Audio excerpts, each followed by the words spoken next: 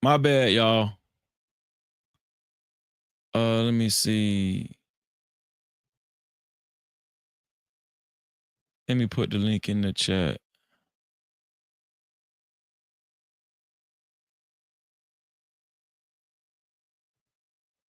Let me put the new link in the chat. I don't know what happened, y'all. I don't know what happened.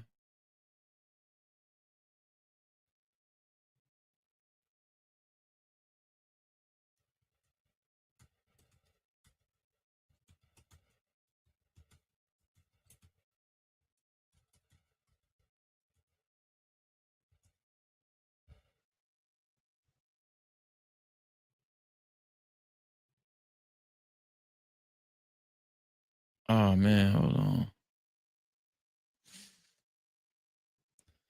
This is the link to the new show.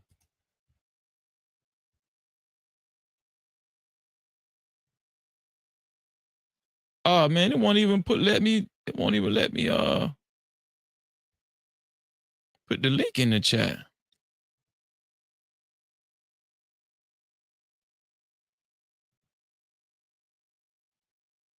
My bad, y'all. I'm sorry.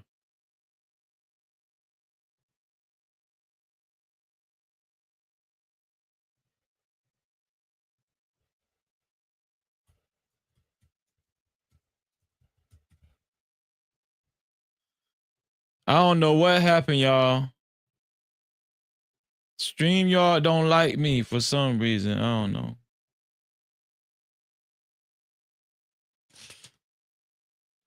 Okay, that's the link.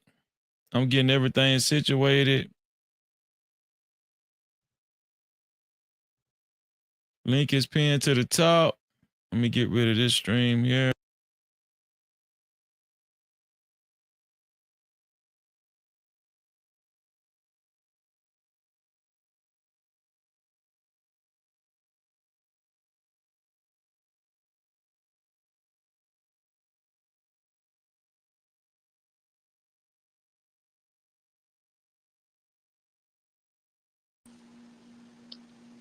Freezy, I can't hear you. No. It might be me. I'm going to drop and come back.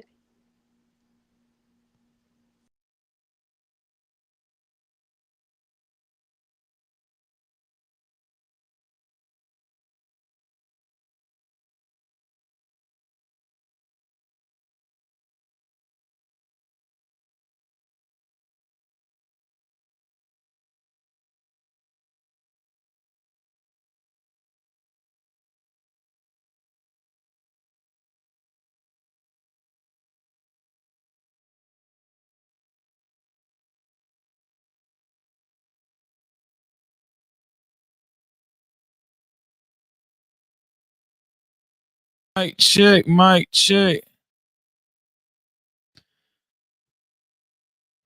Mic check, mic check. Mic check. Can y'all hear me now? Mic check, mic check.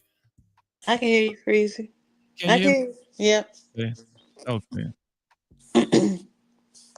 Okay. I'm sorry, y'all. I'm sorry. That's the devil. Oh, Lord. Devil, man. Shout out to Cellulite Podcast in the building. Shout out to Cellulite Podcast in the building, man. Damn. Yeah. Okay, so hopefully, people will know to come back to the stream. But did you see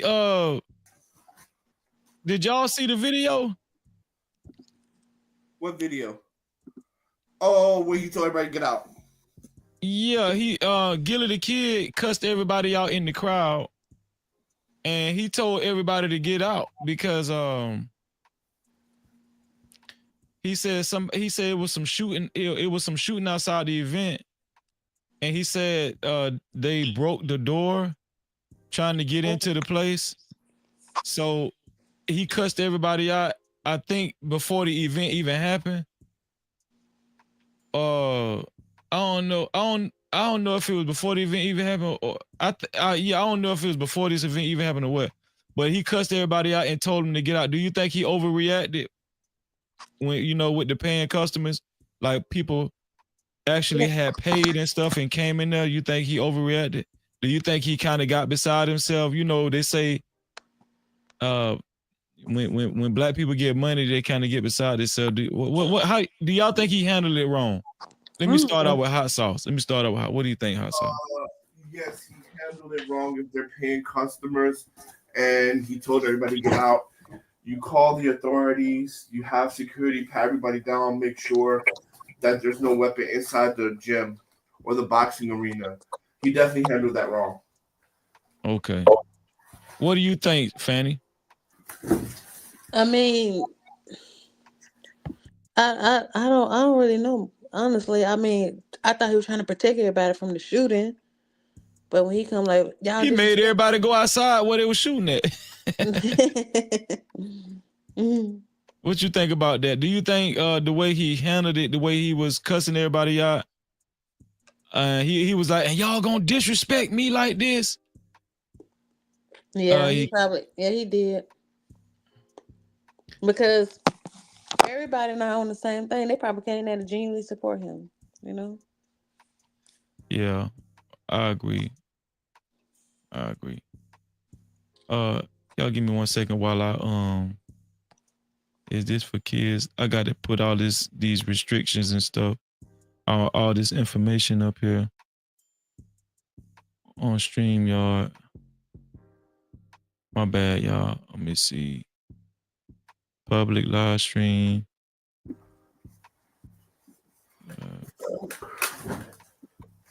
Y'all give me 1 second. 1 second. Let me see. Take your time. I got to set everything up in the back one more time. This gonna take like 30 seconds. Just give me 30 seconds.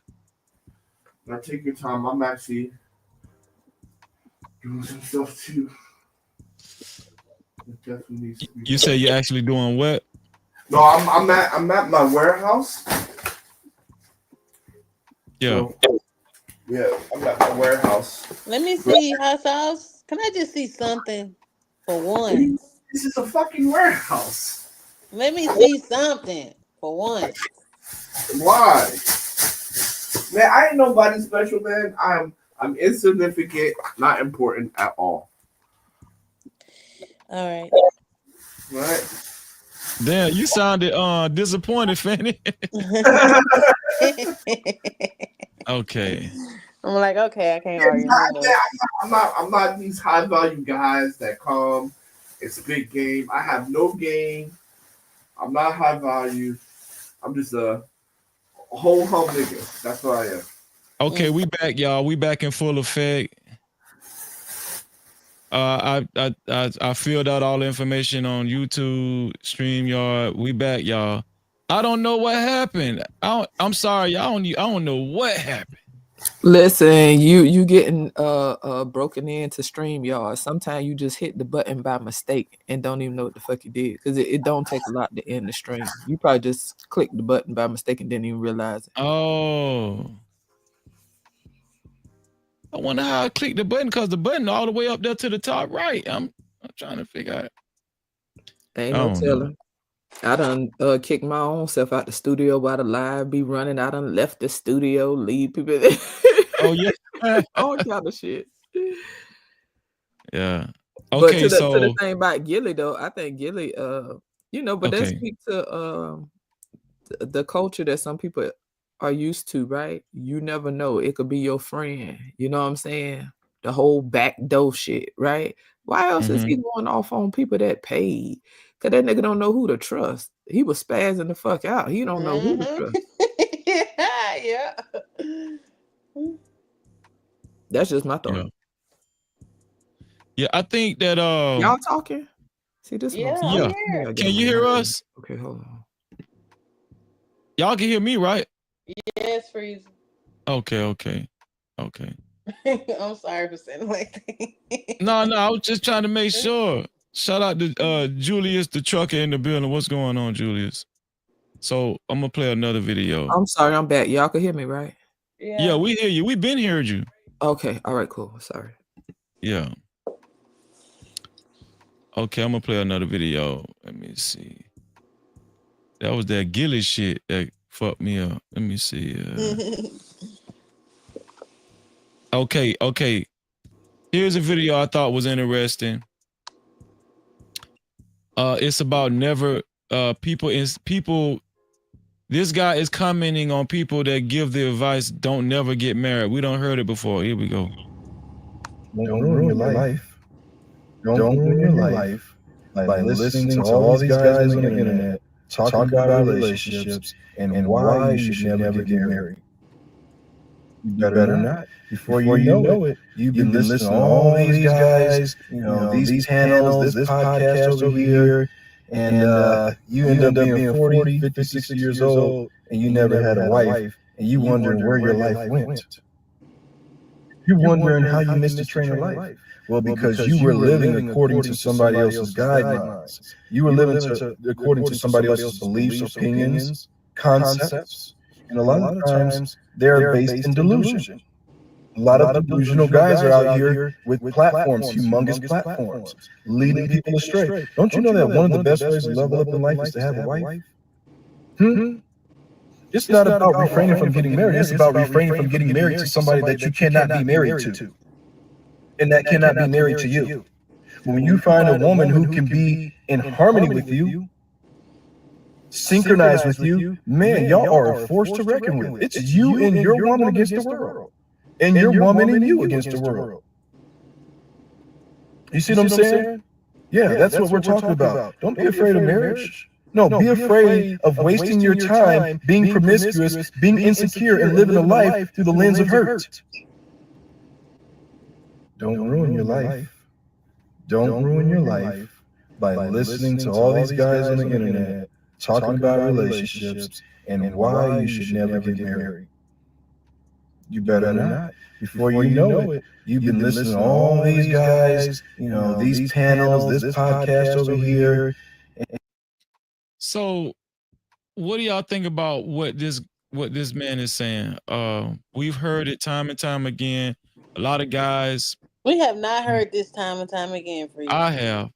I've heard guys say on countless occasions, it's not worth it. Don't get married. No, he didn't say that, Freezy. What, you ain't let him finish? What? Who, me? He didn't say that part either, though. He was saying, okay, I'm gonna be quiet. I'm gonna let y'all do it. Okay, let me play it again so you can listen to him. Because the guy that was talking, he wasn't actually saying that himself. He was saying, don't listen to men that say never get married. Right. What I'm saying is, I'm asking y'all, how do y'all feel about this video?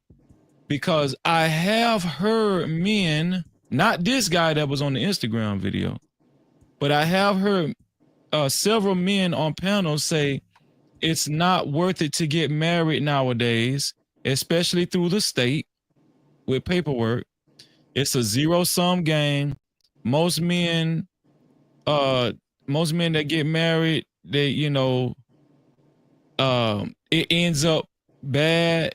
They end up fighting through the state. 80% of divorces are filed by women. I've heard it all. But this guy, let me play it one more time so everybody can actually get the gist of what this man is saying. Hold on, here we go. Let me start it over. Here we go. Don't ruin your life. Don't ruin your life by listening to all these guys on the internet talking about relationships and why you should never get married.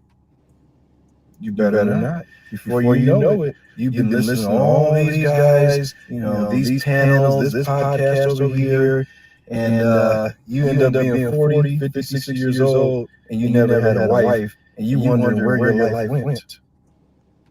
You're wondering how you missed the train of life. Well, because you were living according to somebody else's guidelines. You were living according to somebody else's beliefs, opinions, concepts, and a lot of times they're based in delusion.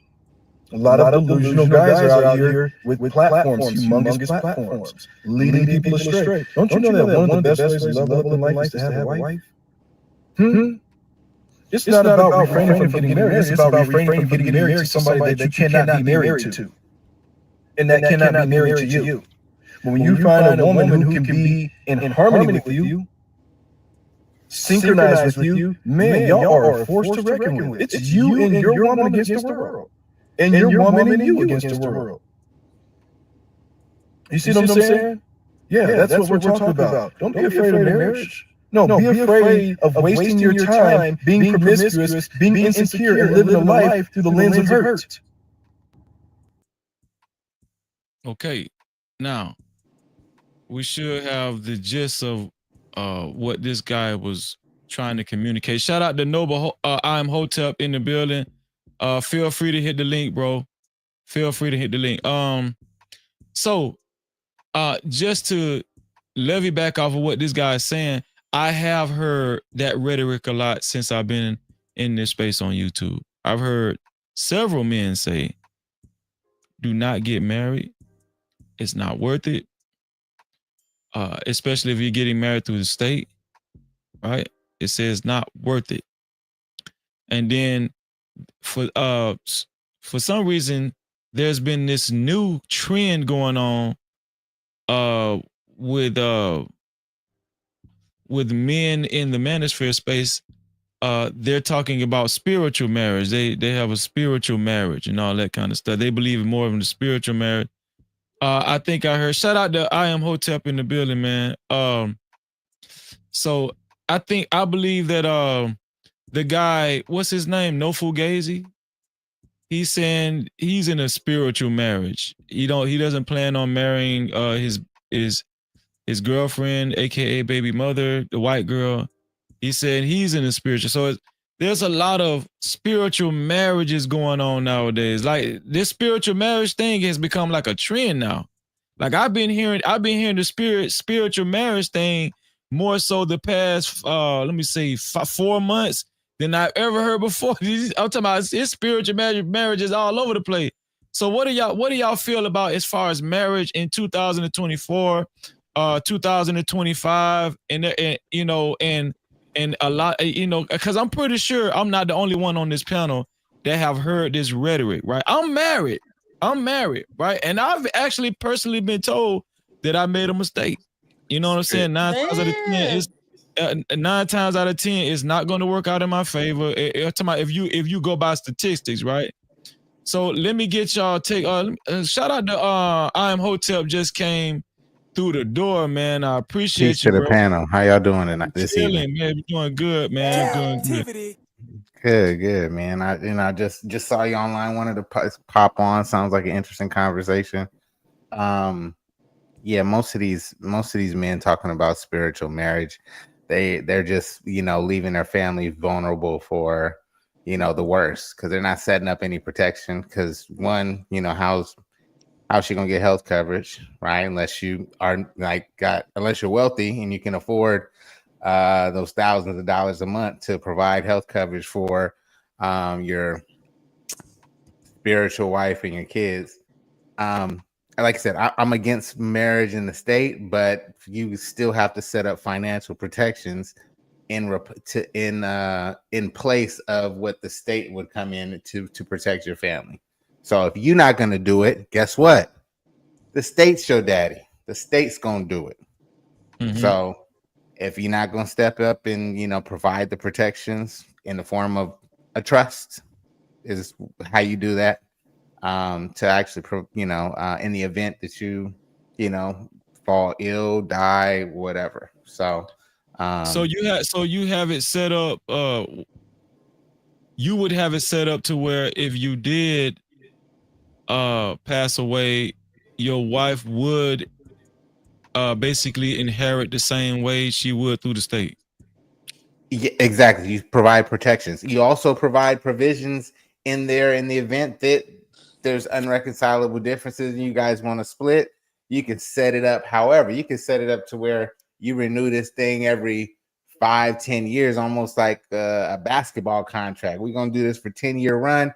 and then we're gonna reevaluate it, and then at 10 years we can split assets up if we want to go our separate way. The trust is your own private plan for your life, and anyone can set that up, for themselves and their family. What about situations where like you would need to show?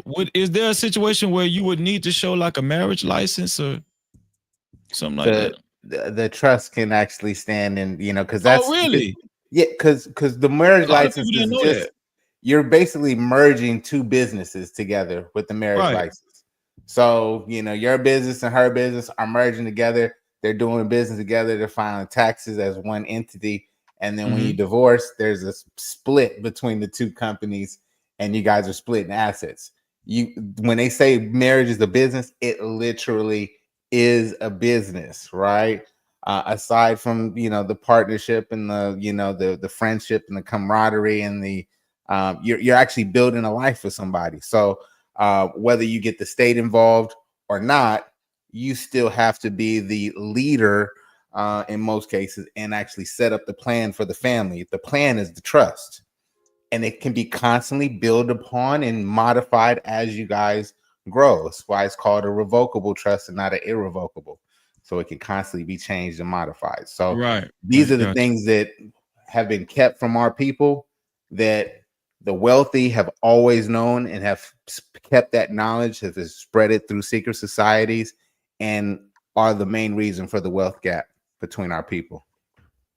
So, okay, so as far as what you said, that would be considered you have a somewhat of a written agreement with your significant other. Okay. Let me go to the ladies.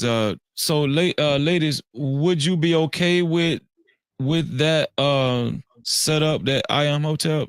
And I wanted let me go to Just Jay. Just Jay, how do you feel about what the guy said on the video? I'm pretty sure you've heard the same rhetoric from a lot of from some guys on panels and everything, as far as marriage is a zero-sum game, it's not worth it. How do you feel about that? And also what I Am Hotel said, would you be comfortable with that kind of arrangement? As far as the video, I agree. My main thing be why you need a team. Like that's what I be meaning when I be saying people need a team. If something is not for your life, I say, okay, honor that if it ain't for you. But why do people need a team to try to bring in folks to subscribe to the same thing they subscribe to, right? So if you a dude that don't want to get married because it's just too much risk and and you can't, whatever, all this whatever, then cool, don't get married. But why do you need to scream it from the rooftops and get a team to join you? That's the shit that I never understood, even with women that don't want to get married or that don't want to have children, right? Why they need to get on the mountaintop and try to get a team and tell other women, hey, don't have their babies, don't do that, And I mean, I get the sentiments, it be rooted in frustration, but I think that's why it's important to mind our motivations, because what people want for their own life, you shouldn't impress upon people in that type of way. As far as what the gentleman on the panel said, it is what it is. Like, personally, I'm over the spiritual marriage conversation. That sound good, and I do think that there are men that move in the way that he spoke of, but a lot of these dudes that's talking about spiritual marriages nowadays just like to say that shit because it sounds cute. Now, I'm not speaking to him because he seems very knowledgeable about what he's talking about, right? But people, like I said, it sound good, you know what I'm saying? And I'm just kind of over them conversations, really and truly. So you wouldn't be okay with a spiritual marriage? I'm tired of all that shit. So what the fuck you man, I'm tired of all that shit. Why you I'm tired of all that shit. Motherfuckers just want an easy way to walk off. That's all the fuck that is. I'm just tired, Freezy. I'm tired. Okay. We're gonna have spiritual children. We're gonna have a spiritual garden. We're gonna have a spiritual house. We're gonna have spiritual cars. Please, like, I'm exaggerating. I'm clowning right now, but no, seriously though. For me, I'm good. That ain't what I want for myself. And don't get me wrong, right? With some of the stuff that the man presented, the gentleman on the panel, I don't know his name. I can't see his name. But the gentleman on the panel, the stuff that he presented knowledge. Let's be clear. I will never discount that. He presented knowledge. And I think that it's important for people to be knowledgeable. You know what I'm saying? So I will never discount that. But for me, I'm over the spiritual marriage conversation. For me personally, that doesn't mean that does not work for other people. Well, most people don't understand where that sentiment even comes from. What like sentiment?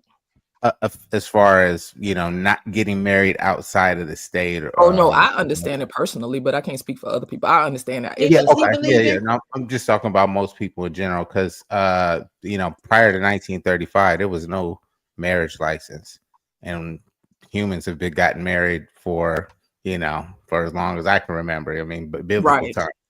So how did we, you know, have that form that union with outside of the state being involved? The states were definitely there prior to 1935, but we still got married. So we had Bibles. We would record that marriage. We'd have the ceremony. We'd have witnesses that witnessed the marriage, and that actually formed the you know, that marriage. You know, having the witness and having the ceremony, people there. And you know, when we couldn't do that, we jumped the broom historically. So you know, having the state's involvement is, you know, something that was trained in us a couple generations back, and we're just following a cycle.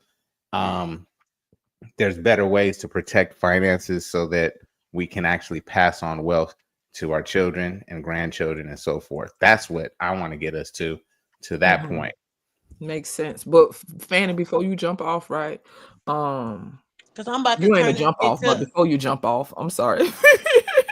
to what the gentleman said, right? I think that's what I mean. I take that knowledge, right? Because I think that knowledge can be applied whether you're in a spiritual marriage or not, right? That information that he provided can be applied either way. And yes, I totally agree. Jumping the broom, the witnesses, all of that. These are the things that solidified marriage, right? Community is what validated marriage, right? But we live in a time where people can come and go as they please. They don't give a damn about no. And I'm sorry, sir. This is your first time on the panel with me, and I got a potty mouth, so please don't feel no. I got offense taken, sis. Like I said, okay. I'm welcoming the conversation. I got a potty mouth, so I'm just warning you ahead of time, because he's gonna be like, this is a heathen.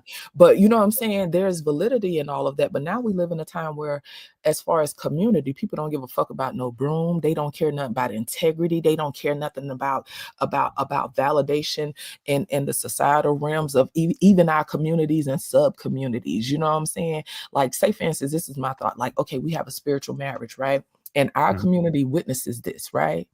A lot of them people do not have integrity to uphold that value set, right? And as you know, sir, values have changed so much. You know what I'm saying? Like, before, there was a time when people witnessed those marriages, they didn't take that shit lightly, right? So God forbid if there was some type of disturbance in the marriage, right? You had to go before your community, right? You had to be accountable to other people. We live in a time now where people don't want to be accountable to one another, right? To their communities, to the people in their circles, right? And so, again, I have to keep reiterating for the people that's listening, the gentleman provided sound knowledge, right? I will never discount that. And I'm not even speaking to him. I'm speaking to a lot of these dudes that use this spiritual marriage shit as a fucking farce to come and go as they please. Let me say something. That is my issue. Y'all got Let me say something. Because I'm sick of this shit. Listen. Be quiet. Wait a minute. I'm sick. Because it gets on my nerves. And Freezy, you ain't gonna tell me to be. No, I'm just playing. Okay, listen. What Freezy put? What Fanny put in a drink, Freezy? Listen, I already pulled my shit. Look, first of all, people just want to do what they want to do. Anything when it comes to, like, they say, oh, it's spiritual. They trying to say, like, oh, I'm having a spiritual experience. I'm having a spiritual relationship, or anything along those lines. That's a way for people to choose how they want to do things in the world, that they like. They want to choose religion, and then they don't want to do it in certain areas. So you're not even following a direction that really has a stern foundation. And then I do agree with Just Jay when she was saying that a lot of people uphold those standards, and the people around you hold you accountable too. Half of the time, we don't even know who your chick was when you got with it and you chose that. So a lot of we don't have community. We don't have nothing that we stand by, and then we decide like, oh, I want to be with this person, and we just don't want the government to be a part of it. That's an excuse because you don't want to talk about the money that you're making. A lot of the real reasons why you don't want to go and do it in the court has nothing to do with spirituality. It comes to the fact that you don't want to hold yourself accountable in all areas, and I think that that's another reason why the spiritual thing is just a way to try to claim something that's real. But honestly, y'all dealing with all types of fears because y'all just using it as an excuse to not really say like, hey, we're really solid with each other. Because to be honest, if you're really solid with each other, you would do what's necessary to make sure your family thrives, and that comes from all different areas: financially, putting yourself together when it comes to like how things are going to like play out, like medical, all these different things. Like it's just not like signing the marriage certificate has nothing to just do with we don't want the government a part of our situation. First of all, half of y'all broke when y'all get married anyway. So honestly, ain't not a lot of situation is going on here, right? So I just think even the Cooley guy, he's lying. He's very promiscuous, and he's doing a lot of shit on the back end because like, clearly he's not really solidified with his woman because he's a liar. Then I also want to say, what's the guy's name on here? What's his name, JJ? I am Hotep. I'm Hotep. Imhotep. Oh, I thought it was I am Hotep. Nah, Imhotep. Nah, I said no. I was. Words, My bad. Don't worry. letters and shit. I thought Freeze was like Hotep. I was like, damn, he calling him a hoe. But Yeah, my bad. No, it's all good. It means he who comes in peace. Imhotep. Yeah, M. Mm-hmm. What's the one for the female? What word? Like he, him. How would you say that for a woman? What would her name be? What would her for like what? If your name is Imhotep for a man, is it a feminine version of that, or would she be an Imhotep too? I'm trying to embody coming in peace. I don't know. I gotta look later. No worries. I didn't know. We gonna connect. I'm gonna answer that question next time I see you. Okay, that's what's up. I'm trying to embody that energy. Okay, cool. Y'all gotta go ahead.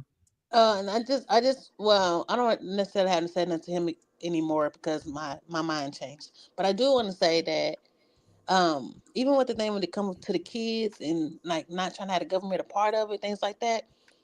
My question is like, why is it such a huge argument on trying to make sure that like I would want to just give my kids whatever they need, however they need to be done.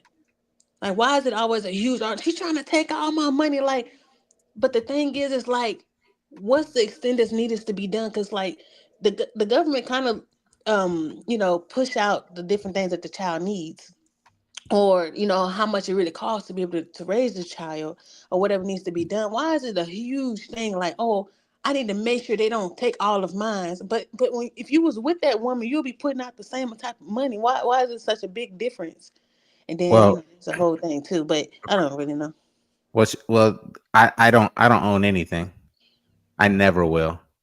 Now I control assets, right, through my vehicles that I've created, but I personally don't own anything.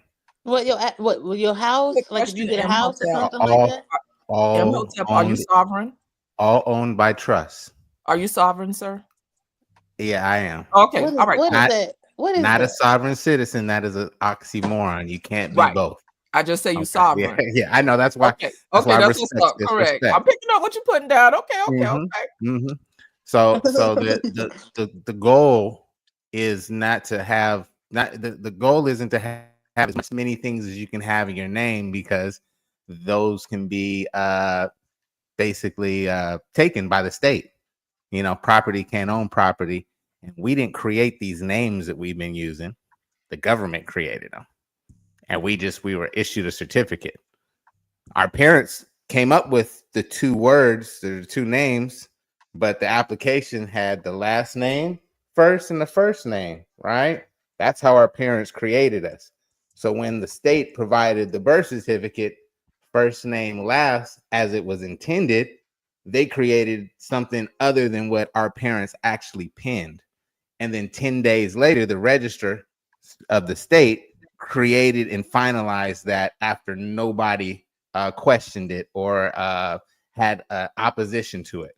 So the state created this entity that is it's basically used to engage in commerce, right? If you don't have that social or that name or that birth certificate, you can't engage in commerce. So if he who owns it, who creates it, owns it. So if you create something, you own it. So I don't use that social or that name at all. I use the entities that I've created to engage in commerce, which protects me from the jurisdiction of the state. And you create businesses to engage in commerce and build,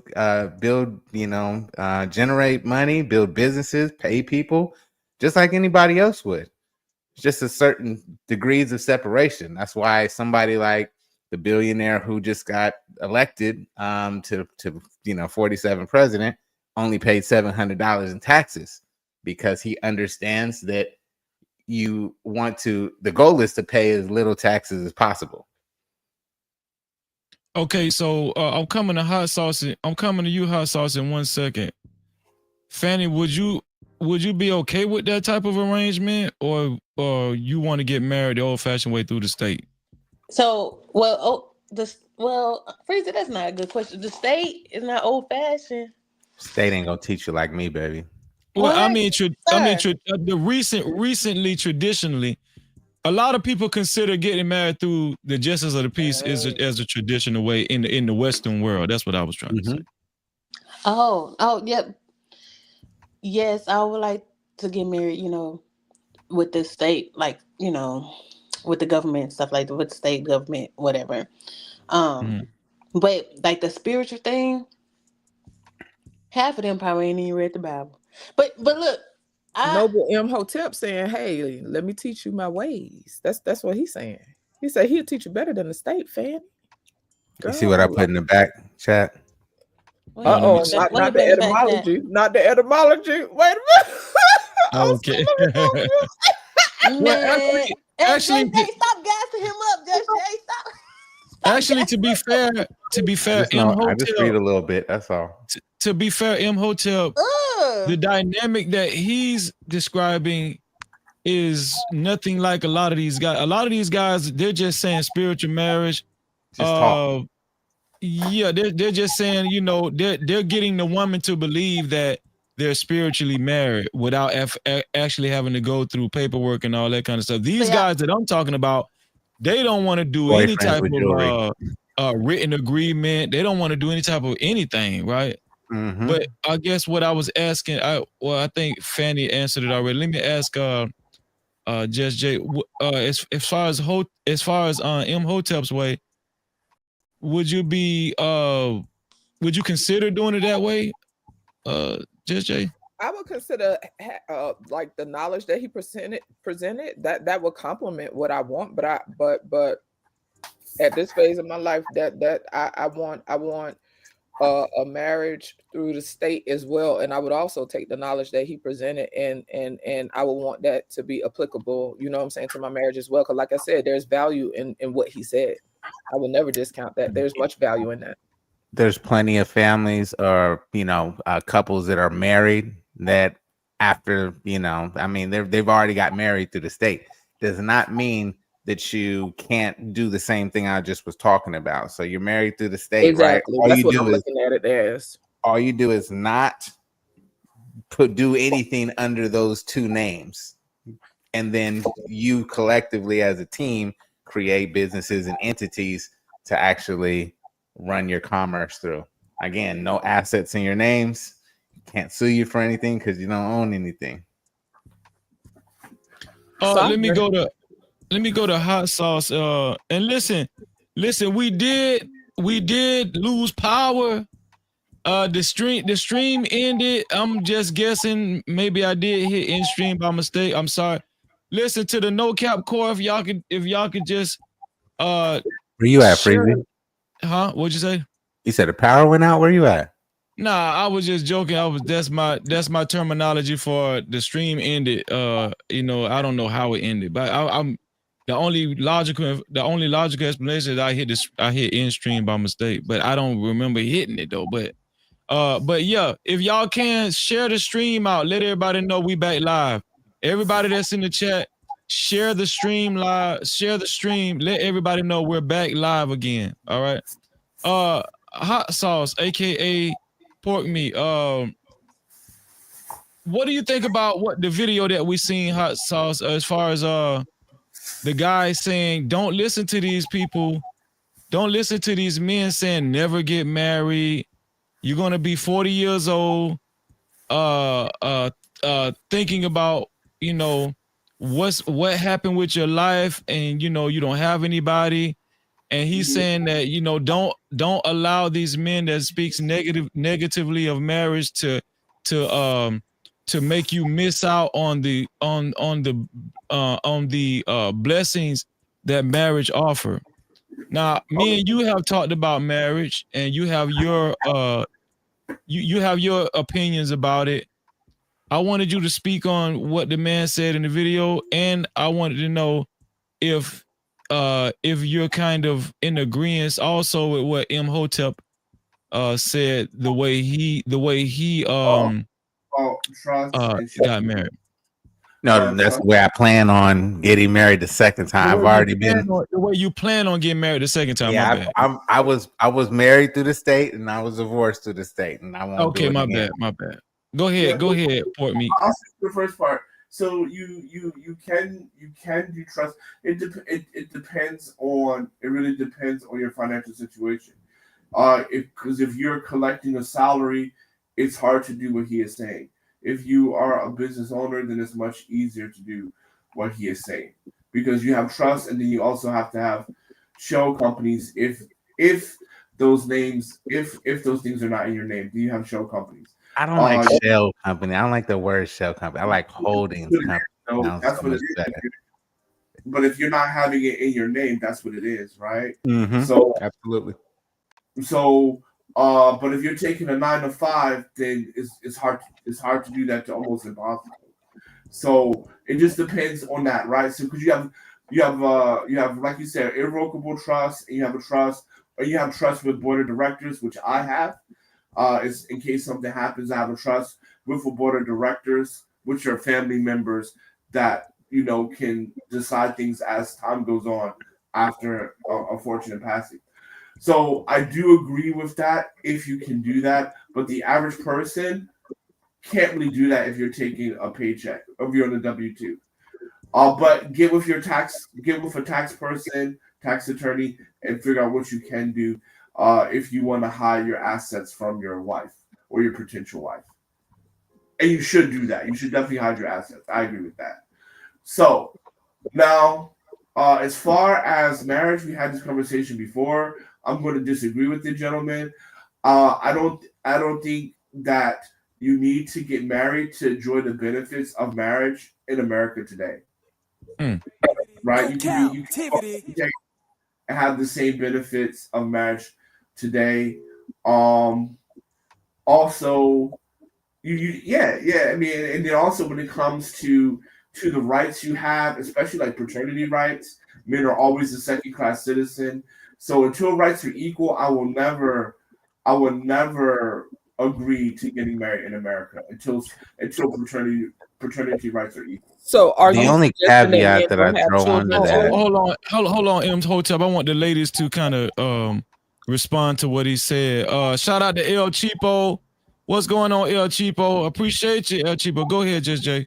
So are you suggesting that men don't have children as well? Because if you're not married, you gonna be further exposed to all kinds of bullshit. And it's crazy to me because you just been promoting all this shacking up lately off of support meat. And I just find it get him. Get his ass, Just Jay. No Cap-tivity. So don't have a patient face ass. Okay, I'm gonna go. We're registered in the UAE. In the UAE, if I get divorced and I have children, the children automatically go to me when they're 7 years old. You talking to people in America though? Everybody ain't over there with you. Well, I'm you talk about. He's bringing up. Good point. I know, but what I'm saying is, dear, you be spreading this rhetoric, and you just really. So my point is this. Just so if I'm in America, what I would do, I would try to I would make an agreement with the woman to have what is it? Equal custody, shared custody, whatever it's called. So you would want to, I don't know how it works, but are you saying you would try to put something like that in place beforehand? Hell yeah. No, I'm not saying there's nothing wrong with it, dear. I'm just trying to be clear on what you're saying, because there's nothing wrong with that. There's nothing wrong with that. So if I'm in America, right, I would definitely not get married, and I would see. I don't know what it is because I'm not familiar with the exact terminology. Right. Is it of shared custody, right? I got the gist of what you're saying. You would put certain parameters in place before you even the trust. kids, and that, okay. So what he said, the trust, and right quick, Freezy, to the video. I didn't really. Oh, I'm sorry. Go ahead. No, I'm not gonna play it again. I was just showing this. I never got to respond to it. Go ahead. Officer Support. The trust. It doesn't dictate your custody over your kids, right? Shared custody. That's what I'm looking for. It can though. If you write it into the family trust, because I already have a trust. So say I get married, ceremonial to a woman, right? I will me and her will collectively create the family trust and work out and iron out all of those details, the bad, the worst, all the things that would happen if in an event that we split, if we have children, how would the children be split time between us? All of that gets laid out in the beginning so that there's no question about anything when it happens, and the parents can remain amicable in the split if it happens. This is the thing I don't understand, right? This is the thing I don't understand, and I don't need to respond to the video. I think I said enough. I agree with the guy on the video. It's a lot of people listening to other folks and need a team, and that's what's creating more confusion. But to this point, right? All of this sounds good, but ultimately, none of this can mitigate the risk that is involved with people changing. See, so that's where and don't get me wrong, I take what makes sense to me, but you will never be able to accurately measure or quantify. You're not going to be able to mitigate the risk that comes with people changing their minds. We are human beings. So yes, we can make all these agreements to be amicable to XYZ. We're going to do it this way, this way, this way. Listen, and all of us, we know there are people in our lives, and it don't have to be intimate, people that we've experienced, right? One way. Shout out to one of my homies, you know what I'm saying, Reese. He say who you start with ain't who you end with always. You know what I'm saying? We can never fully mitigate that particular risk. So yeah. But I wanted to finish my statement if I could. So I would going back to the video, I disagree with him. You can do a cultural wedding because I've done a cultural wedding. I got a question. Well, let me finish my point. You could do a cultural wedding because the first person I got engaged to, we did that. We did a Russia, right? And that was fine. And I would put things in place to where that no matter whether she changed her mind or not, I'm in the position to where I have control over my children and I have control over my assets. As long as I have control over these things, then it's okay. And that's why I would not full control. Scary. Got it. What's scary about control? Households. First of all, households has been like you and your friend in the right corner. Have any of these things like have been successful? Yeah. We can talk about can talk about how these things are set up. I'm talking about successful on both ends. Because we only talking from the perspective of the man. And then secondly, we be forgetting that House is married to a Chinese woman. Please. Wait, hold on. Is he married though? Is he Are you spiritually married? So that's what I'm saying. I'm confused at this point. This one I don't like all this shit. All it is got a paper. He got I got papers in the UAE. We got married in UAE. We legally, and she's not Chinese. She's not Chinese. What is she? She's Arabic. Oh, you married an Arab and y'all went to China. Often support me international. Y'all better stop playing with him. Stop it. So, but the point is, the reason why there is because children belong to the father there.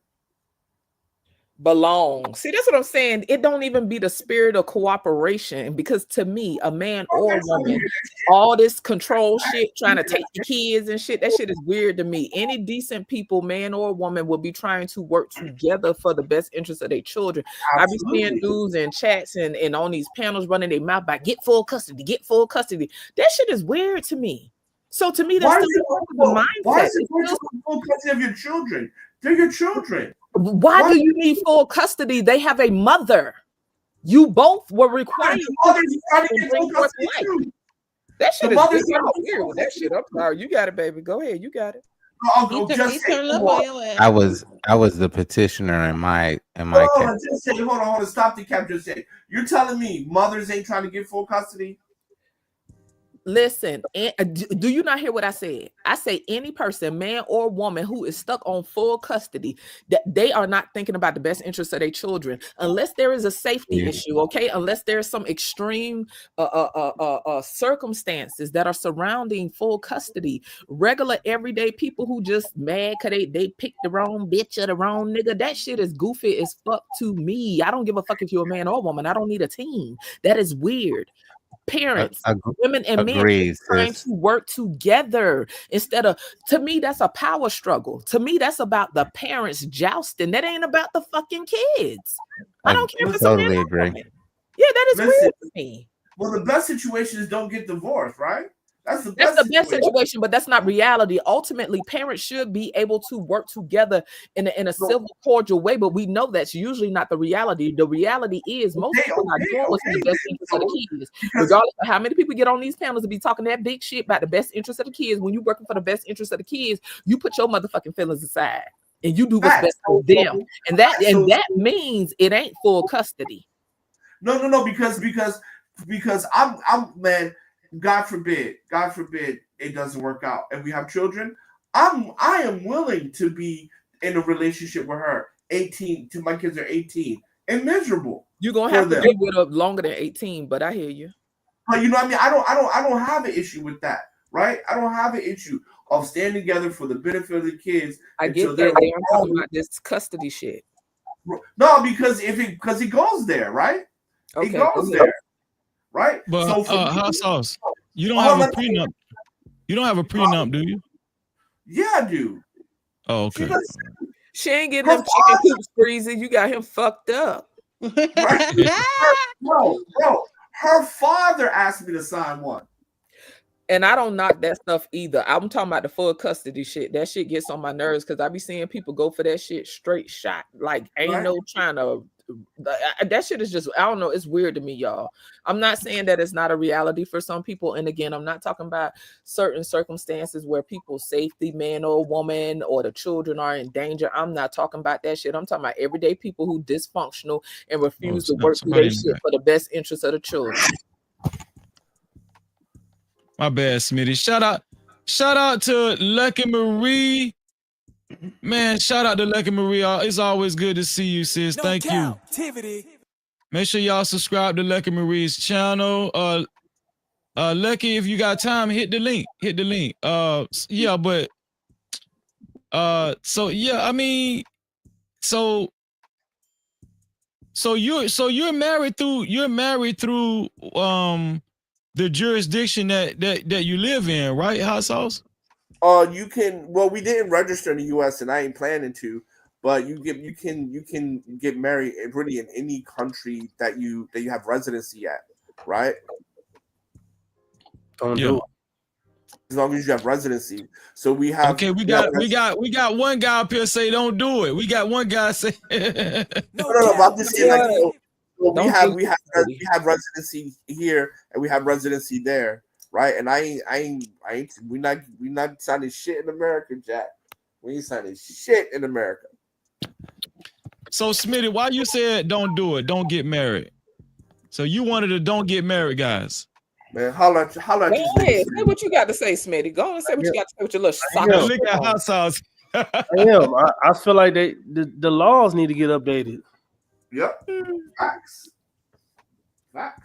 What type of laws? Explain, because I'm tired of y'all. Y'all just scary. What? The And don't mandatory get me wrong, I'm DNA talking test shit, at but I'm not every going. I'm talking birth. shit. But let me say, I do understand people's concerns, right? Because y'all know I talk my trash, but I do understand people's concerns. With that being said, Smitty, what laws? Just as far as just my thing about it is this, right? Whether we talking, usually when people talk marriage, right? They go to biblically or spiritually or whatever their belief is, like, you know what I'm saying? And my thing about it is that doesn't coincide in the reality that we're living in. And when I say the reality that we're living in is, I don't believe, whether it be man or a woman, if somebody is working and the other person ain't working for whatever the circumstances is or whatever, we ain't gonna go into we ain't gonna go into specifics or whatever. I don't believe somebody should just be able to just take half your shit. And my thing about it is also too, a lot of laws, and not even just marriage laws, just a lot of laws that we have period was made in times that we don't even currently live in. Like, you know what I'm saying? So for me, it's just when I say don't get married, like, it ain't necessarily just because, oh, it's niggas out here getting taken to the cleaners. It's for both people. Like, you know what I'm saying? We in an economy today, in a society today where on some real shit, you need two incomes to some damn near survive on some real shit. So I feel like, but also too in other places, there's not a lot of people signing up to go move to the country or whatever the case may be for various different reasons. You know what I'm saying? I'm just one of those people where, regardless of like the extremes that everybody be talking about or whatever, I feel like all our laws should be getting updated, and they should get updated after so many years. It shouldn't be we still following certain laws, or certain laws haven't been what's the word I'm looking for? Haven't been reviewed or like looked upon, and them bitches was made in fucking ratified. The laws have not been ratified. There you go, ratified. They have, and then it's amended. There you go. See, that's why y'all educated people, man. You know, I ain't even go to Harvard. I ain't even go to Harvard. Freezy ain't even go to Harvard, and he know that shit. Freezy, stop. Okay, so Smitty, are you saying that men and women shouldn't get married? Yeah. So all this community shit, all this nuclear family shit, all this community building and families and broken home shit is irrelevant. Huh? No, you could do that without getting married.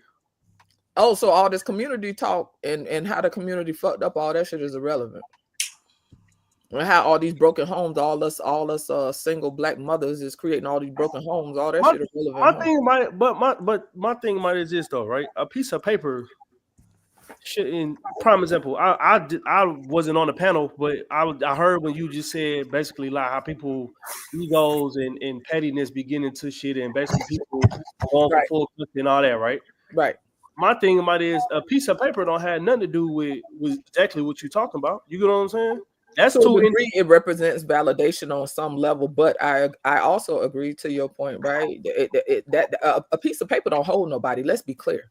A piece of paper doesn't manage values. A piece of paper doesn't manage integrity. It's about the value system of the people behind that. So I'm not negating that. So I agree. Let me ask y'all something. As far as the spiritual marriage thing go, even how Imhotep got it set up. Let's say in case of a trauma situation where the breadwinner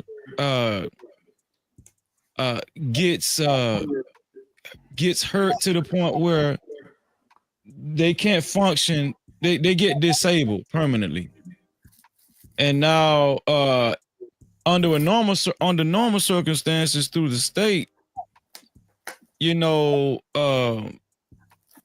like if you get Social Security or disability, your spouse, whoever makes the most Social Security, the spouse qualifies for the same amount. Even if the spouse qualified for less on their own, the spouse will qualify for the same amount of Social Security. And okay, so in my aspect, now that is an extreme situation, but how would a wife or a husband be be protected in that sense if the breadwinner got hurt to the point where they're permanently disabled? That is why every responsible man with a family should be carrying a life insurance policy that has living benefits. I happen to got be the answers for everything, don't you? I brother, look, that's as men we should be prepared, and we should have answers for our family and be the person that they come for console from. So yes, a life insurance policy that has a critical illness, chronic illness rider that will actually provide living benefits. So you got a $500,000 policy in the event that you die, or if you get sick and you can't actually work, you can't go to, you lose your income. So you just gonna have to ration that bitch out. Like if you get 500,000 that's for the rest of your life, you got to pay yourself for the rest on top of your own Social Security. Come on, I mean, you can't manage 500K and make some investments to actually have that money work for you. That's a good point.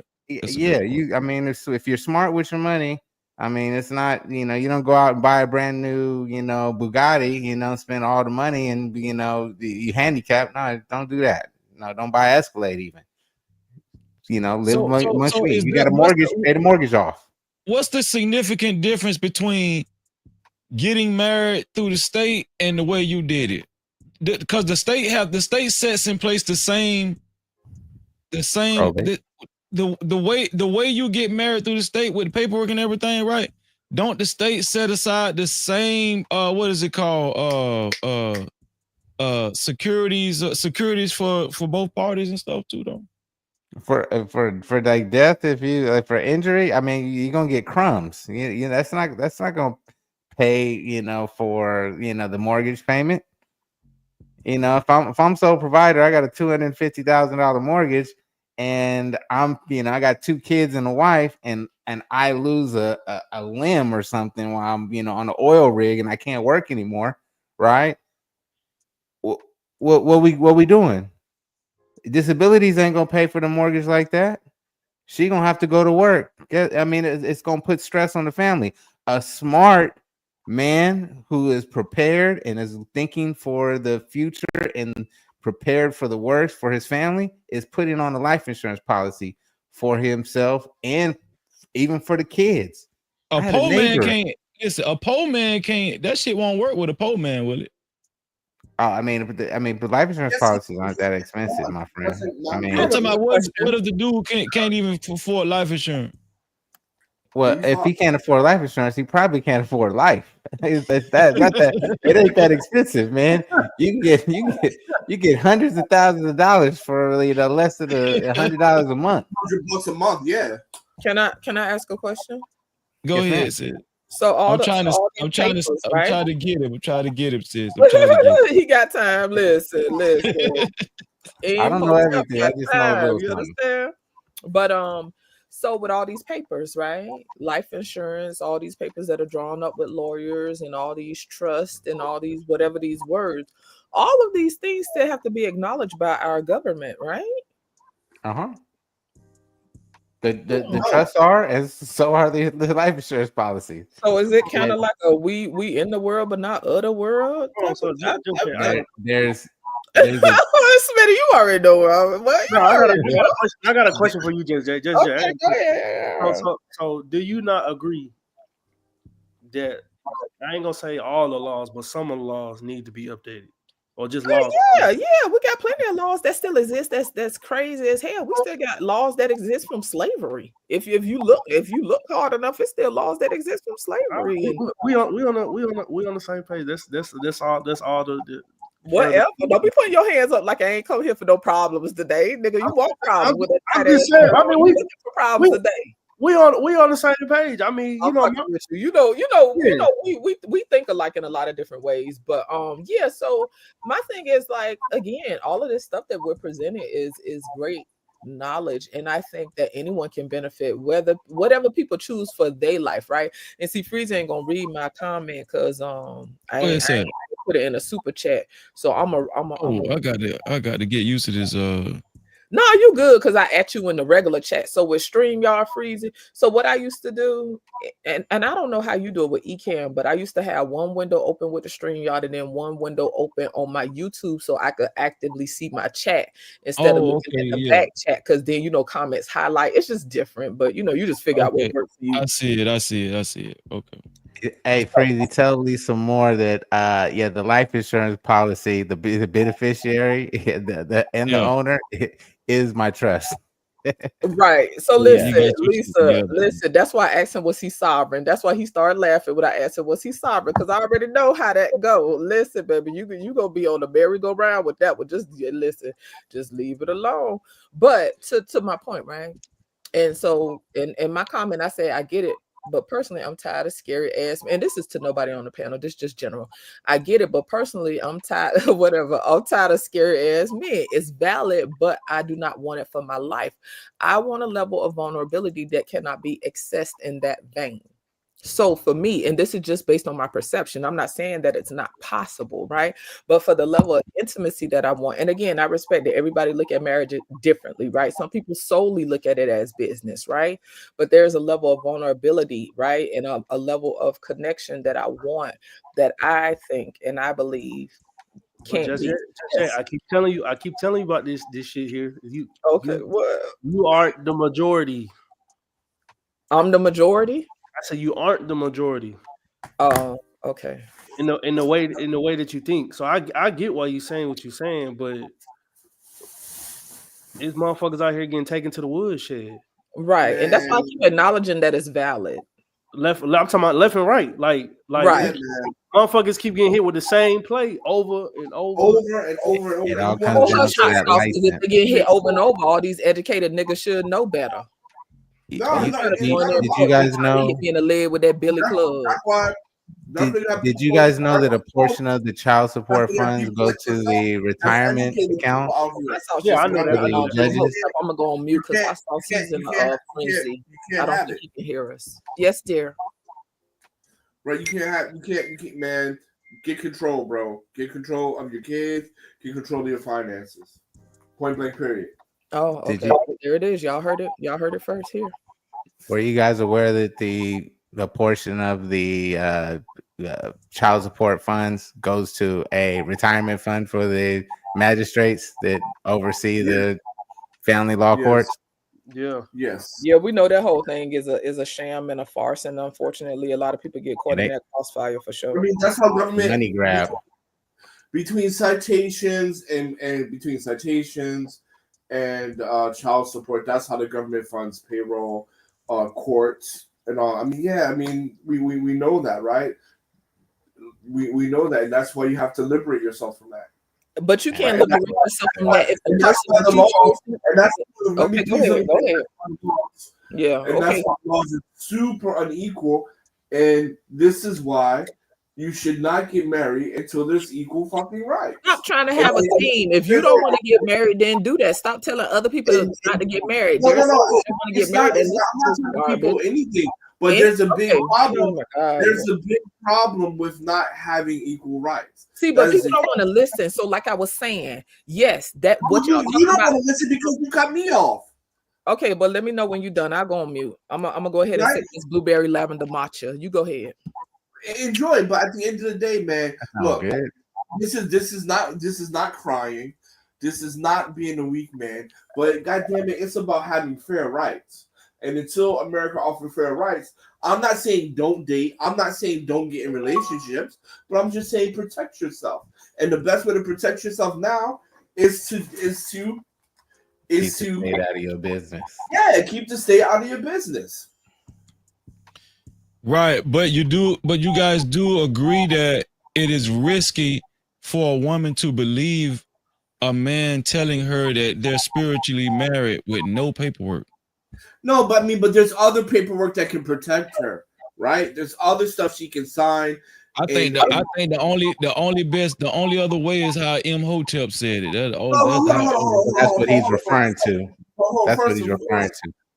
First of all, there are ways that, like for example, insurance. You can put her on insurance, or you know what?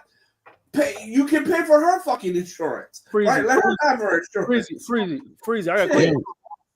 Go ahead. My bad, House. I ain't mean to cut you off. Go ahead, Smitty. Go ahead. Smitty got about 10 spiritual wives right now. No captivity. Which call it Freezy. So if you had a son, right? Yeah. Would you tell him to get a prenup or no? You ain't gonna tell him that shit. Man, shut the fuck up, bitch. Nah, because you know what? Yo, Smitty, hold it right there, right? When he was like, yo, do you have a prenup?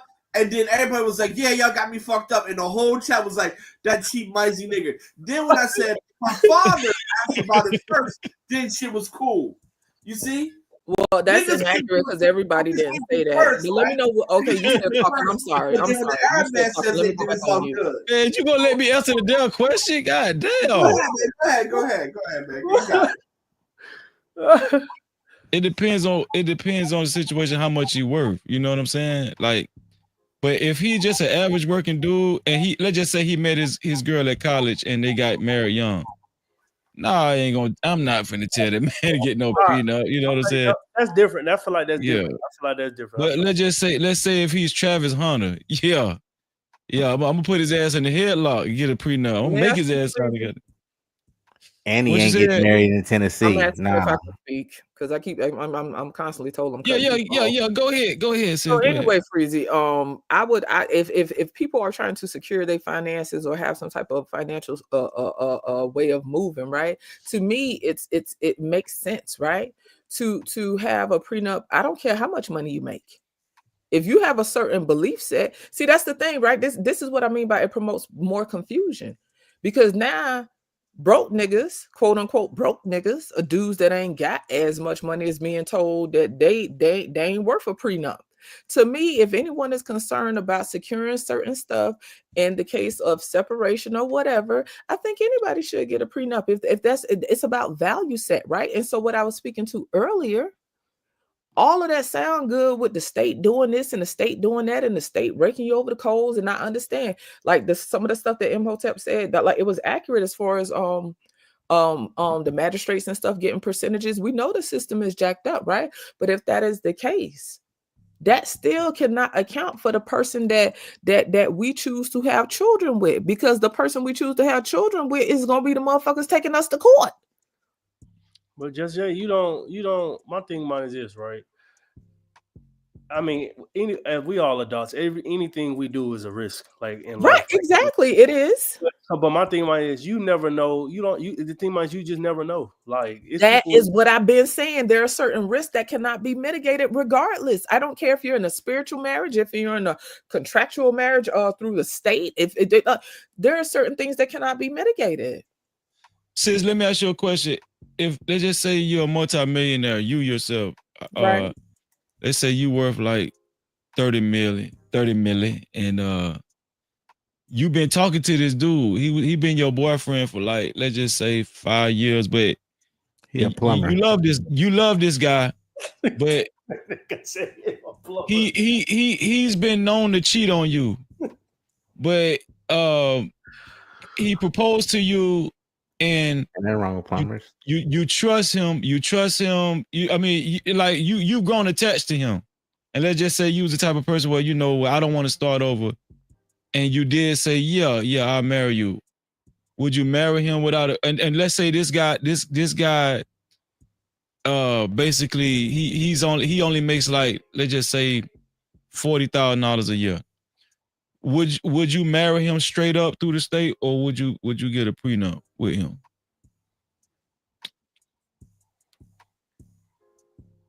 Oh, I'm sorry, I was on mute. So if I had money and he was making 40,000, you had 30 million.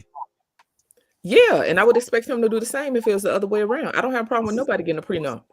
I knew she was gonna say that. She's sharp. But see that, but that's why I keep telling Just Jay, she's not the average. No. Yeah.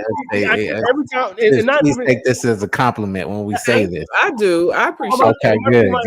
And it's not even just when we had this conversation. Me and Just Jay had side conversations, like, and I be trying to tell her like she don't think the average, like, the average one not thinking like her, like, you know what I'm saying? So it's we just met and I already know. I appreciate that. Just like with that DNA shit, I ain't got no problem with no dude getting no DNA. But that's why. It's just, But that's why. I get it. I ain't You impressed. statistical anomaly, sis. Though, just know that. Hold on 1 second, Smitty. 1 second, Smitty. Shout Glitch in out the to matrix. Tiny. I'll be right back. Shout out to Tiny Titch. Thank you for being. She said, "Holla from the UK." Shout out to Tiny Titch. Holla from the UK. You see how Hey, people Tiny act? Titch. Captivity. No Oh, captivity. yeah, I forgot you got to stop it on StreamYard. Okay. Tiny Titch. Hit that link, Tiny Titch. We want to talk to you. Want to see how them how the marriage laws working in the UK. We just talked about this yesterday. You see how people act when the milk and magnesia come in here. Yeah, shut the hell up, bitch. Wow. What did Fanny go? Did Fanny disappear? I'm sorry. Shut up. No, yeah, she dropped out there. She coming back. She'll coming. Fanny, come bring your ass back up here. Shout out to Kelvin Cook for the $5 super cap. Kevin Cook say, "What up, Freezy?" and chat. You from here to here and still got standards. Coffee date. Let's talk about it. So 50-50 was too much. Shout out to Kevin Cook. I appreciate the $5, bro. Captivity. Definitely do the coffee date. Definitely do the coffee date. And Freeze, I'm about to get out of here. So can I eat donuts all day, sir? A statistical anomaly. Hey, hot sauce. The women saying y'all gonna coffee date they ass to death. Hey, you gotta prove. Look, man, women you gotta earn it. Listen, baby, and pick them up in the 06 Civic. You gotta earn that shit. Women gotta earn that shit. Go somewhere, pork meat. All right, so let me just answer this question. Is it better to settle for someone in a relationship, or is it better to struggle? I would say it would be nice if you could struggle with that person, because struggling with that person builds a strong bond, because you've been through some shit. No, together. that's not the question. Is it better to settle with someone in a relationship or struggle by your goddamn self? Oh, well, everybody settles, so yeah, everybody settles. All right. Okay. Where you finna go? You finna go to the chicken coop? We need to struggle and suffer. No. I'm about to head back home now, so I'm done. So I'm gonna go home now. So you don't talk to us when you at home? Huh? You don't talk to us when you at home? Hell no. My wife can't hear this shit. So wait. Yo, man, what the hell? Wait. Your wife speak Mandarin? No, my wife can't be hearing me talking about this bullshit. It's all coming out now, y'all. My God, listen. Yeah, drop your nuts, nigga. Drop your nuts. Oh, man, Let me clarify. Let me clarify. Prenup talk, no problem, but all this like niggas and bitches and cussing, she don't like that. And blowing cocaine in the ass. Blowing cocaine in that. Yeah. All that shit. That's so what when I'm you be talking hollering about. at people in Mandarin, you don't be talking in the house? I'm at the factory. Oh, your wife don't speak Mandarin? She does. Oh, okay. But she has her own job. I have my job. I'm in the factory. Well, nigga, I didn't know you was at work. I thought you'd be in the house sometime, but now thank her. Come on, I gotta go. Get out of here. Thank her. But no, but she doesn't. She gets mad when I'm cussing and stuff like that. So she thought she married a wholesome nigga. That's what it was. Yes. Get your ass out of here. I can't be talking like this. I ain't mad at you. He know how to switch it up. Listen, black folks is bilingual. That's all that is. I feel no, man, because I keep the peace. I ain't trying to deal with her bitching because I'm cussing. Well, that's wisdom. Grown men know how to put out fires. But anyway, hot sauce. I appreciate you, sir. All right, y'all take care. Y'all be good. All right. Love you, man.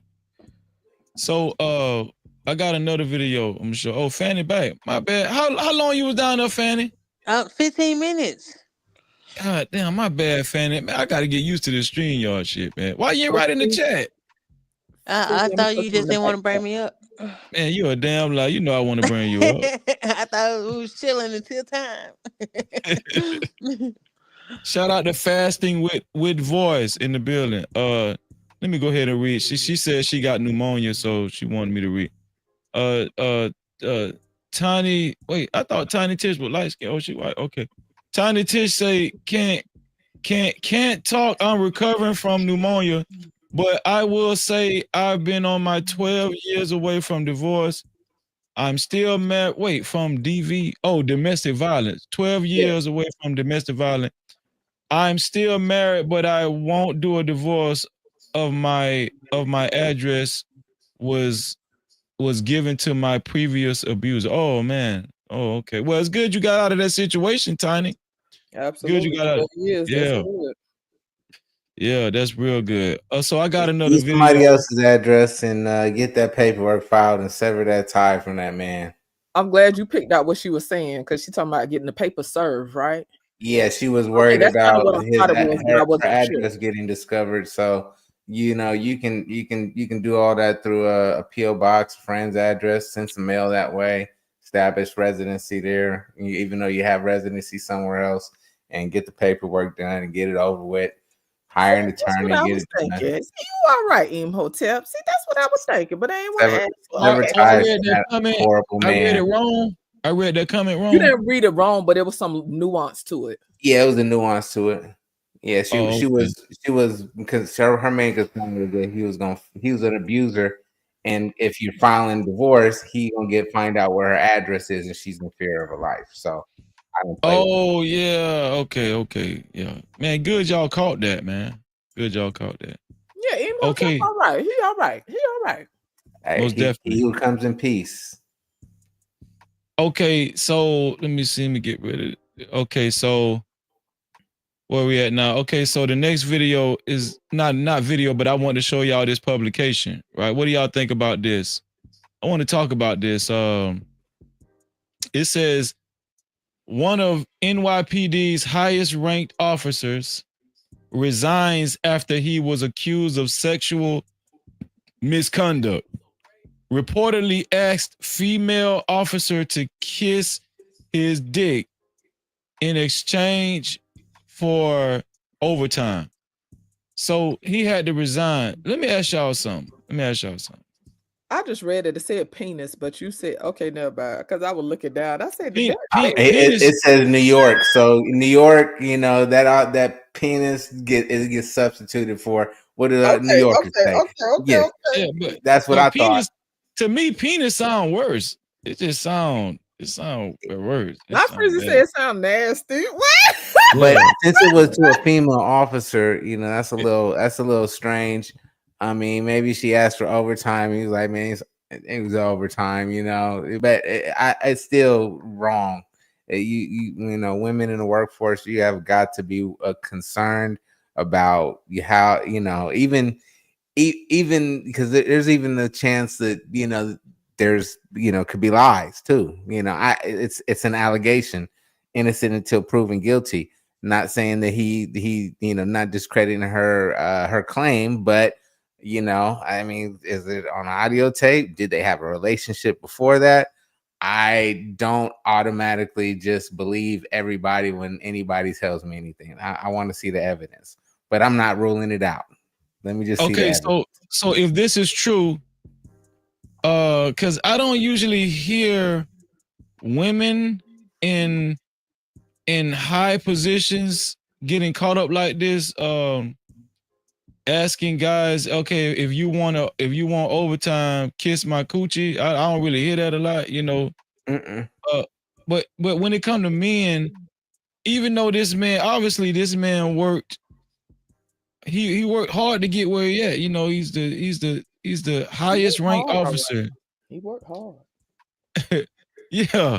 So why do men fall into this type of dilemma a lot? Probably married too.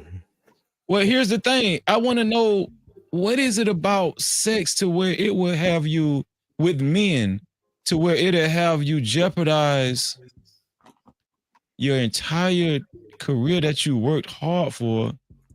Like this, to me, this story is almost unbelievable. that this guy would even try that, right? And if y'all see the woman, he's a chief and she's a lieutenant. Chief Jeffrey Madry, and she's a Lieutenant Quartissa Epps. It sounds like she already did the overtime, and she probably came in and asked where her overtime pay was, and he, said something. I mean, I don't know. I'm just speculating, but yeah, I don't know. It sounds like a funny story. Funny as in kind of fishy. I got to know the details. I had to see the evidence. When it comes to sex and straight up lust, do you think that overrides a lot of men's what I want to say?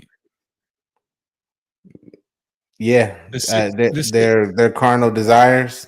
What I'm saying, does override their logic? Do their carnal desires, their lustful desires, in a lot of men's lives? Do you think that overrides like important positions they might have worked for, or their marriage, or because like I'm trying to figure out why would a man mess up something so important just for something like this? Ime Udoka. What does that mean? Head coach for the Houston Rockets. Oh, okay. Yeah. Former exactly. head coach of the Celtics. Same situation. You're not supposed to shit where you eat at all. But we know sex is a big desire with men, right? But why can't it be a bigger desire than your position in your career and your marriage? Why is sex a bigger desire than what you actually worked for in life? It shouldn't, Freezy. It absolutely should not be. Right, we know it shouldn't, but why is it though? What's so powerful about why would this man jeopardize his chief position? I don't know why he would. Why men are driven by sex is due to us having 17 times the amount of testosterone than a woman has in her body. So but think about how powerful that is, though. Yeah, that one moment of getting your rocks off is it overrides all of those years just to get to this position. Yeah, you know where the root chakra is located? Where that chakra located at? Right where your genitals and your reproductive organs are. Right? That root chakra is also symbolic of your lower self or Satan. Your flesh, all your carnal desires run through your reproductive organs. Okay, that's your carnal instinct as a human being is to reproduce, right? The goal as humans is to channel that energy, that life force energy, up through your spine, your spinal cord, up through your kundalini to your crown chakra, which is where your pineal gland lies, so that you can actually be one with Christ. That crystallization. Let's get an Imhotep. You all right with me? You all right with me? I'm pretty well studied. Don't know it all. Sis, you no, and thank you for that explanation, Imhotep. I appreciate that. Shout out to Victor Hart in the building. What's going on, Victor Hart? Victor, I feel you, Victor. Vic said, "Ain't no coochie that good." Shit. That's what niggas say, but niggas stay cased up. That's what they say. This is what I'm asking you though, sis. You're a female, you're a woman, and I'm pretty sure a lot of men have lusted after you. You're a beautiful woman. You know what I'm saying? I'm a fat black single mother. Shoot, it starts early for them. They start feeling that lustful energy as early as 14, 13, 15. They're well versed. Let me ask just this. that energy that you've experienced from men, like, why do you think, in your opinion, a lot of men can get got and a lot of men would jeopardize other things in their lives that could be very vital to them, like their careers, their marriage? You know, why do you think men are so, I don't know, so just so captivated by one small moment of nutation? Small moment of notation. I got a few ideas, right? And so shout out to again Imhotep, that root chakra, and that's for all of us, right? When that root chakra is out of balance, Men that and leads women. us constantly, that it's like an insatiable desire. You know what I'm saying? When your root chakra is out of balance, it's an insatiable desire. This is why we live in a world where people ain't never satisfied. It's always the next biggest thing. This is why we out here moving like dope things, you know what I'm saying? Clicks and views and likes and constant validation, right? External validation, not intrinsic validation, right? Because that root chakra is out of order. Them loins is out of order, right? But seriously though, I think it's a few things, y'all. And you know, I'm on a panel with some men, so y'all may disagree, and that's okay. These are just perspectives, right? I've said this before. Throughout society, throughout the history of humankind, right? Throughout mankind, it has always been for a woman to manage her behavior. A woman has always had to manage her behavior, the way she dressed. She has to be modest. She has to be mindful about her surroundings. She has to be aware of who she surrounds herself with. She has to, right? And I'm just speaking in general, right? But historically, this is like throughout mankind, this always been the case. She always had to mind how she moved. Throughout history of mankind, men have been allowed, and I'm not saying this in a disrespectful way, y'all. Men have been allowed to be brutes, right? So when they took over a land, what they did, they raped and pillaged. They did as they pleased. You know what I'm saying? Raping wasn't necessary, but that's what they did. I'm sorry, we live today. Shit, I'm sorry. Graping, that wasn't something that was necessary. Yeah, but that was a part of the spoils, right? Women were a part of the spoils, right? Yep. So anyway, even when a woman get married, right? She's supposed to mind who she around. And don't get me wrong, some of these things are valid, because when I was a married woman, the guys I used to be friends with in high school, we couldn't sit and chop it up no more when I was a married woman. One of my good friends from high school, who was a guy, he became my husband's friend. And guess what? When he came to visit, they sat and had drinks. I wasn't sitting up there kikiing it up with them. I was somewhere cooking, attending to the children, or doing something else. You know what I'm saying? So it's certain ways you have to move, right? And so I'm not discounting that, right? You have to have wisdom in how you move. But throughout history, women have always been told they need to manage their behavior. Throughout history, men have not been told to manage their behavior. And I think this is why we have this type of stuff that goes on. And so whenever I get on panels and I speak to male entitlement, they feel like I'm just like speaking gibberish, or I'm just giving word salad, or I'm just speaking the typical talking points, and I'm not. I'm speaking to the fact that throughout history, right, because men are more powerful than women, right? Men have brute strength.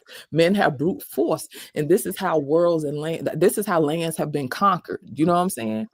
So I'm not discounting that it has its place, right?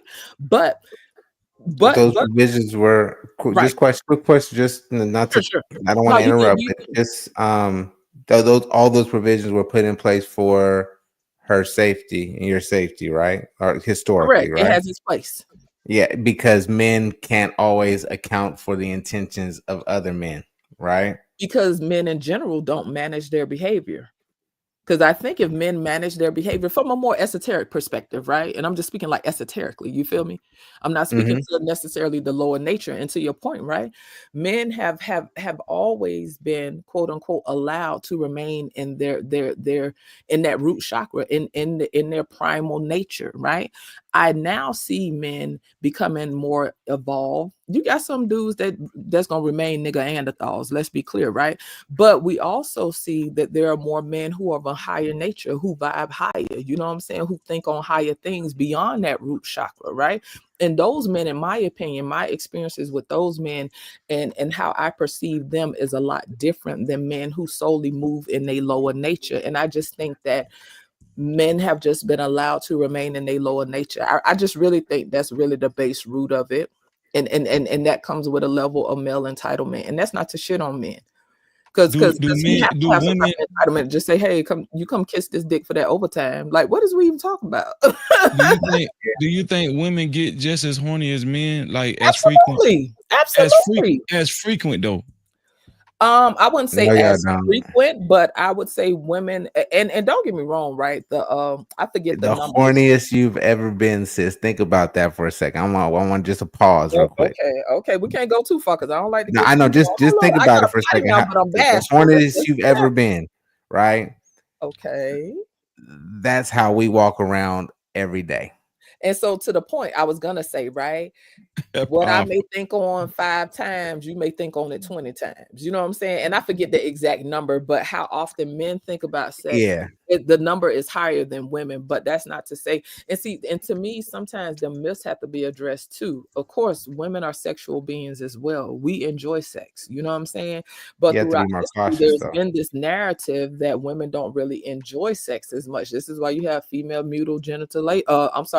genital mutilation and shit like that, where they just gonna cut off her whole clitoris because she don't need it. Say who? Say who?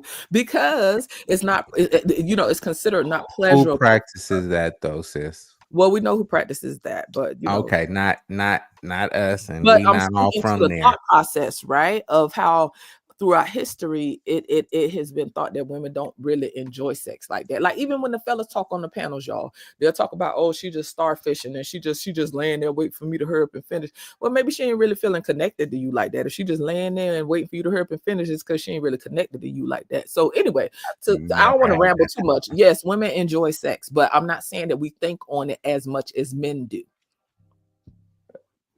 A man can see a sweat drop off a woman's face, and all of a sudden, it don't take much. I'm sorry, what you said? Listen, Freezy, how you feel as a man if she just laying there? He ready. He about to dive on her. This what I want to say.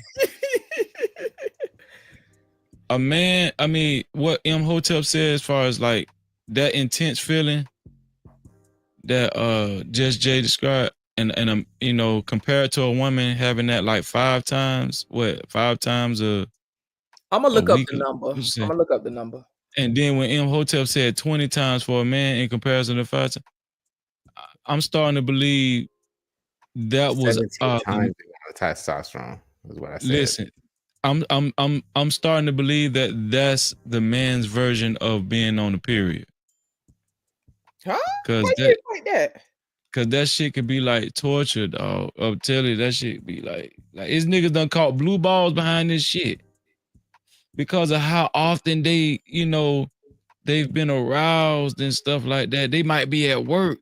I'm gonna put some in the back chat and don't come for me, Freezy, because I don't like playing. No, I ain't Hold on. I'm saying like a man, think about it. A man, let's say if he wanna rub one out, he ain't gonna be he's not able to do it in every circumstance. He might be at work, he might be trying to handle something, you feel what I'm saying? That's where it comes into channeling that energy from your root chakra up into more productive thing. If you go to the gym, go run, hit the weights. Right.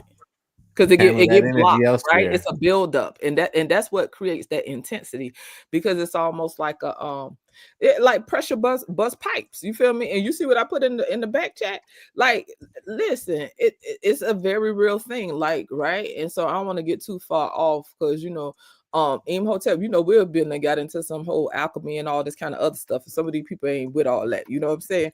But but it's important for us to channel that energy. But listen, I would never discount that. I would never discount that unbridled unharnessed that I don't know how to describe it. It's just a that high sexual drive that men can have. And that's not to say every man is like that, but I would never discount that because it's a very real thing. Like I was saying, you know, all she had to do was just get out the shower and be trying to get ready for shit, not even bed, get ready to go cook or get ready to go at the door, you know what I'm saying? And sometimes a dude gonna be ready to hem her up. And you know, and again, that's not to say that women aren't sexual like that, but I do understand that there are differences. And like I say, I'm gonna look up the number.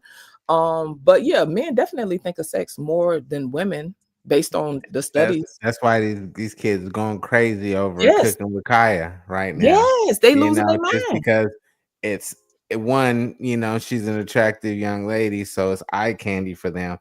But it's mainly the fact that she's doing something that a lot of the young ladies her age aren't doing, which is cooking. Now, they may cook, but they're not seeing it, these young men. So they are enamored with it. And I can't, you know, the sisters that are upset and hating on the young lady for getting her bag are just driving more people to her bag. So you're running her bag up. So yeah, no, it's an interesting dynamic to watch.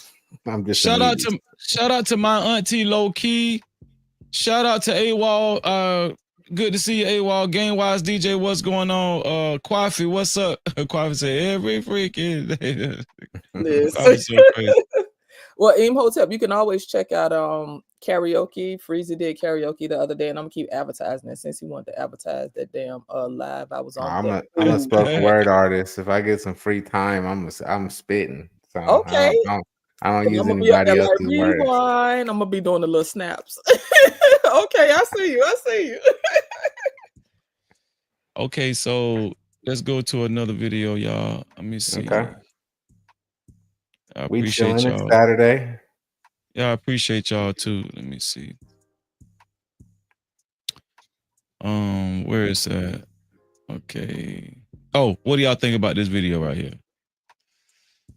What do y'all think about this one right here?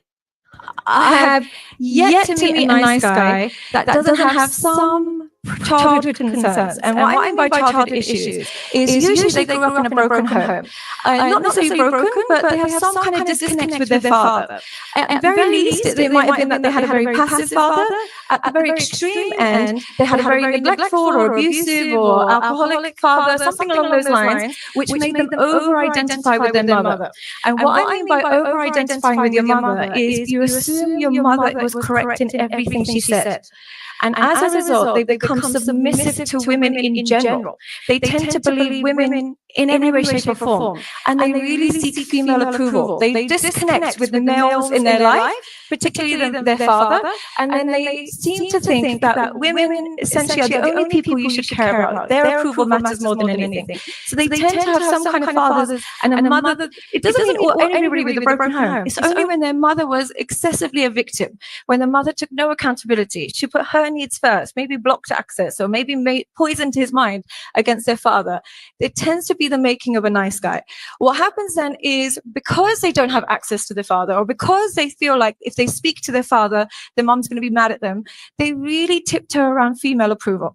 They go into the real world thinking that as long as a woman approves of my behavior, that's the only thing I need in life. I need female approval. Male approval doesn't matter. But the problem is they learn about female approval from their mothers. And what makes your mother approve of you is not what women will approve of you. And what I mean by that is your mother wants somebody obedient. Your mother wants somebody who's non-confrontational. Your mother wants somebody who is passive. And she just wants someone who's non-sexual, of course, because it's her child. They take all of these skills and apply it to women in the real world. They'll be obedient. They'll be submissive, non-confrontational, and then non-sexual with women in the real world. As a result, they avoid confrontation like the plague with women. With men, they're not so bad. So you'll meet a lot of nice guys at work. They're very, very harsh and they can be very stern with men. But with women, they avoid all confrontation. So what that looks like is they will ignore their own needs to ensure she approves of him, as long as she's happy. And they think happy wife, happy life.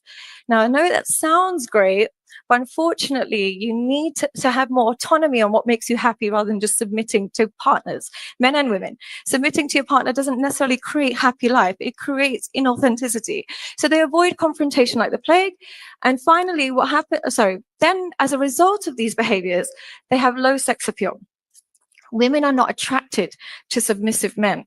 They're not attracted to obedient men. They can use them really well. They can use them because maybe they think, oh, at least he won't cheat on me, so I'll just pick him. Or at least he won't be in the club every night, I'll just pick him. Or at least he doesn't get a lot of girls, he won't cheat on me. But they won't necessarily be hyper attracted to this man. And as a result, they don't ignite that desire in women. So they have a naivety about women. They start to think women are just non-sexual. Women won't have affairs. Women don't like that. They're not affectionate. So what that leads to is they allow their woman to kind of do whatever she wants, because in their mind, they think she would never have an affair. She doesn't even like sleeping with me. She doesn't like kisses. She doesn't like all that thing. They don't realize they make her not like that. They make her, maybe with you, she might not like sex, or maybe with you, she might not like intimacy, but she's still an intimate person. So they might say, okay, yeah, no worries. You can go, stay over at your friend's house. I know you two are just close. Oh, you can go on holiday with that guy that you knew from your neighbor. It's fine. I know my wife. She would never touch him. She would never touch you, but she would touch him. And they become very naive. And as a result, these men tend to experience divorce without doing anything wrong. They haven't done anything. They haven't actually done anything bad to their partners. They're not like that guy that you hear that has been drinking and is aggressive, and they actually haven't done anything wrong, but they find themselves divorced or cheated on again and again and again. So this seems to be my number one cause of men suffering in relationships. I have yet to meet a nice guy that doesn't have some childhood concerns. And what I mean by childhood issues,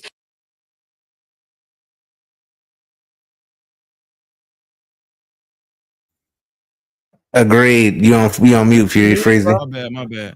So what do y'all think about what she said as far as the dynamics of young boys being raised without fathers, and what she's saying, how these young boys, when they grow up, how they will be more than likely they will grow up coveting their mother, having a very affectionate relationship with their mother, and then once they get into relationships with women, they actually believe that a happy wife, happy life is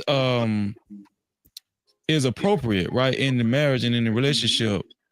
They end up relying on women in these relationships to validate their feelings, just like the mother did. They're very catering to the women and all of that, right? Is that necessary? Okay, so some would say that's not necessarily a bad thing. Happy wife, happy life, right? Or but what this woman is saying, that's a very, very bad thing, because these men get into these marriages and they don't, women say they like the men to cater to them and happy wife, happy life stuff, right? Not all women, but some women, right? Well, a percentage of women.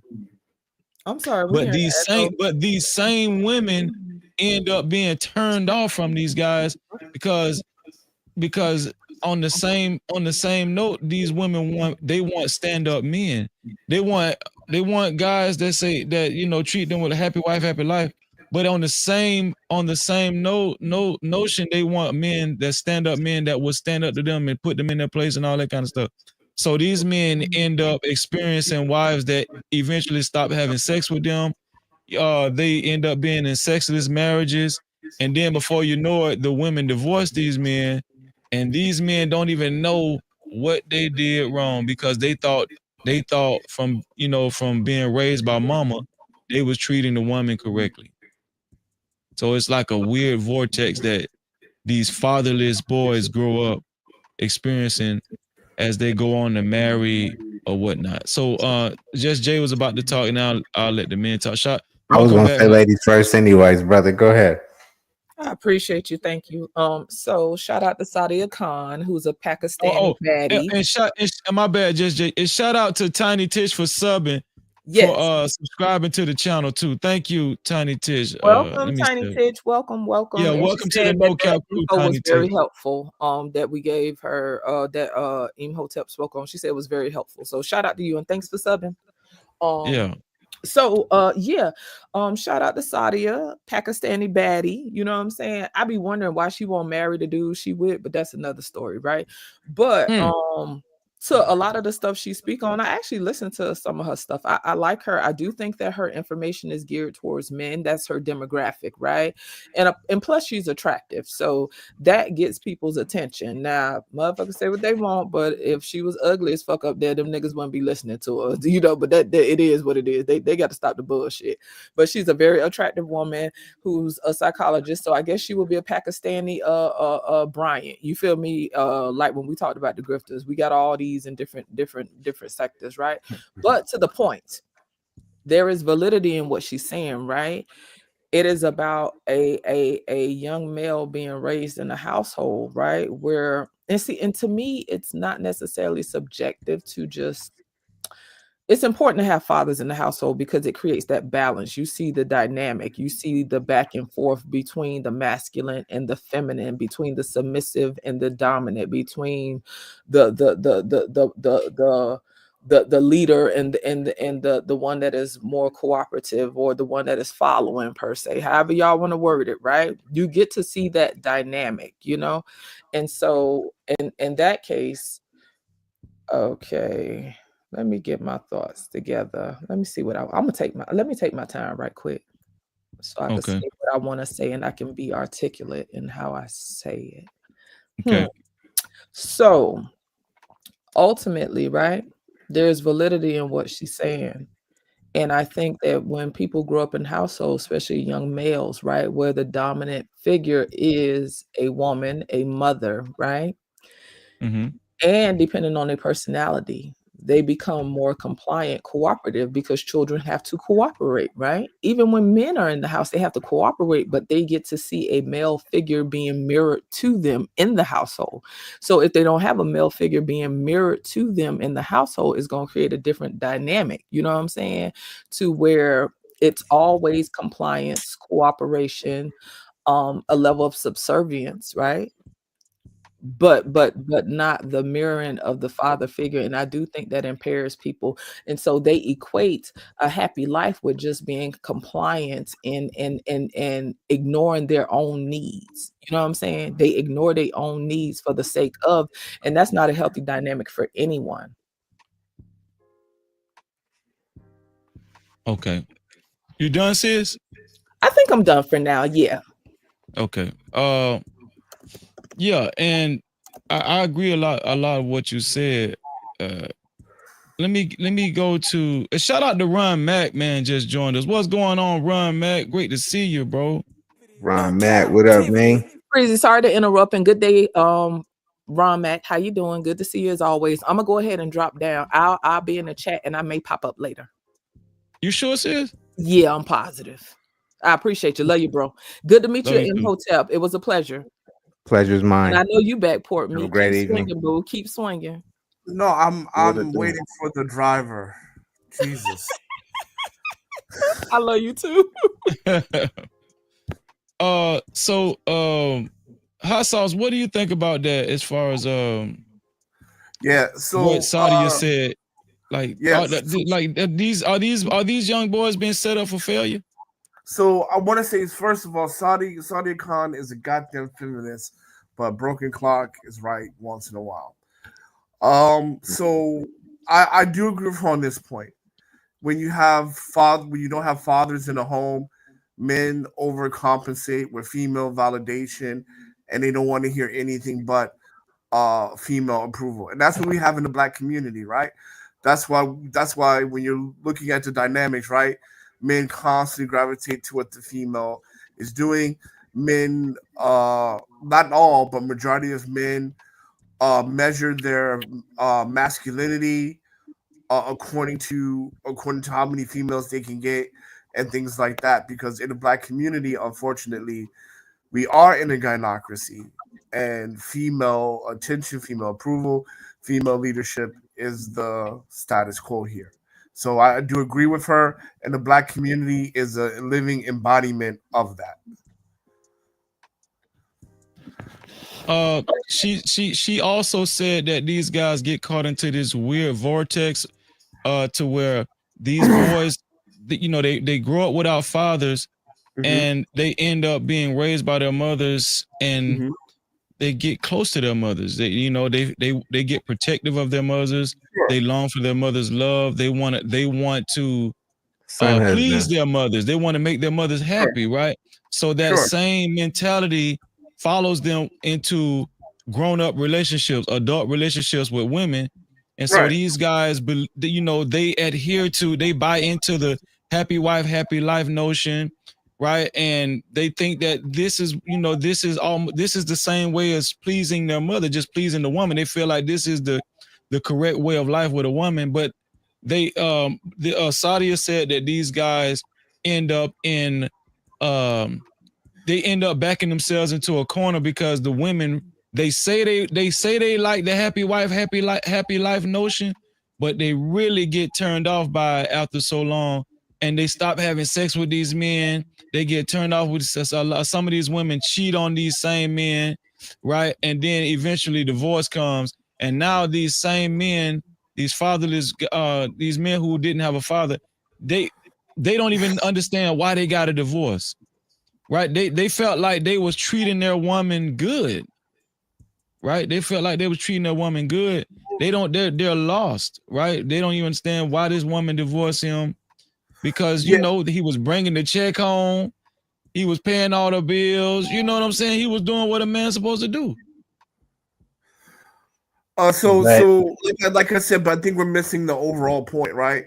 And again, because she talked about how they interact with other men and how they interact in relationships, right? Yeah. So it bleeds over to all aspects of communal relationships, whether at work, whether friendships, or whether in a romantic friendship, right? See, that's the thing. And this is where I agree with her. It bleeds her over. Now, whether or not it turns into sex with marriage, sometimes it does, sometimes it doesn't, right? But at the end of the day, I mean, when you're coming from a single parent home, and when the mother is the authority, you're going to try to be more. The average person is probably going to be more appeasing to women and what they want. Absolutely. What do you think about that dynamic, Ron Mac, as far as how, and let's just be honest, a lot of us grew up like that. If we can have a moment of honesty, a lot, especially Black men in urban communities, grew up like that, right? I grew up predominantly, being around my mom most of the time, my grandma. I used to call my grandma mom. You know what I'm saying? That's how close I was to my grandma. Yeah, me too. I used to be at my grandma's house all the time. Yeah. Till my mom got remarried, and then I had a stepdad that kind of stepped up. So, I think that's what all children need. Ron, what do you think about that whole dynamic? Women say these guys are conditioned to make the woman happy, the same way they was conditioned to, bring the good, to make sure mama don't get mad, or you know what I'm saying, or mama, if they don't do what mama say, they'll get a whipping or they'll get on punishment. They want to make sure they see a smile on mama's face. And Valentine's Day, these boys buying their mama Valentine's before they even graduate high school. Their kids buying their mama Valentine's, and you know what I'm saying, they want to please their mama. So that same mentality migrates to the women that they start dating in adult relationships. But these guys the woman on the video said these guys end up going out sad because the women that they end up being with in these adult relationships, they get turned off and they end up divorcing these guys, and these guys don't understand what happened. Because what do you think about that, bro? The reason why is because they feel like they dating their child. I think I was just lucky, bro, because I really ain't grow up with my pops like that either. You know what I mean? But shout out to him, though. That's my guy. but I ain't grow up with them and been with them and all that extra stuff. I ain't used to do that. I ain't seen that. You know what I mean? So, I just think that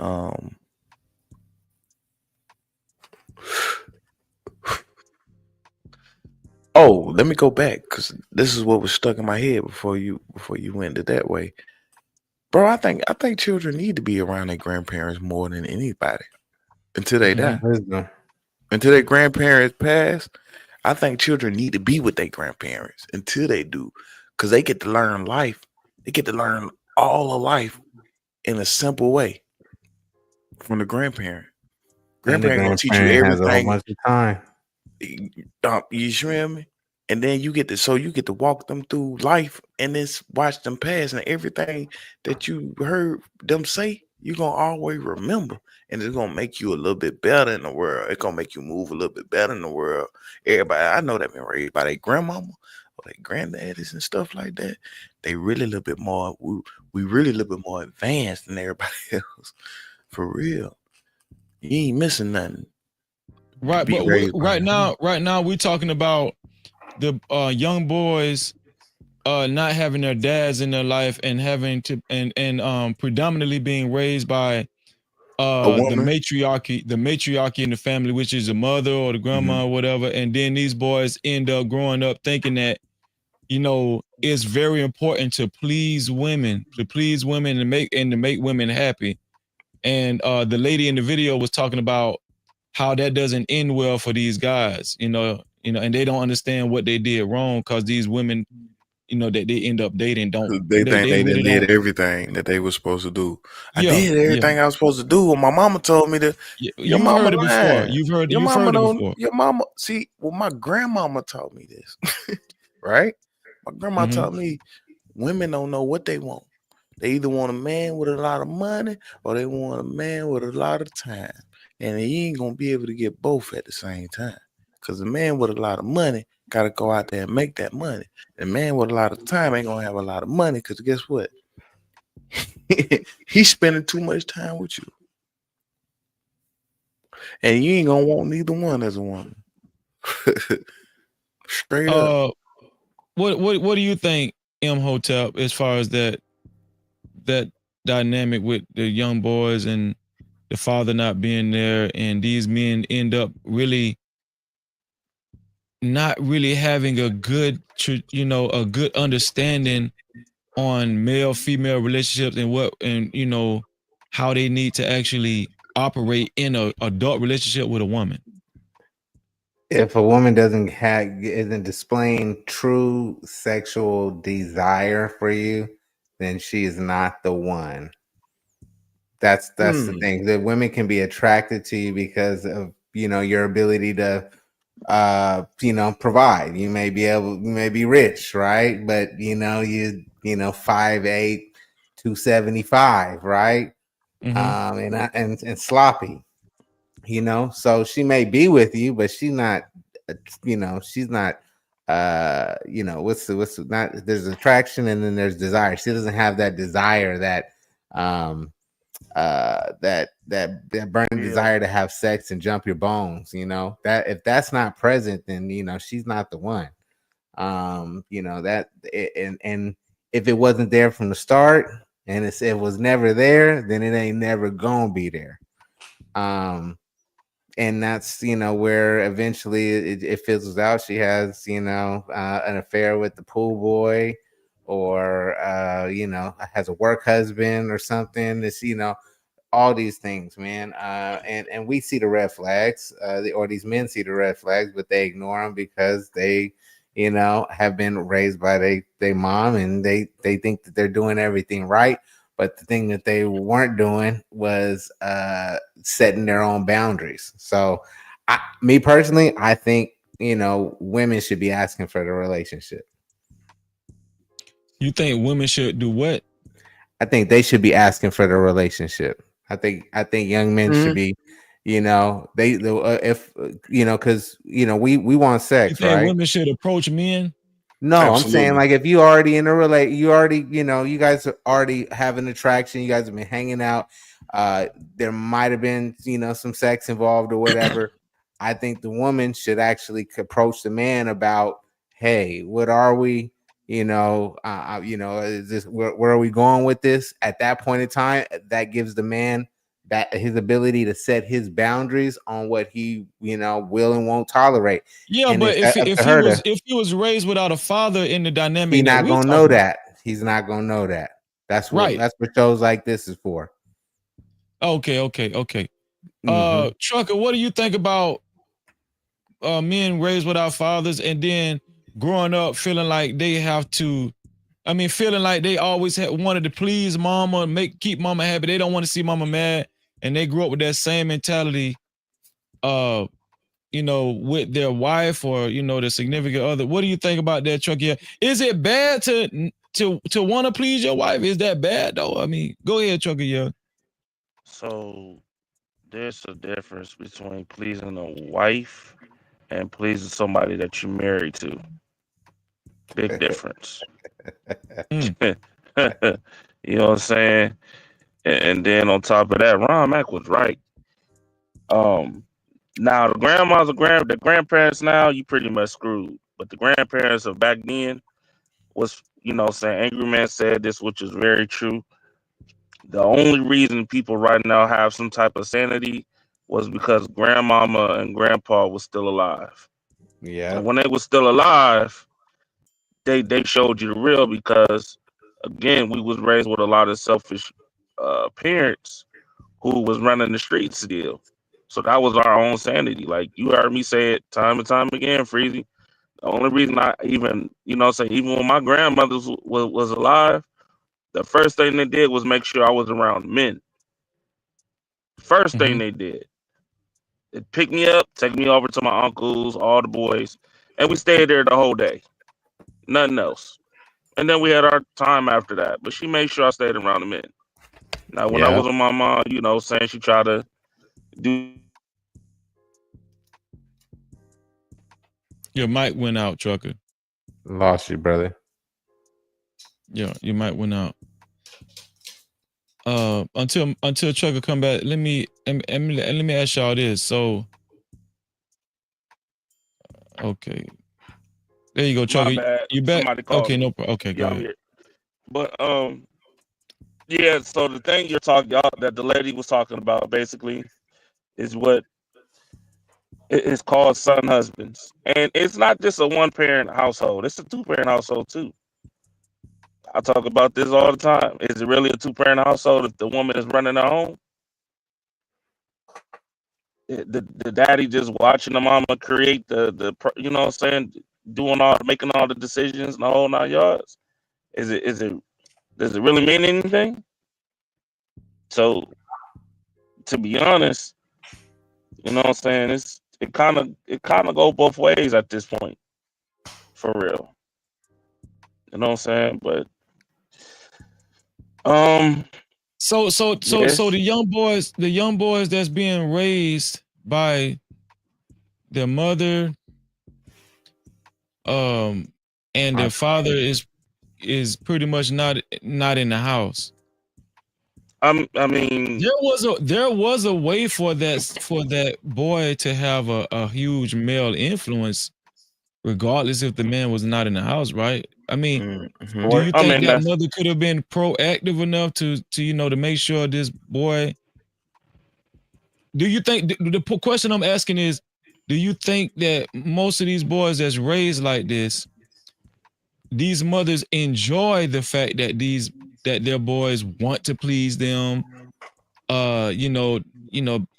possibly buy them Valentine's Day, birthday, they don't want to make them mad. Do you think women actually they actually kind of enjoy that feeling from their sons?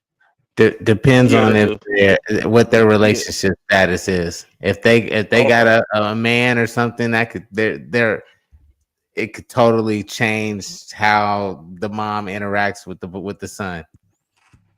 No, it don't. No, it wouldn't.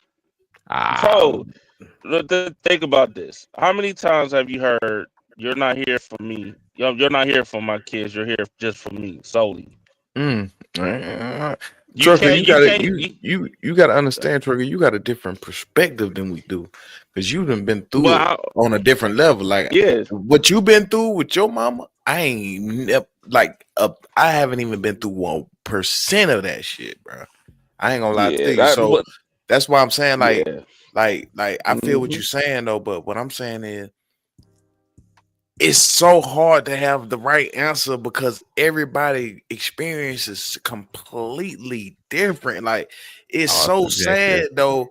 It's just hard, Freezy. It's like we'll never. I'm noticing this right now, bro. We'll never come to a conclusion for real.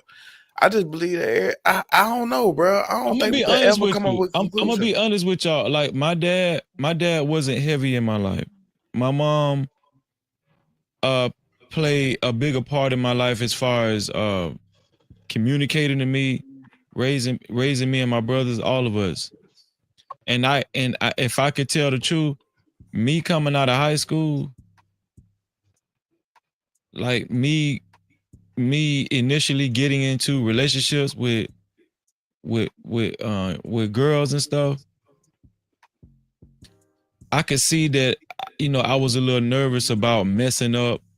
And I didn't want to mess up. I didn't want to, I didn't want them to get upset. I was very what's the word? I was very cautious about, not getting on their bad side. You understand what I'm saying? Shit like that. I wanted them to like me. I wanted the girl to like me. This when I was young. I'm talking about 17, 18, you know what I'm saying? Then I started listening to A-Ball, MJG, and, JT Money and all that kind of shit, the pimp shit, and that shit kind of started going out the window. But you the only child? Nah, I got an identical twin brother and I got a younger brother. That's the thing. See, I was raised with all older brothers. Okay. So that makes a difference. Yeah. So that's what I'm saying. That's the perspective that's different already. Like, you already me and you got the same. It's the same. I was raised majority by my mom, right? Mm-hmm. But see, the difference was I was already knew what not to do and how to move at a younger age because my older brothers already put me on game on that. You know what I mean? So I can't even identify with what you went through on that aspect of, you feel me? But somebody else can and other people can. But that's why I'm saying, like, we so different. All of us be so different, going through so much different. That's why people think the way they do, Freeze. I noticed the way people think about people and other things, you could tell how they was raised, man. You could tell, you could see it. That's you true. feel me? I ain't gonna hold you. Yeah. I mean, I'm gonna get down in a second for real, but nah, yeah. I mean, nah, cause I'm in a bad area, bro. I'm in this weird area, and they keep knocking me off, so I don't want to derail the show. But to Ron Mack's point, it is true, you know what I'm saying? Which is why, a lot of the things that the men, that grew up in these areas, we kind of similar in somewhat. But to your question, Freezy, I don't think it's an enjoyment. I don't think it's really an enjoyment. But I will say that, it's like, they kind of groom them to be that way. And I ain't gonna hold you. At one point in time, the things my mother used to say about my dad, I believed it, so I never moved that way. So I was doing a bunch of goofy stuff, like to appease women when I was like younger, until, you know what I'm saying, I actually moved in with my dad and I saw it for myself. You get what I'm saying? What's question, bro? I'm just curious. I have no idea. What was what your mom was what your mom telling you about your dad true when you moved in with him and actually saw it for yourself, as you said? Nah, hell no. Like, my dad's still in the same. Man, bro, hell no, bro. I gotta be real with you. Hell no. Open up, man. This is some deep shit, man. Let me share this with y'all.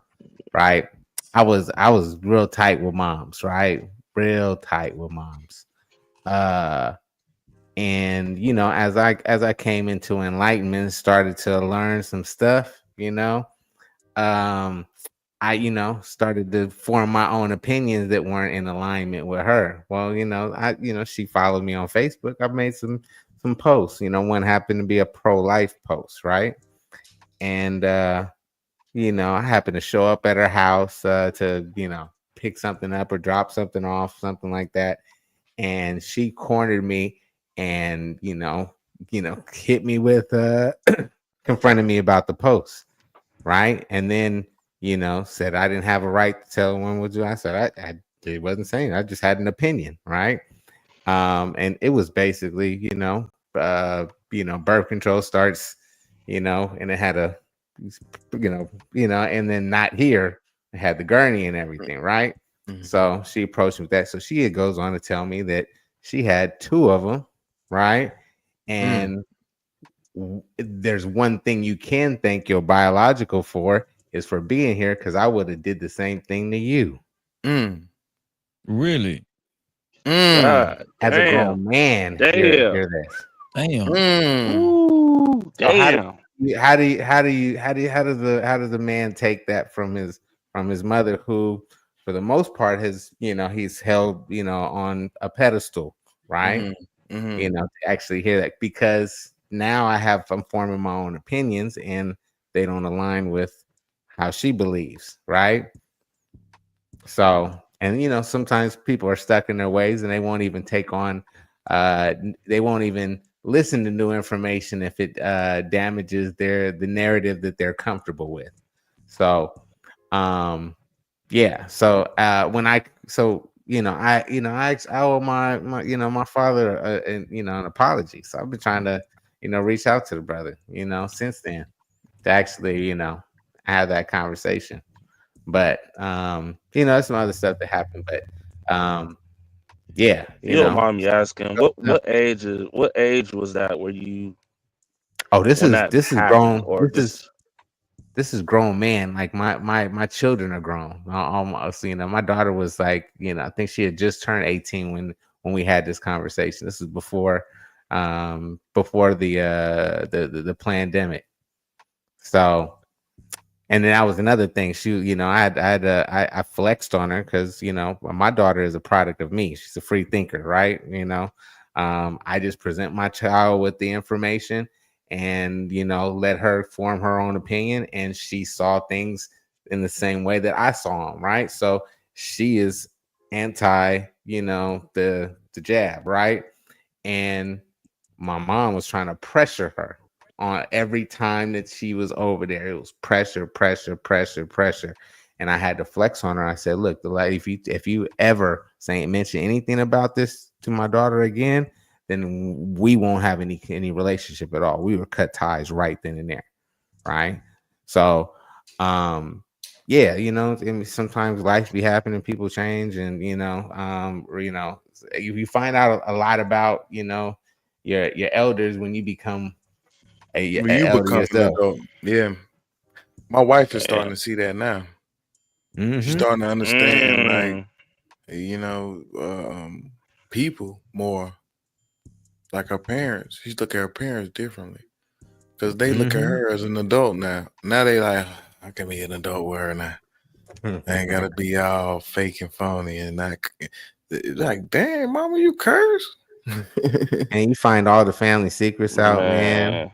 All kind of stuff. Yeah, Uncle Ray. Yeah. The reason why he don't never come to the weddings and stuff like that, all that visits, because he used to mess with Uncle your cousin Tasha. Bruh, Ron, Matt, I just said that shit. I just said that shit earlier. I think earlier about how I didn't even know one side of my family wasn't even by, like literally not even my cousins.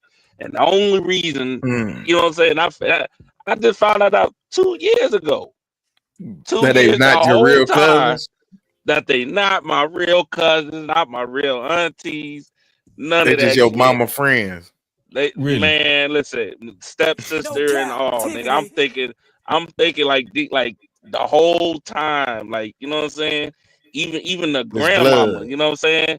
Thinking that's blood and the whole time. And you know what? I still love them because at the end of the day, they didn't treat me no different. They actually, you know what I'm saying? It's one of the, you know what I'm saying? It kind of made me, you know, kind of put me in a position to see what a real marriage looked like. So, you know, it was a blessing, but it was just like, damn, y'all niggas wait until I'm grown as hell. Like, what, damn. I mean, I found out I had a cousin that was, you know, a few years older than me that I ain't never met until I was already, you know, I already had 2 children at the time. You know, but he locked up for something, you know, some dirt that he was doing, but you know, just found out on a whim. I got a cousin out of the blue. You know, just little family secrets just come to the surface, man. As you're an adult, you just find out so many things. You're like, wow. Yeah, Hey, and Freezy. What do you mean you're not my auntie? Hey, what do You you say Freezy? hey, well, I Freezy. just think that's that's just somewhat of dysfunctional. Like Yeah, even with absolutely. even with my dynamic, right? I didn't know, like, I got an identical twin brother, but I didn't know I had identical twin sisters on my dad's side till later. I didn't know that, What you right? mean?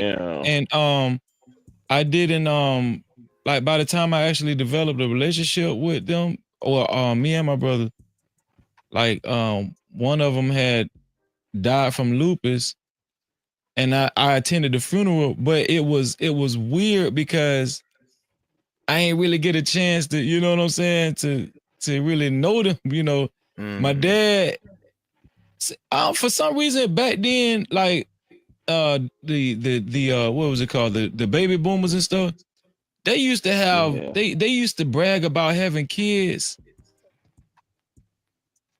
and didn't even raise them. Like, they used to say, yeah, I got a kid in New York, and yeah, I got another kid in California. Yeah, I used to get around, boy. And I'm like, damn, where they at? You know what I'm saying? Like, but they used to just, like, I know men like that, baby boomers, they used to brag that they had kids everywhere, but they never raised these kids. So, you know, and I'm not shitting on black men. I'm just saying that was my experience with my dad. You know what I'm saying? And I know other men, like my uncles, was like that too. You know what I'm saying? It was like a badge of honor that they had a lot of kids, as long as they want no child support or some shit like that. You know what I'm saying? Like, if the mother, like, if the mother was like, you know what, I'll take care of the child. Don't worry about it. You know. You know what I'm saying? Yeah, I'm gonna be Freezy. That's crazy, bro. Cause You know what's funny too about that Freezy? I ain't mean to cut into you, Trucker. My bad, bro. But what's funny no, about you that good. too is back in them days too, a lot of Negroes was claiming kids that wasn't even theirs. They ain't even know it. Yeah, that's why them women they ain't put them on what's the name, because they knew that it wasn't they knew that when they child. What, these guys, you know, guess what? These guys weren't signing birth certificates either. They was Rolling Stones, dog. You know. Exactly. And then also on the flip side of that too, she might not want him to be the daddy anyway. So she wanted him to be the daddy. Yeah, she gonna put it on him my anyway. dad, bro. Oh, it was a lot of that going on. There's a lot of people that got kids that ain't even their kids, bro. I'm gonna tell you some real. I'm gonna tell y'all some real, bro. My oldest, I never not used the rubber on my baby mama. I always used the rubber. I only messed with her twice.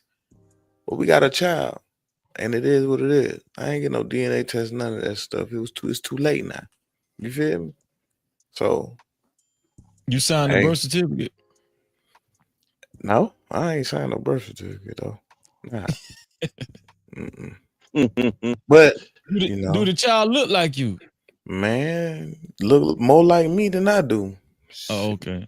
Yeah, but the rubber must have bust in. No, ain't did none of that. Freeze. You know, I was young, so I was. Okay. You know, when you younger, you think about that every single day. Boy, rubber. Both my kids was intentional. My daughter is a 9/11 baby. Like not she wasn't born on 9/11. Like me and my ex-wife were working at the same job and on a military facility. We got sent home. We 21, 22. We like, yeah, hey, the world, we World War III. Let me see what this bareback is like. 9 months later, literally 40 weeks to the day, July 3rd. You know, I was a dad. So my daughter's and you know, I was married with my son. So he was planned and intentional 3 years later. So yeah, no, my pullout game is perfected. Let's get into the main topic. The main topic is I don't know if y'all recognize the lady on the thumbnail. The lady on the thumbnail, her name is Miss Pat. Miss Pat is a comedian. Let me bring it up. Is that the big woman? Huh? The big woman or something like that? Yeah. Everybody go mute so there's no echo. Oh yeah, I appreciate that too.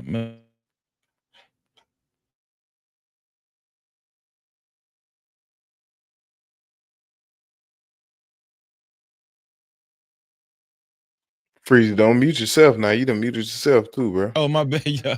It's the screen guard. I gotta get used to thought I froze up for now remember the main topic of tonight's show is it better to settle for someone and sacrifice a lot of desires and qualifications that you have for that you have for women or for women that they have for men, and just so you won't struggle in life by yourself. Right, just so you don't struggle in life by yourself or get to a certain age where you're by yourself, you don't have any companionship or help. Is it better to settle? And I do mean settle, right? Settle on a lot of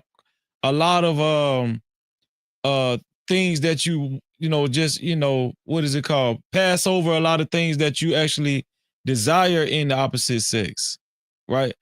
And I'm gonna play this video to add more context. Here we go. I didn't have to worry about being called no. I didn't have to get talked down to. He was opening the doors for me, and most women would take that as being weak. But it was something that I always wanted. Crazy. And I'm like, man, lame as hell. He ain't breaking no laws. He ain't got no speed. Yo. What's going on? It's echoing. Yeah, it's echoing like crazy. Everybody got to mute, including you, Freezy. Everybody mute. That when you did that last time, everybody it was the echo went away. Just everybody mute. Yeah, and thank y'all for letting me know when it's an echo. I appreciate it.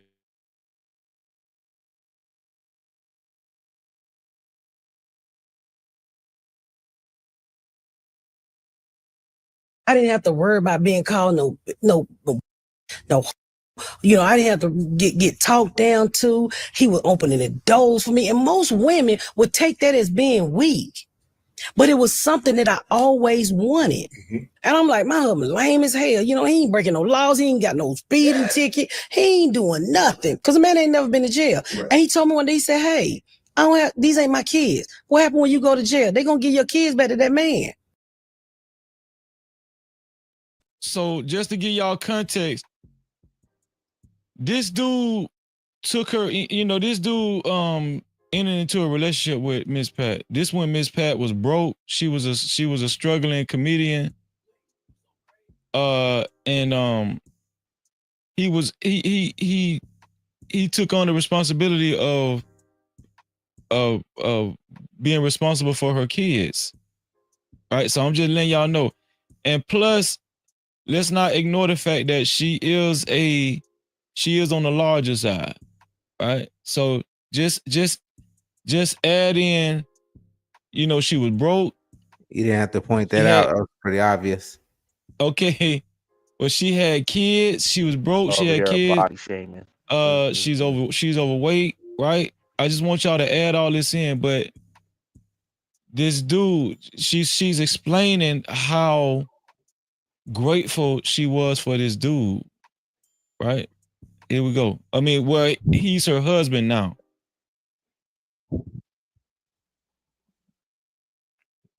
He looked like her probably. And so he just started to make me realize, you know, Pat, you can make it without doing all of this. I knew I had something different. I knew it was nothing like seeing a black man go to work and come home and treat you the way you're supposed to be treated. You know, saying nice things to you. I mean, he brought me back to life when so many people before him had killed me on the inside. You know, he fed me positive things. When I was down and low, you know, he would talk me out of it, but it was all the help of him. I mean, that man picked me up when I was at my lowest. My husband went to the military. You know, my husband graduated high school. He ain't never threw up in my face, bitch, baby, you got an 8th grade education. You know, I've always felt safe with him. I'll be like, how you spell can? C-A-N, and keep it moving. Right. Damn, you can't spell can? He ain't never, not one time he ever said that. He the first man that ever talked to me about finances and credits.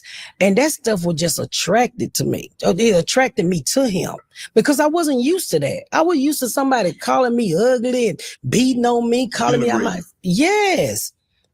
And so I was like, I ain't really into, this ain't really my type, but I'm gonna hold on to this and see where we go. And when he, wait a minute, so also I wanted y'all to catch that too. This guy did all this for her, but she still said, this is kind of similar to what Travis Hunter's girlfriend said about him, or his fiance. He wasn't my type. So she said that this guy sacrificed and did all this for her. Right? He sacrificed a lot of stuff. She was broke. And then you guys heard she couldn't even hardly spell words and stuff because she was so she was so undereducated, right? Whoa. And the dude actually supported her and her kids, and until she where's she from? While she pursued her comedy career, which is very volatile. So let me finish the video. Everybody mute up because the video is not over. So came to LA and he saw me shoot the Miss Pat show. I looked up at my husband and I say, thank you for allowing me to max out your credit card. Thank you, because I tore his ass up. I was stealing them and everything. Thank you for watching these kids. Not only my kids that wasn't yours, the 2 I had by you and my sister 4 kids. Thank you for allowing me to put 6 kids in your life instantly and be there for me. Thank you for saying no, but not really saying no. And my husband bust out crying. And that's the only time I ever seen him cry, because I knew he was proud of me. Because, you know, when I started dating him, his family was like, she a welfare queen. I had Section 8. I had a lot of food stamps. I wasn't going to go to work until I fucked around and, voted for Bill Clinton and went through the welfare to work program. He tricked me. Hey, yo, Frizzy. But I was lazy. Right. And my husband would always tell me, you're a smart person. Why you like this? And I've told this story 100 times. He gave me Outcast, Get Up and Get Out and Get Some. And that motivated me. But I have to thank my husband, because without him, I wouldn't be here. What? Because that man went through a lot with this comedy career. Yeah. No money, gone all the time. He watching all the kids. He getting them up. He trying to do hair. He running there after he don't work the 8 to 10 hour shift at General Motors. And never complained. Your original 2 kids that you had before you met him, you had 2 kids with him. And you had, if I'm not mistaken, you had your sister kids. I had my sister 4 kids. 4 kids. So that's 8 kids. Yes. And we're not even, I don't even think we were 25. So off the back, he got 6 kids. And then you wanted more? Well, I'm from the hood, so I figured, you know, I got to have a baby by this man to make me serious.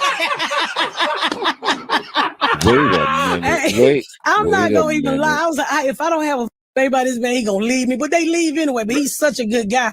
And when I went to try to get pregnant, I had an abortion that damaged my uterus. Right. And so they was like, your tubes are blocked. And I was like, damn, I can't have no baby by this man. He gonna get tired of me just taking care of all these crack babies.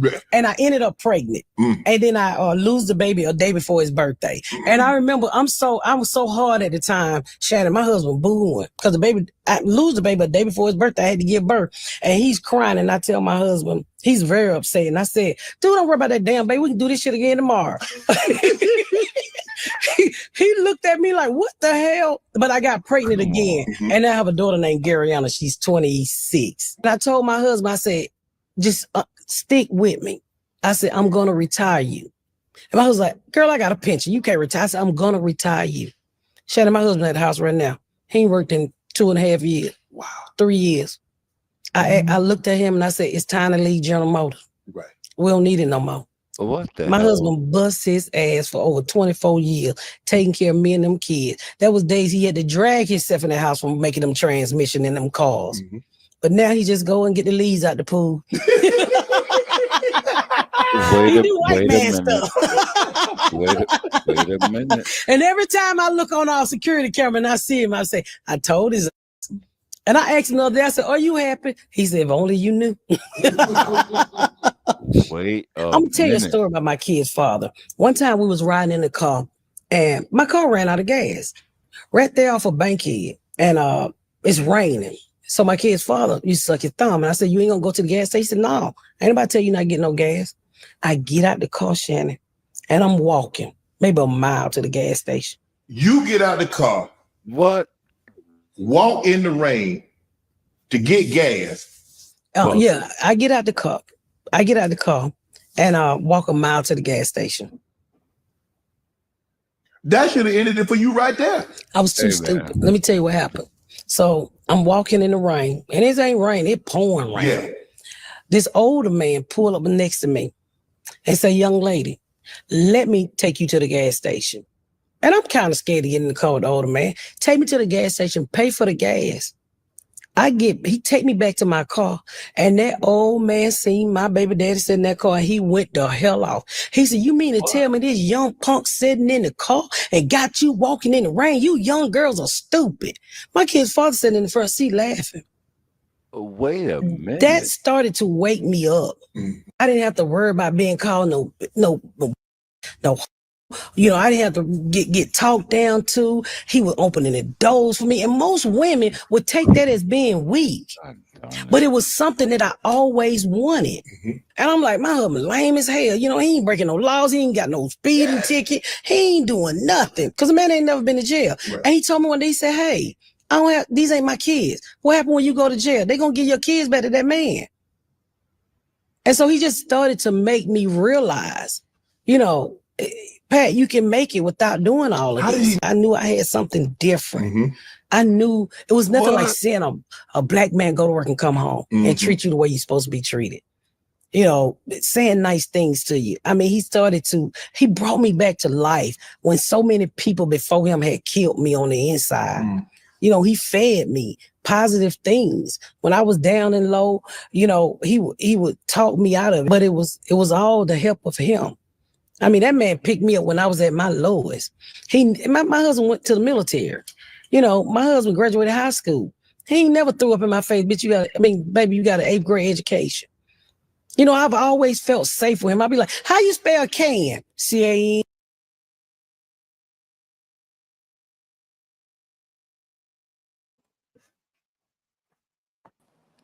If you talking, we can't hear you. Okay. Shout out to Lucky, man. Thank you, Lucky. Man. Love you, Lucky. Thank you for joining the panel. Lucky Marie, ladies and gentlemen. So we heard Miss Pat whole story. Some dude, I tried to drop you in the back. But I ended up kicking you off by mistake. But yeah, you kept interrupting the damn video. You won't let the video play. You know, but you could come back. You could come back if you want to, but you know, you probably get mad because you was interrupting the video. But anyway, what do y'all think about this dynamic with Miss Pat? The title of the show is it better to settle for someone in a relationship than to struggle? A lot of people in these conversations, they say they ain't settling. You know what I'm saying? They shouldn't have to settle. You know, we got a lot of people that talk very negative about marriage as it is. Miss Pat was in a very volatile situation. She was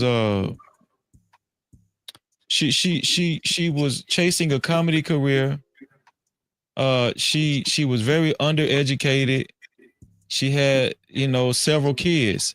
But this guy, some would say he settled for her, but hey, look, it worked out. She rich.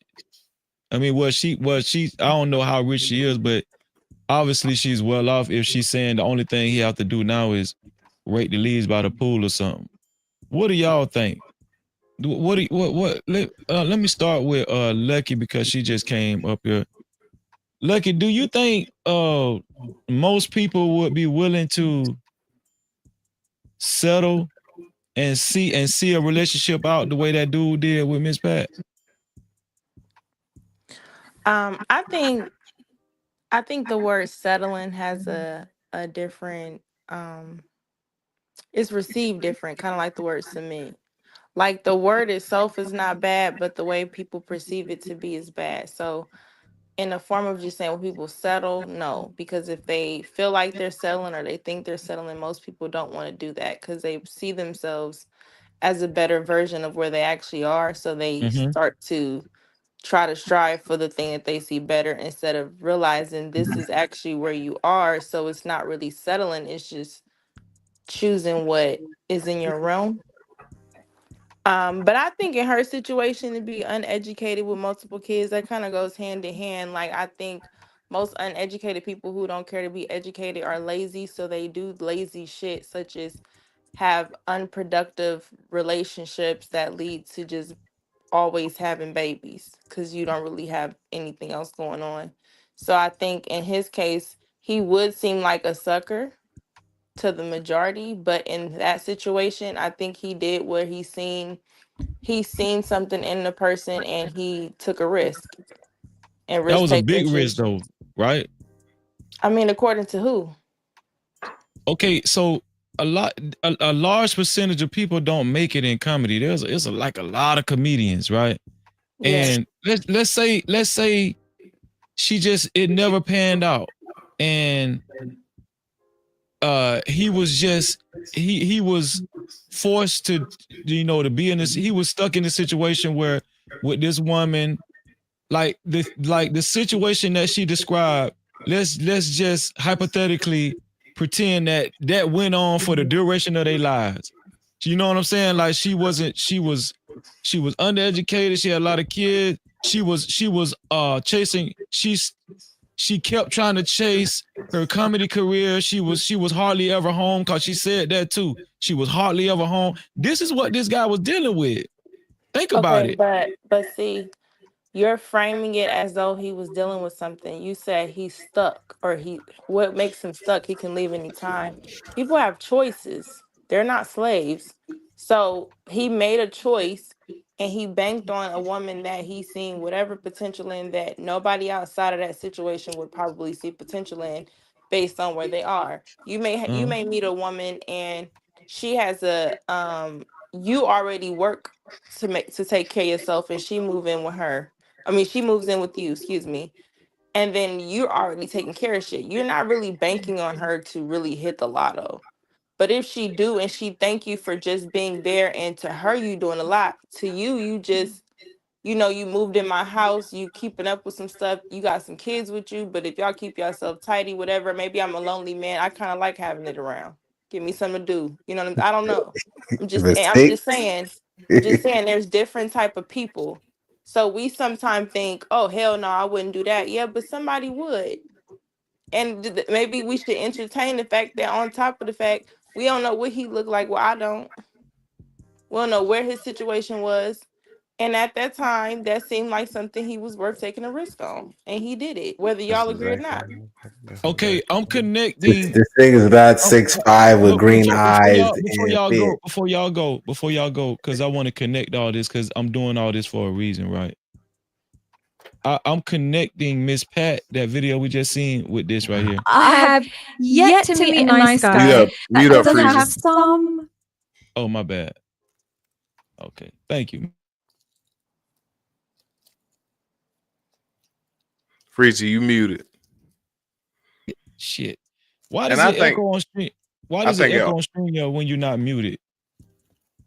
Is it my volume is too high on my computer or something? I don't know. Well, anyway, Probably that's what it is. That's what it up. is. Because if you see, normally that's why we got a lot of headphones and stuff like that when we use a StreamYard. Because if you got monitors like me, you probably got monitors.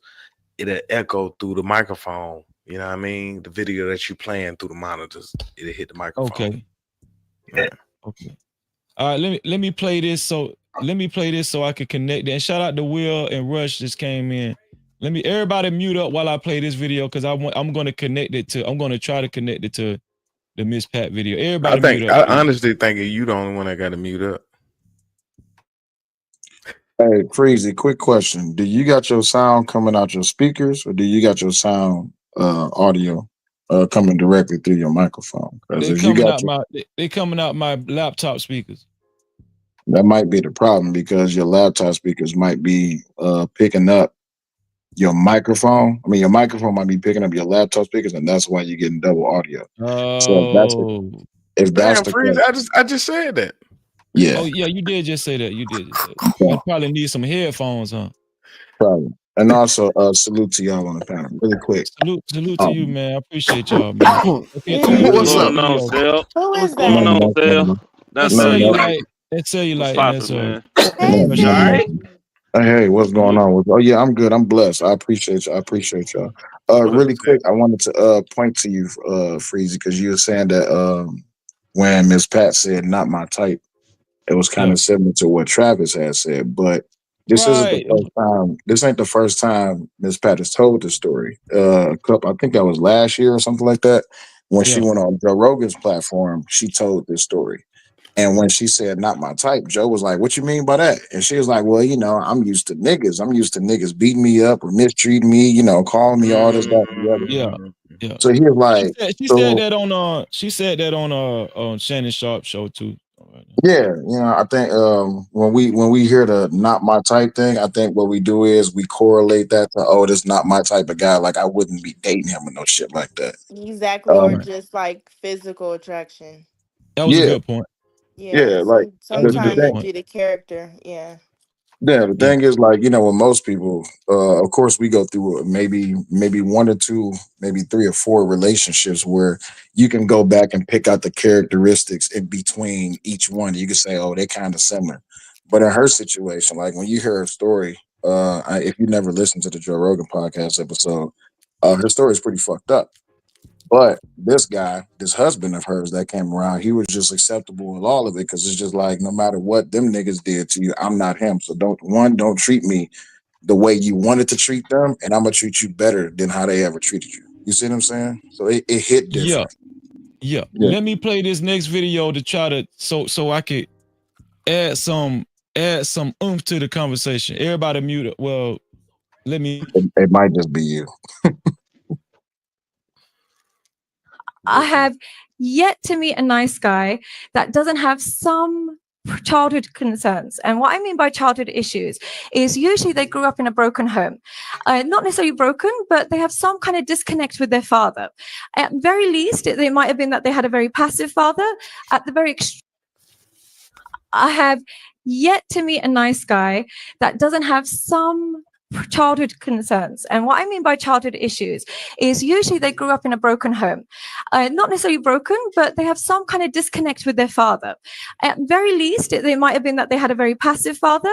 At the very extreme end, they had a very neglectful or abusive or alcoholic father, something along those lines, which made them over-identify with their mother. And what I mean by over-identifying with your mother is you assume your mother was correct in everything she said. And as a result, they become submissive to women in general. They tend to believe women in every way, shape, or form.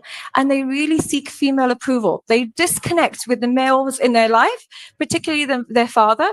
And then they seem to think that women essentially are the only people you should care about. Their approval matters more than anything. So they tend to have some kind of fathers and a mother. It doesn't mean anybody with a broken home. It's only when their mother was excessively a victim, when the mother took no accountability. She put her needs first, maybe blocked access, or maybe poisoned his mind against their father. It tends to be the making of a nice guy. What happens then is, because they don't have access to their father, or because they feel like if they speak to their father, their mom's going to be mad at them, they really tiptoe around female approval. They go into the real world thinking that as long as a woman approves of my behavior, that's the only thing I need in life. I need female approval. Male approval doesn't matter. But the problem is they learn about female approval from their mothers. And what makes your mother approve of you is not what women will approve of you. And what I mean by that is your mother wants somebody obedient. Your mother wants somebody who's non-confrontational. Your mother wants somebody who is passive. And she just wants someone who's non-sexual, of course, because it's her child. They take all of these skills and apply it to women in the real world. They'll be obedient. They'll be submissive, non-confrontational, and then non-sexual with women in the real world. As a result, they avoid confrontation like the plague with women. With men, they're not so bad. So you'll meet a lot of nice guys at work. They're very, very harsh and they can be very stern with men. But with women, they avoid all confrontation. So what that looks like is they will ignore their own needs to ensure she approves of him, as long as she's happy. And they think happy wife, happy life. Now, I know that sounds great, but unfortunately, you need to have more autonomy on what makes you happy rather than just submitting to partners, men and women.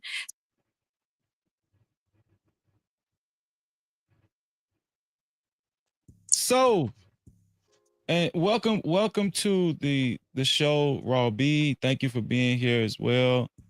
Rush, I appreciate y'all. Shit, hold on. Cellulite, tell me to speak to Cellulite. Excuse me for a second. Hold on. Hey, okay, so the reason why I played that, right, is because we talked about this earlier, but I wanted to connect this with Miss Pat. Now, I'm not saying there is a connection with the two videos, but I did want to explore this dynamic, right? Because it seemed like a lot of the characteristics that Miss Pat was describing from her husband is what the lady Sadia, what we just got through, who we just got through watching, was describing as well, right? And I want to have a candid, a real conversation.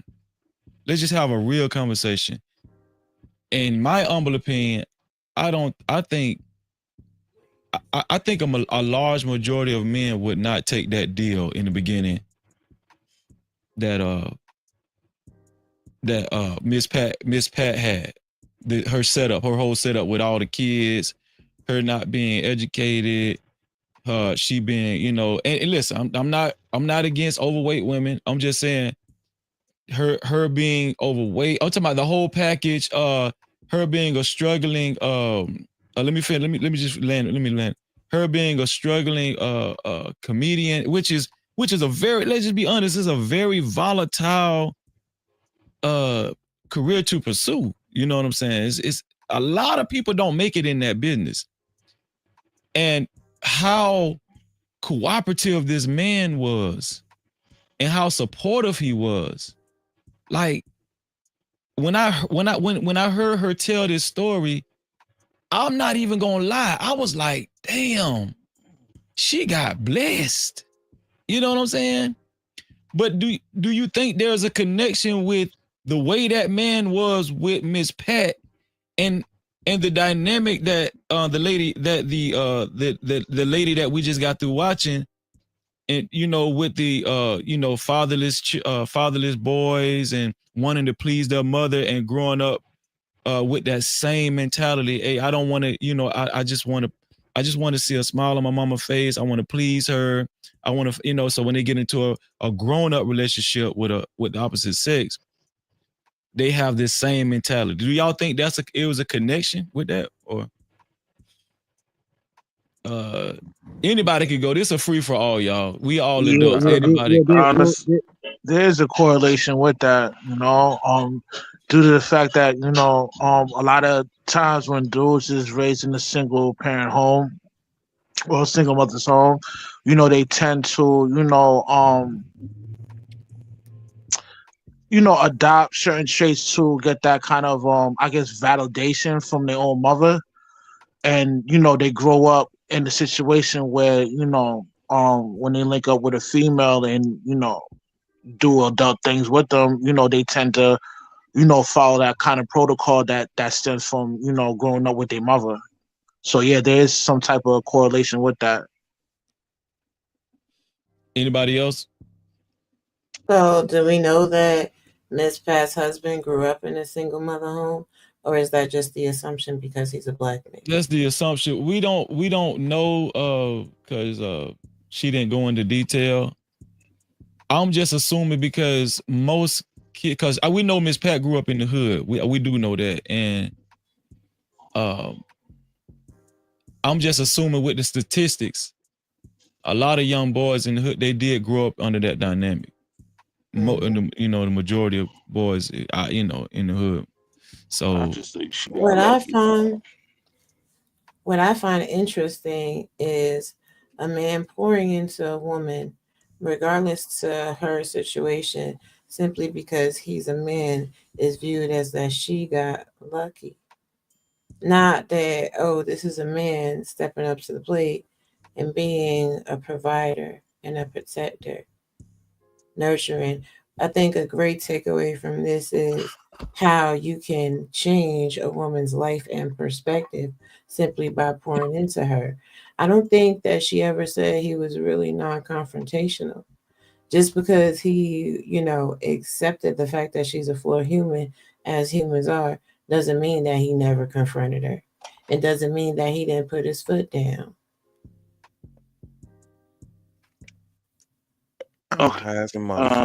Well, the only thing we can go off of was how she said he treated her. Towards the end of that video, she was talking about how he never gave her a hard time, and you guys heard the end of that video, right? On how she was saying she was expressing how grateful she was for her husband, and because of how he handled her and treated her, during the course of time as she pursued her career. She was very grateful for him being so understanding, because I think she was comparing him with her baby daddy that actually stayed in the car, let her walk a mile to the gas station, all of that, right? Because she was comparing this man to her baby daddy, and so Right. she was expressing that this dude was just a real team player, And then I also want to note this. She said she was gone a lot, like she was on the road, and he was the one actually tending to all them kids, all her kids. Right. So does that mean? So when you say okay, I don't even really like the word lucky. And her sister kids. Right. I don't subscribe to the word lucky. I don't even think I said, like, I think I said she got blessed, but Blessed, lucky. Yeah.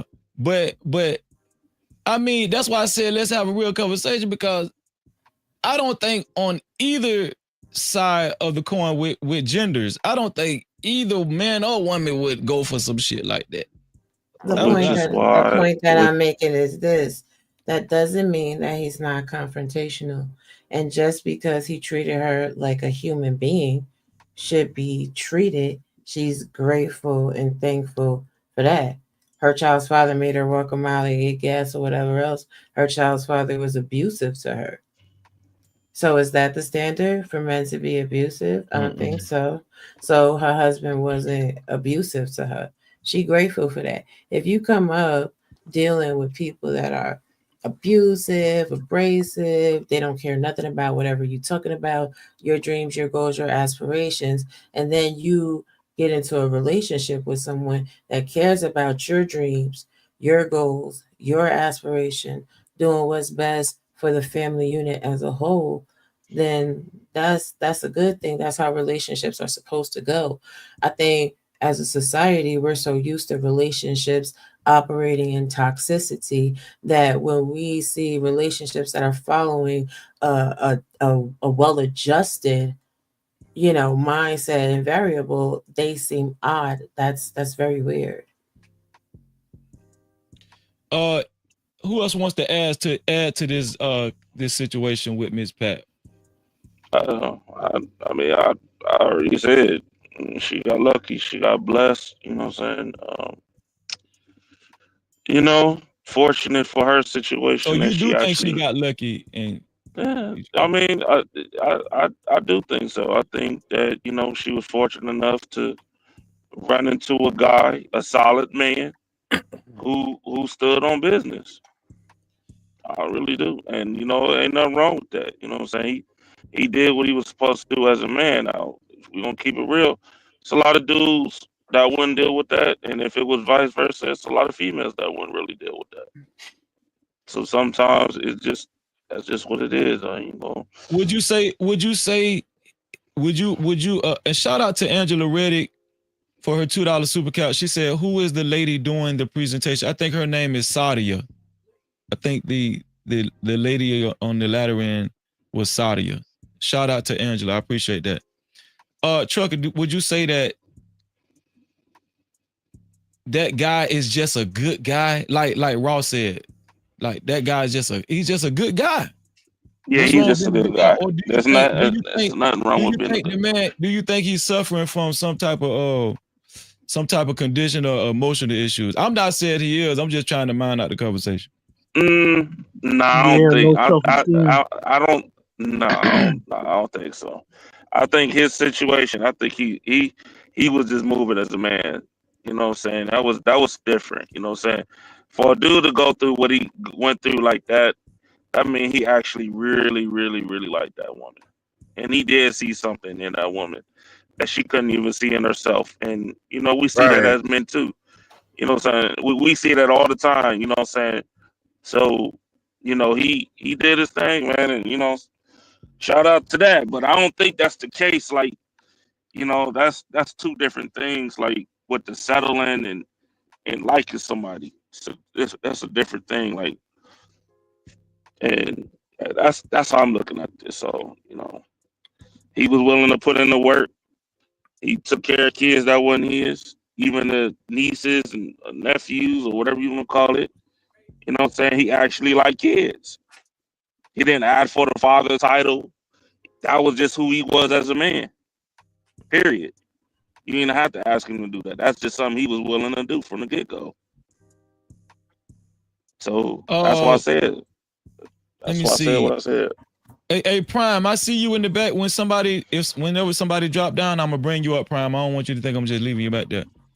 Freezy. On that note, you guys have a great evening. I'll catch up with y'all later. Peace to the panel. Take it easy, man. God bless, dog. God bless, man. M Hotep in the building, man. Appreciate you, bro. My boy. Peace. Appreciate No you. Cap-tivity. Prime, you can come back. We got room. Mika, it's great to see you, Mika. How you doing? I'm fine. So I'm late. It's up here in the midnight hour. I appreciate you. So let me go to. So we did Raw. We did Trucker. Let me go to. Let me see. Sale. What you think, Sale? Is the nigga crazy? Is he kind of crazy, or is he just a good bad? Or what you think about that situation with Miss Pat? I give it to you like this. When a man is in love, when a woman is in love, I'm gonna take gender out of it. When a person is in love with a person, I'm not gonna use the term "but willing to accept," but I'll say that they are more than able to blend their worlds together. This man saw this woman and he chose her to be a part of his world, and he decided to invite himself and invite her into his. That's just a good dude. That's a solid dude. He don't ask questions. Right. He don't fuss. He don't Sale, complain. what about this though, Sale? He would have had more money. He would have had more money if them 6 kids wouldn't have came into play. Don't matter. Don't matter. Yeah, It don't don't matter. matter. Listen, Don't Okay, okay, help me your mind about if money is a factor in love, then you ain't in love.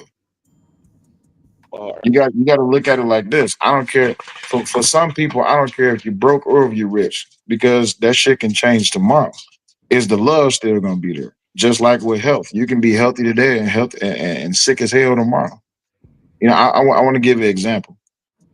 My brother, and I love him to death.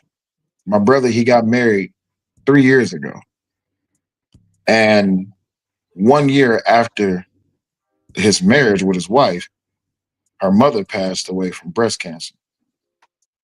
The next year, her aunt passed away from breast cancer. And in that same year, a couple months later, they found breast cancer in his wife. Hmm. My brother's wife has been declining since then. My brother take care of not only his child, but also her children. And he also helped take care of the whole entire family. My brother worked himself to death. He's had 3 car accidents this year alone, just trying to make sure he make ends meet. He even goes to sit at the what do you call it, chemotherapy. He goes to sit at the chemo sessions with his wife and all this, that, and the other. His wife, like I said, his wife is slowly deteriorating. For some people, they would say, well, you should go ahead and think about moving on to somebody else. But this is where we talk about the conversation of love. No matter how sick you get, no matter how rich you get, no matter how healthy you are, or how poor you are, love it can't be questioned. So even with the situation with Miss Pat, I don't care how many kids you got. I don't care if I got to help do this, I got to help do that. This is what I'm doing for you out of love. I'm not doing this to get something in return. I'm doing this because this is what I know. This is the only thing I know how to do is love you. And if that can be questioned, we need to stop talking about relationships. Because if okay. ain't nobody be in love no more, then we all just need to give it up. Okay, but okay, listen. Let's not pretend. I'm coming to you next, Lucky. Let's not pretend that we ain't witnessed a lot of these conversations where they say, well, guys say, first of all, it's a lot of guys promote, do not even get involved with a single mother. You know, anybody that know Freezer, I do not subscribe to that. I'm just minding out Of the course. conversation, Of right? Them course. niggas be lying And like a mother. we've Them niggas be heard lying, bro. They lying like a here mother, it is. dog. Here it is. Listen, because it's finna get interesting. We've heard a lot of relationship gurus in this space say marriage is a business, right? Marriage is a business, and Yeah, I hate that a stupid lot ass of these shit. guys that subscribe to that mindset, that man made a bad business move before Miss Pat actually broke into stardom, right? Before a lot of guys would have told that guy in this space, man, that dude dumb as hell, and And he did not make a good business decision with marrying that woman. but watch this though. Okay, go ahead. Go ahead. Those guys who would complain about his decisions in marriage would kill to be in his position to where they have been retired by their wife. Bingo. Yeah, but a lot of them guys wouldn't have they wouldn't have took that risk because that a lot of guys would say that was a big risk that dude Is took. Right? is love a risk though? I don't like to be in risky love. I don't like that. I like. Every day you wake up, you at risk of something. So Well, oh, why not spend your days being in love and showing love and giving love to the oh, one you love the most? shout out to Cellulite, man. Cellulite, you need to make that into a poem, dog. Yeah, for real. I just play video Lucky, games, so I just play video games. Lucky, is the nigga crazy, Lucky, or he just a good man, Lucky? I mean, she has 6 kids, Lucky.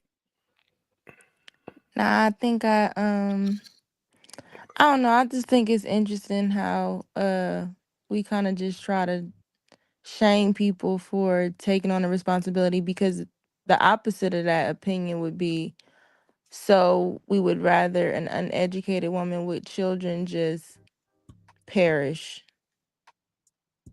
Like, because if somebody step up and help her, the male community who wouldn't do it is like, nigga, you crazy for doing some shit I wouldn't do, but nobody asked you to do it. That's why he doing it. Can we just like You know what I'm saying? It's like we have to assume he have to come from a single mother. Something gotta be wrong with this nigga to even do that. Like, or maybe he was in a certain place where he didn't mind doing that.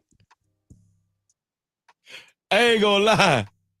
Listen, y'all know I'm gonna keep it real.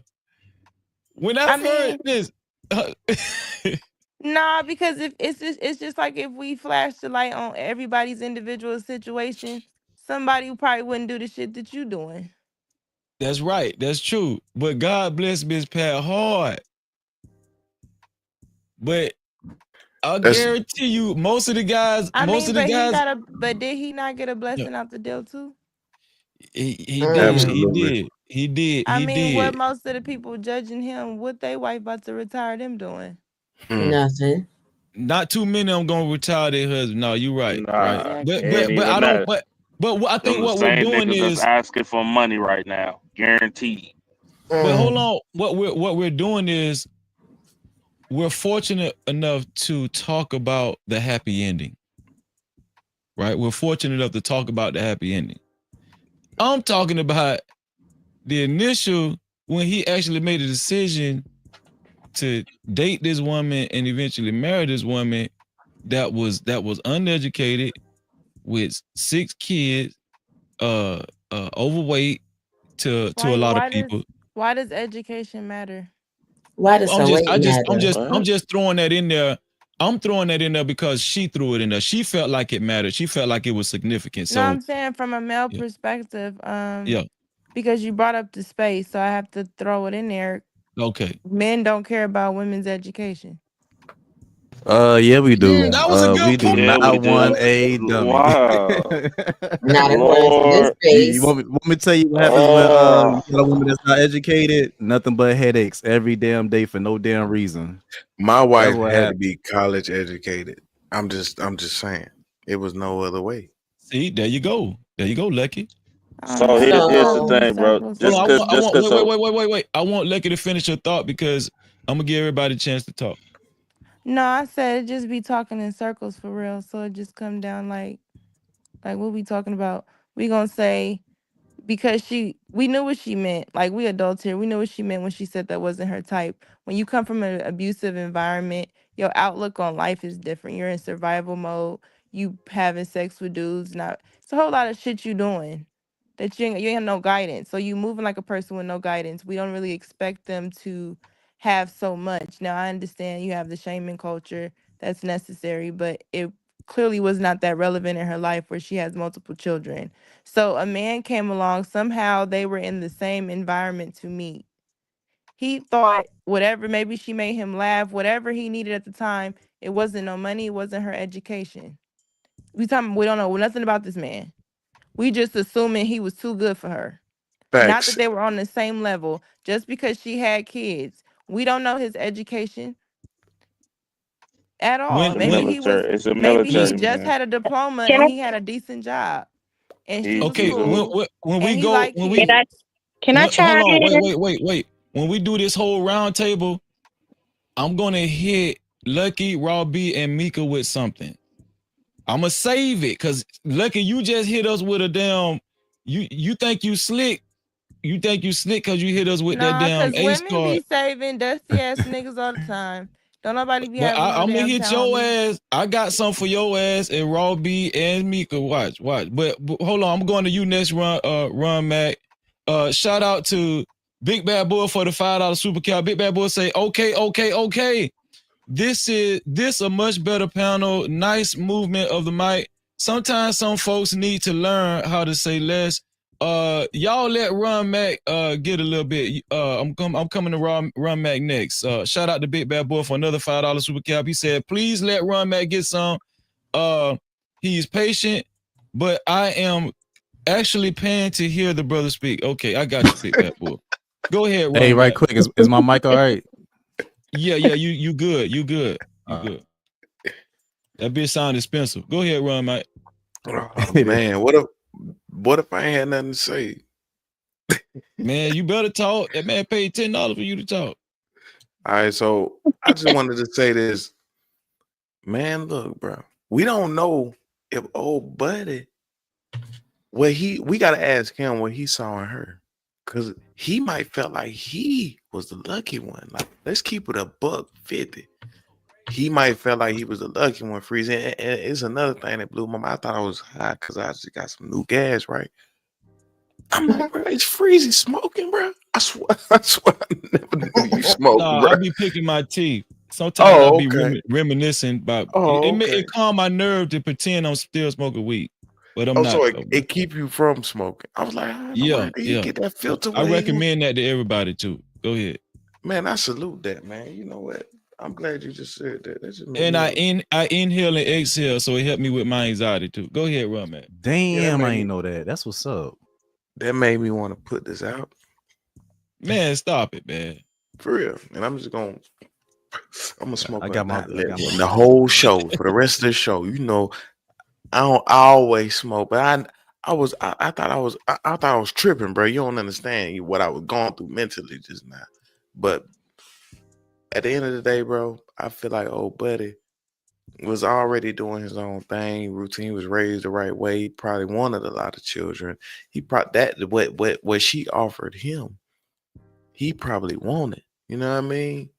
And what he saw in her, he probably felt lucky to even have her in his life. So, you know, he felt lucky to have her in his life. He probably did. We don't know. We don't know what you got to explain that one now. All right, so Pete Gang. Let's keep it real. He probably corny as corny can be. He work at GM in the warehouse all day. He ain't out there in the street doing no crazy nothing. He doing his business. He handling his business. He working his 12 hours, going home. 12 hours going home. That's his routine. Messed around and through passing met this funny big cute little chick, and she was real funny. Had him laughing and everything. Then got him. Mind you, she just said that he wasn't her type, right? So that means that he was corny, because her type was hood street cats, and we know for a fact I was a hood street cat. I'm not corny. It's a lot of not corny street cats, but there's a lot of messed up situations that be going on in that life. But my thing is, he was far removed from what she was used to. She already done did all of that cool stuff, and it didn't turn out the right way for her. So she found a cornball. Like, let's keep it real. He had a little bit of money to her. You feel me? Now so she able to pursue her dreams and do what she really need to do. She able to go to them comedy shows and comedy clubs and do this. He rich, bitch. Yeah, he wasn't rich. He rich now. He was comfortable. Yeah, he rich now though. You know what I mean? Because his helpmate went out there and made something happen for the table. Okay, let me go to Mika. Mika, what you think about Miss Pat and her husband now that stuck it out with her? Is the nigga crazy? No, I don't think he's crazy. Me personally, I'm gonna just keep it 100. I think that he's actually healed. And we don't know what was his reasons for taking her in, but it had to be possibly in his life. You know what I mean? Maybe growing up, she doesn't say if he, lived in a single home or however, but he could have possibly dealt with a lot of issues growing up too. You see what I'm saying? He could possibly have a lot of, seeing a lot of abuse or any type of thing, and him going through what he went through, he probably had a chance to heal. So maybe he's seen his mom go through things, and he wanted to have kids. You know what I mean? She doesn't have a lot of kids, but she took on her sister's kids. So maybe as they communicated, she expressed, we don't know why she had her sister's kids. She didn't state that. But I think for her to even take them on, that was a blessing to her from God, because those kids could have been in foster care. Those kids could have been raped, molested. We don't know what the background and why she took on the role of all those kids. But God sent her a helpmate. And I'm quite sure they had bumps in the road in the relationship, and she was used to the streets. You know what I mean? But a lot of times when you have somebody in the streets, and it don't make him a sucker, it don't make him less than. You know what I mean? Because everyone is different. You know what I mean? I myself, I'm a single mom, but I went to FAMU and I love music and stuff like that. But I also took classes at a technical school to learn how to work on cars. So I always call myself like a Jill of all trades. You know what I mean? Because you have to be able to do different things. And as a single mom, like my son, deadbeat daddy. I call him deadbeat. I call him deadbeat because he lives a few streets over, and my son is 10 years old. My son, he deals with anxiety. He has slight autism. But if you see him, you can see he's a happy boy and all of that. But at the same time, he's went through a lot. He's been bullied. He's been harassed and picked on by other kids. But his dad, as his mom, I've never left that. I never closed that door. But it's always him at age 60. My son, he gives my son false hope. I'm the one that does everything as a single mom. His games, train him in basketball, football, the team mom, and everything. When he's sick and all of that, but he goes to see his dad, and his dad rejects him in a sense. My son built up the courage not too long ago to go to his dad, and I'm standing there. He's telling his dad how he feels, and his dad laughs in his face. That to me, that's not cool. Okay, I got a question for the ladies, and then I'm gonna go back to the men. For you, Raw, and for Mika.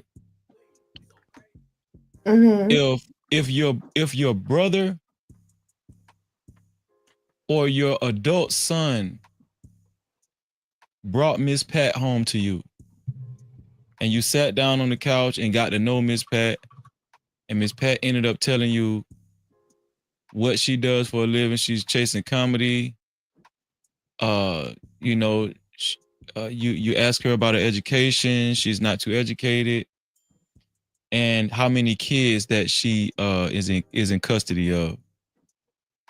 Would you kind of pull your son to the side when you by yourself with your son, and kind of tell your son, you might want to rethink this? Would you all tell your son that? Absolutely not. As long as she's treating him right, she's respecting him, and he's happy, I'm going to honor his process as a man to make the choices for himself and his future and what he deems appropriate. Why would I tell him to not be with somebody that's willing to love him the way he needs to be? Raw, remember, Raw, the lady was on the road a lot and she was gone a lot, and your son would have to tend to them kids, her kids. Who said he would have to? That would be a choice that he would make, because who was tending to them before he came into the picture? See, I think it's very interesting. It's intriguing, in fact, that it's the assumption that he just had to tend to them kids. Them kids was being tended to while she was chasing comedy before she met him. Why do you assume that he just had to take over and take control? Yo, Raw. You know what? Hold on, bruh. I'm gonna drop your ass again now. We don't operate like this up here. Okay. So go ahead, Raw. Finish your thought. So I just think that it's very odd. There's a lot of assumptions being made about how their relationship works, what he had to do, what he didn't have to do. Is it not possible that the only thing he had to do was show up and love that woman? I mean, she was an adult. All bullshit. She was. Oh, I'm sorry. I was still. She was an adult, and she was taking care of them kids before he came in the picture. She was chasing comedy before he came in the picture. He enhanced her life. He didn't start her life. Whoa. Right. Oh Go wow. ahead, Mika. Wait a What minute. if it was your son or your brother, Mika? And thank you for that answer, Rob. Go ahead, Mika. You're welcome. Yeah, I like what she said. Now, me, I'm thinking the same way. Because if he stepped into that role, it must be with something that captivated him about her. He had to have known that my son would have had to know that this lady had all those kids. And I know the type of heart I have. My son would be the same way. You know what I mean? As far as, you know, seeing someone's heart. If he has the finances, he had to have some type of finances to be able to Look, compensate and help her, to hold her up. You know what I mean? And I'm like what she said, she's had those kids before he stepped in the picture. So, you know, she was on the system, and I did hear in the video about she getting food stamps and all that. But you know, a lot of times people get assistance and stuff like that. So they get I a mean, per she probably adopted those kids. I had hey, my son, so that means she probably got funds from the state. You know what I mean? So wait a she second. probably had funds coming in. Wait a minute. Can I ask you a question? Yes. Go ahead, Mika. Go ahead, Mika. Okay, and what I'm saying is she probably got some assistance from the state, you know, financially. When he came in to the picture, it did help her, you know, take some of the weight and burden off of her shoulder. But for him to believe in her, to say, hey, you go do what you doing, I got your back, that shows to me a lot of love on his part. You know what I mean? So I commend him for doing that. If what she wasn't a sad case, you know, or something like that, he didn't see her as that. He saw her as a piece of his heart. You know what I mean? For him to just stay in there and do what he doing, and look at them now. Him believing in her, he probably had already did a lot of the stuff he wanted to do. He probably ran the streets before. He probably did all, you know, the things he, you know, he wasn't proud of, but he made a change. And then when he got himself together and he became, you know, he started loving himself and a changed man, then that's when God probably connected the two together. So this is my last And I mean, question for you. This is my last question for you and Raw. So if Mhm. she was on the road a lot, right, pursuing her comedy career, and let's say your son, he does have a good job, and he makes good money, but he does need someone to watch these kids from time to time, and you guys we're having to watch these kids more often than not. Would you have a problem with that? No, because I'm reading the underlying thing. Maybe she did have, maybe it was other people who did help out. Maybe he was like the main person, but No, maybe he had I'm saying hypothetically, if that wasn't the case. Listen, here's the thing.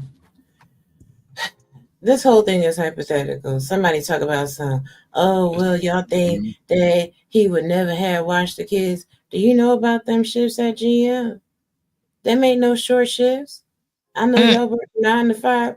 People at GM do Sure, work sure. 9 to 5. You They do haul not. them. You haul them. Will Oh you? my God, Jesus Christ, Latter-day Saints Yeah, and the I Mormons. think I'm I gonna swear ban to him. God, people try, they want me to yell Oh, or okay. something. I don't know. But Let's see what's people going on. people that work at GM usually work 12 hours plus on the shift. So why do y'all assume that he would just be the one to take care of them kids? That is so weird to me. I'm sure he watched the kids on occasion, but again, she had them kids before he came into the picture. Like, do y'all? I really want to know. Do y'all just think that like women's whole lives start as soon as y'all come into to the room? Like, is this the issue that men are having with single mamas? Like, you think that a single mama gonna require you to do everything because she was unable to take care of them kids before you came into the picture? That's a logical fallacy. Especially if she was getting government assistance, that means she probably had somebody child care voucher or whatever else. Come on now, for real. And see, I'm a mail carrier. And I make a lot of money, but I've had to take out loans and stuff like that because I'm the only one doing everything. So it's like I can't even get $2 out of my son, Daddy. You know, and just like Christmas is a few days from now. My son struggling. I'm struggling, even though I'm a mail carrier. And my son, he wanted the lamellos. And these children these days, they so smart. And we went to the mall earlier today, and I spent, even though I'm limited on funds, I spent over over $100 something for him to get those shoes because he really wanted them.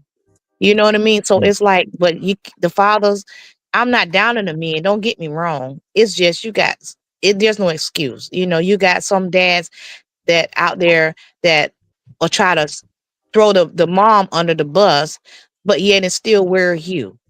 You know what I mean? So we can't say that when the man stepped in her life, oh, it just, bam, he's doing all of this. She had to have some kind of pattern going on where she had some help other than herself.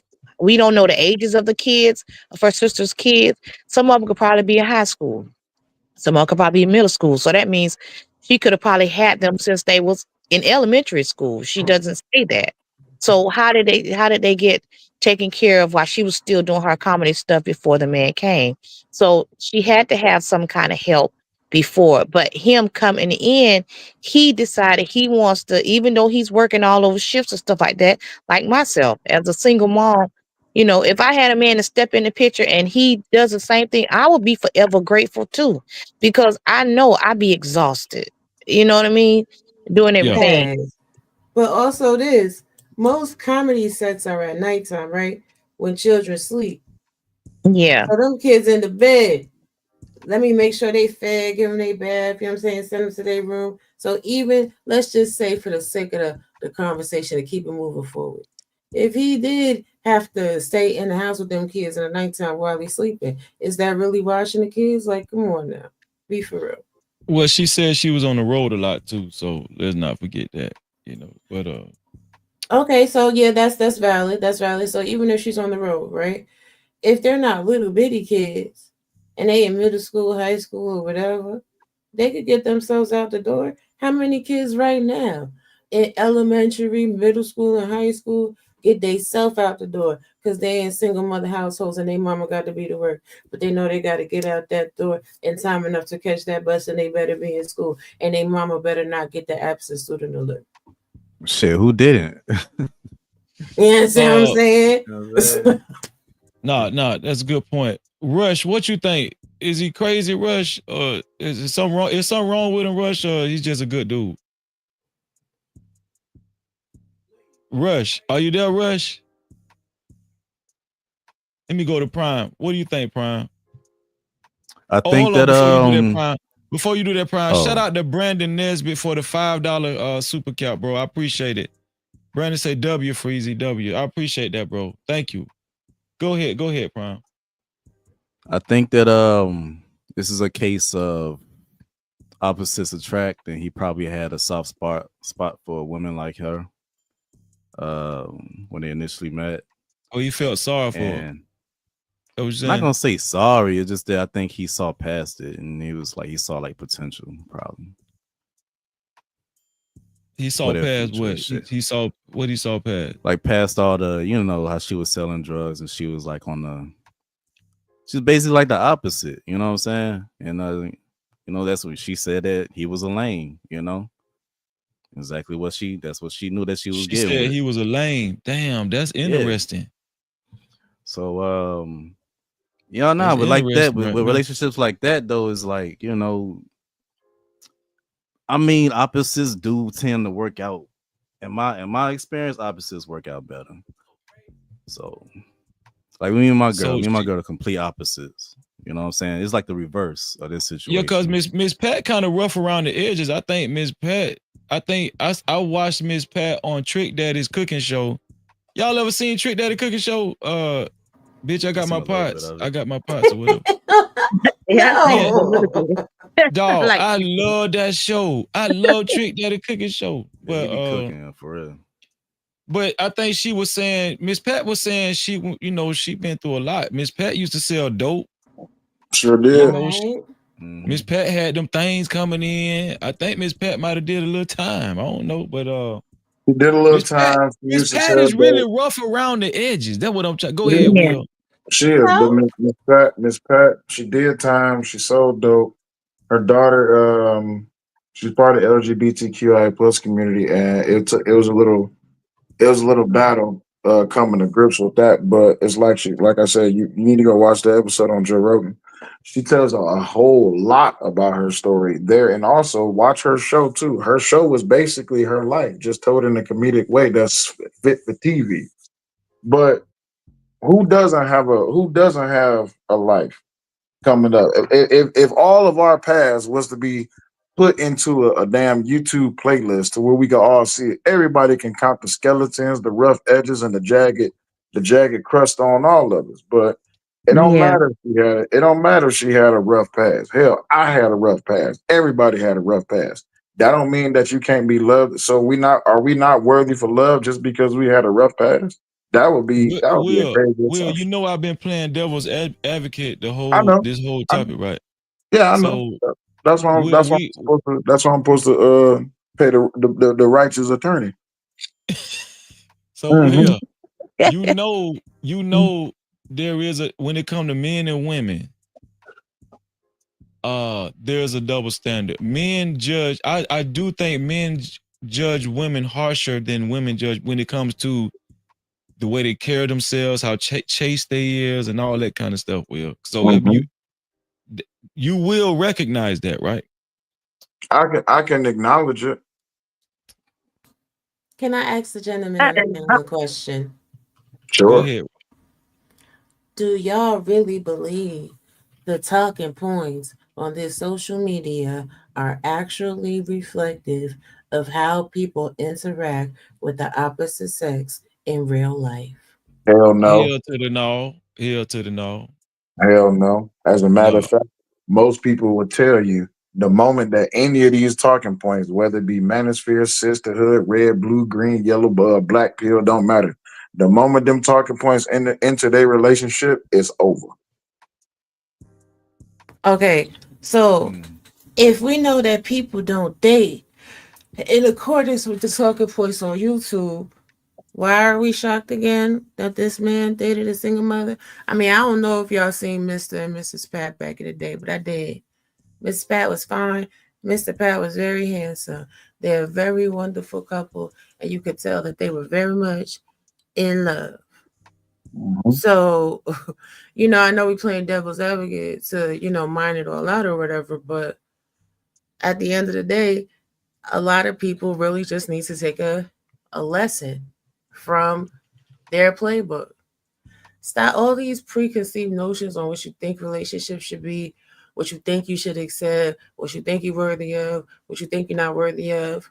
Let's start putting all that to the side.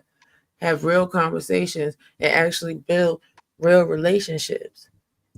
He was the light during a period of their time, and now he gets to rest because now she is the light, and what she's doing right now, it's the whipped cream and the cherry and the sprinkles on the dessert bar. He's cooling right now.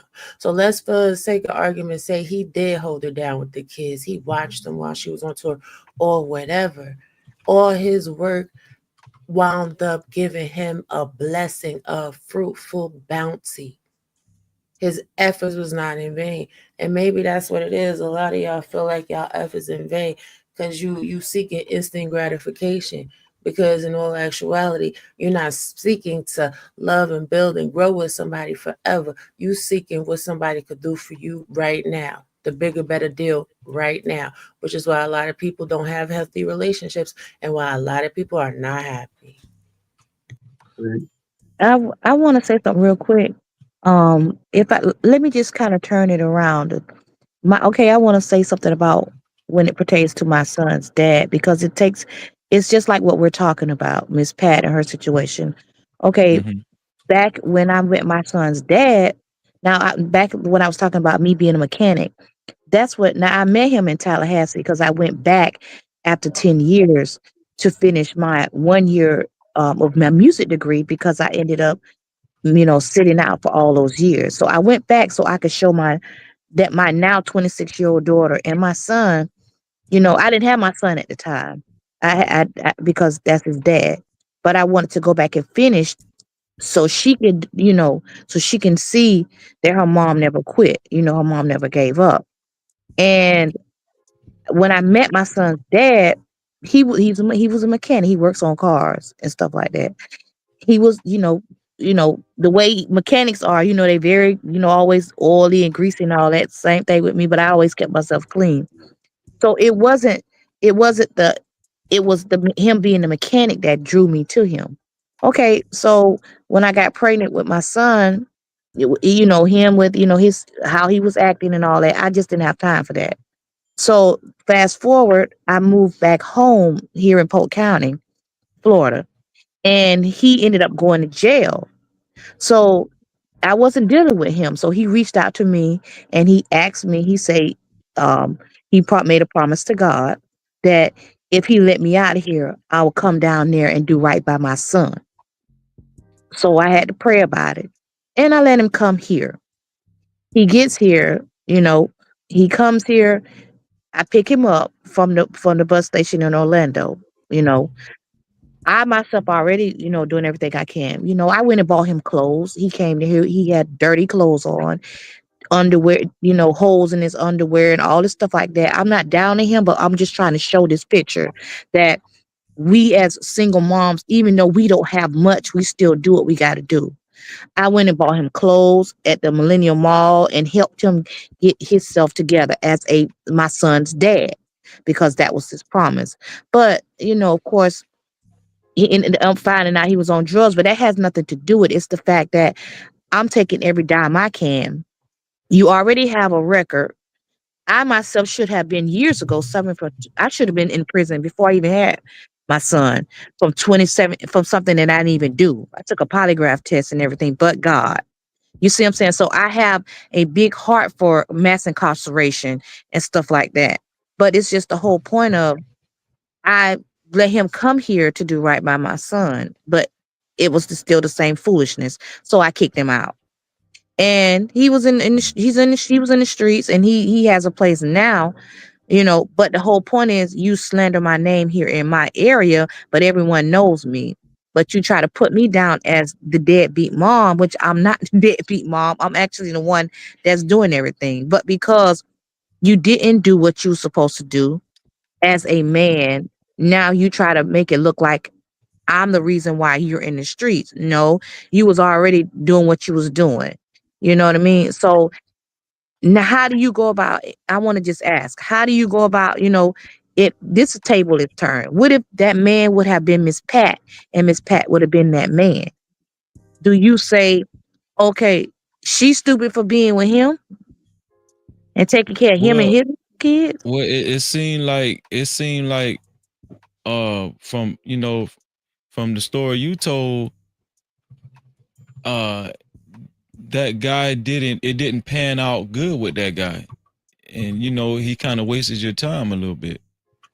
Yeah, but at the same time, I know too that his mom, the pattern.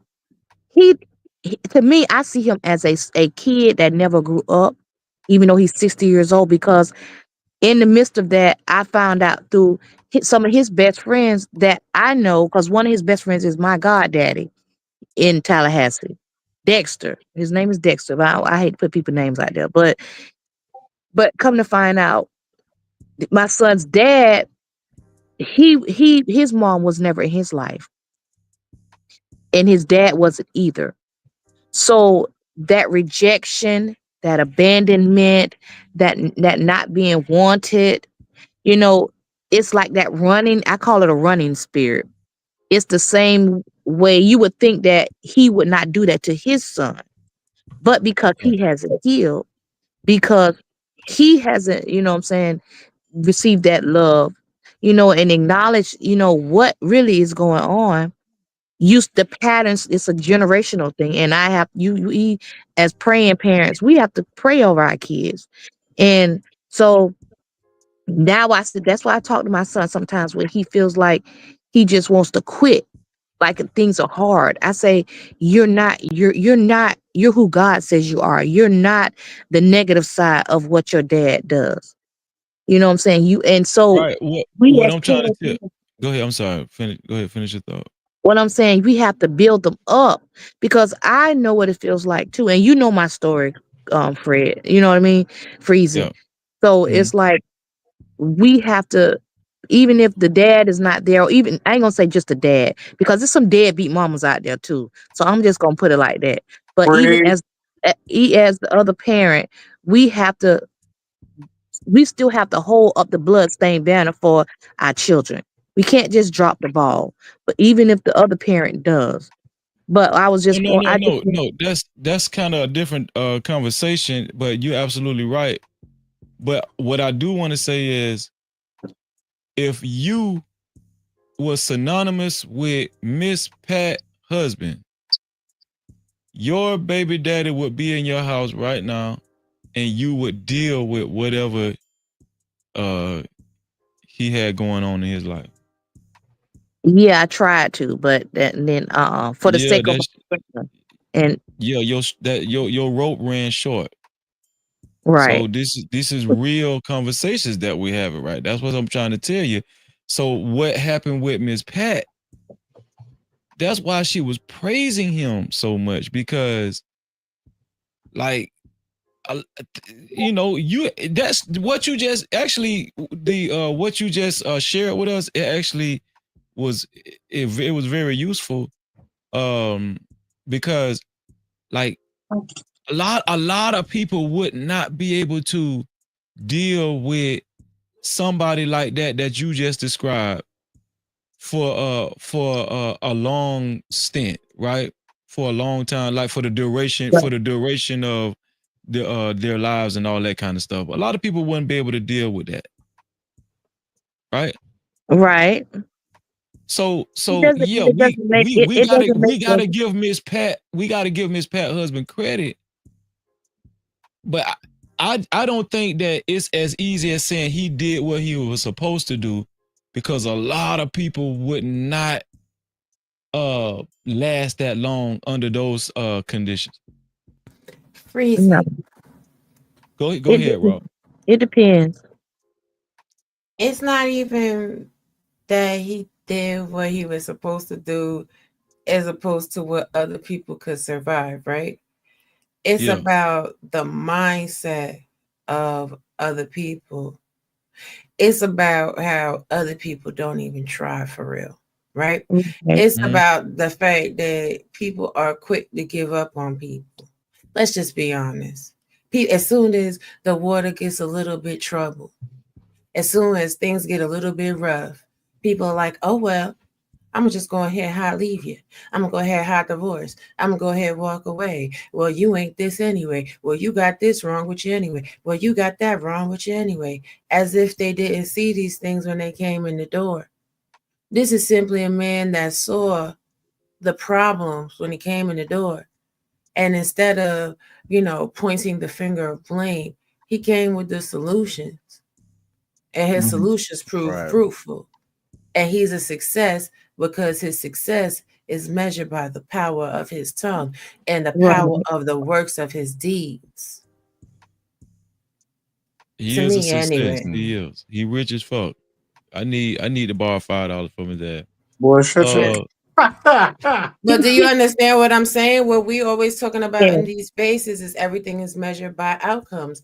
By outcomes, he's more successful than all of the men in this space for real. Like he took a woman that most would consider broken, that most would consider less than, that most would consider not favorable, that most would consider disadvantaged, that most would run away from. And look at her now. Look at God. Look at the power of a man that submits to God. You're saying that he defied all of the negative all of the negative rhetoric centered around a situation like that, actually, accepting this woman and her children, and accepting and supporting this woman. You're saying that he actually defied all the negative rhetoric.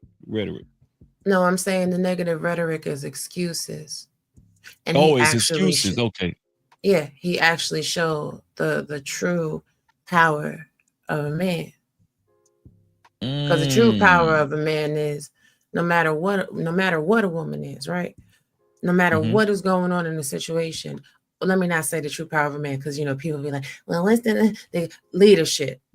Leadership is he took this woman right here from being a drug dealer. That was unacceptable. She's not doing that no more. He took this woman from having a wretched mentality, a broken spirit, for the streets vibe, and made her a wife. You understand what I'm saying? He made her submissive. The way she praises her husband, that is submission. So from a woman that was so uncontrollable, he tamed her. Rush, are you back, Rush? Next level, what's your take on Miss Pat describing what her husband went through with her and seeing her to the level of success that she's at right now, and her describing, her situation, you know what I'm saying, that he actually took on. What's your take on it, Next Level? I mean, we heard. Is he crazy, Next Level, or he's a good man? Nah, I wouldn't say he's crazy, because check this here out. Okay. We heard her story, her background. We know her background, but don't nobody know his background. What if this is the best woman he came across? What if this woman showed him so much love that's what he liked? Like, minus the kids, this, the kids that. What if he really like kids? Like, we don't know, but you know what I'm saying? Like, we can't just like point the finger and like, he crazy, or he, like how a lot of people say, he's simping because he got with a woman with all these kids and all that. Nah, I mean, he held her down. Now she holding him down. Do you think a lot of men would accept a relationship with a woman under those terms? The majority of men or the minority of men? I'm gonna take a page out of Hemp book. Well, more than likely the minority of men, but I mean, okay, are you looking for certain characteristics or certain things from a woman, like far as, do she have children? Do she not have children? Or are you actually looking for love? It just depends on what you're looking for. Like I said, maybe he just really found love in her. Maybe he really cared about her. Maybe he started caring about her kids and her nieces and nephews. I mean, you never know. Would you say that more than likely she just had good head? Like a good head on her shoulders, or like? Nah, I wouldn't. My that Georgia down. That Georgia down. I wouldn't say good head. I mean, because let's just be honest, good sex could play up. Like, some of these guys be whipped out here. But sex only lasts so long. She said she's still married to this guy to this day. So you can go get sick, good head, or a good box here and there. But true love and like obviously he's in love with her. They in love with each other. That's not something you can always come across. Like I said, I don't know his backstory, but I'm just saying maybe that's the case. I don't know. Just to throw that in some there. fire head that you in love with could be hard to come across too. But like you said, in love with. You said in love. Yeah, in love with. That's hard to come across, man. I think it might be a combination of both, man. Breezy threw a curveball in there, but considering her background and shit, she probably is one of them types that know how to put it on you. Oh yeah, she was in the street. She gonna do everything. You know what I'm saying? But okay, let me ask you this. I think he was satisfied with the situation and that too. Let me ask you this, Freezy. Do you think guys like really like fall in love and like, I like this woman no matter what? From good head and sex. So it only be like that from sex and head. Damn, that's crazy. No, I'm asking what's your question? What's your question? Nah, just like I met a woman. You meet a woman, like, and you get to know her, whatever. Like, I really love. I want to be with this woman, no matter what. Whatever comes with her.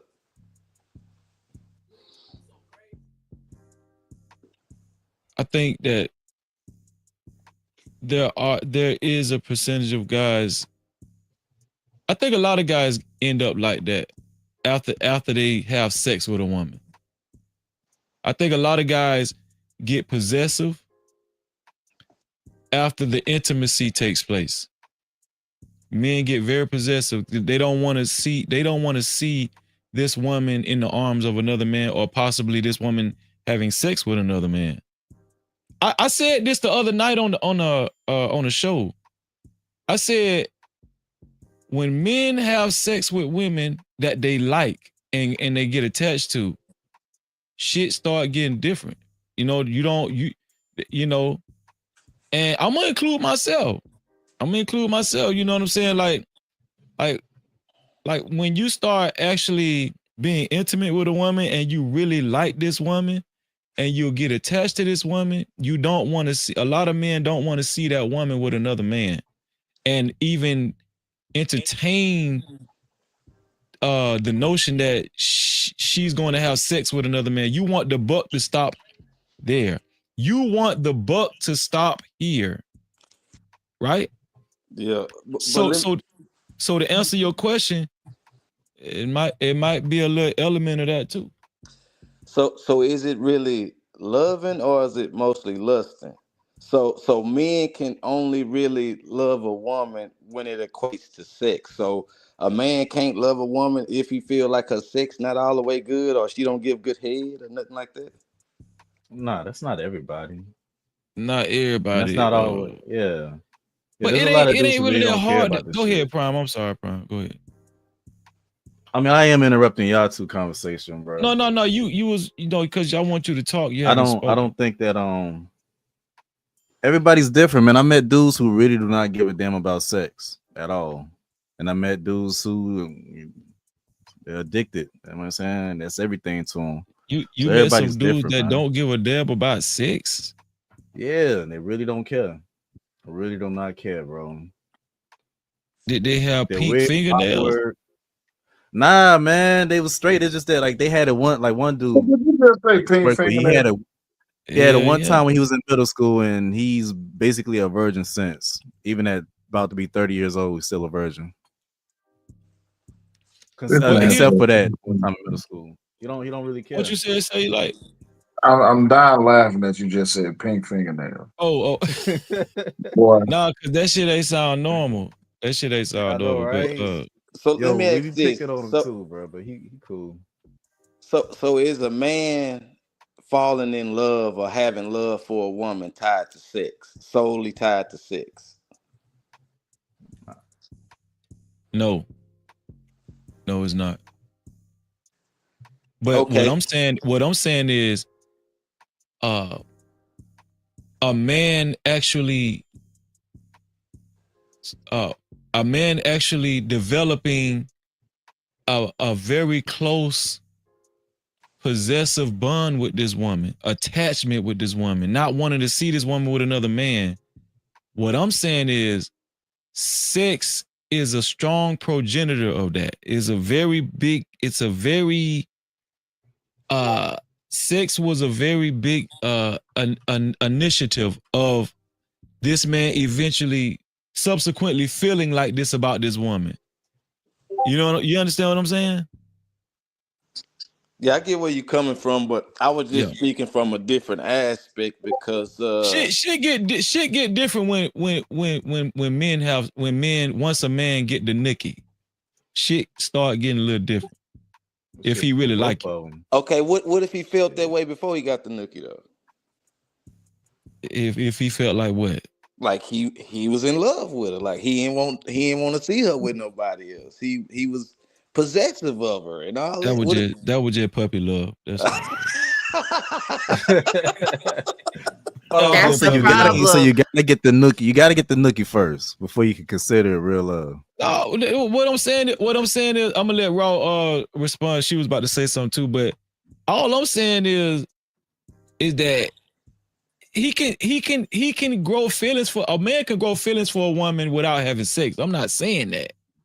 What I'm saying is for a man to actually whoop a dude by the woman and we're ready to shoot and ready to go out and do that type of shit, yeah, he done got the works. He done got the dome and the coochie, and he done felt that juicy heaven.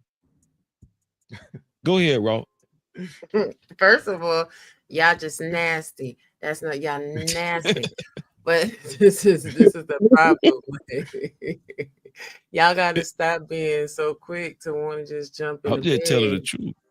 I know, but y'all should be developing feelings before you jump in the bed, right? Everybody's supposed to be waiting till they get married to bust it wide open. That should be the standard from a biblical standpoint. But That's everybody true. out here just throwing it around like it ain't nothing, and then being like, "Well, I don't know, because we can't be in love." Y'all, nobody. Not saying nobody. The vast majority of people nowadays are not in love. They're in lust. They're in lust with someone's representative because they haven't taken any time to get to know the real person. I'm telling y'all, when y'all dating, give it 6 months to a year. Don't have no sloppy toppies, no baloney pony riding, none of that. Just really talk and build, explore somebody's mind and who they are as a person. You will have much better outcomes. You might get lucky enough to be like Mr. and Mrs. Pat. Talk about something that man got. Child, listen. Okay, bro. I'm glad you said that. Let me ask you this: Do like what Freezy was just describing, like is that more on the lust side or more on the love side? That's lust. When Freezy talk about lust. Shit, that man love that coochie, man. Okay. Can lust cloud your judgment and make you like not vet properly? Absolutely. We see it every day. Okay. Nobody's thinking clearly. Listen, if the women, I'm gonna let you go, Mika, one sec. If the women tell the truth, men tell women they love them the most when. I don't want the women to say it, but men, tell the truth, man. Men, now I grew out of this because I'm more mature, because I tell my wife I love her on a regular day. But there used to be a time that I used to look my wife, I used to look my woman her eyes when we was playing horizontal monkeys. Yeah, when we were rocking the boat, I used to be like, man, I love you, man. I love you. I think I cried one time in the bed. Yeah, shit. Boy, don't you admit that online. She A put it lot of on you. men tell their She put woman it they on love them in that type of situation. Freezy is a good man to his woman. Now I'm a number one witness to that. I'm telling Tell you, him, he's Mika. Tell him, man. I'm a good man. I'm a good man and a Mika. He is. He's a great man to his woman. He really is. Damn, I wanna let off that damn strong. I cried. Man, listen. But let me throw this in there. Let me ask you this though, I'm Freezy. trying to see what that'd be like. Right, like, hey, nigga, wait, what, nigga, you cried, nigga? Like, wait a minute. But Freezy, You done cheese some don't, shit that we never even Freezy, thought. don't feel bad. You ain't the only one. I ain't gonna let you admit it on the panel by yourself. Yeah, I don't give a damn. I'm married. Yeah. But here's the thing though, You ain't Freezy. the only one. When you said you used to tell like women or whatever, like I love you, like how like you say what men do, when they in the box. Is they being for real, or is that just the heat of the moment in lust and just to make it feel good or whatever the case? Are they really saying I love you, I'm in love, or is that just something they saying? It's something that You want me to answer that question? Yeah. I think that I say it and mean it. I can't speak for everybody else. I think a lot of men mean it in the moment because men like to feel good, right? They like a woman to make them feel good, right? Think about it. Even when a man is not having sex with a woman, what do most men want from their woman? They want their woman to, to bring peace in their life, right? And to build them up and to uplift their spirits and stuff. What is the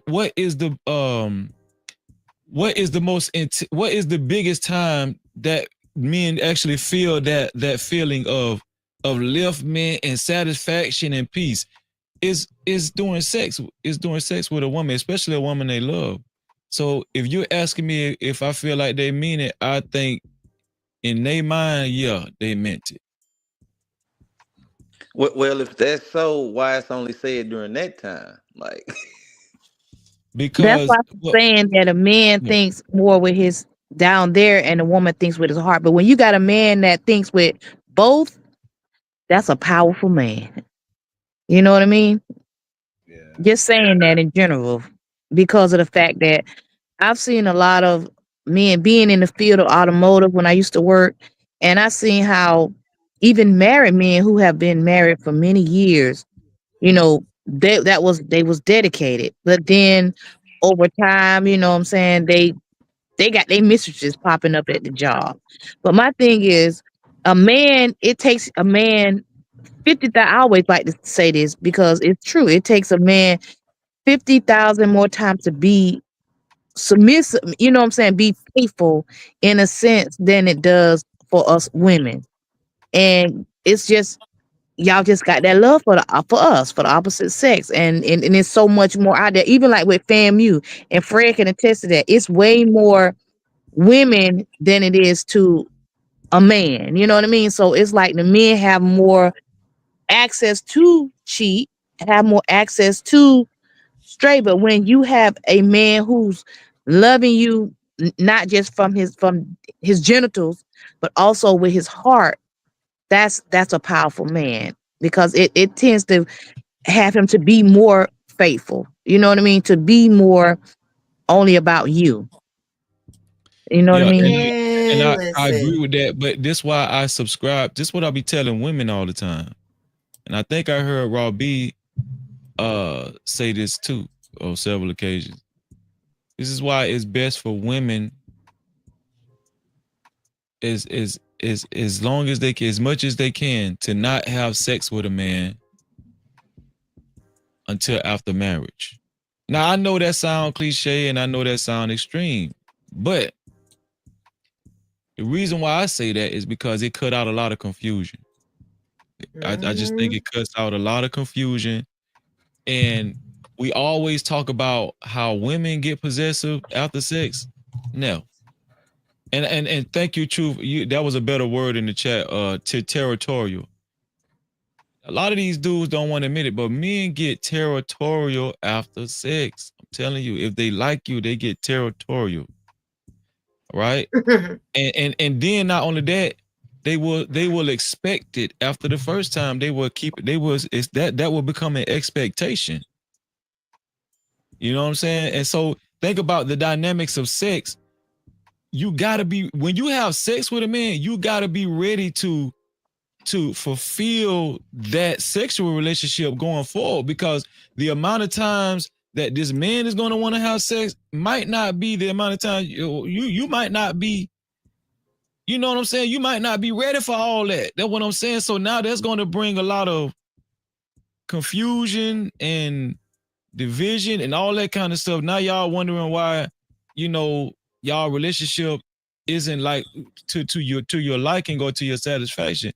Sex had a lot to do with it. Go ahead, Ro. Yeah, because I'm just saying real quick, like, as he should. Once you give him some, you should have that callback cooter. Okay, if you don't got that callback cooter, you're doing it wrong.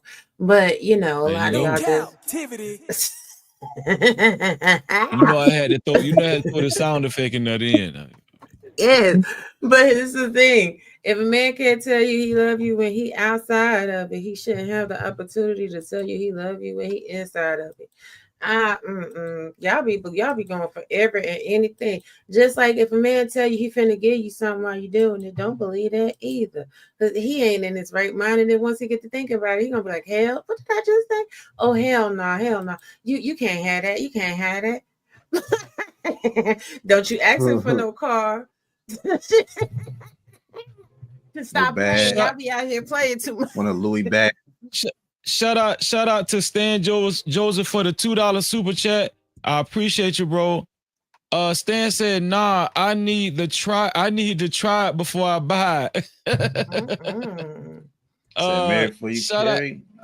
Shout out to Stan again for his $5 super cap.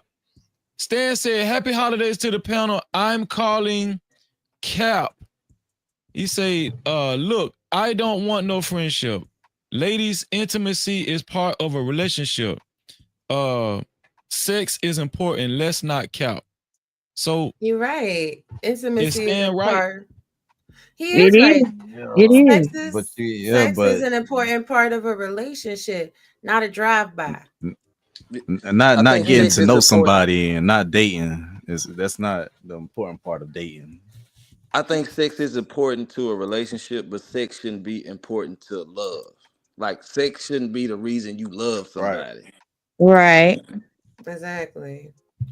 And here's the thing, right? A lot of people want to rush to sex. Now, ladies in the chat, I know you could talk about it.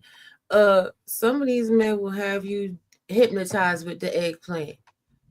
Now you thinking you love that dude. You don't really love that dude. You just love what that thing do. Because as soon as he gets to farting in your house, eating too much of your food, talking too much, breathing too heavy. You like, ew, I can't stand you. Get away from me. Now you feel the type of way because your body is addicted to what his body do, but you don't like who he is as a person, and vice versa. Y'all men will love some cootie cat. Love it down. But when it come with that mouth and that attitude and all of this and all of that, y'all be like, damn, get away from me. Am I lying? I mean, yeah, but you don't have to get it with the mouth. You know what I'm saying? You can get good cootie cat without the arguing and shit. Who say that, Prime? I sure did. I'm saying, Prime, now you of course you can, but let's be honest. You know, I'm sure at some point in your life, somebody has put it on you and you were slightly addicted, and that person had a slight attitude problem, or you just really wasn't with it after a minute. Yeah, that's why I learned my lesson. Never fuck with that again. Right, but that's a lot of people. Just don't go for the cooch. Yeah. Yeah, but a lot of people get it twisted, and a lot of people get messed up because they fall into the, I need to try it before I buy it. I need to taste the merchandise. And now you done tasted some that's crazy. How you easily get into it. You're right. And you want to keep it around. And then it starts sleeping at the house every day. And next thing you know, she's pregnant. Am I telling my story? Yeah, sure. To circle back. Hold on this level. My bad, bro. I apologize to you and just Jay. Good. I had my my volume. I forgot to cut my volume up on my phone for the notification. But go ahead. You say what you're gonna say next level while I bring up these cash cows. Go ahead, bro. No, I was gonna say to circle back to the topic for as settling. It do love make you settle, or do lust make you settle? Because in my opinion, I think lust will make someone settle for a relationship they wouldn't regularly be in, as opposed to love. Because when you actually love somebody, you're not selling at all. You in love with that person. Exactly. And I'm so tired of narratives and dialogues. If you don't stop the cat, you'll be like, oh my God, no sex before marriage. What if it's not good? Like, if you with somebody for a length of time before you get married to them, and you ain't touching on nobody, and they ain't touching on nobody, it's going to be good. Like, what y'all be on for real? I think y'all are overstimulated. I think I'm starting to think that, say that you meet somebody, right, and everything is perfect, right? Your life is so much easier. You can tell it's being more proud. I think that the sex will get ignored. Like how good it is, I think that you might all right, whatever. You know what I'm saying? It might brush it off. It might not be that big of a But deal to Prime, you. you can teach us some things too now. You can teach Oh us yeah, some oh things. yeah, yeah. You know Or what I'm saying? vice You can versa. teach them. I'm even saying like even like physically, right? Even if physically they're not your type sexually, I think that even on that level you'll start to ignore some shit. But That's not me, even right? that. I mean, everybody that's had an intimate relationship, it starts out one way and then it just gets better over time. You think it's getting better Oh, over yeah. time because you tapping at 150 times? Nah, it's getting better over time because you developing a deeper emotional bond. Isn't the key to that? Don't pull all your tricks out the bag already at one time, man. You know what I'm saying? Let's go ahead and save some. Yeah, plus like there's Oh, different, man. it's levels. It's levels to this. You got level 1 through level, infinity. Different days. Stop giving out that hot tour on the first night, ladies. Right. What y'all be, I Man, don't know y'all what so crazy. y'all be swallowing the key of life and then you be like, what am I supposed to do next? Now you trying to do all type of extra stuff, pulling out grapefruits, pineapples, tornadoes, this, that, and the third for what? God damn, Red Pill is gonna be mad at me. Right. Turn down for what? They will live. Trust me. No, it's like I got like when it comes to relationship advice or whatever, it's like there's different levels to it. Like, okay, are you single? Or are you Christian? Like faithful, you know what I'm saying? Most of these red It's like pill you gotta give dudes like is different, not. you gotta give like different advice to different people, man. Most of these red pill dudes is having everyday relationships. They just get on the internet and they just say shit. Let's just be honest. We can get up here and we can talk all the shit we want to, but most of these guys is dating single mothers. Oh man, you should only be with a chick that's fit, feminine, friendly. The cutoff point is 140, but your baby mama 220. And the woman that you living with, she taking care of you and paying your bills. And you come on the internet so you can get cash apps and Talking super shit chats. about her. You know what I'm saying? Like the crazy part is like we're like these dudes be up here talking all this shit. All right, cool, bet. Have your wife sit next to you, or your caretaker, or your handler, or your supporter, or your provider sit next to you and talk that red pill manosphere shit. Let's see what she say then. How fast is your internet bill going? How fast your 2K character gonna get deleted? How fast your the huggy wuggies and the snuggy buggies is gonna get like taken away? Gotta be careful, man. But hey, listen. If it's bringing you $1, go get it. My bad. I was over talking. My bad. I was gonna I interrupted you, but you could keep talking, Sil. I just wanted to add. I'm gonna tell you what I believe how it is for a lot of these guys when they come on you. It's almost like you ever seen a kid that in real life they really ain't, they feel like they ain't in the in crowd, they're not cool at school or whatever, but when they get on video games they be talking shit and they just love the time that they love the time they spend on video games, and they put their headsets on and they get to be somebody who they ain't. Yeah, you remember I that think scene? You remember that scene from Friday when yeah. when he took what's his name chain, and he was like, yeah, you know what I'm saying. But when he leave, I'm gonna still talk my shit. That's how some of these dudes be with their wife, with they chick. It's like, yeah, when she ain't here, yeah, you know what I'm saying. Yeah, won't walk the bam. But when she come home, it's like, yes, master. It's like, what Yo, there's a perfect skit on Key and Peele they did, man. I gotta figure out where it's at. What they call it? The They one was with the B word. They be hiding oh and no. shit. Oh, when they Nah, so the two. Go ahead. No, I was gonna ask you if you was talking about the one where they show the red pill girlfriend while she going through everything that the red pill is talking about. Let me pull it up so I can show. Go ahead. Nah, I was talking While about the you one pull when the two homies get together and then when the wives leave out the room, they talk junk about their wives and they be like, I told her, you know what I told her? I said, bitch. They be looking around the room and shit. Like trying to make sure they not there. I said, bitch. While Robbie looking that up, shout out to Next Level for his $10 cash cap. Next Level, man, I appreciate you, bro. No Next Level, Cap-tivity. I can't. Next Level said I can't super chat but StreamYard Saturdays. I appreciate you, bro. Thank you. Let me go to the next one. Also, shout out to Next Level again for his $5 cash cap. He said StreamYard Saturday he represent for, and we do this every Saturday on the StreamYard software, on the StreamYard, because y'all know through the week I don't use StreamYard, but we hang out on StreamYard every Saturday, man. So this is what we're gonna be doing. Shout out to Next Level. I appreciate you, bro. Also, shout out to our sister Jess J for a $25 cash cap. Thank you, Jess J. I appreciate you so much. No Cap-tivity.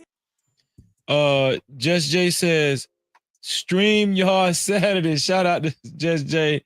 And Jess J, hey, we're missing you up here, Jess J. But she said she might come back. But shout out to Jess J. She already knows she loved anyway. And also, shout out to Jess J again for another $25 cash cap. She said, she said, love you, big bro. POP, hold it down. Shout out to Jess J. Thank you, Jess J. I appreciate all the love. Thank you. You found it, Raw? Nah, because my friends be sending me a whole bunch of stuff. I'm looking at my daggone Instagram too. I got like 5 of them. Give me a minute. Y'all can go ahead with the conversation. You got like 5 Instagrams? Damn. Yeah, I do. I got a couple Facebooks too, a couple emails. It's a lot. Trying to keep track of everybody, you know. Yeah, I be trying to delete my shit. Figure out how to delete it. I can't because I got business to do. I really want to exactly. But Freezy, I had like kind of posed that question for you did that far as. Oh, hold on, Next Level, because I missed some. I got some more super cats. Let me read them right quick. Let me see. Say, Stan say happy holiday. Okay, here we go. Narratives with the $5 super cap. Narratives say no sex before marriage is wild. What if you find out it's not good after marriage?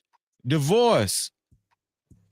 Sex is important. Otherwise, you'll be playing house. That's what Rob B was responding to. Did you want to respond to that again, Rob B? Yes, knock it off. Stop it. Talk about some divorce. The hell, you don't know how to make sex better? Is that the problem? A lot of men simply just don't know how to make sex better. I mean, like for a dude, man, I mean, that's a whole as long as the coochie not dry, like, you know what I'm saying? Like, what else is there to? I mean, is she just laying there? I guess that's the only other way. Sex being good is depending on. I thought it was depending on us. We the ones who dry that shit. You know what I'm saying? No. I mean, it's a participation sport. Okay, so true. You know what? I can't even tell you. I'm gonna get in trouble. Yeah, but top, no, you know what I'm saying? Yeah, do her thing. Yeah, you just have to encourage greatness. Yeah. Oh, that's listen, right. We're gonna talk about that actually, if y'all don't mind. Can we talk about that after Next Level say what he got to say? I want to talk about that because I think that's very important. You got a couple more. Okay. Tonight. Shout out to Stan Joseph for his $2 super cap. Stan said, Raw B, drop that formula for us men to keep up. Shout out to Stan Joseph. Well, my baby could give you the formula because he got the recipe. Baby, tell him what the formula is. What formula? What you talking about? To hold it down. Mm-hmm. So, all day foreplay. That's easy. What you mean? All day foreplay. Why you only gotta wait until the sun? Why you only gotta wait till the sun go down? What you mean? Listen, you should be trying to stroke that thing. And I ain't just talking about actual sex. I'm talking about not just stroking her body. You should learn how to stroke her spirit, her essence. Listen, grab her by the pussy. No, not just grab her by the no. That's too easy. Grabbing her by the pussy is easy, right? But can you grab her essence? Can you grab her soul? Can you make it to where that the air that she breathes don't taste the same when you're not there? What about when the food that she tastes, it don't taste the same when you're not there? What about the water that she drink? Heat ain't the same when you're not there, right? So when you can introduce all day foreplay into this whole entire thing, into this thing called life, life ain't the same when her heart don't beat the same when you're not around. You see what I'm saying? And then Is it good works. to do that early in a relationship though, or should you just wait a Hell yeah. little bit? You know what I'm No, saying? no, no, no, Like, no, no, no. See, that's where this is where clear and concise, honest and transparent communication comes in, right? Because we don't have to lie. As men, we can lie our way to some, but we don't need to. See, the thing about a woman is what she values the most is honesty, clarity, and transparency. And if you can give her that, you already got it in the bag, but it's gonna take more. Just because you got one foot in the door, you still got more work to put in. So when you show her you're not afraid to not just love on her body, because any woman can get her body loved on, but do you actually pay attention to the essence of her? Does she complete you, and vice versa? Do you complete her? That's where this whole entire thing goes in. Yeah. Sel, you Why, giving you need to be taking coaching calls, Sel. why I need to be taking coaching calls? These Because niggas you don't want can to teach listen. these They people. they don't want to listen to me. I'm gonna tell you why. Baby, how long have I been saying this? Since I've been on the internet. They don't want to listen to me. But but Thing but is, go ahead. but Sel, do you think most men put they all into a woman, like in a relationship, whatever the Most woman they men talking don't to? want to put their all into a woman because what they want is outside sex. Man, this conversation getting deeper and deeper and deeper. And I ain't talking about sex. No did. Shout out. they don't put they No all diddy. because they want outside sex. I wouldn't say that, right? All right, I would say like definitely in the first couple months of a relationship, I think men are starting to learn more to not put they all into it, to pump their brakes a little bit. But my Doing but these my things, Prime, you message, know what but I'm saying? my Prime, while message. they Because they don't doing want that, because out of protection, you know what I'm saying? Because they don't want to get too pussy whipped. You don't want to, you but know, It Prime, ain't while it try they ain't to be a about doing that. that, player. do they require the woman to give them their all? Exactly. Come on I now. don't think so, Yep, but I they think I they do. end only up do doing it I either way only do though, because the They I woman is only, supposed to be more in love with you than you are with her. what you mean? That's a general. All right, my bad. This is a general. Uh, I don't know. A lot of people agree with this shit. You should not be more in love with your woman than she is with you. What the Point hell? period. What? Uh-oh. Because Who they handle the told you this? emotions and shit like that. They No handle Who the told you emotions this? and shit like captivity. that a lot better than we do. You know what I'm Who told saying? you this? Who told you this? It's been talked. You know what I'm saying? It's a saying. It's been talked about. This, You this know, not Where it's YouTube. been This not talked about, YouTube talk. Prime. This not YouTube talking points, is it? It's that I men mean, it's they real. they afraid It's a real they life, afraid to open up like that. huh? I My say a lot bad. of What you times it's say? the man that's afraid to open up like that. Yes, women we're more emotional creatures, but at the same time, men can too. I can But tell you they this. a I've lot of had I times better they success knew afraid. when Fanny I P was don't. coming back. I honestly say that I have more success when I stop like putting my all into it, like immediate, like Mm. just Oh no. hold back a little bit. You know what I'm saying, bro? You get way So more it's out of success. Well, fear. It's out of fear you don't put your all Nah, into it a ain't woman. that. It's like you fuck it up when you do. You know what I'm saying? here's the thing. Uh-uh. Y'all not wrong. I've been down that road where I held back. You see, I've also been down that road where I left myself wide open. I exposed myself completely. And I get what you mean, right? But Yeah. I'm a well, no, I'm gonna keep it honest with you. I'm gonna keep it Like no, I'm gonna like keep it real with you. I'm gonna keep it 100. I'm gonna keep it 1,000% with you. Ain't no way in hell I could sit up here and say, "Oh yeah, Raw B give me everything," and I just give her 10%. Hell no, I don't have it in me to give 10%. And I told her this in the beginning. Well, I don't know if y'all heard the story, but after a few conversations, I told her, I said, "Hey, just to let you know, you off the dating market." She's like, "What you mean?" I said, "Yeah, that single life is over for you. You mine." And since day one, I've been open, I've been transparent, I've been honest, I've been vulnerable, I've been all of these things because you don't have to question love. So if I want this for the rest of my life, how can I dare give 10% but demand 150? It's not fair. Preach. And you want to and when the man like that, that keeps us moist. That keeps us. Oh, Hey, you got us already. Girl, I be falling in love so quick. I'm like, no, he not. Shout out to Stan Joseph for his $2 super couch. Stan said, "If it's not good, I get annoyed. I need to leave." That's what Stan said. Shout out to the $2 super couch. This the last. Oh no, we got another super couch. Shout out to Stan for another $2 super couch. Stan say, "I agree with Raw B. Just give boring starters. Just give boring starters." Shout out to Stan for the $2 super couch. One more. We got one more for now. No, we got another one. Shout out to Stan for for a $5 super couch. Stan said, like heart to heart TV show, foreplay 24/7. That's what I always wanted. Robbie, there was a drink with peanut butter and few other stuff. Shout out to Stan Joseph for his $5 super couch. And also shout out to Kwafi Nino, aka Nelda's Dialogue, for his $5 super couch. Kwafi say, love great just Robbie, can you read that? Because love is great just as long as it doesn't turn into Fugazi or Derek Jackson, capturing the essence in every part of who she is and vice versa. Kwafi Nino, yes. Let me tell you the secret. Hey, hold on. Go ahead. But Stan Joseph, the tricks that I gave y'all was peanut punch, carrot juice, and horny goat weed. There you go. And pineapple. Eat you a lot of pineapple. And work on your hip flexors. And work on your hip flexors. You should be working on. You should be working on. You should be working on your hips like you're training for the Olympics. You see what I'm saying? Who on panel? They falling in love on panel. Who are these people? No, we in love in real life though, but No.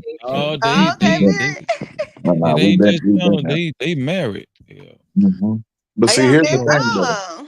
Here's the thing though. I mean, let me tell you this, right?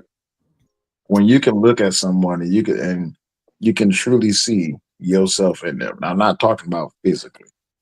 I mean in the aspect of this. And I've said this to Robbie. You wear my reflection very well. And what I mean by that is she has not a piece of my heart. She has my heart to where I see myself in her and vice versa. Because I know if I go down, even when Raw came up here, right? Kids fell in love with her immediately. When I went there, kids fell in love.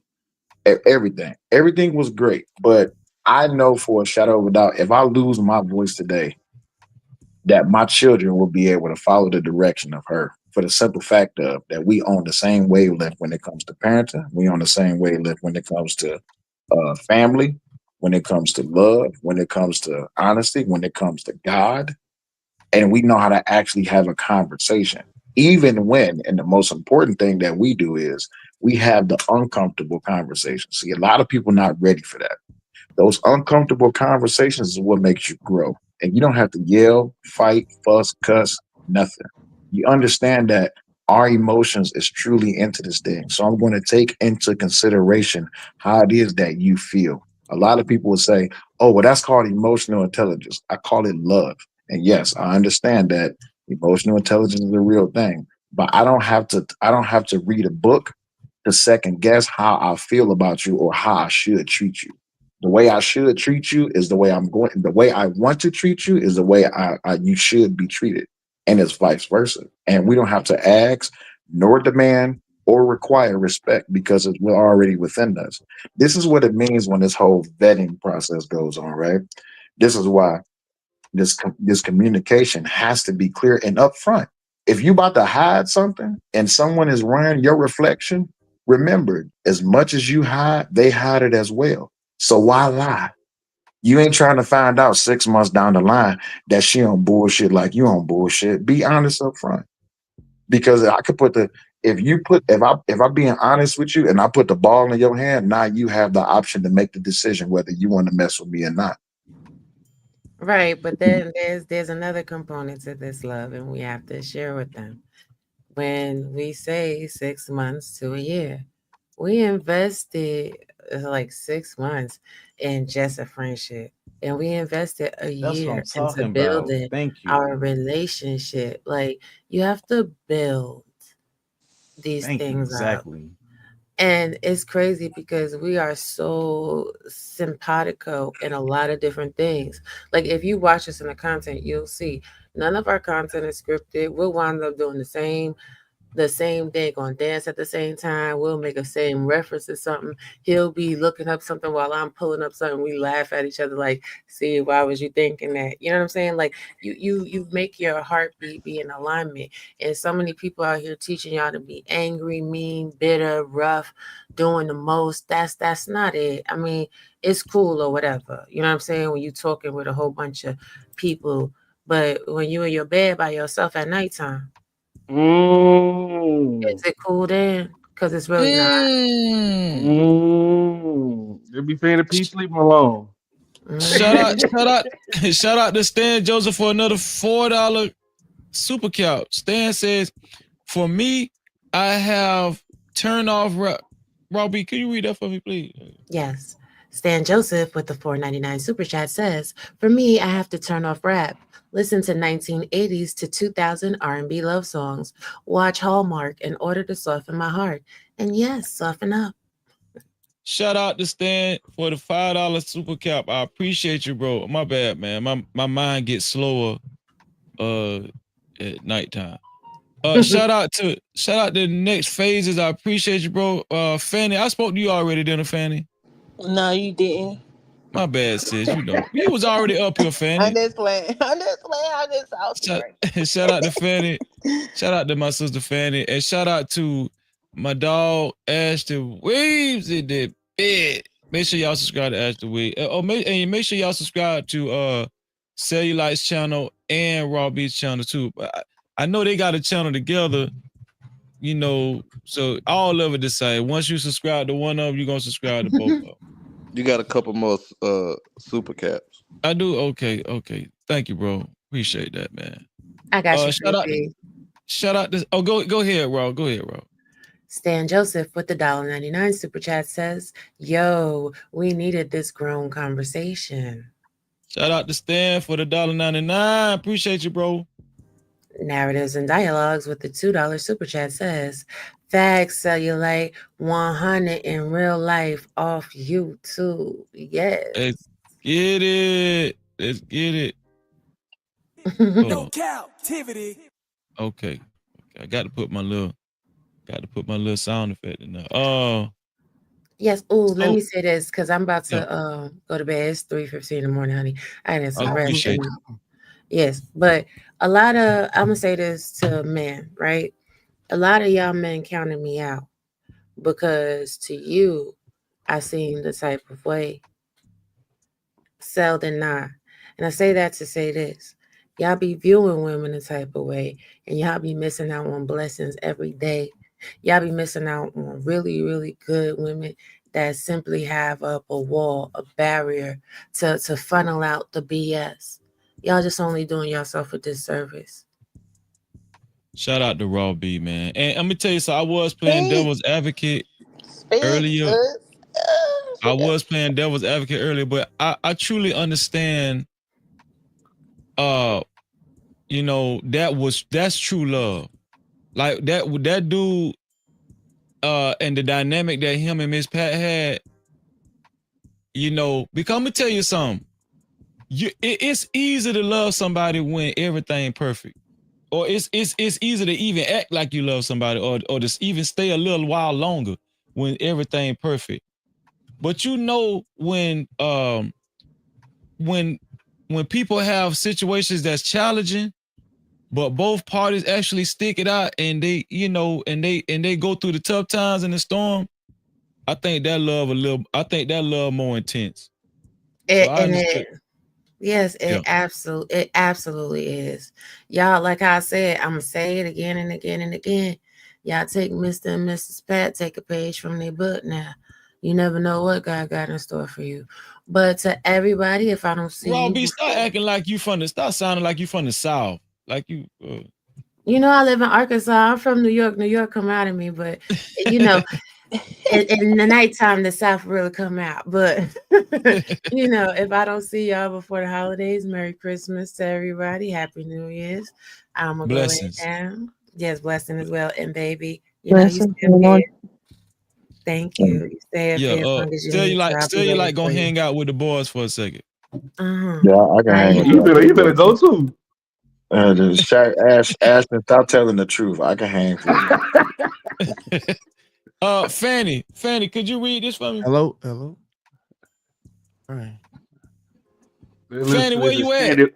We've been listening to this extended back read. No, I don't want to read. Fanny, I'm read not that for me. reading. No, not reading. I ain't got no type of submissive in her. Okay, facts. Shut up. Quaffy say facts. Cellulite 100 in real life off YouTube. Shout out to Quaffy for the $2 super cap. I appreciate you. But yeah, I mean, here's the deal. Like, I think a lot of guys is lazy when it comes to sex. I think a lot of guys is lazy when it comes to sex. Cause think about it, it don't really take a lot. I want Phases to speak on this too. And You been drinking freezing? Huh? You been drinking? These women be dead fish in the bed. No, listen, hear me out. I think here's the thing, right? And I want y'all, if y'all wanted to comment on any other part of the show, y'all can, right? But I just think it doesn't take a lot to please a man sexually. Like, dudes just want to get their rocks off. You know what I'm saying? So a lot of times when these guys have an orgasm, as they get older, they get lazier in bed. You know, a lot of when y'all was younger, athletic and stuff, y'all used to stick y'all big toe in it. Y'all used to get real, used to jump off the dresser, But as you get older. Nah, I ain't older. I'm These still women got one move from the back. That's it. You flies and we got 3. Fuck you talking about. But here it is. A lot of women will say they're not having orgasms. A lot of women say that. That's because they be playing with these 12-inch hammers, Freezy. They be playing with these 12-inch hammers. What else they got? What else you got up on the bed, Fanny P? First of The all, rolls. no, they don't. Did you just say what she got up under the bed? Like what she got? Boy, Fanny P got all type of shit up on their bed. No, I did not. The bullet, the helmet, but it's very. I think it's I ain't gonna lie, the bullet is the best one for us men, like to put in them while we stroking, while we hitting it from the bro. Yeah. So y'all need Make help. sure you got a string attached. I don't need no help. It ain't about needing help. It's an implementation. It's not the main thing. Okay, Why dude talking about 12-inch dicks and stuff, bro? That's some your gay case, shit, bro. Sir, I ain't talking about 12-inch dick, sir. I'm talking Man, about. why you talking about dicks, man? That's weird, bro. Sir, I didn't talk about it. Oh shit, y'all Come about out to your fight. mouth like that. Bad Freeze. Let me get your little homeboy, sir. If she using a 12-inch, if she using a 12-inch hammer, what possibly could you do for her? There's niggas out here with 12-inch dicks. What are you talking about? They be like. I can tell you this right now. It ain't all about. It's not all about size, my point bro. is, why is it coming out your mouth, bro? Is it you, sir? I didn't say shit about a dick. I said a hammer. A hammer. Now you asking me about my dick, now, bro? Come on. I get the gay ass nigga off the panel, man. I need to see you a super chat Freeze and drop the nigga. This your nephew. No, This your nephew. You told me to get out the way, Ashton. You told me to get out the way. I can flame his ass for real now, Freeze. So last time. Instead of using your mouthpiece, you want to use your pocketbook to do it easy. Why not have a conversation, big dog? Because you the one who turned the game. No, you come up here, sir. You asked me a question, then you cut me off. If we been a flame, or you been trying to use this little game manipulation. Sir, which one we doing? We flame, or you been trying to overtalk me? That's what you've been doing. Sir, I don't even know who the fuck you is. I don't give a fuck if you do. Hold on, let's You just want to talk. You want to make a friend. That what that is. Sir, wait. Freeze, this your nephew. people, dog. Freezer, this your nephew? Why Is this your nephew, Freezer? Why you trying to? Sir, is this your nephew? Is this your nephew, sir? Let me Why know. are you trying to insult me? So what's the Come on, issue? man. What the fuck, nigga? You can't talking to me. What is going on? Weird ass nigga. Hold on. Wait. Let me do this. What happened? That's what I want to know. We was talking about women and what their sexual life and what can help. We was talking about the different toys women use, and then the guy in the blue hat was like, "Why are you talking about penises?" I'm like, "What?" Yeah, lame ass nigga. Weird ass nigga. Talk about Boy, you lame as hell. I was not talking about no Wait. Phases. Do you have anything on what we were saying though? Hell no. Yeah. You know what I'm saying, man? Come on, man. You up here playing, bro. I ain't about playing with your ugly trying ass. to play a joke. He trying to play a joke because Who is this man? he up here. He really Freezer nephew. He really goofy, and this is the type of player. What I tell you, he ain't got shit. He ain't got shit to say. Community. And this dude here playing. Sir, take your ass to more 3 playing his seconds. way around. All he can do is play. He Sir. don't really have nothing. He don't have nothing really with a purpose behind it to say. He don't really have nothing to say. Sir, you bothering me. I don't even know you. And when I ask him why you talking about dicks, he ain't got nothing to say. Okay, yeah. Then we went talking about So when you that. start talking, you gotta have purpose behind what you saying. Fanny, I'm gonna tell you something. This is your fault, Fanny. I was Talking to Fanny and this whole ass nigga come up talking to me. Fanny, next time I ask you to read a super chat, read my damn super chat, Fanny. Okay. No, my brain is not ready. He sound like Obsidian, bro. You sound like What I tell Obsidian you? talking about What I dicks tell all the you? time. And nigga, there's 1,000 women in the chat. You talking to a man, bro? Get the fuck on. You weird, bro. Hold on, wait. Hold on. Let me Let's do get this. back to Let me the do let's this. get back to the convo. Yeah, let's get back to the conversation. Let's do this. Let me do this. So, phases. Aside from, you not liking what Ashton said, did you have anything to add to as far as like men get lazy when it comes to pleasing a woman sexually? Do you think that's true? I think sex Watch this, Fanny P. Come on, man. See, that's Come on, Ashton. Man, I tried to come on. I'm sorry. That's what Go I'm ahead, saying. go You ahead, playing Phaser. joke too much, bro. You You better talking play with your ugly ass. Oh my god, guys! Hey, I'm not even gonna get distracted, but I'm just letting you know. You Man, clearly distracted. You worried about me. I'm really not. I ain't never seen this whole ass nigga in my life. Do y'all know each other? Y'all Does it friends? really matter, bro? What does that have to do? How's that? What I tell you, this nigga came out the bush and bothered me. Whole ass nigga. You Ready to get your nephew. bro. I obviously had something to respond to that. Freezy, you know this guy? That's his nephew. I told you. He's been on the. Of course, he's been on the panel once or twice before, but no, he good people. Yeah. I'm just trying to figure out what the issue is. Just let him get his answer. Let him get his answer. Yeah. I want to. Yeah, come on, let's watch Fanny P. I ain't gonna lie. I do have a problem with people like this dude here. They joke too much. They play too much, though. Well, you ain't gonna do nothing about it. Take him serious. You can't have a real honest conversation with him.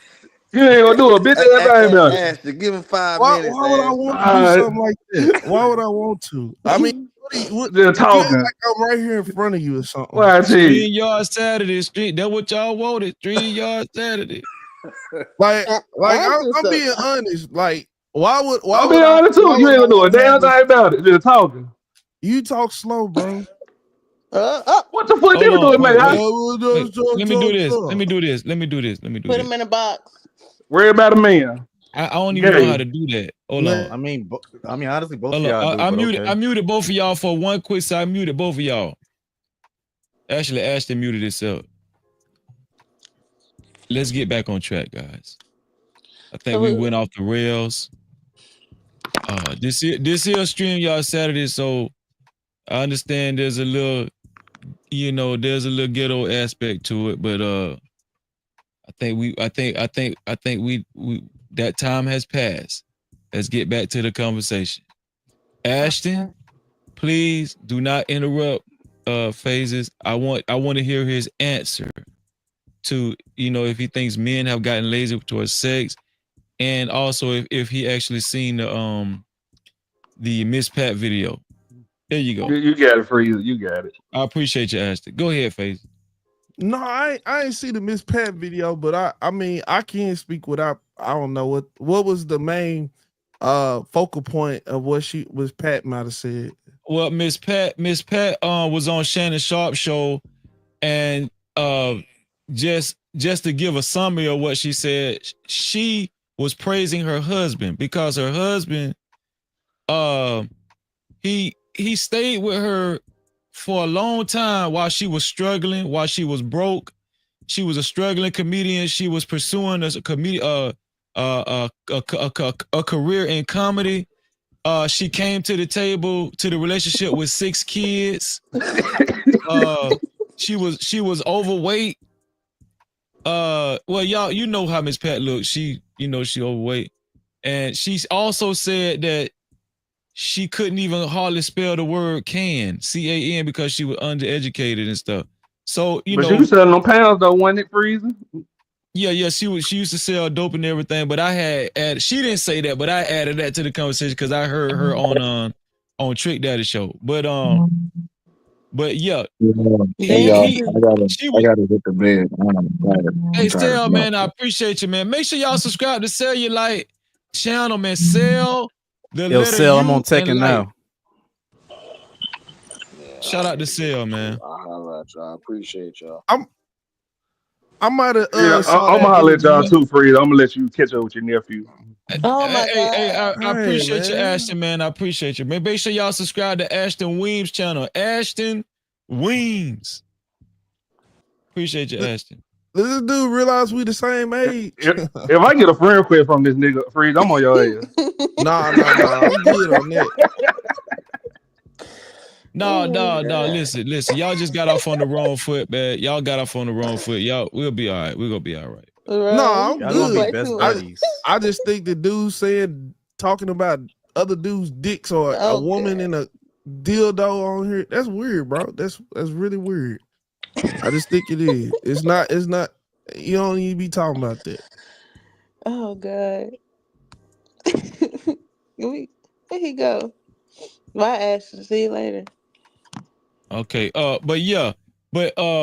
Phases. So yeah, she was talking about how he stuck it out with her and for years, right? With all of those things that she actually brought to the relationship, and he was working. He worked a lot, and he basically provided for her kids. He saw after her kids. She also said she was on the road a lot, so she was hardly home too. So it was just a lot came with Miss Pat, and she was talking about how much she appreciated him. Well, and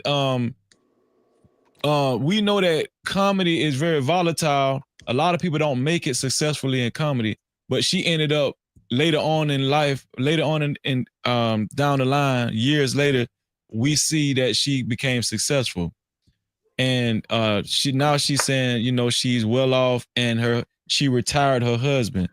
But I'm asking you, do you think for him to actually accept these conditions from Miss Pat, all these conditions, because I seen how he was kind of shaking your head, when I was describing Miss Pat's situation to you.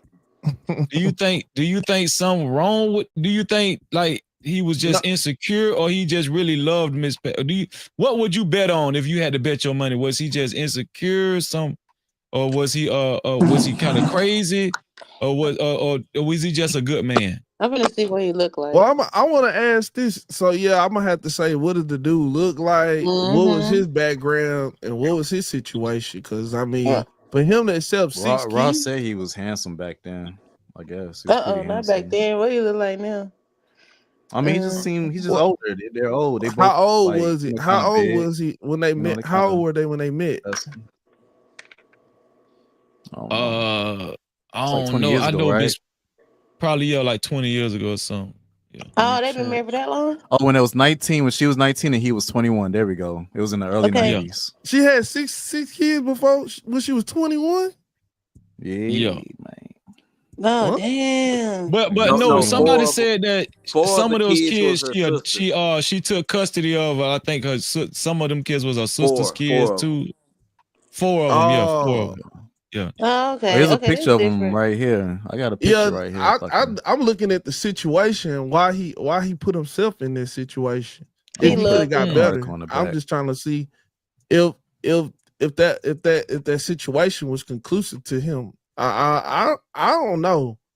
I will have to ask more questions, but you damn right she should have been thankful after she had all that going on and bringing that in his, and to him. That's a lot if he didn't have nothing going on, but I don't know what his situation was. So, I mean, I really can't speak to it in full, but I don't think any man should really walk into that situation with a So, woman with a woman okay, that's just, betting on yeah, making it. But you said she was selling some dope, so she probably had a little game going on. So okay, we know she That's him from the right street. there. She probably did. yeah, She did have a little game. he Uh, had to been from the streets himself. no, she said he was lame. She said he actually Oh wasn't shit. her type. She said he actually was her type because he was lame. That way she said. Man, they But say she a lot said, of stuff. but she compared him to her first baby daddy. She said her first baby daddy was abusive. She told a story about her first baby daddy when they ran out of gas, Mhm. and the nearest gas station was a mile away. But she was the one that ended up walking to the gas station, and her baby daddy stayed in the car. So that was just a description of how her first baby daddy was before she met this dude. But she said this dude that she with now, he actually wasn't her type because he wasn't rough enough, he wasn't street enough, he was lame. But when she said that, I was like, maybe that had some. Maybe she. I don't think people want to. I don't think people just want to admit she found a. She felt like she found a sucker in the Yeah. beginning. Not. I'm talking about. I'm talking about in the beginning. Now now obviously it turned into love, but that's what you just said. Phases was a good point. She was from the streets. You feel what I'm saying? You don't think that she was like, I give him a try, man. Maybe I do need somebody, you know what I'm saying, who ain't in all that shit that I'm into. Which would be, I mean, on some type of level, I guess you could say is she found a sucker. I mean, because It he was always gonna end take up a like chance that on though. her. It's Yeah, crazy. It's crazy how I always end up like that. It's like whenever we really settle down, it's always for the guy who so like they're not really in our space of like what we think is attractive. Like we literally have to change who we are and what we like to get a better man. Which is that's like true. crazy. Cause y'all known for being delusional, right? Don't men always say that y'all delusional on it on YouTube and shit? Hmm. So it's like, I guess it's like, okay, reality. I'm gonna go ahead and settle with this man right here because he good to me.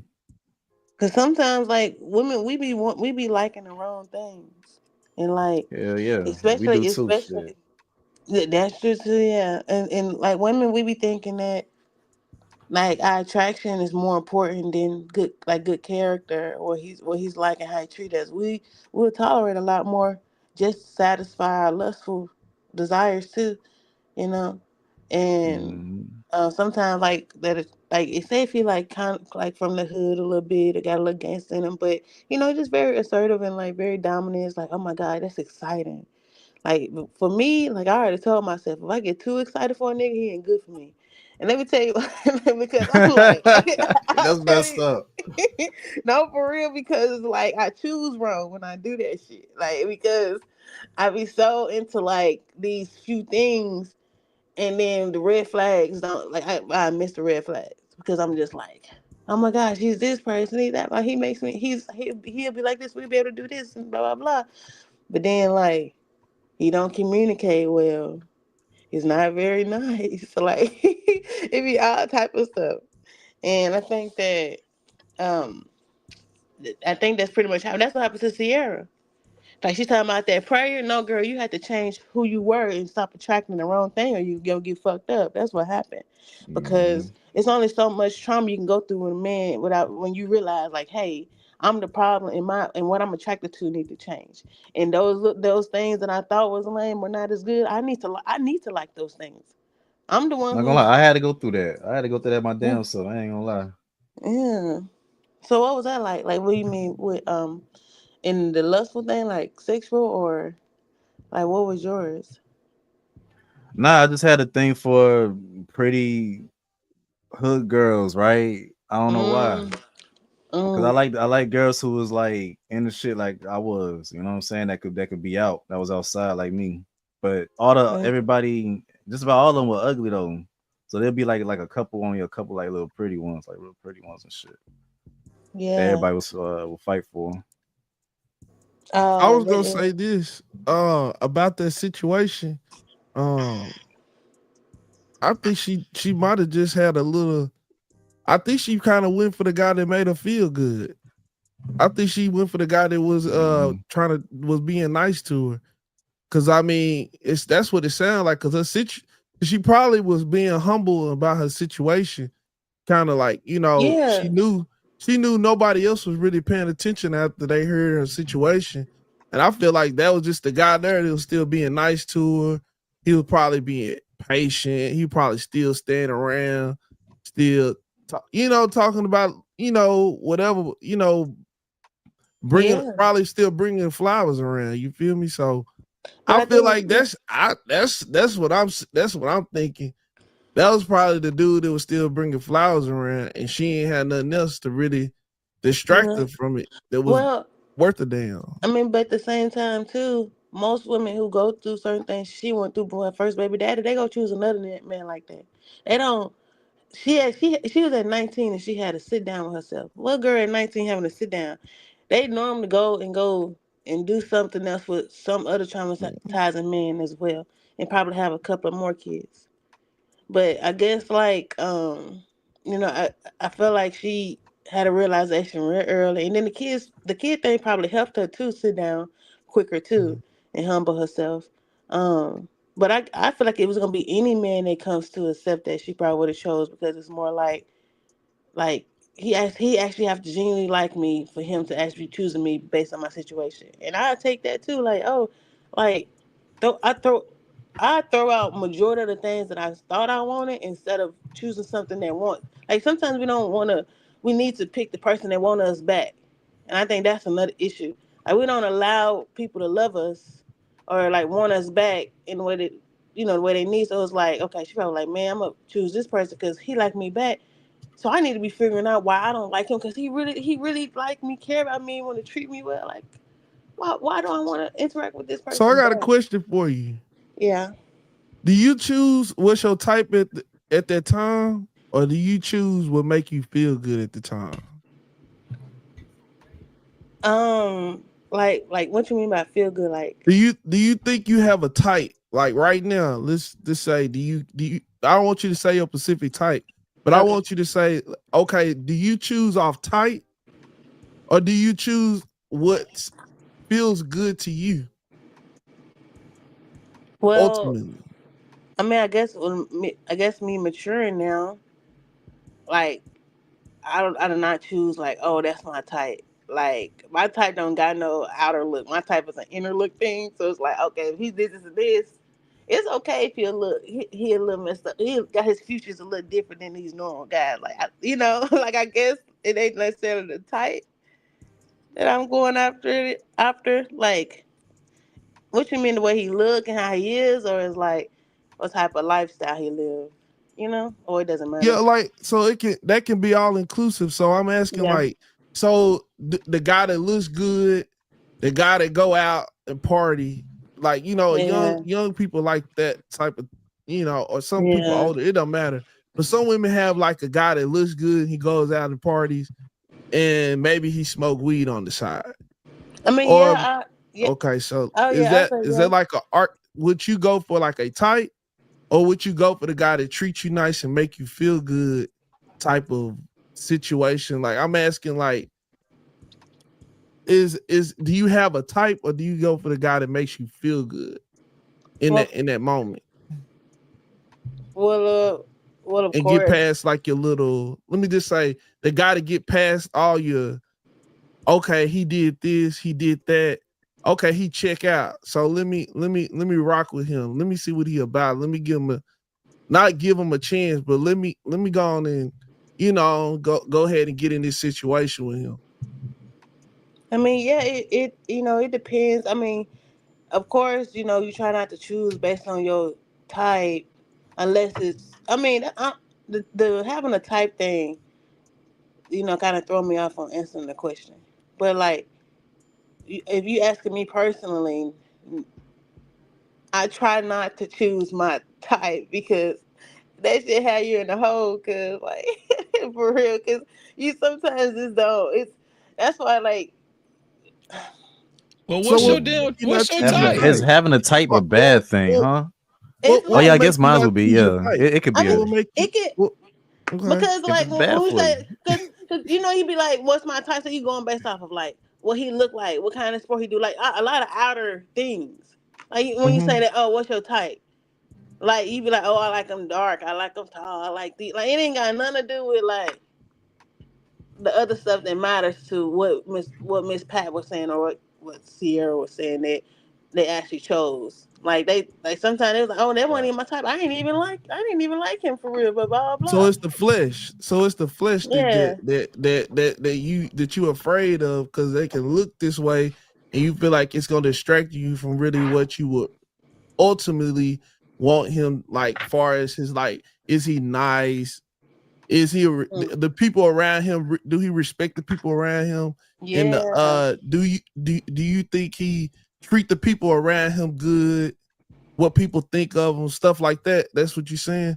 Like you would go for Yeah. the physical more because that's kind of what we kind of meet with Yeah.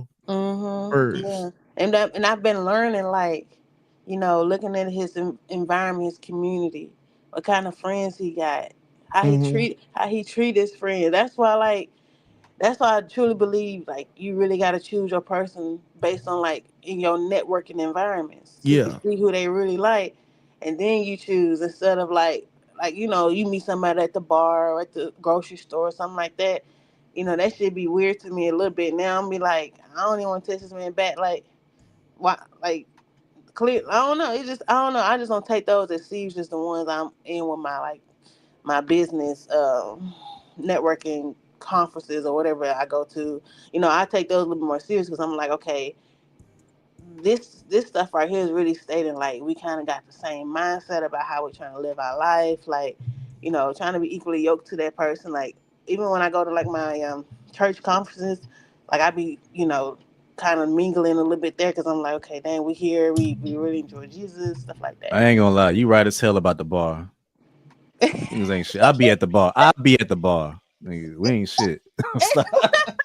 Let me ask you another question. So do you think you shouldn't be trying to meet? Okay, so let me ask you this question because I think some of the guys may want to hear this question be answered.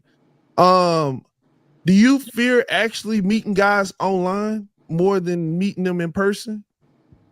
No, I've met a couple of guys online. No, Okay, no, I don't use so apps though. okay, No, apps is crazy. Like, okay, yeah, not apps. dating apps. Let's just say dating apps. I don't know. I don't do dating apps. I think it's, I think it's forceful. Like that's a lot of force in It's those dating forceful. apps. Like, Okay, those, like, I don't know. Okay. I think you What trying makes to it feel forceful? because I think you trying to set up your own way of meeting somebody. Like, it's like it can't happen naturally. Like, there's no space for that. Mm. Like, and that's why we kind of choose wrong because off back we choosing we building up a person we might want like, oh, he got this and this and this. Okay, I'm gonna do this with him. Like, okay, he perfect But on you paper. but you get the chance to see like what they're actually into because like okay Cupid, right, you take tests.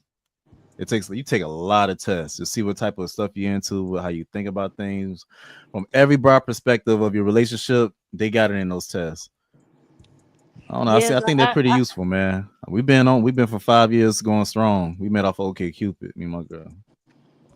I mean, So that's cool, but I do know that I feel like those dating apps should be trying to play God in a sense. Like, y'all don't want to like let stuff genuinely like happen or like you meeting that person. Like you ain't like I mean y'all are meeting, then y'all probably had conversation. Probably no, it just don't work You don't out want to be well. that selective. You rather not have that much power in your hands. You rather run into the right one.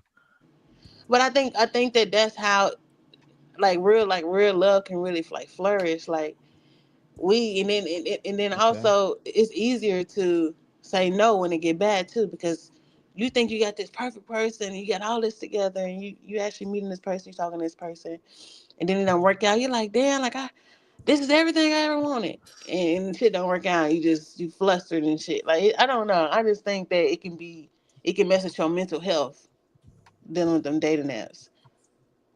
Yeah, Cause I think it's overwhelming for more women because they don't want to be over experienced from that app because they meeting, let's say, 10 guys because they don't know what to expect from 10 guys that like them and matched up with them.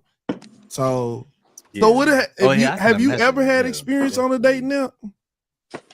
I got on like see when I had like became single. Mm-hmm. My friends was like, okay, y'all, we're finna get on this dating app. So we used to come together and swipe left, whatever, swipe right or whatever y'all do. And we'd sit in the circle and like conversate, oh, we like this dude or this dude this way and blah blah.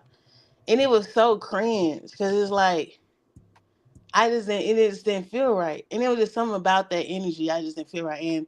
And dudes was like hitting us up back and talking. I talked to a couple of dudes on the app, but it wasn't hitting like I ain't like it. And I did like I remember my pastor was like, get off those dating apps, blah blah blah. And it just did not feel right ever since then. I don't know. So you feel like the the initial type of connection that you initially wanted to make with a man wasn't necessarily happening for you? Was it like a fear, or was it like a unsurety of who you was getting? Like what? Take us to the experience with you going on a date now, trying to meet guys. Like were you scared or nervous at first? Were you been able to No, I think I was be just fully trying to. open? No, I think I was just trying to find the person I was supposed to love, and I think you're wrong for that. I think that I think we pray, we'll pray for it. We don't lie. We don't allow God or the Spirit to like connect it for you. Like I just think that certain things it should fall in place. It's not in our control. We don't choose. Like we don't get to choose like who we want to be in love. We gotta let it happen, and then we like, okay, I want to, you know, be with this and rock with this and let it flourish. But I think that we cannot. I just think that like we always say, God, give me the right one, or God do this. We don't allow him to do it. Like we so focused on trying to make sure that's another reason why women idolize marriage. Cause it's like, okay, I'm just gonna get married on my own, even if I don't feel right. Well, I'm getting older. I ain't got no kids yet, and I'm 32. I'm gonna get married and have me some kids, and then the next dude, even though we know he's not good for us, but we so in control. We want to make the choices. We want to do this, and that's bad. And I just think that we should just allow things to fall in line the way it's supposed to naturally. Them apps, you trying to play God in my mind when it comes to picking your partner. I don't like that. I don't necessarily I don't want to say I would agree with that, but maybe that's your experience. But I would like to ask you some more questions. Yeah, I don't. No, I do. Are I you do understand. Christian? I heard you talk about like you was you was in church. Are you Christian? Yes. I So the Bible doesn't really say for a woman to have to love a man. So why would you be looking to be loved? Why would you not be looking for somebody like, maybe to respect, maybe, or necessarily like do you think that like telling God to send you a man when he actually gave you the blueprint to already there? Because like it's actually there already. The front the blueprint to actually align yourself with the with a man it's in the Bible. It's not like it's supposed to feel spiritual when you meet him, but it's not like God's gonna tell you this is your man. Well, the So it's way not it like will he's feel sending you a spiritual man. is because hold on, y'all would be already working around each other, talking to each other on a somewhat daily basis anyway. That's how God's way of doing it anyway. Like y'all are actually working together for him. Yeah. You know what I mean? So yeah, and it's you already got the same kind of you would fall activities. in you would still fall in love. You would still love the person that she would still love the person that she would meet though. You know what I'm saying? So can I ask you this though? Do you that's how think it you would were go. on the app actually, because I mean, in my opinion, I feel like that might not have been effective because of the way you were looking at it, your perspective on it. Like, I mean, hey, I'm being honest. Like, I'm being honest with you I because think that's I've experienced the same thing. I was looking for women to love me like the way I would like them, but that's not actually how I'm supposed to be looking at it.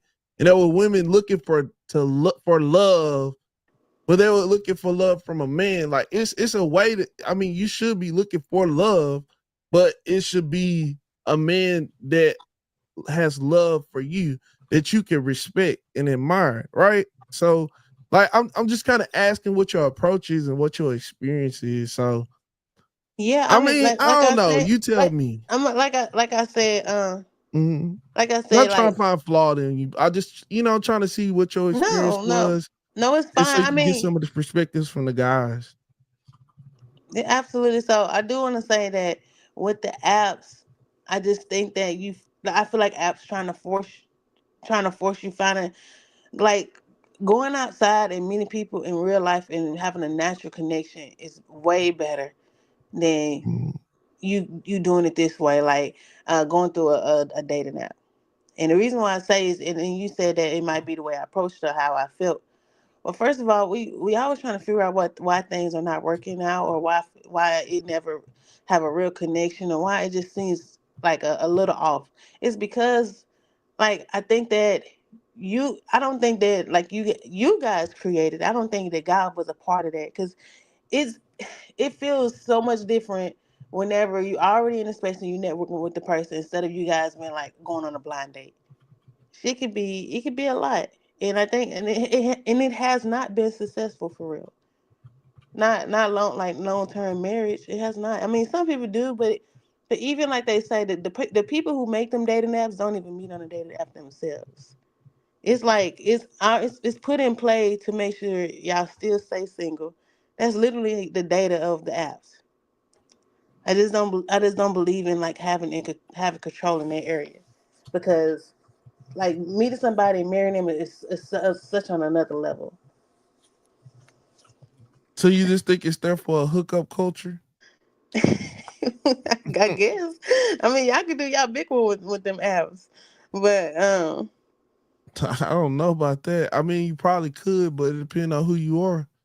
I mean, y'all like, people can have fun because every situation that I know that some people have got on them apps, it has failed, and it's because it's like a lot of those things. Like sometimes that's another thing too.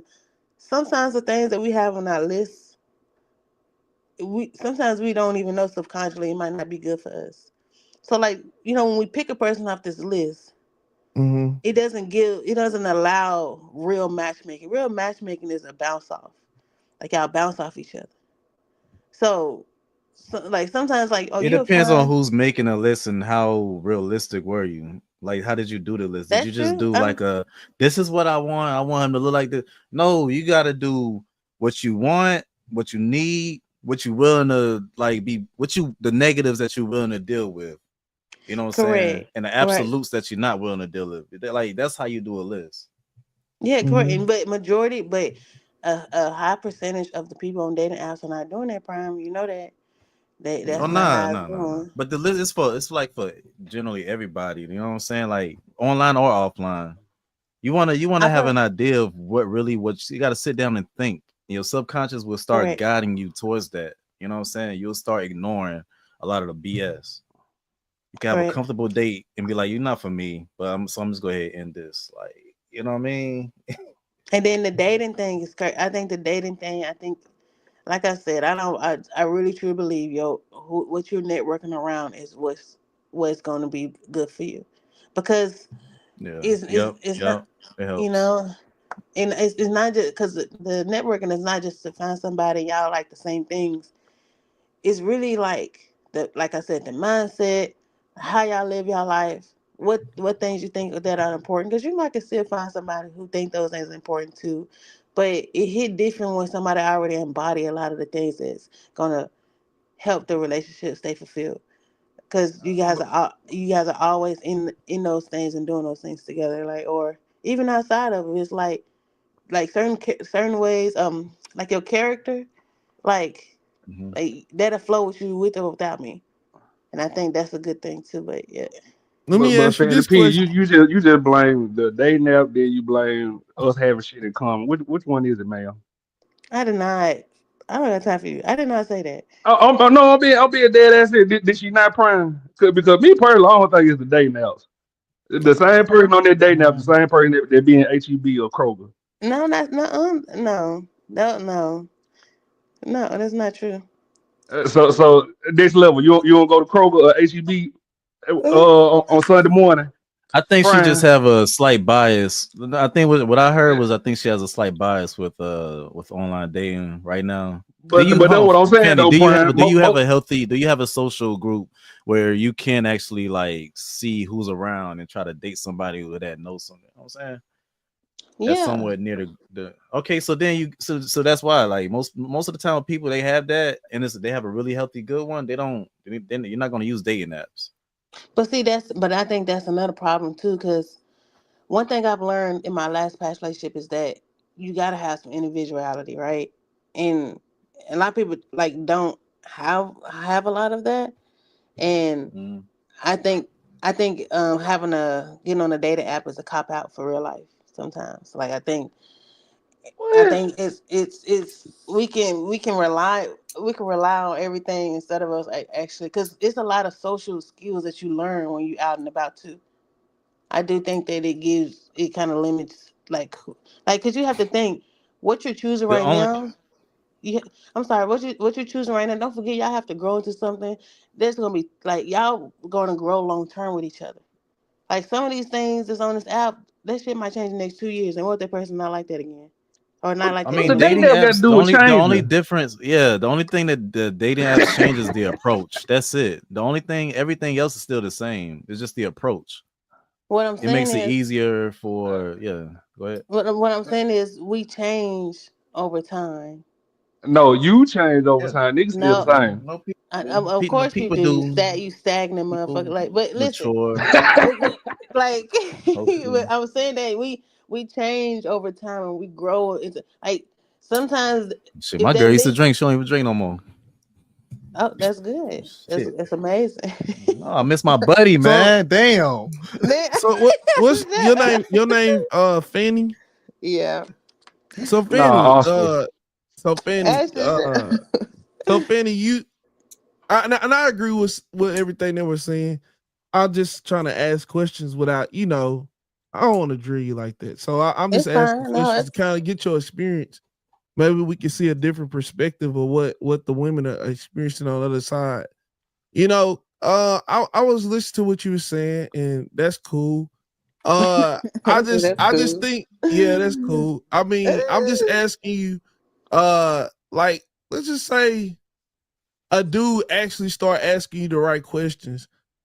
Say if he's like kind of try to relate to you like on your background, like, oh hey, like what's some of your favorite times of the year? Oh, I'm trying to Like understand my back too. what would you say? What how would you proceed it? Would you take that lightly? Like would you like, oh that's cool. He asked me like that or whatever. Like would you be friendly enough to like actually ask some questions like to get some commonality? Or do you want a man to go straight in and be like, hey, let me take you out, let me do this for you? And I know this is probably like a preference thing, but how would you like to be approached? So, like, typically how do you like the guys to approach you on there? Well, like I said, if we already like networking in the same spaces, like we can just bounce off whatever activity we doing off back, On the right? date now, this dude, We you not don't know this dude from okay. from light or dark. We don't know him from day or night. So Okay. Like, It'd just be like, how do you want him to approach Prime, you? you Like, see it though. She making it hard just because it's a date now. no, I'm not I know like they should just because like biased. that's Fanny like the P, dating we app. see it.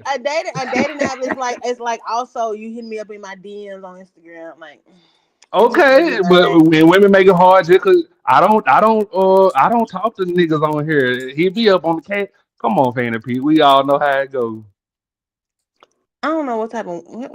I mean, y'all got it, but listen, Like you, because Fanny P, Man, Fanny P, keep but it listen, real. no, because like first of all, I'm looking at the type of niggas I'm talking to. Then second, What I, type of niggas is you talking? well, let's get in serious. Have you ever type of hit niggas a you dude talking with the to? cash out? Have you hit a dude with the cash out? Have you huh? hit a dude with the cash out? That I hit it like send me a cash out. Yeah. No, well, a dude I'm talking to, yeah, the dude I'm talking to, like Damn, we what I talk. tell you. I'm Well, if talking we about talking, like on a we date talking. now. Man, you put down all your business. Who me? You gonna have all the dudes mad at you. I'm asking How? you. I'm If we asking if you. we if we if we like in the talking stage, not like I'm talking to this dude, like we rocking, like not like that, but not like if I just met this guy. No. So Where you you meet never them at, done that Fanny P? before? Okay. So What'd you you ain't say? never put yourself in with a dude that you really didn't care for too much and just be like, hey, I ain't messing with you unless you send me a cash out. No, that is so Oh, okay. crazy. Y'all Yeah, are I like, mean, I mean, look, I mean, it is what it is. I'm just asking you if you had ever put yourself, if that ever appeared to be the situation for you. no, that's no, no, So, like so, that's not. It's not like there's no opportunity Mm-hmm. for that. It's not like I didn't have an opportunity for that. But I Mm-hmm. do want to say that, like you ruin it when you do that. so Like where you meet your dude at, Fanny P? I'm curious. school, my church, my business environment, like whatever business I didn't started or something. I go to something that's similar to that, like But that. is it working out though? It has, it Hmm. has. It's working out now. Yeah. I feel like you could just met him Okay. on a date now too, man. That's all I'm saying. Okay. So okay, let's ask the question then. It- do you feel like if you saw him on a date now, you would have gave him a chance? Hell no. Watch The this. same guy. How you know it's the same guy though? I'm just saying, if you would have met him in a different environment, would you have gave him a different chance? Like, I mean, would not give a different chance, but would you have gave him a chance?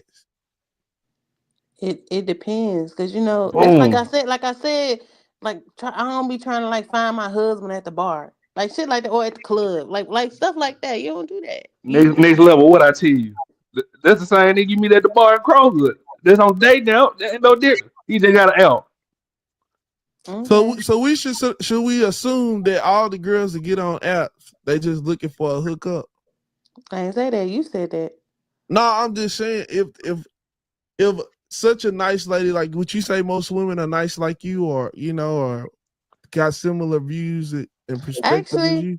actually, like when I stopped dealing with like the bars and like well, I never dealt with them, but when I got away from people who like to go do a whole bunch of that stuff, I realized there's more people like me than actually those type of women.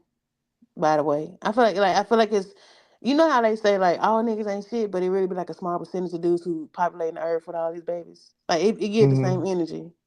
Like there are a lot more women who's more like me than I knew. And like when I got away from like that hood shit and like got away from all the women who were not very serious about the partner that they get with, and they opening up their legs to pretty much whatever is good at the time. When I got away from those type of women, I saw more women like me than I ever knew. That was like, okay, we don't be on the same shit where we're not very intentional about the person we choose. Like, so I think the question you're asking me is really about a small percentage of women, and I think that, but we see those women a lot more. You say, well, no, it's a lot of women like that. That's not very true.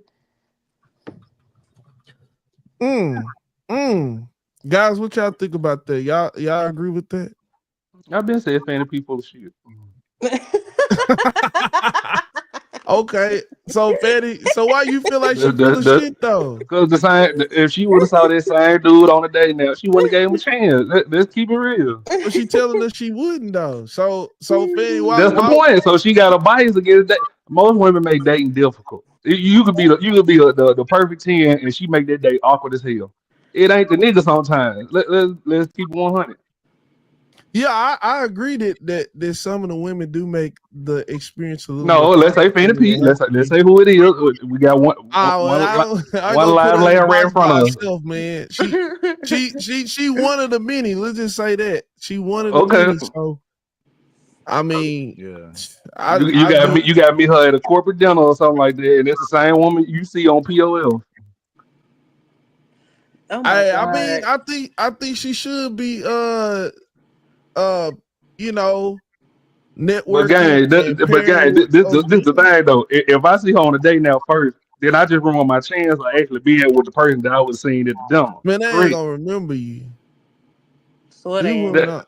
These women don't remember That too. She that ain't gonna well. remember you. I have done that too. I hit a woman up on a date now. Then she see me in person. She flying up under me, Yeah, and that's they weird don't too. really remember all that. But that's my point. Women are weird as fuck. Can we No, agree to that? no. And See, look at that. Lisa in the chat is so true. It's Like, on why both they not? sides. Prime. You ain't never had a woman reject you on a date now, and she see you downtown in Dallas and want to fuck. Oh No, my god, what I type ain't. of women? Nah. You But so I fucking. believe, I bet it's happened before. I believe it's happened. You know, because This on done the happened to me a internet, women thousand completely times. different. For They real. way more shallow on there, and Yeah, as they, yeah. I don't know. I Motherfucker talking guess about, I thought supposed you to was be. short. What the? How you I'll make be that up? honest with y'all, Yeah. man. See. I'm single. I'm single with y'all, so I'm gonna just See. be honest Nah, with I you. ain't single. Well, no, I ain't I'm single. single. I'm just single, but I'm just saying. He thought he had a friend. No. But so Oh is damn. anybody married on the panel other than Freezer? I'm married by God. By Yeah, I'm married by God. Oh spirit. man. Okay, By so God. let's just take it for Ain't instance. none of them Everybody's married single. except Okay. Prime.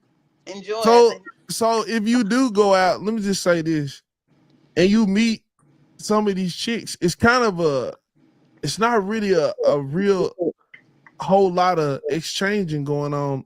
Usually it's usually the grab and go. Like a lot of women don't really want to sit there and talk. They kind of like hit me up type of BS, and I don't necessarily That's how I agree. prefer. That's how I prefer, bro. It don't take much, man. Just take this. I think What's up? Take you your should get number. into some conversations with them right then and Yeah, there. when have you had an intellectual conversation with a female? Yeah. I'm I telling mean, me. if Ooh, you incite the Lord. conversation, then it will happen that way. I mean, it's Brian, on you ever you. had an intellectual conversation with a female?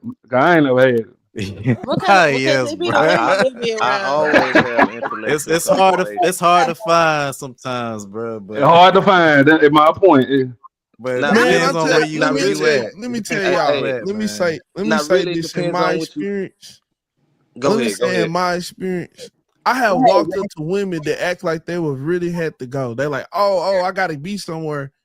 And I was like, oh, so like, I came up to him and I was just like, woo de woo. And then I striked up a conversation, right? And they literally they were like, oh, so like, they were more engaged trying to get to know me and get to know, and I wasn't trying to get the number, nothing. You gotta make it seem like you really making them, you gotta give them something to see that you got some value, and like, oh, she gonna ultimately be like, dang, is I this dude guess gonna maybe ask me for my for some number or people, not? you know.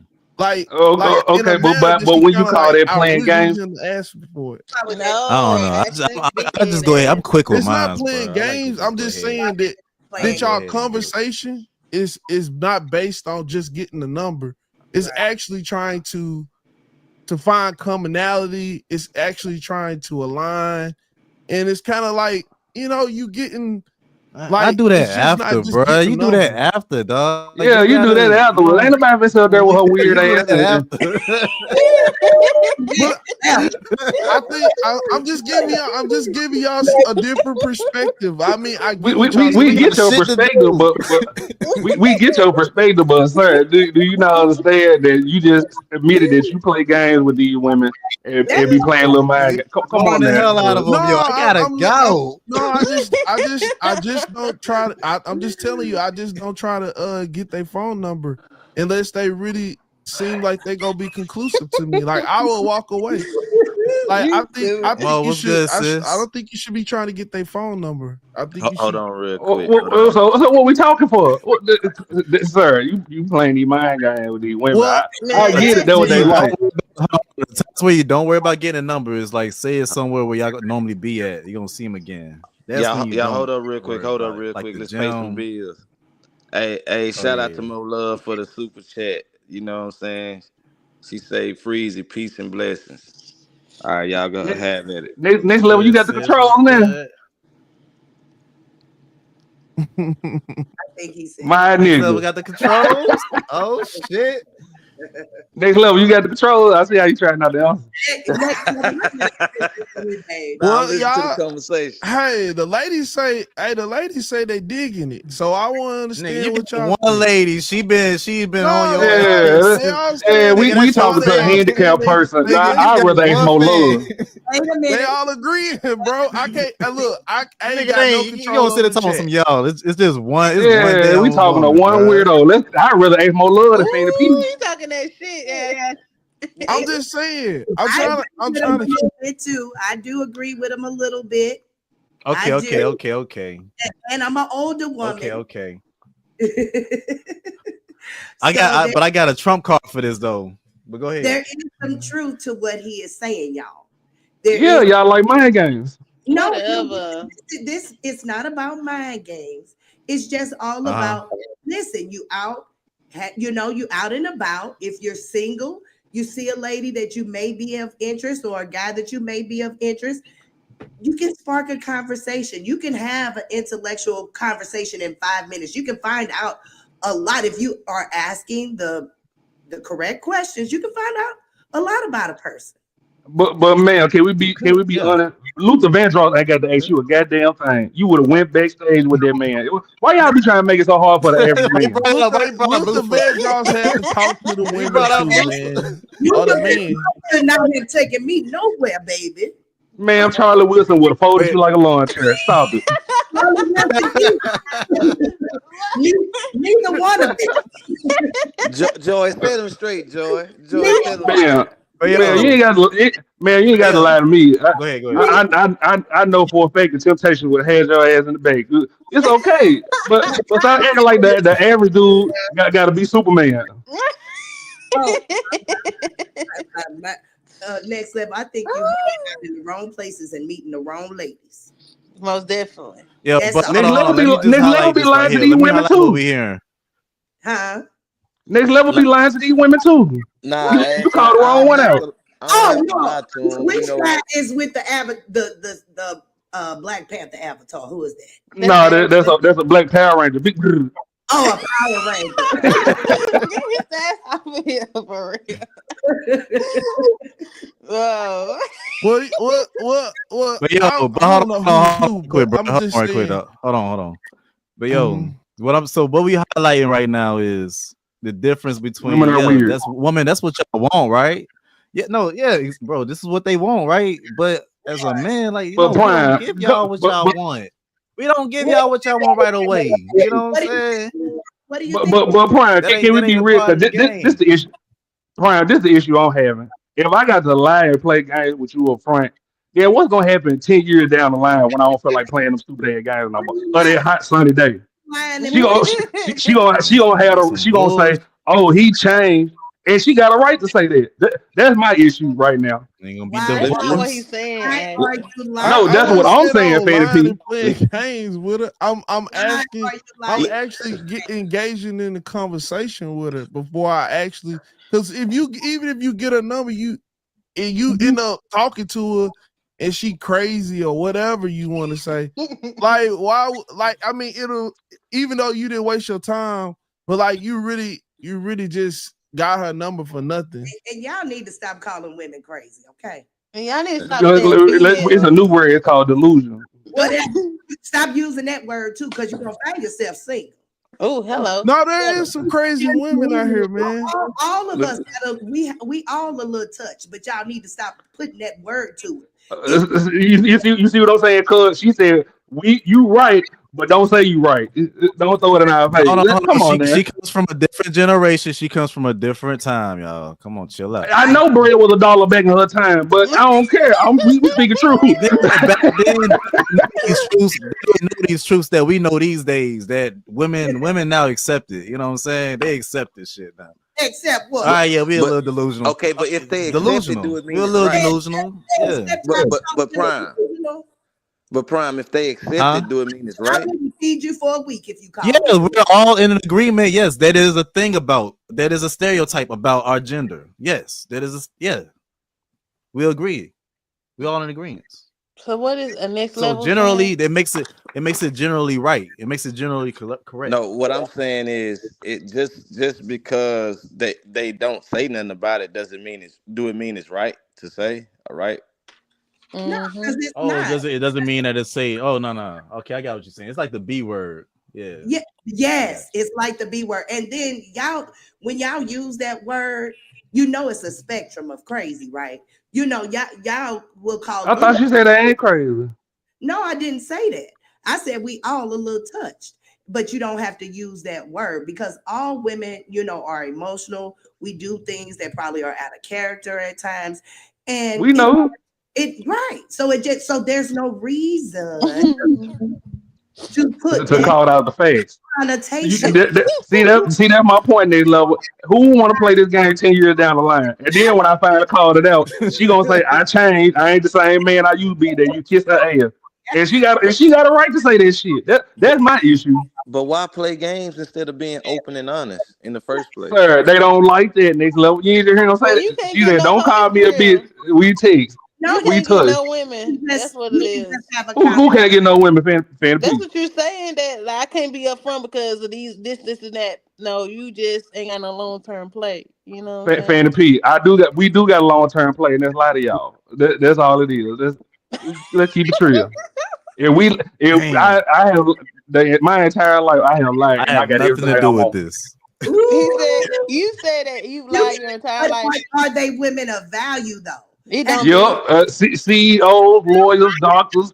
I was having a blast. Just because a woman is a CEO or a lawyer doesn't mean she is of value. I know. Look, Mabel. I ain't been playing with you all night. You know what I mean. I'm gonna try to keep it 100 with you, though. I'm telling you. Let me say this. So what I was trying to really say is, if you talk to her long enough, without trying to force getting the number, like actually strike up some real conversations with her. Like ask, like look at what she got on. Kind of like, okay, she might even have her nerves like before you approach her, like already be motioning. Like let her know what you see. Be like, oh look, I'm just trying to make friends with you. Whatever, just whatever you saying, just strike up a conversation with her. And then consider getting her number, but make sure she's somebody. If she see that you actually took out time to actually make sure that you actually like her, that's how we normally get their number.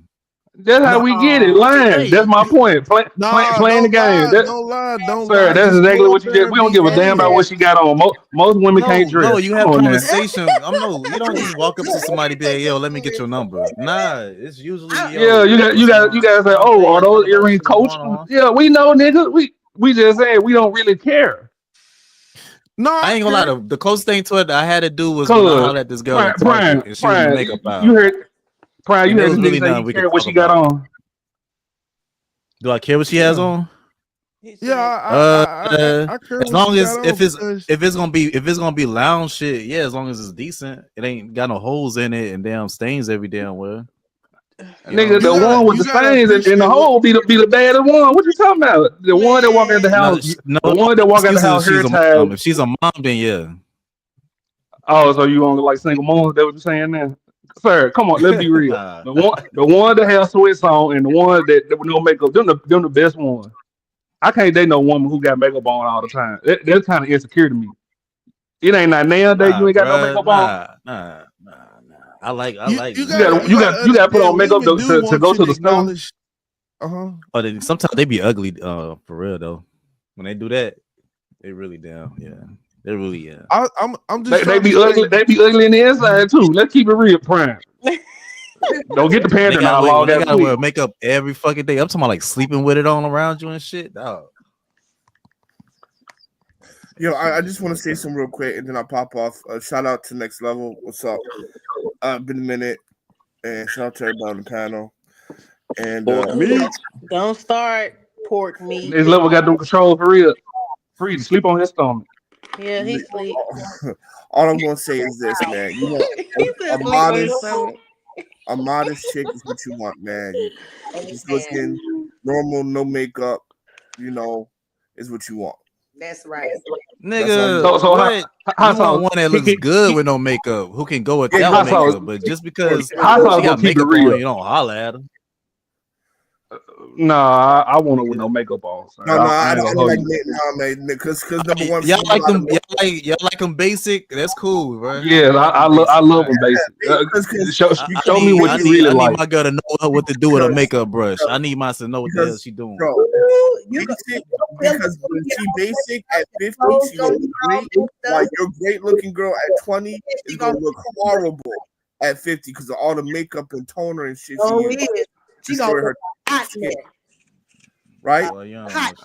Basic women look great at 50. Look at me. I'm almost 50. You see that? I look like I'm 30 years old in that picture. Period. I don't know about that, Cora. I don't know.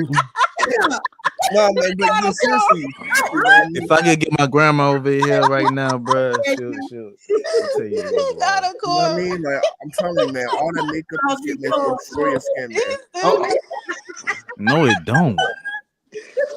But no, can we be honest though? We sit here saying what we like is me, and they tell us that's what we don't like. I'm sorry, Bessie. That's some bullshit too. He's so funny. Learn how to take care.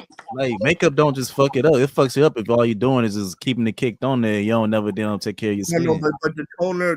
Brian, can we be real? Most women with makeup, they ugly on the inside. Let's keep it real. That is a lie, bro. That is a lie, nigga. The women I fuck with look good, and they got makeup on, nigga. That makes them look even better.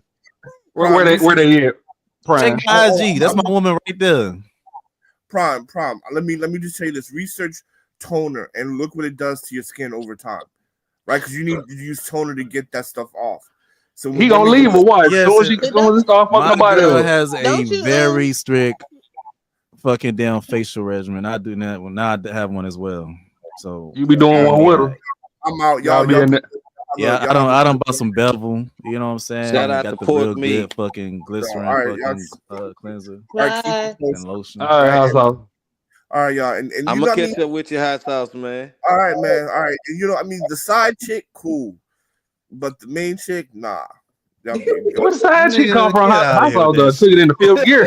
Side chick can have the makeup and shit, right? You know your woman in Japan. I guess the side is supposed to be the whole looking one. That's the one that can make it. Yeah. I hate these. That way you ain't gotta worry about no shit. Why? Cause we tell the truth, ain't it, Pete? That's why I hate the side chick. But then Next Level want to call me Cora. I'm finna drop down because he didn't hurt. Next Level. Why you call that woman Cora? Hey, hold on, Joy. Joy, you know I ain't call you that, Joy. Who was that called me that? Ashton, thank you, baby. I'm sorry, Bessie.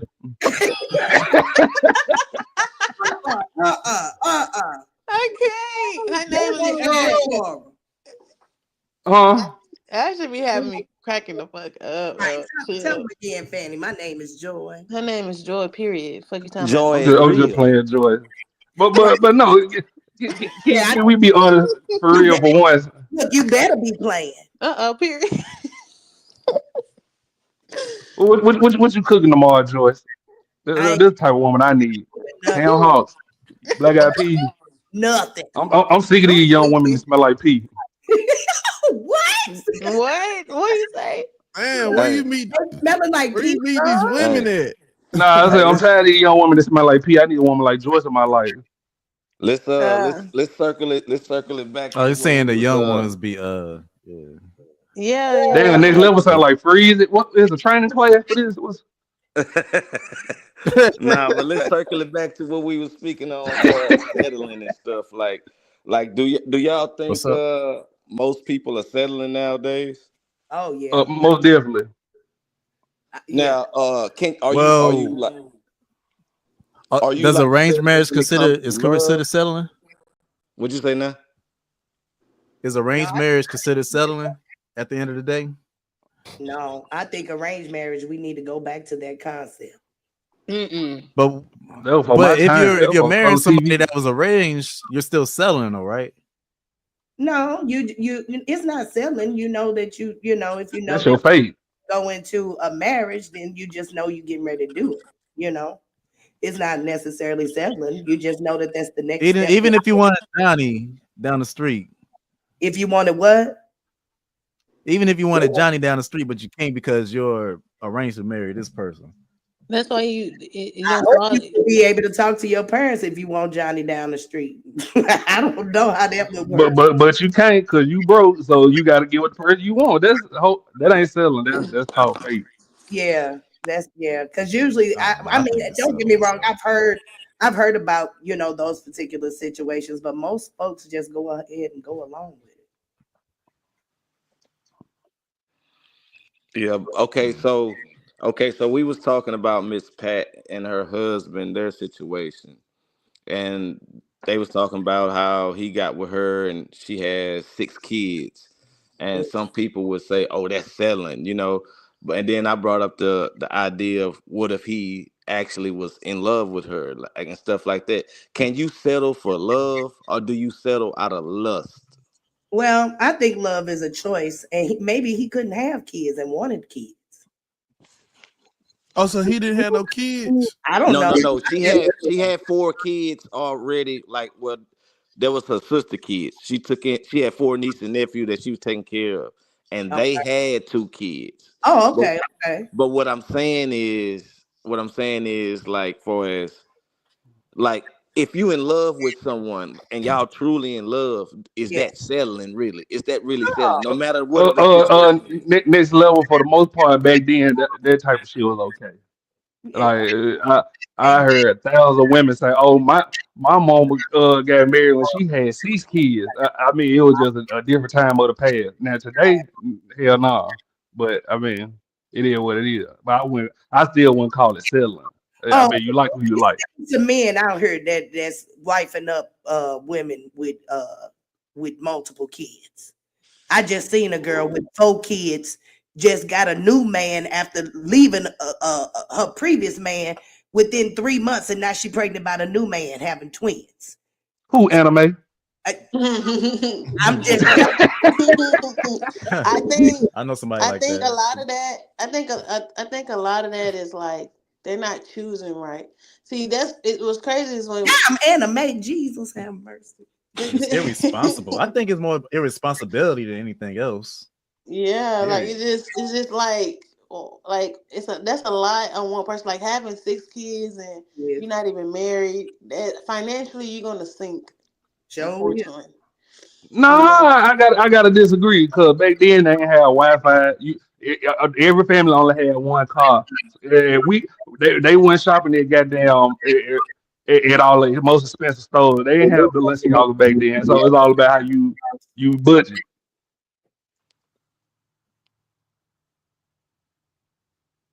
Possibly. All the word budget got y'all quiet, don't We don't know what that is, man. We Okay, all rich over it? here I on know it. YouTube. That's why we broke now. I want to That was ask next phase this question. So, uh, okay. Do you think a majority of men give their all to their woman, like for us in a relationship, whether it's their wife, their girlfriend, their Most significant other? definitely. Most men sacrifice their happiness for a family. I'm talking about no, I'm saying give they all, like put they all into it. You know what I'm saying? Into the relationship, into what they have going on with that woman. Yeah, Yeah, I mean, yeah. I for mean, pretty much for the mass I, majority, I think some guys may become a little conservative when it comes to certain situations with when it get bad or something. But for the most part, yeah, I think most dudes, they give their all. So y'all don't think most men hold back certain things out of like fear of being hurt or being let down or things like that? Let me retract my statement. Let me not say that because I'm gonna just be honest with you. I don't think so. Not all. But I'll say there is some select few guys that really know that they got a good chick and they got somebody that's solid that they can do that. But most dudes probably not because most chicks is just there for the just for the stay. They just there for the experience or there for the stay. And I ain't gonna lie. I mean, if you look at the marriage rates, that kind of explain a lot. Why a lot of dudes ain't invested they all into a lot of females nowadays because they're basically just to get an experience. So it's really hard to say because it's really not a lot of dudes able to do that no more because if you put your all into it's also this fear out there now for a lot of guys to think, okay, what am I gonna ultimately get out of this situation now? Because once you then took her out, you then let's just say this: a lot of women complain about going on these dates, right? What type of dates they are, right? They'll be like, take me out to a nice restaurant, bring me flowers, buy me a nice glass of champagne or of liquor, or give me a bottle, take me to this type of place, put me in this type of setting, uh, pick me up smelling good and whatever the woo the woo. So a lot of guys really not putting all that into a woman that they feel like it's just there for, they not really feeling like they got to do all that because the requirement is so low. It's just like they feel like, well, she gonna be here if she like me. If she don't, then Kevin I Durant ain't don't got need to to do mess all with her that. anyway. But Yeah. Ashton, do you I'm think gonna yo, do I'm you gonna be think straight up though. Oh, now I was just gonna for say me Ashton. personally, oh, Go ahead, Prime. Go ahead. I hold back. I always hold back. I hold back to a little bit. I hold back like 10%. You know what that does? That keeps everything good. That keeps everybody happy. And that's because I feel like as men, especially me, if I damn do put too much. If I put 100 in it all the time, it's gonna be some problems. There's gonna be some insecurity. There's gonna be some jealousy. There's gonna be a bunch of other bullshit. So I'm not going crazy over no woman. I done did that shit before. What Okay. is love? Okay, Baby, Ashton. don't hurt Let me me. ask you Well, this I and want then to say, oh go ahead, Fanny. My bad. Damn, that fuck me, huh? yeah, because you ain't gonna say shit. Listen, I think that I think that I think certain fears can harm the relationship as well, right? And like they say, don't put too much energy into it, like that 10%, because it can kind of like overwhelm the relationship because it can become you can start like having experience where you like kind of clingy or controlling, just something because it's just like you want it to be what you want. It could be you could overdo it, but I do want to say too is that like you like sometimes certain things can be very like healing. too. Like giving your all does not mean you don't have discernment. You know what I'm saying? Like not putting yourself in a position at all can actually hurt you more than probably like being able to manage when you're in the position.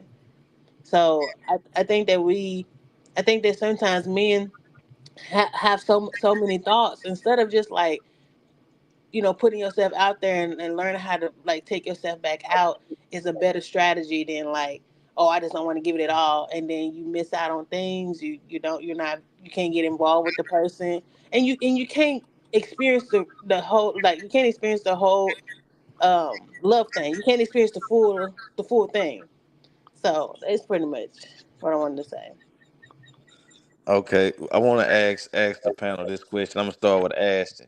Like when it comes to like heartbreak and pain, like being in a painful relationship, for as marriage, and you get a divorce, or you've been through a long relationship and it ends wrong.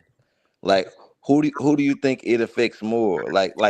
Okay, for as do you think it's easier for when a man go through that and him to get back in a Oh hell no. relationship and that don't affect him, or or women, will that affect women and they take that to the next relationship, or will that man take it to the next relationship? I think it'll affect me and more because let's be real. The woman gonna get the house. You Be right going on back, y'all. child support. You getting on alimony. So it's definitely the men who it'll affect more. But I would have to say I don't think women just get that the blunt of the I don't think that it affect them like that. They be the ones celebrating the divorce party. You ever seen a nigga throw a divorce party? No. What you gotta say, Fanny? um, well, the person I think it affects the most, um, I think I Watch think this, y'all. it. Shut up. I think it depends on who's lost themselves. Listen, it depends on the person who lost themselves in the relationship, and that's why I was talking about having a lot of individuality prior. Because sometimes you can invest and put so much energy into something to where like you are giving more into a relationship than the other person. Like you're supposed to thrive after. I mean, while you in it or after, but also with the conversation when Ashton was like most women would celebrate divorce, all these different things. First of all, most of those people are like actually going to be very devastated in a few months or probably less than a year from now from doing that We because know. okay okay good because when we celebrate too much after having to go through a heartbreak or we have to end something like that, we're not actually like letting it soak in or actually understanding our decision. We just trying to cause distractions, and we think like, oh, if I go involve myself into other things, it all my emotions will fade, which we know that is actually very harmful to you long term. But I don't think it's a particular person who gets hurt the most, like men or women. I do think it's based on who didn't have enough individuality in a relationship, like who didn't have their own thing going, who didn't have these things, and they can get hurt. And then also sometimes the other person can just be fucking mean. Like one person can be very mean to the other person. It's like person who has like less don't have a lot of good character, you know. So But fan P, you just debunked your own point. You said it don't matter who you don't know who it take a toll on, but it matter who had individual. Most men wrap their mind around family, they women and children. but women So do, of but course it's it's a the lot of men. women who do that as well. But I think Who? the reason why, listen, Can I you think the name reason, one? yeah. One. Just give me one.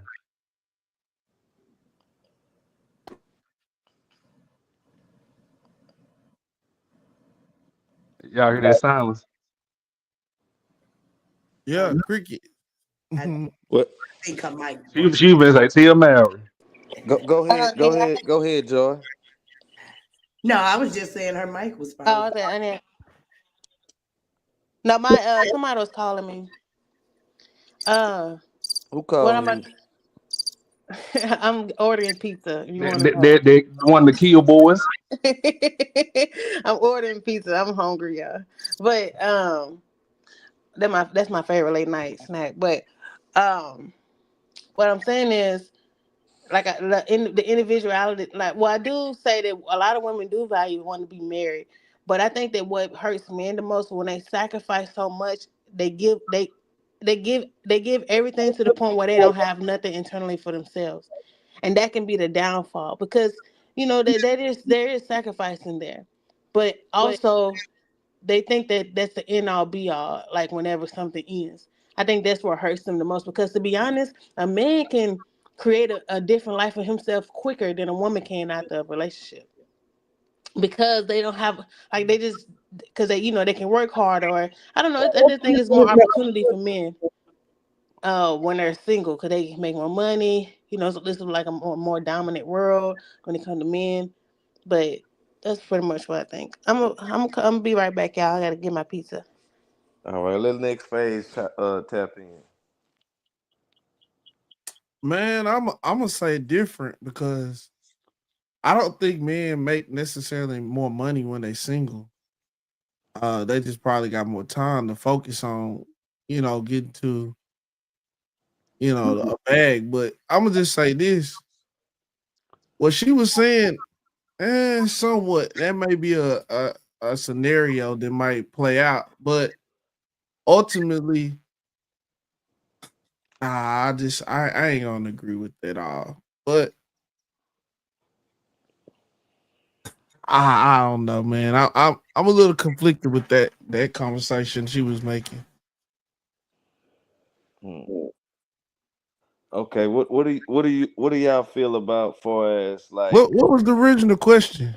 Oh, the original question was okay, like for as a relationship, like you in a relationship or a marriage, and it ends bad. Like is it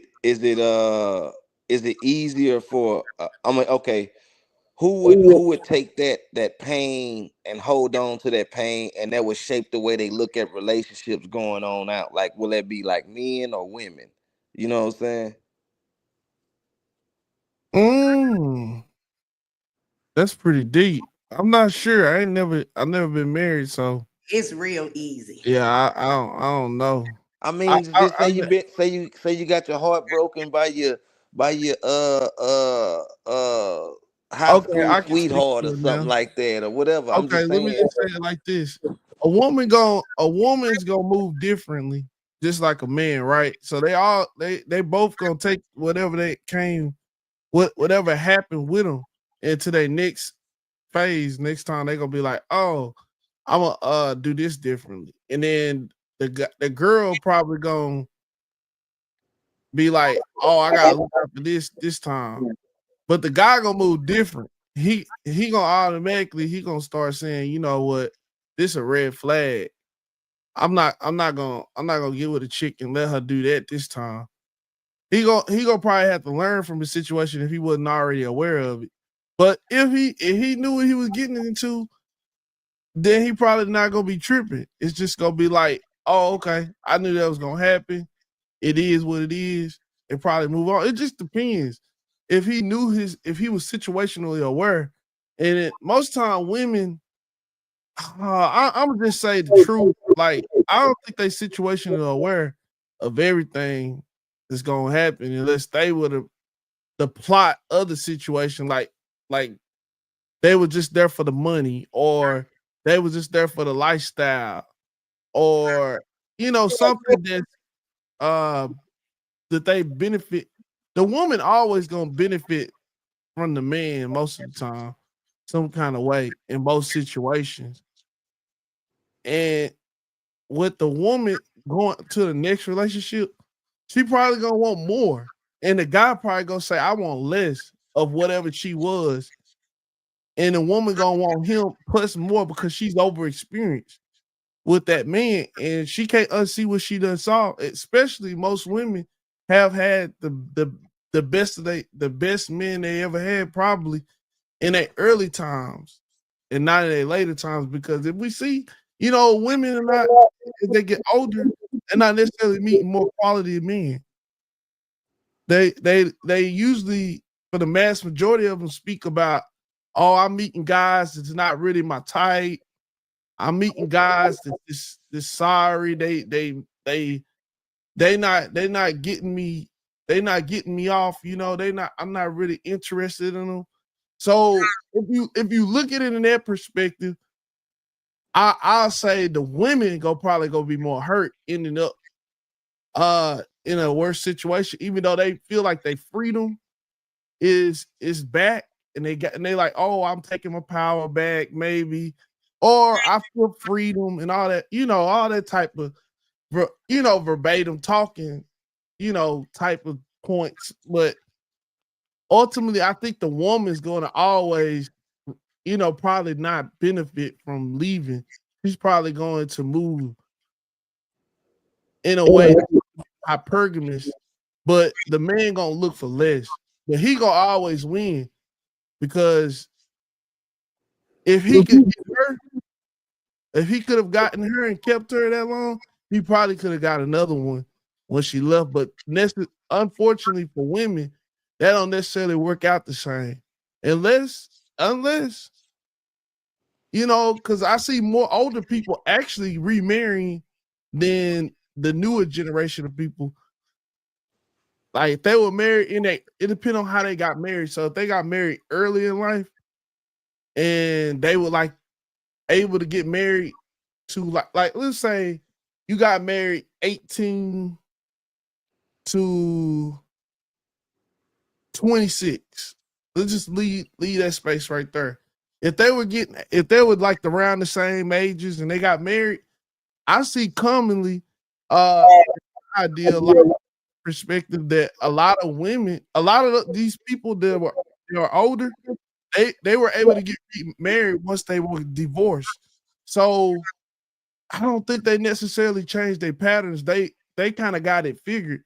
But I'm not sure what this generation will look like. But I know for a fact that some of the older people were able to just transition pretty well into these into relationships and marriage. Because I mean, I don't know what it is about the older generation that they able to do it, but I feel like this newer generation of women, if they didn't get sold like a bunch of Disney fairy tales, and they didn't get sold like this whole perspective, like I'm the table and I ain't gonna never let nobody hurt me again. And if they actually just want somebody to live that life and find somebody with commonality and they pretty much attractive and stuff, I don't see them having problems, but I see those other ones that had those psychological issues going on. Those probably some of the ones that's gonna have the most trouble moving forward. And speaking to what you were saying is how they gonna move differently. I think the women gonna usually try to still go for more if they left the relationship looking for freedom. Cause they gonna now if they left that man, they looking for freedom. They not really necessarily, because if they wanted another man just like that, they could have just stayed with that man. Because most women they don't want to go out and meet new men and create and add new bodies to them, because they different. They based off of a feeling and an emotion, and men are based off different. Somebody saying something? No, I didn't, but I did want to say, like, I totally agree about the women not wanting to go out and catch more bodies. You know what I mean? I think that's a big thing too. That's why, like, women be whenever they get out of a relationship that didn't work out, they's like very particular on who they choose next. And I think that's why they argue a lot back and forth, because it's like, well, you should have chose better the first time. How your standards gonna go higher and after you didn't did all this and that? And then women be like, because blah blah, we had to learn it. And then dudes will be like, oh, you then gave your body, you didn't chose the wrong man. That's on you. So I think that's where that argument kind of comes from too. Like we would want to choose better and do better, but then also dudes will be like, you ran through. Why you trying to have sex now? And it's like, well, because I'm traumatized, I gotta make better decisions. Like, so I think that's like a whole thing. And like I think y'all was still talking about who feels, the worst later coming out of a relationship. I think I don't like to say like, oh, it's more women who have who go through the most or men go through the most. I think the reason why men maybe go through it the most is because it's like uh because they they was a leader of it and they take pride in like their leadership. And I think it's like it does feel like a failure because it's like I wasn't able to manage and keep this together, and I'm the one who's supposed to lead us into like sticking through this. Even though sometimes it's just a woman's fault, she just wanted to leave or something, or you just chose wrong. But it does not mean that you wasn't a good man, you know. But it can mess with your thoughts about who you are and how you feel about yourself because it's like I couldn't. If I was really this guy, why I couldn't get her in order? But sometimes, like, you just can't. It just don't work out like that in a sense. Like some people just fucked up too. Like, but and that's why I said like having a little bit more discernment and like understanding. There's a foundation in you need to have. So even if it does work out, if it don't work out, there's something about how you chose that woman that's going to help you lead into a higher chance of it is working out. I think that's another thing too. Like we just pick a woman, but for things to work out for that person to be a good team player, there's certain qualities you'll need for that relationship to work out. Sometimes they say, "Well, what I did, I chose her. She was a good woman," and then they start describing it, and they be like, "Well, she brought me peace. She was cool. She was nice, and I saw her. She loved kids, but then they'll never go into her character. They don't go into the activities she was doing outside of just a relationship. They don't talk about the environment she was in prior to, not necessarily her childhood, but just the environment she's in. Like those things play a big part in how she's going to be a part of the relationship too." Mm-hmm. And so, I agree.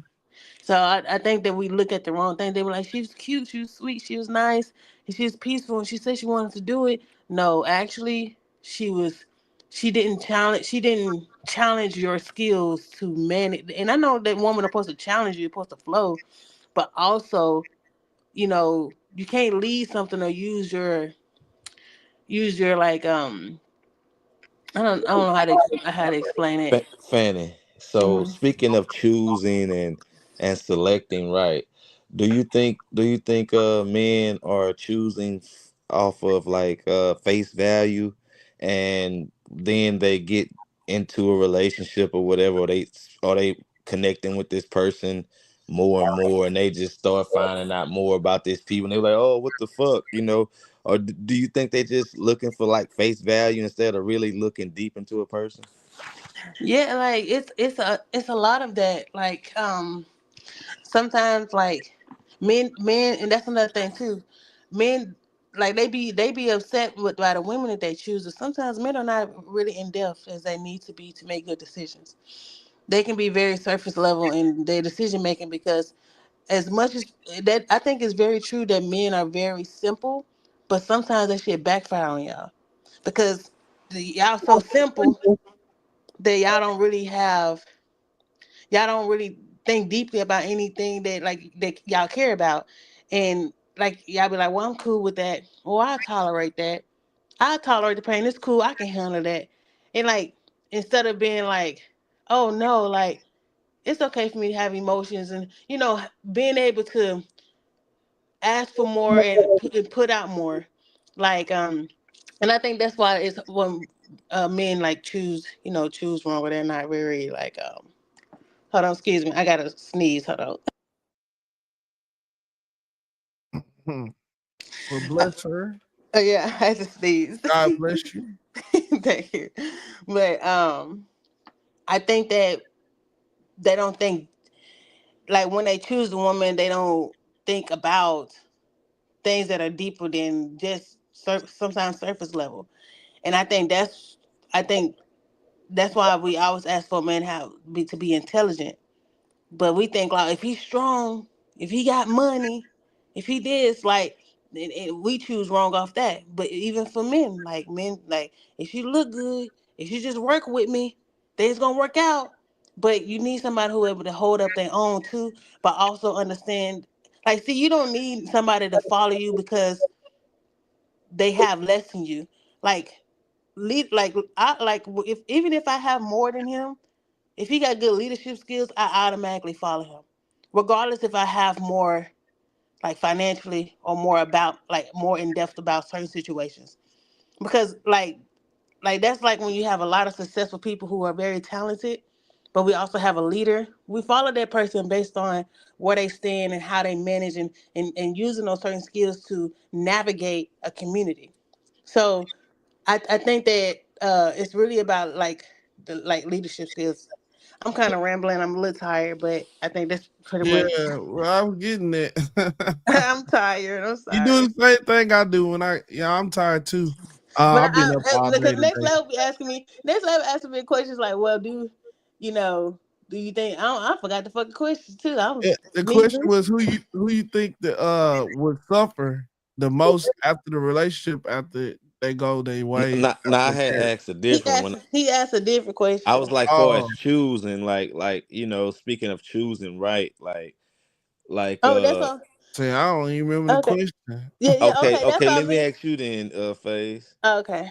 Do you think men like choose women off of like face value? Oh, she look good, she got a fat ass, like, or do you think they really like looking deep into this woman, her character, like what she stand for and things like that? I ain't gonna lie, man. We probably gonna go for the looks first and hope for the best. So I ain't No gonna lie. We facts. just shooting for the stars with it right now. I ain't gonna lie. We get caught up on the looks. And yeah, we be trying to take a little chance out here in these Yeah. streets. And that'd be the downfall. Because and then they get upset when a woman they be like, I can't believe she's done this. I can't believe this is happening. What and it be you and your decision making. Because at the same time, the woman you choose um is also going to help. It's going to be the main piece to have your family thrive. It is going to help you thrive. That's why, like, when men get with a good woman, they can become so successful and shit. They be like, damn, he got with her, he became this person, he became the leader of this community, he did all this because it's her. And it's not So necessarily how do you think a woman help a man thrive? because it's a lot of internal peace, not peace where it's like he don't have to deal with conflict.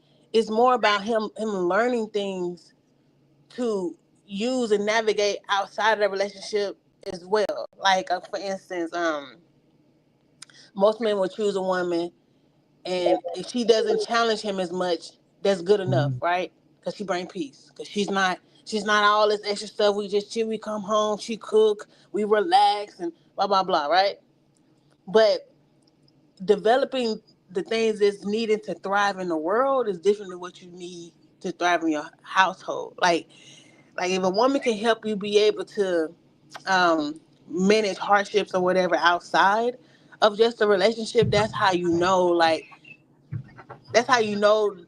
not only is the connection there, but it's something about like how you guys talk through things and your perspective, how it's like molded to create a path to success. Like it's not just about the peace that she brings, but it's like it helps the mind flow and for your brain to actually um for your brain to actually like understand new activities that's going on in your life.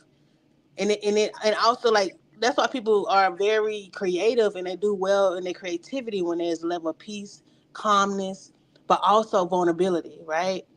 Mhm. So and that woman brings a level like that man being able to be vulnerable because she brings peace doesn't mean he still want to talk to her.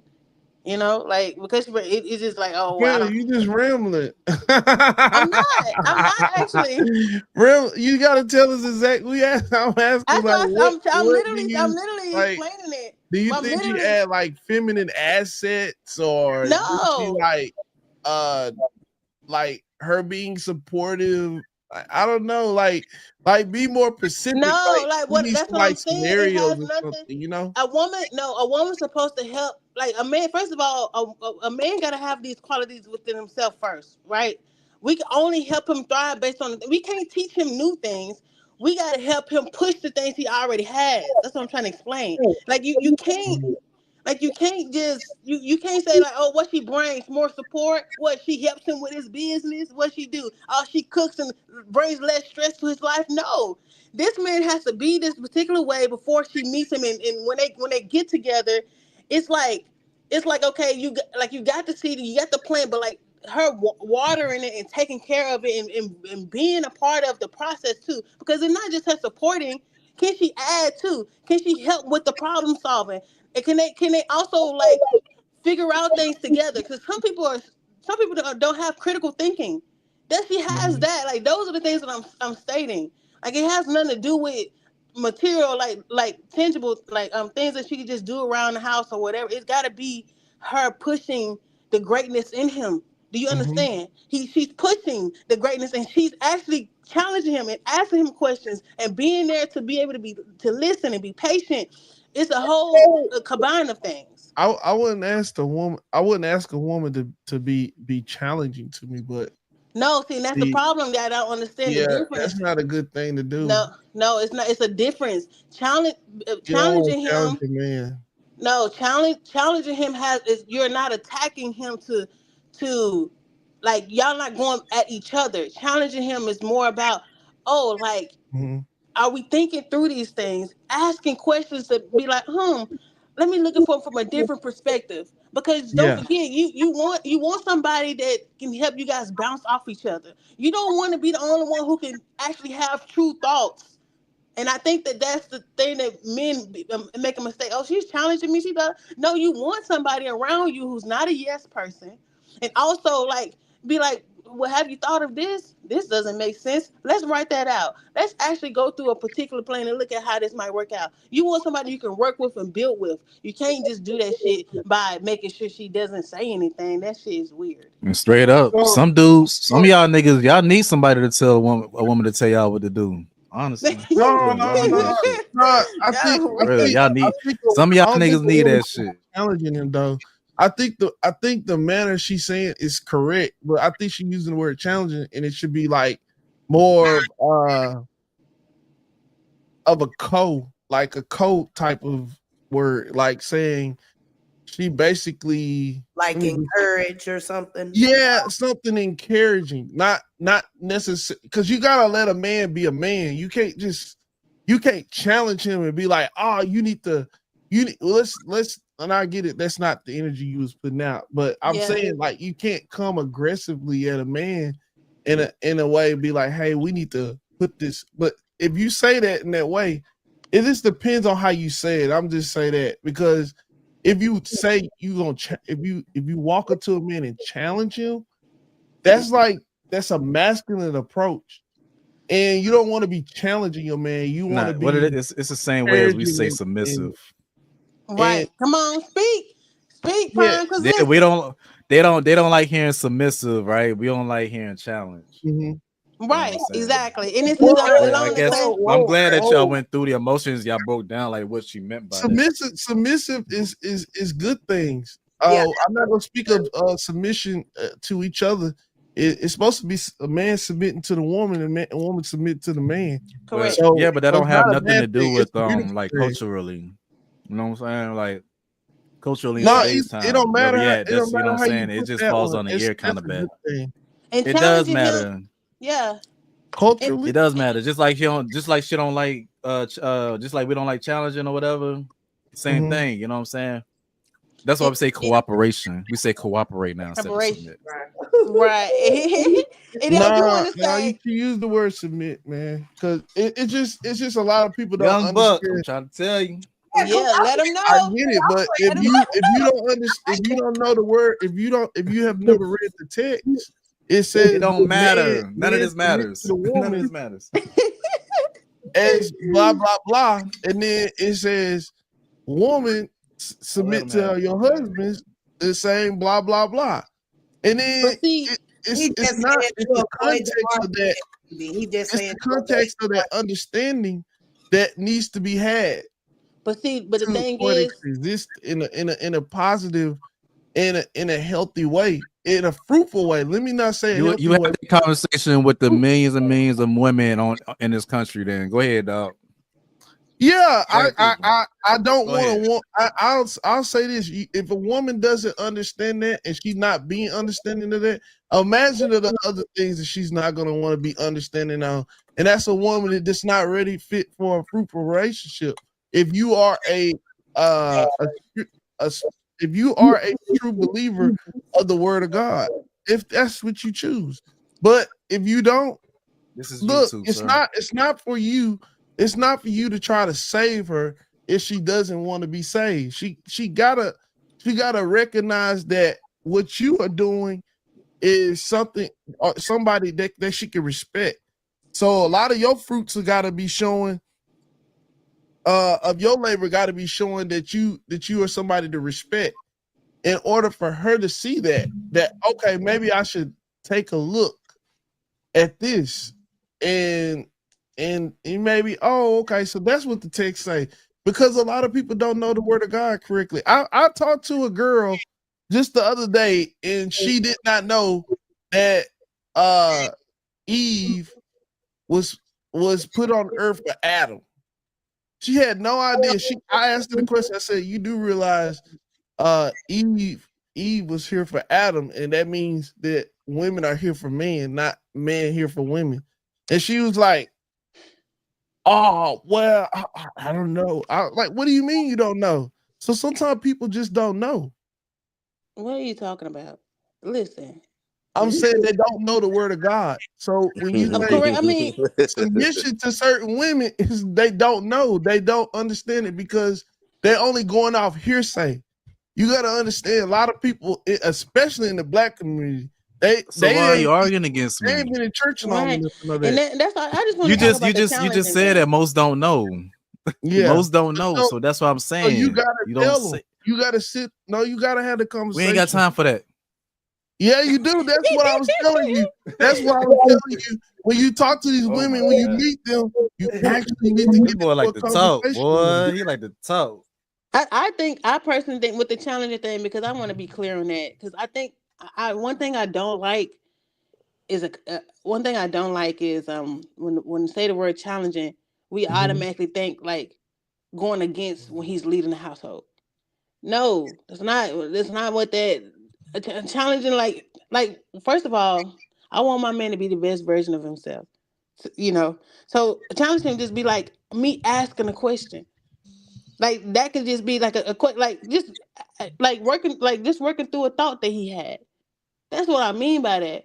But like you don't want you know like when I say I want him to be the best version of himself, like I want him to like something like when we had these conversations, I like one thing I do love is hearing him thrive through his thought process.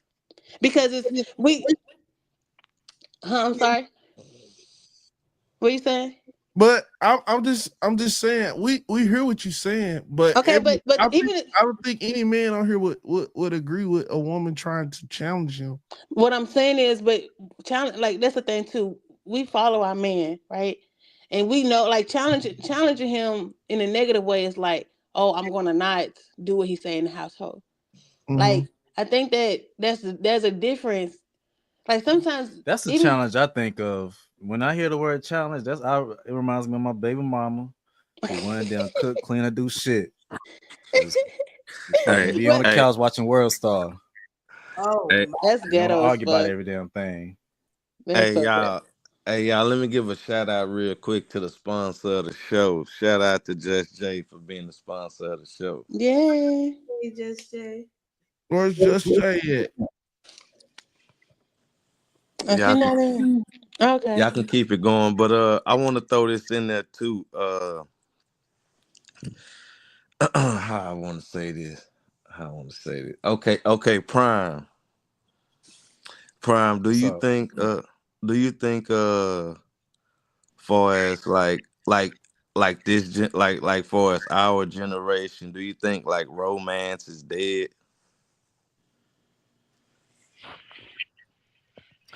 It's dwindled quite a bit, but it isn't dead. Yeah, I mean, romance like used to be a part of dating.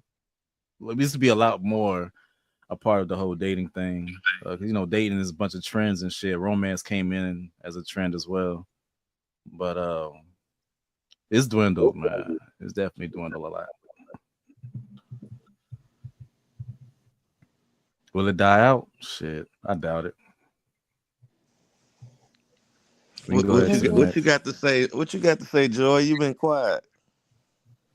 Honey, my husband is so not romantic, so I ain't I mean, unless you sitting and watching TV together, and we have we have conversations about TV shows and stuff like that, but he just not not one of them kind of guys, so it ain't never really kind of been over here. Now I'm glad you said that. Now, Yeah. do you think some men see like romance as like soft or like a simp type of thing? No, I think some of them just haven't been taught how to do it. The ones that, like my husband, he grew up with no father, so, and his mother, once she had him, I don't. Yeah, she did have a couple of boyfriends, but I don't think that it really amounted to anything. So he never really got a chance to see like a man and a woman interact in that way. Does it bother you though? I've wondered. Your Oh husband's yeah. never been into it. Oh Does yeah, it bother you? honey. We've been together Because 27 you be years. wanting romance. Heck yeah, I'm a woman. But he just not that guy. But he got so Damn. many of all the other traits that I just said, fuck it. I feel that. Damn. I feel that, Joy. Like you just gotta, like, if he got that 80%, Yeah, I don't care about nothing else. So he got about 90%. I'm gonna say that romance, that 10%, is about 10%. I'm a, I can plan all like our like special dates, like for our anniversary, Valentine's Day. Like I plan all that stuff. So what you want as romance then? For him to surprise you like with what? Is it like flowers or is this something like he had bought me more flowers. thoughtful? I'm not a flowers girl either. But Oh, so that's not the romance you're talking about. What romance you talking about then? just like putting effort into a date. He don't really even do that. He would, what he call a date, like, come on, let's go to the show and out to eat. I So said, what type of outings y'all go on other than going to the movies and the dinner? Because I know people like this, and they and the women complain about it. He don't want to go nowhere. He don't want to get out of town. He don't want to go on no vacations. We do like, all that. I just plan it. You go on vacations? Yeah, we do all that. Okay, so you get She want him. vacation. What about him? She want him to put in the effort and do things to where she don't always have to do it. Like, So my question, okay, so my answer to that, I'm gonna just be 100 with you. I think the women are the most social of the two, of the man and the woman.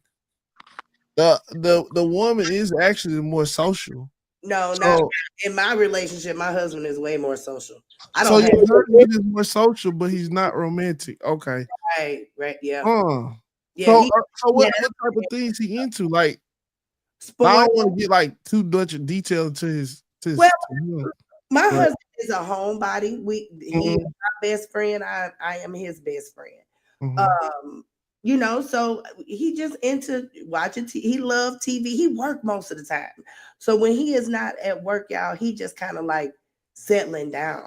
He relax. Yeah, he work anywhere from 12 to 14 hours a day, 6-7 days a week. So I don't put no pressure on him like that. Okay. Good woman. That's what I'm talking about. So let me ask you this question: what kind of romantic thing? Do he work with his hands or anything like that? Yeah.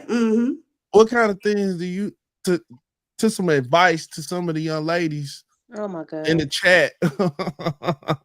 Please. What type of things do you do for him when he come home from work? Oh, everything right. Because I'm a housewife. So everything is ready for him. I get up 30 minutes before he do to make sure his lunch is packed. So when he ready to go out the door, and I go to bed like an hour after he go to bed, so he can do it all over again the next day. Okay. So do you give him any massages? Do you rub his hands? Oh yeah, of course. Make him a soak bath, like All that. I do whatever he asks me, and then some.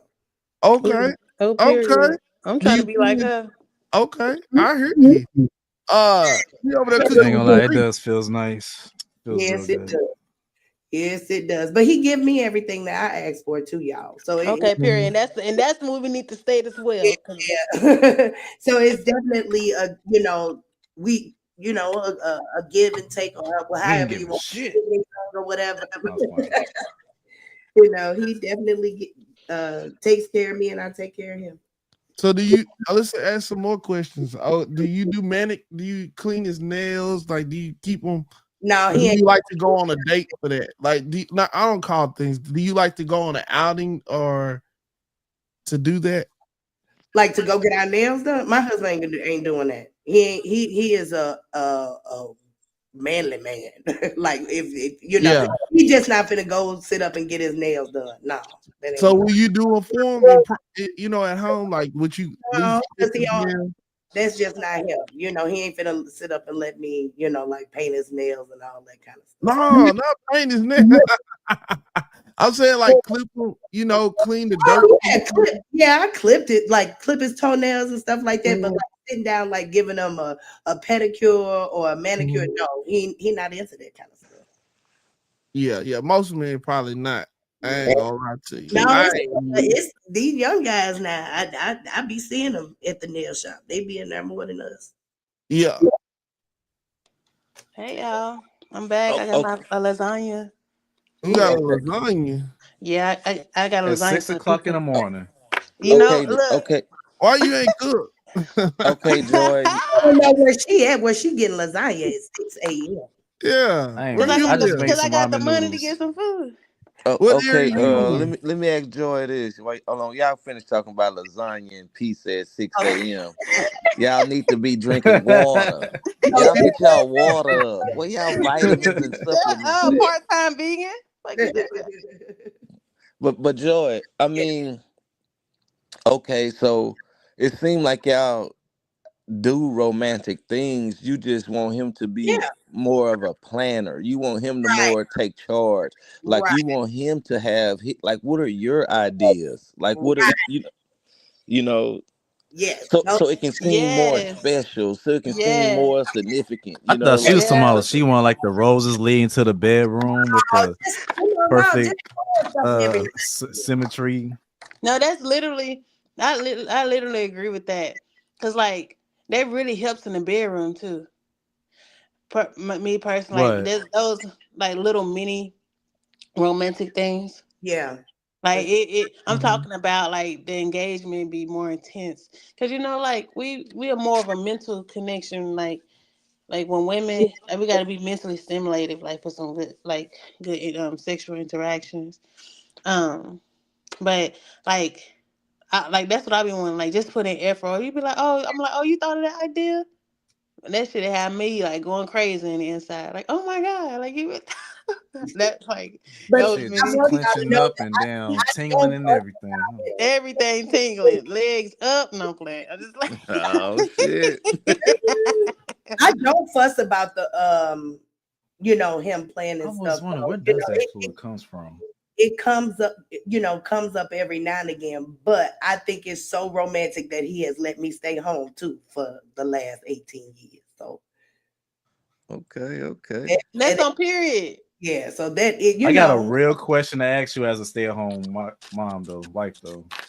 Yeah. After this, when it's done, have you ever stepped out? Oh my god. My relationship? Oh my god. Don't say that. Don't answer that question. Don't answer. That's wild. Your husband. Somebody. Have you ever thought about it? I have No. thought about it. I have. I'm gonna be honest Right. about that. I Oh have. my god. All right, we can. I fuss with you. We can stop right there. Okay. The reason why I now, asked that is because I've learned that I've come across some information that stay-at-home wives are the leaders of divorce, and they cheat a lot as well too. I bet they do cheat a lot. They do?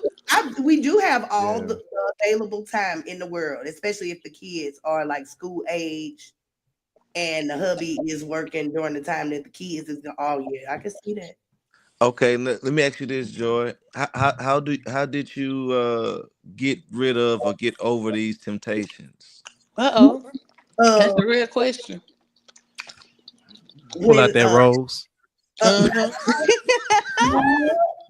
I mean, I'm gonna just think about them. I get happy about other things like the mortgage being paid, the lights being paid, the like all those things make a difference to me. So I quickly if I'm having any interest in somebody, it's usually because I thought they was cute. Oh, he's handsome or something like that, and it'll be a quick thought. But I ain't never like planned on cheating on my husband. It was just maybe like a quick thought of thinking somebody was handsome or something. Oh, okay. Have you thought about them while y'all was doing those plans? No answer. Oh God, Prime. Lord have mercy, Jesus. I'm annoying. I bet those things happen though when two people are together and they really don't want to be with each other. You know what I'm saying? Those things can occur. But me and my husband, I wouldn't say don't want to be with each other. I say I think it happens more common than people are willing to admit. Oh my God. Oh Lord, thinking about somebody else? That's so crazy. Oh my, I ain't never really did that, I don't think. No, me neither. I wouldn't be able to do it. So y'all never did that. So women don't do that? I mean, it's hard. I can't think of a time when that has no. Yeah, it's hard to do it too because you got to be really messing with them. You can. I don't know. Like, first of all, like, I can't. I have to be engaged with the one I'm dealing with. Like, if I'm thinking about another man, I'm automatically like out of there. Like, I don't even like you. Like, I don't even like you no more. Like, I ain't even. If I'm thinking about another man, if another man mentally stimulated me in the bed and he getting me wet, that's crazy. Like, I literally don't even want to be in marriage no more. Probably like that have to go. It would have to be that far off.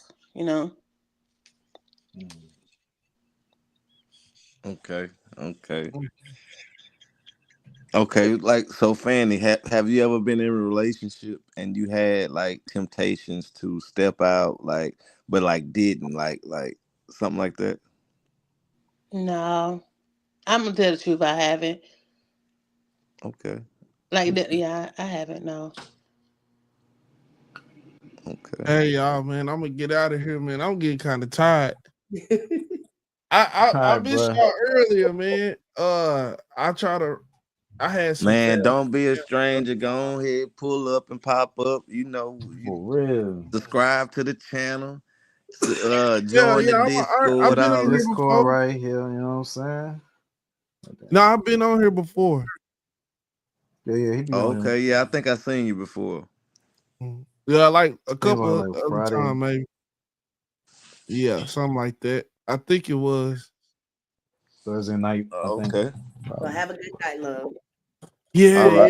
Appreciate y'all, man. Y'all be chill, Bye. man. Y'all take care. See you later. You do the same, man. Y'all And stay up. y'all stay in y'all relationships and period. Y'all stay prayed up and blessed. Okay, bye. Bye. So Joy, Joy, more gonna give him that cat. Yeah. So Joy, you said like the mortgage and things like that really helped you get over those temptations. Like, well, just know, you know what I'm saying? Like as far as security, the security that your husband supplies you with, that helps you get over that temptation.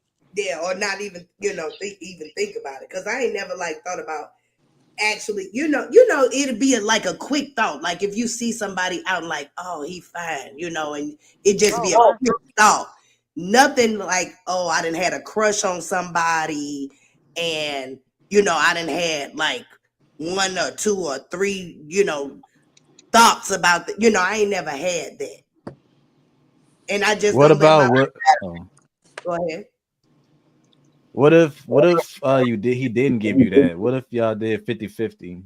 Do you think that it would have still I would wouldn't have have still married a helped? man with that did that. So you would have stepped out. No, I Damn. wouldn't have Prime. married, I wouldn't have married a man who would have done 50-50. So you would have stepped out. No, I wouldn't have married him. But I'm saying, okay, not married, but y'all was together. You would have stepped out. No, I wouldn't have been with him. So one of my preferences, one of my requirements for for dating. Well, y'all gotta also remember I've been with my guy since 19. So we've been together a long time. But my 1999. No, what year was that? Ooh, honey, 1940, 42. It was 1997. Oh shit, I was 1 year old. 97. I was off by a little bit. Yeah, so we were quite young, but my requirement was I was always looking for a man to take care of me.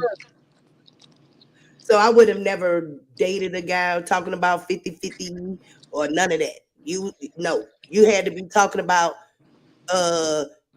you was gonna take care of me, and that's what you wanted to do. That was your that was your purpose in life, was to take care of a woman and a family. Oh. How many kids y'all got? Well, let's not talk about that. Okay. Oh, there's one.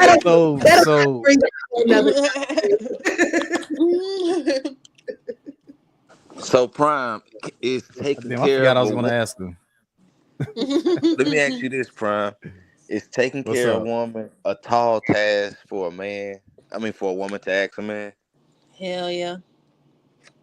It's not, but I don't think that your purpose in life should be to take care of a woman and a family. I think that your purpose should be what whatever God put you on this earth to do. Well, He gave you gifts, he gave you talents. So you need to, I think that should be your number one thing. Well, I ain't gonna say number one, but that had to be, definitely, part of the everything. You know what I'm saying? Your career. I got you though. I got you. But unfortunately, like for most dudes, they'll probably have to move out of the city that they're in order to achieve such a feat. Yeah. Probably go to like some like way in the country to go ahead and take care of everything, take care of their woman and their family and stuff like that. They'll probably have to try to find the same job making. They're not going to make as much money. We live in when Las they do Vegas. though, but yeah, they're gonna have to go. Yeah, that's what I'm saying. Like most dudes will have to go out in the country to do something like that. Well, yeah, probably these days. Yeah. Because things are so expensive. When we got together, honey, apartments was $400 a month for the nice ones. You know what, Joy? I can't. I'm not playing. I can't. I'm so serious. So Fanny, don't ask me a question. I want to ask you this. This way. So speaking to like what Joy just said, like she couldn't be with a man if a man didn't take care of her. Like, what are your thoughts on that? Do you have the same feelings? No. Like, we're going 50-50, I'll still marry him. Yeah. As long as I'm able to stay home when I get pregnant. I don't want to work when I'm pregnant. I don't want to work the first 2 years of the child's life, and then I go back to work. That's fine. I want to have periods of time where I don't want to work, or I don't like I would like to not work. That's the only difference between me. Okay, so what if a man says he wanna sit you out and he don't want you to work? He wants you to like be home. I compromise by just getting a part-time job. So you haven't you still working, whether it's part time or full time? Is that like your source of like a source of independence for you, or? Yeah, and well, I don't want to say just independence is like to keep my skills up. So just in case something happened with him financially, like he like laid off or something like that, I should be able to like help the family in a period of time where we need help. And I can't do that if I'm only at home all the time. Cause it's different now. Like it's different nowadays. It's kind of like I think that we need to keep our skills intact to where we can help each other. Cause we still a team, you know. And some of that pressure can actually harm the relationship too. It could. Mm-hmm. Cause I sure ain't kept up on no skills. Mm-hmm. Nothing but cooking and raising these kids. Oh yeah. Okay. Now let me ask you this. Let me ask you this, Joy. Do you think some women look at that as slavery? Like, No, I enjoy it. I enjoy my life. well, I'm talking about you have some women saying, "Oh, I don't want to be cooking and cleaning after no man and doing Hey, that's this and real. If they want to go outside and work a 9 to 5, they can do that. And I haven't been a housewife the whole time we've been together. I did work at some time, but once we start having, more and more kids, it was cheaper for me to stay at home. Right. I feel that. That's true too. And Yeah, then like my first baby mama, she didn't have to work or nothing. Like, Oh, and I would have had your house but she clean, was cook bread, still fucking. everything. Man, if a All I dude know, I got headaches. And yo, it got so bad. When I went to the doctor, I'm like, yo, can you please just give me something to deal with this shit? Like, I just need the damn, she had you like strongest that. fucking medication. Wow. Bruh, Oh my I used to God. shake when afterwards. I used to shake like I would get like enraged and shake whenever after we broke up when we would talk. It's withdrawal from that. It was abuse. It's withdrawal from Yeah. that. Mm-hmm. Wow. Why you didn't leave sooner? Had the baby, right? Because she was pregnant. Yeah. Mm-hmm. I was about to break up with her the next. It was my birthday. I was gonna break up with her after my birthday. And the next thing you know, for my birthday, she told me she was pregnant. Man, why you hit it raw? Oh my God, you trying to hit it good for the last time, guy. How it happened. Damn. Yeah. But you end up breaking up with it anyway, so it didn't matter when you did it. Yeah, that's true too. Yeah. Yeah. I mean, like some like if a dude want me to like stay at home and stuff like that, I was already like doing a whole bunch of that with my ex as well. But he didn't appreciate it as well. He was like, you're still not enough, and he just made me feel like I'm still not good enough, and I don't know what the fuck was wrong with that nigga, but I like I said, like that's something I enjoy, like just doing all those extra things around the house. I'm extra too. I'm an extra, and I'm creative. I started creating. Like I remember making for one of my little boyfriends. I made him like a coupon book, right? And it was like, so he was able to use like certain coupons based on what he wanted. So like I remember like one time he like one of the coupons was like, oh, you get a massage for 30 minutes from me anytime you like, no matter if we mad or angry at each other. And like shit like cute shit like that, I be doing like creative cute shit. Like just romantic, like, oh, or like I think we went on a scavenger hunt one time.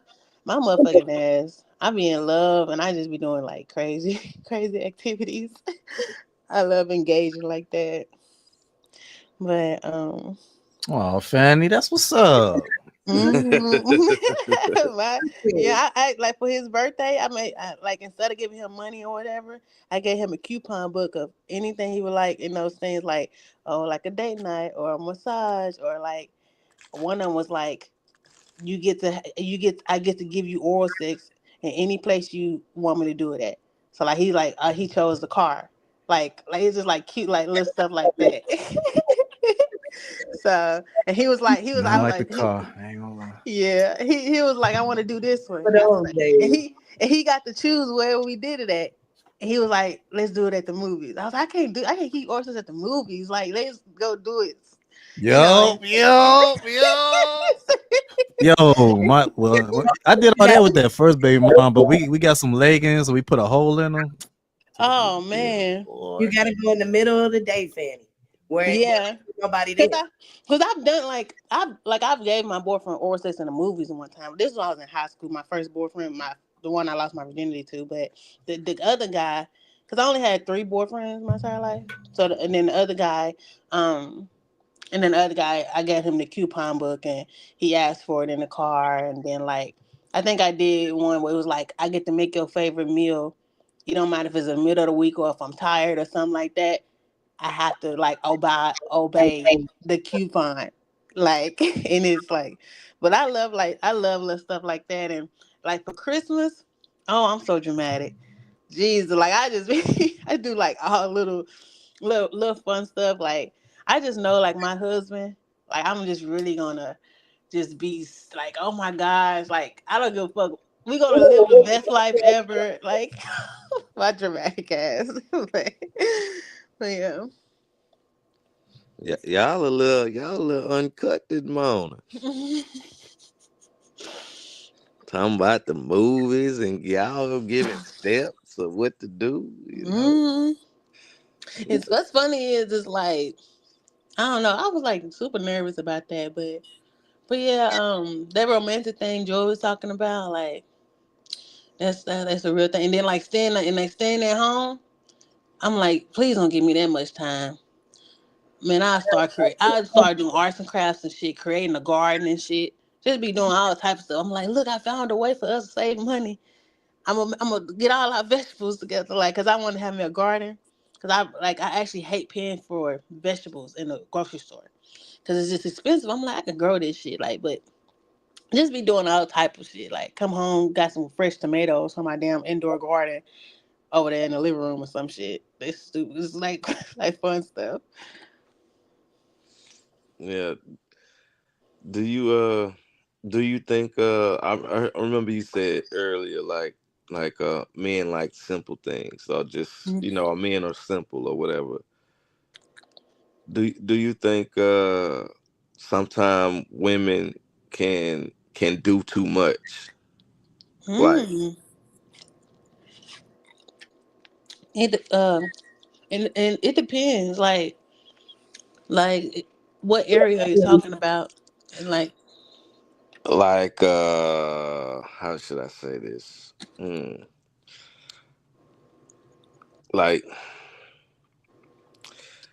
Like just extra things, like things that like some men wouldn't even care about, like like but you gotta let me love you.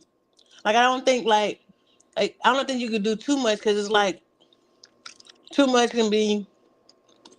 I mean, it could be overwhelming. Like you just being dramatic or whatever. But allow me to love you. Like I think that let me be this. Like let me just be joyful and hop skipping around the house and shit. You know.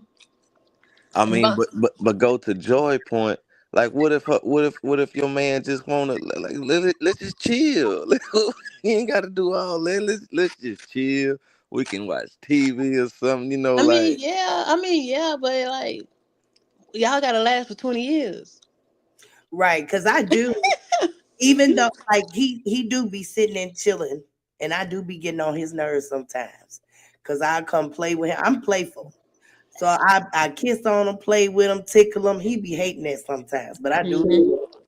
I can't help it. I'm such a touchy feely person. Me I be too. like I be like I sometimes I kiss my boyfriend and I be like I'm gonna bite your face off because I be loving him so much. I bite your goddamn face off.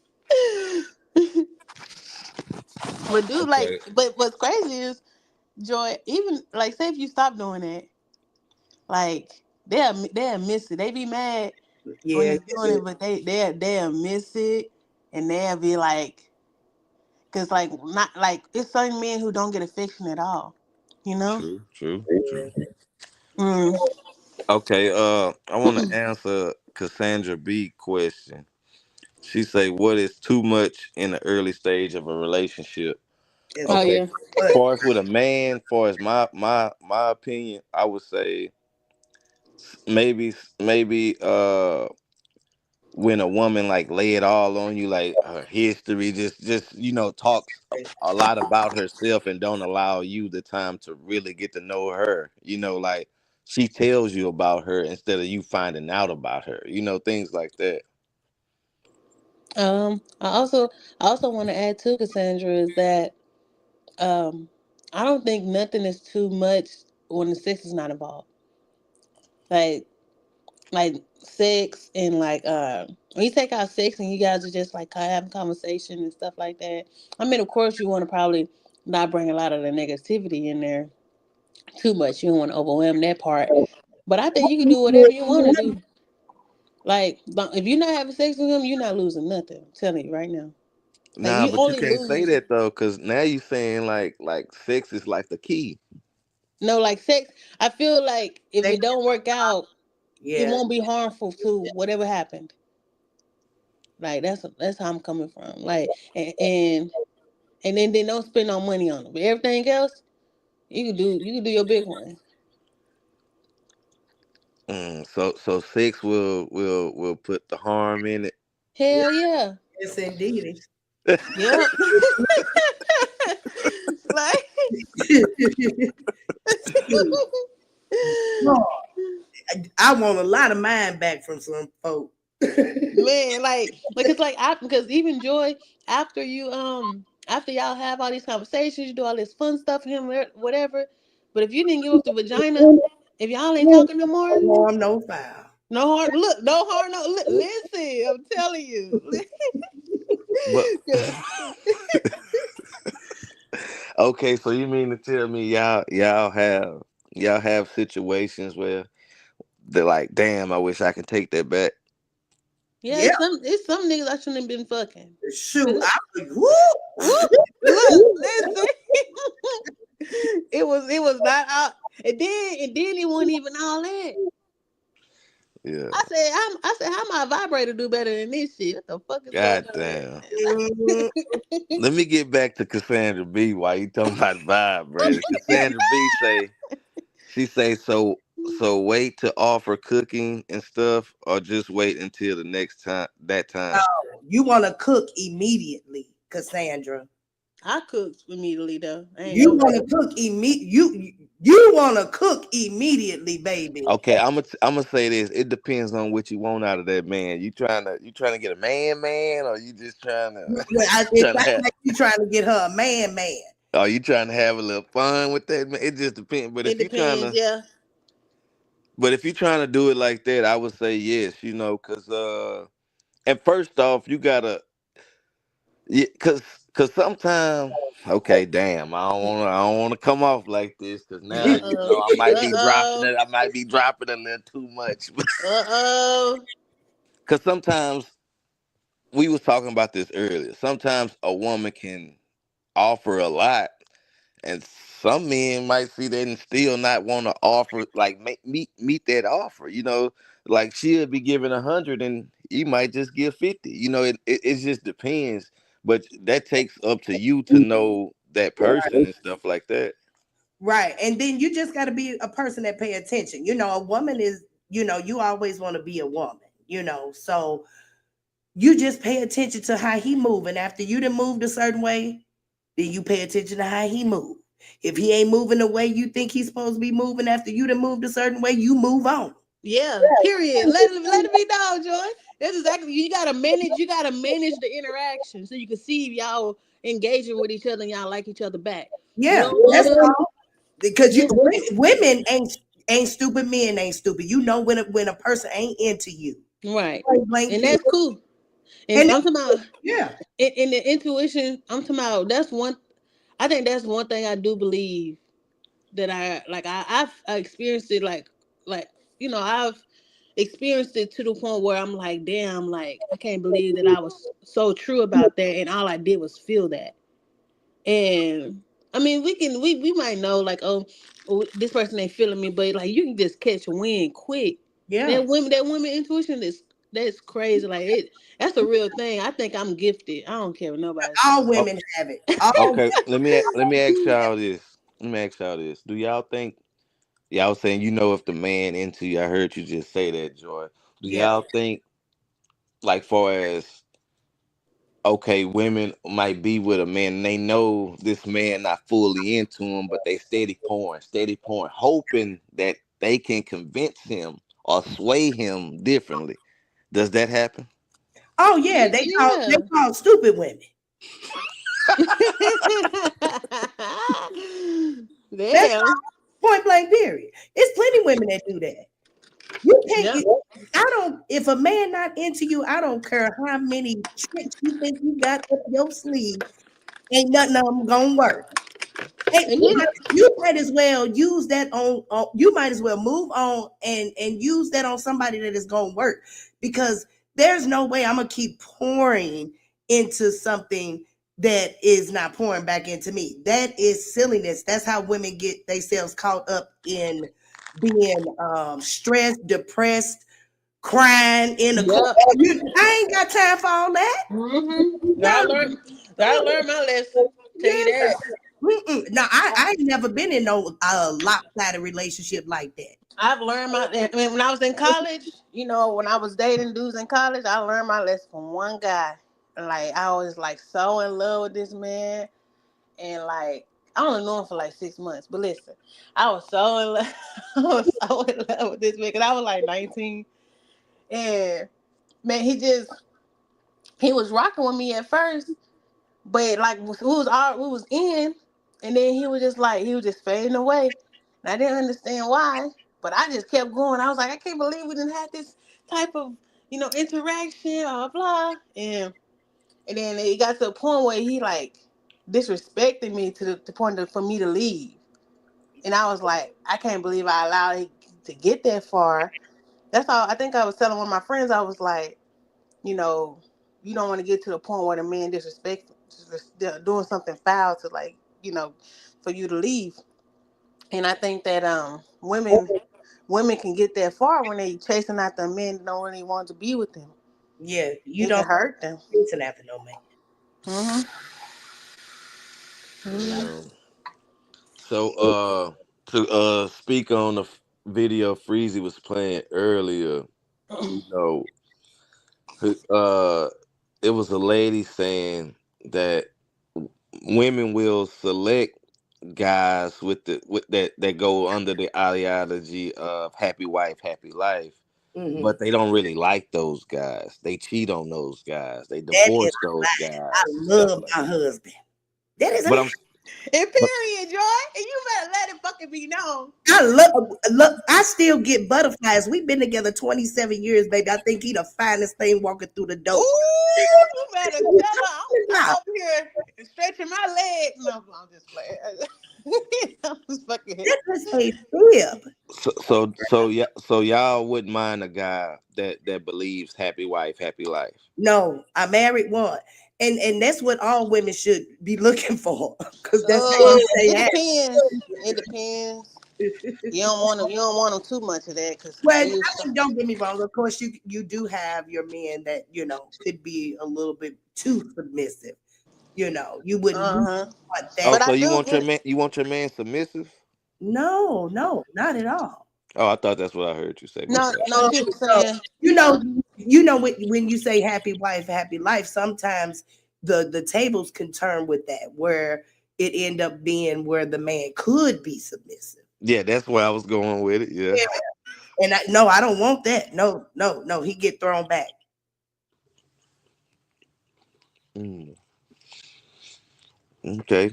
Okay. What about son husbands? Y'all would y'all be able to date a son husband? What's that? Like a mama's boy. Like somebody who I got one of them too.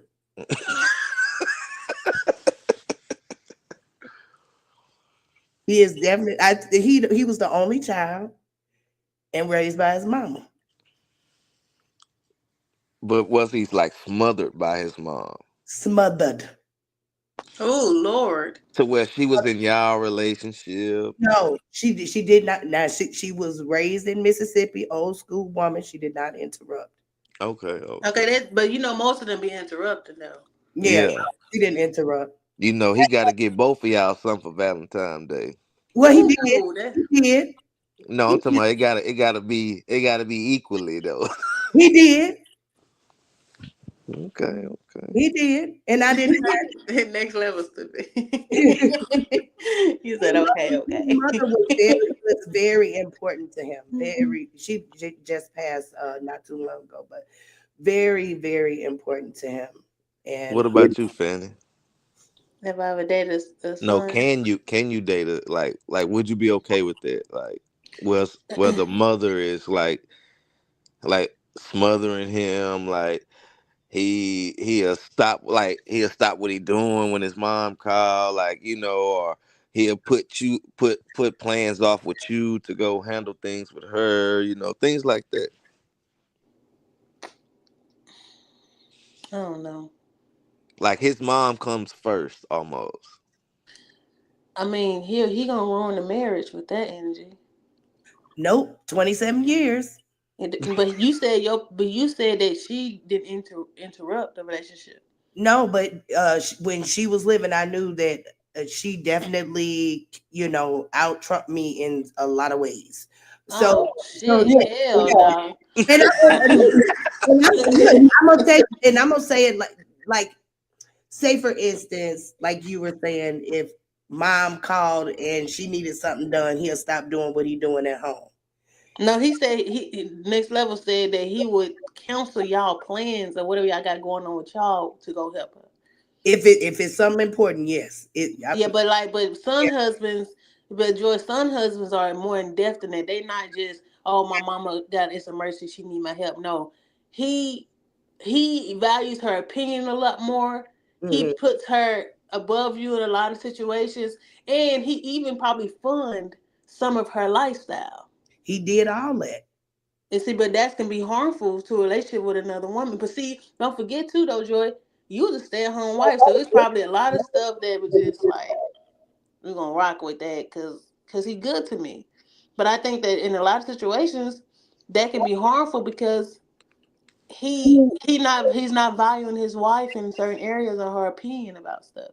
Well, see, I looked at it as I love the way he took care of his mama because that's the same way he took to take care of Did me. she have a husband or anything? Mm-mm. Okay. Yeah, Yeah. it depends. But that's a very harmful thing. That's like that's like a woman with her father, Mm-hmm. and she values her father's opinion more than her husband. Shit like that. Yeah. That's got a lot kind of line along those same lines. But how many people in the chat though? Each 50. next level. Well, Okay. yeah, 50. That's fine. 49. I was like, people really be engaging in these Well, conversations. y'all been talking good, talking about relationships, romance, y'all talking about vibrators and all type of shit. Just you better shut up. Well, yeah, I just want to say this. When it comes to settling, I think people settle out of lust and it's not out of love, because when you really and truly in love, like it's not selling, no matter what type of condition it's in, no Right. matter how many kids she got. If you really love her, if you really love him, that's not settling. Yeah. Now, if she just put something on you, or if he put something on you, that can like, might not make you not have a clear vision, and you would do things to settle. But I don't think you can settle purely out of like being in love. Yeah, you're right on that.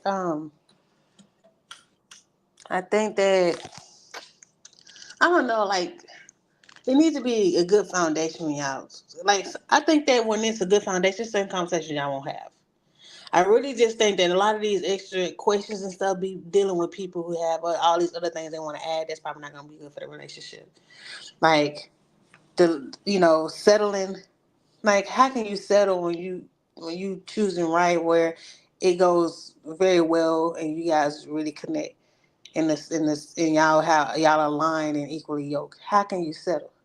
That's what I be thinking. Like, you only settle when you know you don't really supposed to be with that person or some shit. Like, you start going in a direction that's not good when the person is not good. It's like you start settling, or, oh, I don't really like him like this. I'm going to just deal with this. And, you start going into other things instead of just choosing somebody who's right for you.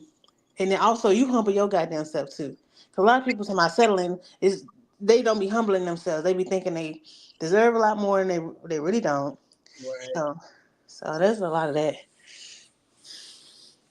Yeah. Oh, I gotta wash my clothes. I need to fold my clothes up, wash my clothes. Damn, I got a lot of stuff to do.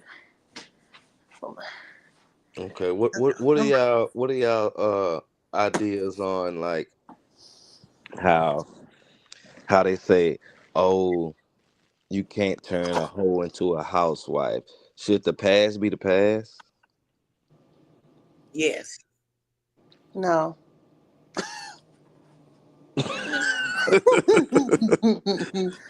No, because it's even on the men's side. I don't want to marry a whorish man. I don't want to. I don't want to be with a man who like, oh yeah, I turned 40, my life changed. I'm a good man now. Fuck that. You're crazy. You literally destroyed plenty of women and satisfying yourself. There's no sacrifice about your life. Because see, I think a good man is also about the things that he was able to uh what he was able to, like, building up his good character too. Like, one of the things he said no to is the sacrifice to make sure they have a better life. And I think it's also the choices you make with the people you interact with. So, So body count matters. it's not necessarily body count. It's like how you live your lifestyle. Cause like, of course, you probably can have a lot of sex and stuff, but also with that lifestyle, you're a manipulative person. You start lying, and you just start doing whatever you wanted to do. Everything is about you, like character wise. Like, it's more than body count. Like,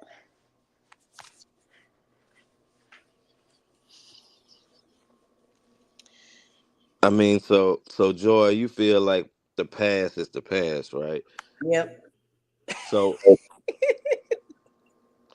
because at the end of the day, okay, let's step into what Joy is saying. So, can people change? Yep. Okay, can people be saved? What you mean? Saved by the grace of the God? Yes, like change their life, like come step into a new way of life, new way of thinking. Yeah, for sure.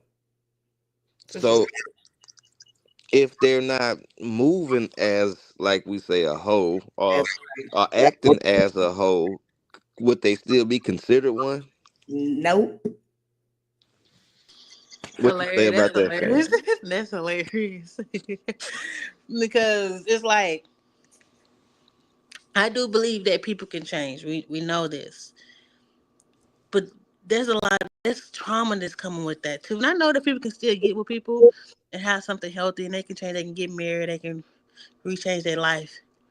But that's gonna play a huge part in like how they're gonna thrive in that relationship. Because you have to also think too, is like, What? Why yeah, would but that have any bearing on how you gonna thrive? because first of all, that person probably ain't never been in a relationship before either. They probably don't even know how a relationship really works. They don't have any experience. I think they have the most experience. Okay, let me ask y'all this: do y'all think a lot of girls, or even most women, go through like what they call a hoe phase? Yep. So can they come back from that, Fanny? Yep. That's different. We talking about a whole. Oh, hold on. How We that's talking different? about a whole forever.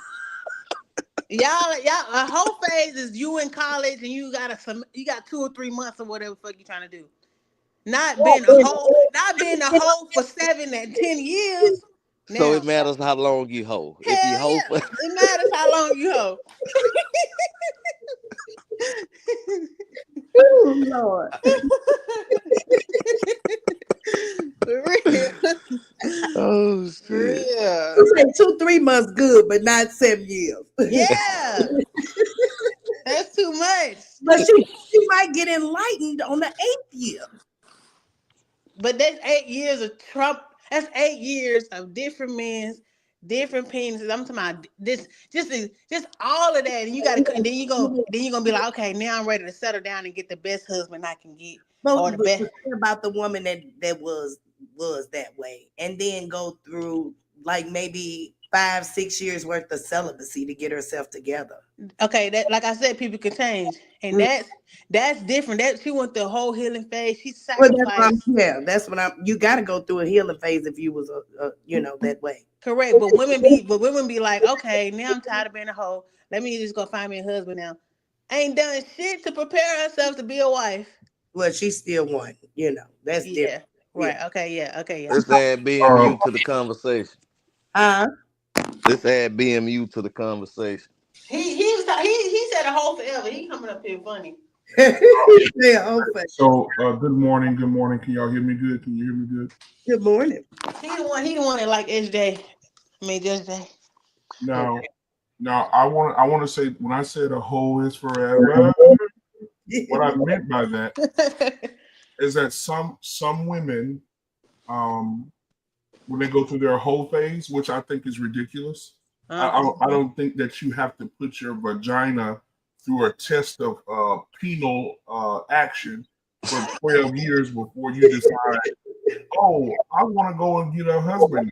I don't know one meat factory that you could go to and all the people take their gloves off and play in the meat, and then when it gets to the end, you say, oh, you know what? I want to serve that to my family.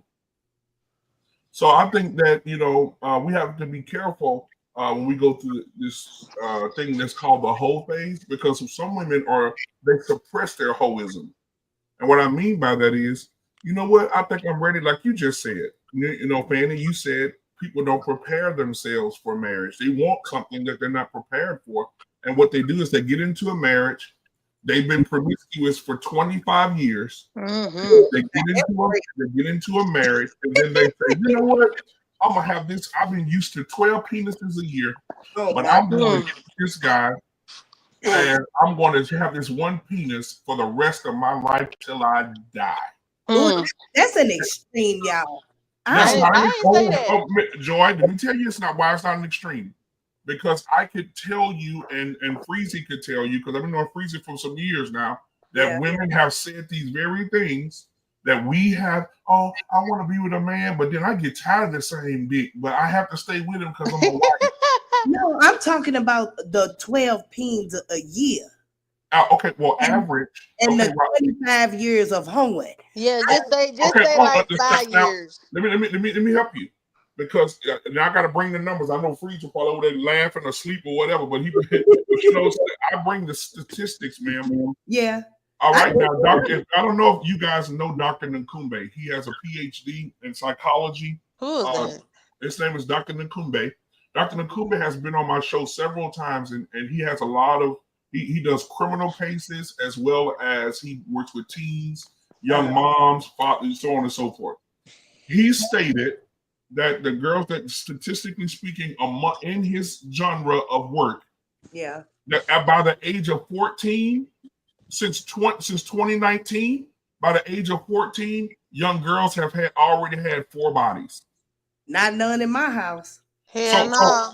That's a lot. No. He said no, but the number is, he says 2 out of 4 girls have had sex and has had up to 2 to 3 bodies by the time they're 14 years old. That's crazy. No. So can you imagine when you're 26 years old and saying you're ready to get married and you getting 3 bodies a year since you were 14 years old? Do the math.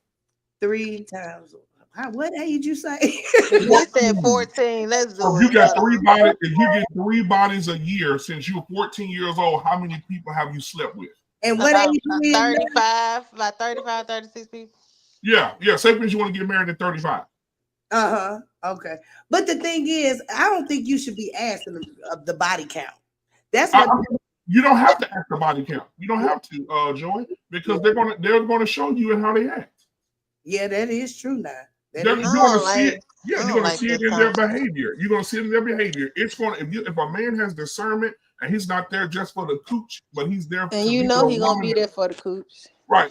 If he's not just there for the cooch and he wants a wife and a woman to build with, he's going to look at that woman. He's going to get that aura of that stench of that whore off of that woman. Yeah, that's true. I guess.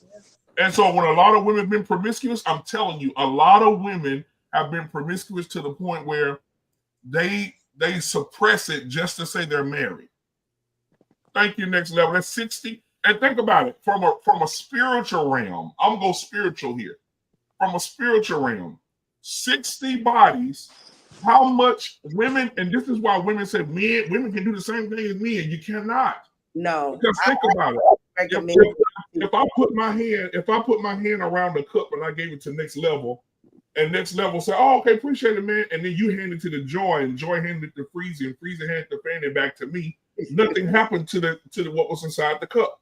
But if I stuck my hand in the cup and gave it to next level, he stuck his hand in the cup, and Joy stuck her hand in the cup, and Fanny stuck her hand in the cup, and then we gave it to Freezy and said, "Freezy, drink this." Freezy like, "Hell no," right? And that's the difference between women and men. Women cannot go out there and just get all these bodies, 60 bodies. How much stuff was transferred over into your body? And I'll go even further. In Seattle, Washington, at the University of Washington, their science and group or whatever found out that when they did autopsies on bodies that were donated to science, women have accumulated different DNAs and sperm from men, and it goes into the body. This is what they found, guys, and I would love to send you guys this article. They found that semen in those women was in their backs. It was in their spine, behind their eyes, against their cell walls of their prime is hilarious. It stays in the body of a woman and becomes a part of her. And that's why you can tie science and Bible together, because the Bible says soul ties. That man, whatever he injected inside of you or released inside of you, you become a part of him. That's why when you're going down the road and you're driving in your car and you hear that song come on the radio, automatically you think of him, because during that time he was having sex with you. During that time, you think of him. You could be with your new husband, and that song come on, you be like, "Oh, I remember Daryl hit me from the back to this." Oh my God! I remember when I was giving him head. We was driving down the highway, and I was giving him head to this song. And you're not even thinking about your husband. That's a soul tie. You're tied to that man. And if you're married, let's say I'm gonna land my plane. And when you're married, it's complete. When those women that suppress their hoism, when they're married, what happens is, biblically, it says if a woman goes out and be promiscuous when she's married, then her husband is no longer her covering, but the man she slept with, and they both will burn. So a lot of men are with women right now who they're praying for and trying to work things out with, but they're no longer your wife. And the reason that y'all can't have no success is because you're no longer her covering. The other man that you slept with is. Right. Let me pose this question. Do you think, for us, speaking of like a whole phase, do you think that's like a cover for something like that woman already wanted to do, like in her mind? I think that's just she's just using that just like as a cover, like how Fanny said, "Oh, just in college, go after a breakup or whatever the case may be. I'ma just go slut it out or whatever." But that's probably something she been wanting to do. Oh, absolutely. Absolutely. She's just like her mama. Oh. She's just like her mama. Next level. Most of these women out here, what they want. What does their mama? I heard my aunt tell her daughter that, and guess what? My aunt's daughter, two baby daddies, 2 kids, and I tell them all the time, they be ready to fight. I don't care. My thing is this: I told my sister, you are a whore, and now your daughter's a whore. And so now you see the ramifications of you telling her, "Girl, don't never let your left hand know what your right hand doing, girl. Get as much experience as you can, because you don't want to get with your husband and not be able to do all them sexual things that he wants. So you can go and get all the experience that you can get." But I asked my niece and my sister this, and they almost wanted to fight me because she married a simp. She would a simp right now. He's a simp. because I would have never married my sister. That was if I had to marry that, I would bury myself alive. Damn. But my question, because she'd been throwing that pussy from the free throw line for years. So my thing is this: I asked the question, how much of? And my sister told me, yeah, I had to get that experience. And I said, okay, we'll sit all sitting around the table. I think it was a holiday. I said, let me ask you a question, sis and niece. How much of your soul did you have to give away to get the experience sexually to please a man that will never marry you? But what if they wasn't taught how to be a husband? I mean, how to be a wife. They were just taught how to be a hoe. Like there are women out there that were raised in fatherless homes that I know right now, personally, anecdotally, that ain't throw that cat from the free throw line, and they got married and have decent families, decent husbands, decent children. Listen, it's all about decision making, and we got to get. That's like men. Men cannot make excuses. I'm beating my wife because my daddy beat my mama.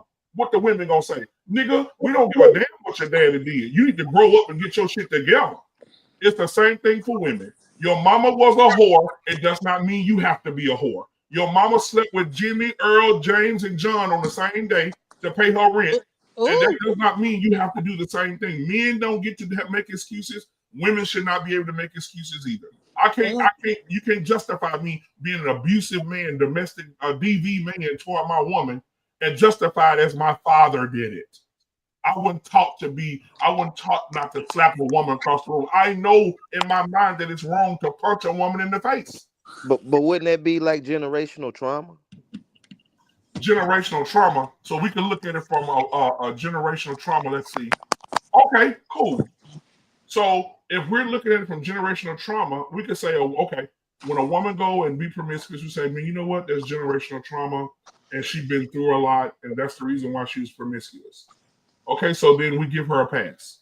But I want the same energy for the men who say it's generational trauma because my daddy kicked my mama like a field goal down the hallway to get my mama to act right.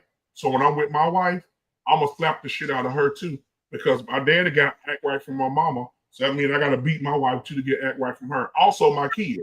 My daddy beat me with a broomstick across my back. When I get my kids, I'm gonna beat their ass with a broomstick and send your car across their back because my daddy did it.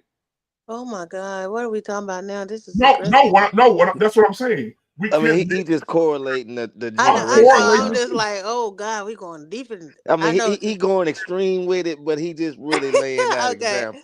I know. I'm following. I'm just so let me give you an example. How many times have we romanticized getting our ass beaten when we was kids? Now think about how many groups have you been in? You heard somebody say, "Man, I remember when I was a kid, boy. I went and stole my mama drink out the refrigerator. Man, my mama got that fucking club and beat me, nigga. I had blood coming out the back of my head and everything. That is that's toxic. That's trauma. You're romanticizing what happened to you. You could have died. Your mama could have killed your ass with that club." Right? Or getting beat with an extension cord. I couldn't even sit down in school. I couldn't even take a shower. My back had welts all over and it was bleeding. And we laugh about the shit around barbecue at the family reunion. That's trauma. Can they laugh and joke about like, oh, I was a hoe back in college and I had a little hoe phase. Yeah, the reason they can't laugh about it because it affects a generation of women. And everybody know, even scientifically speaking, bro. Everybody know trauma can be passed on to a child.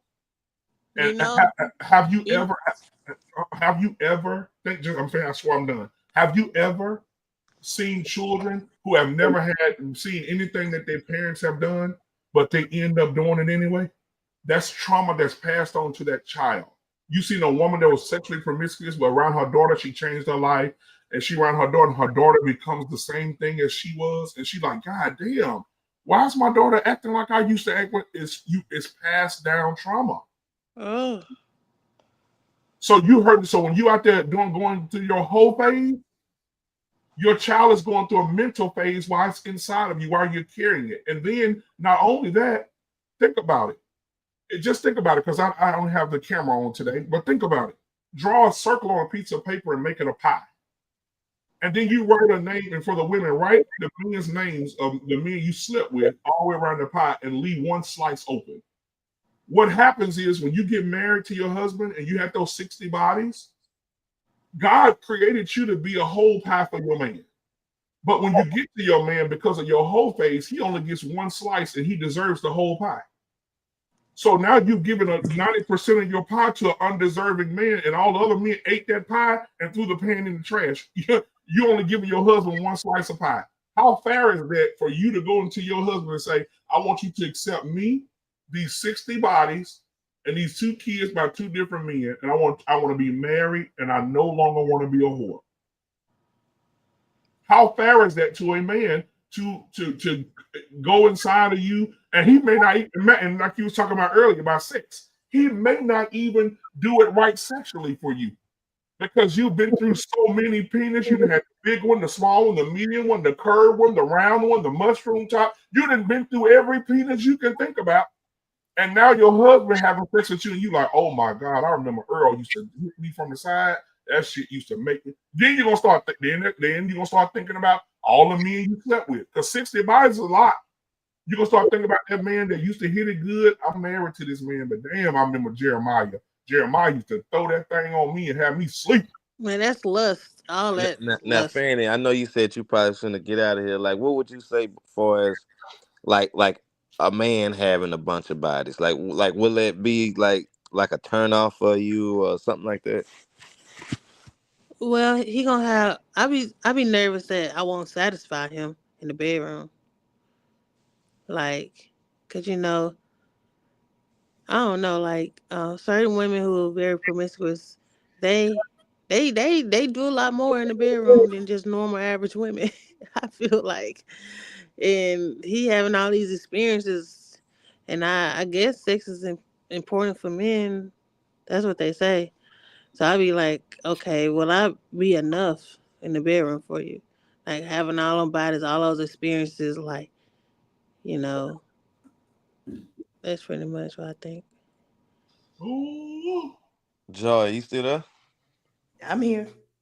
What do you think about like a man that has slept with a lot of women? Like would that be like a turn off for you? Or like would you?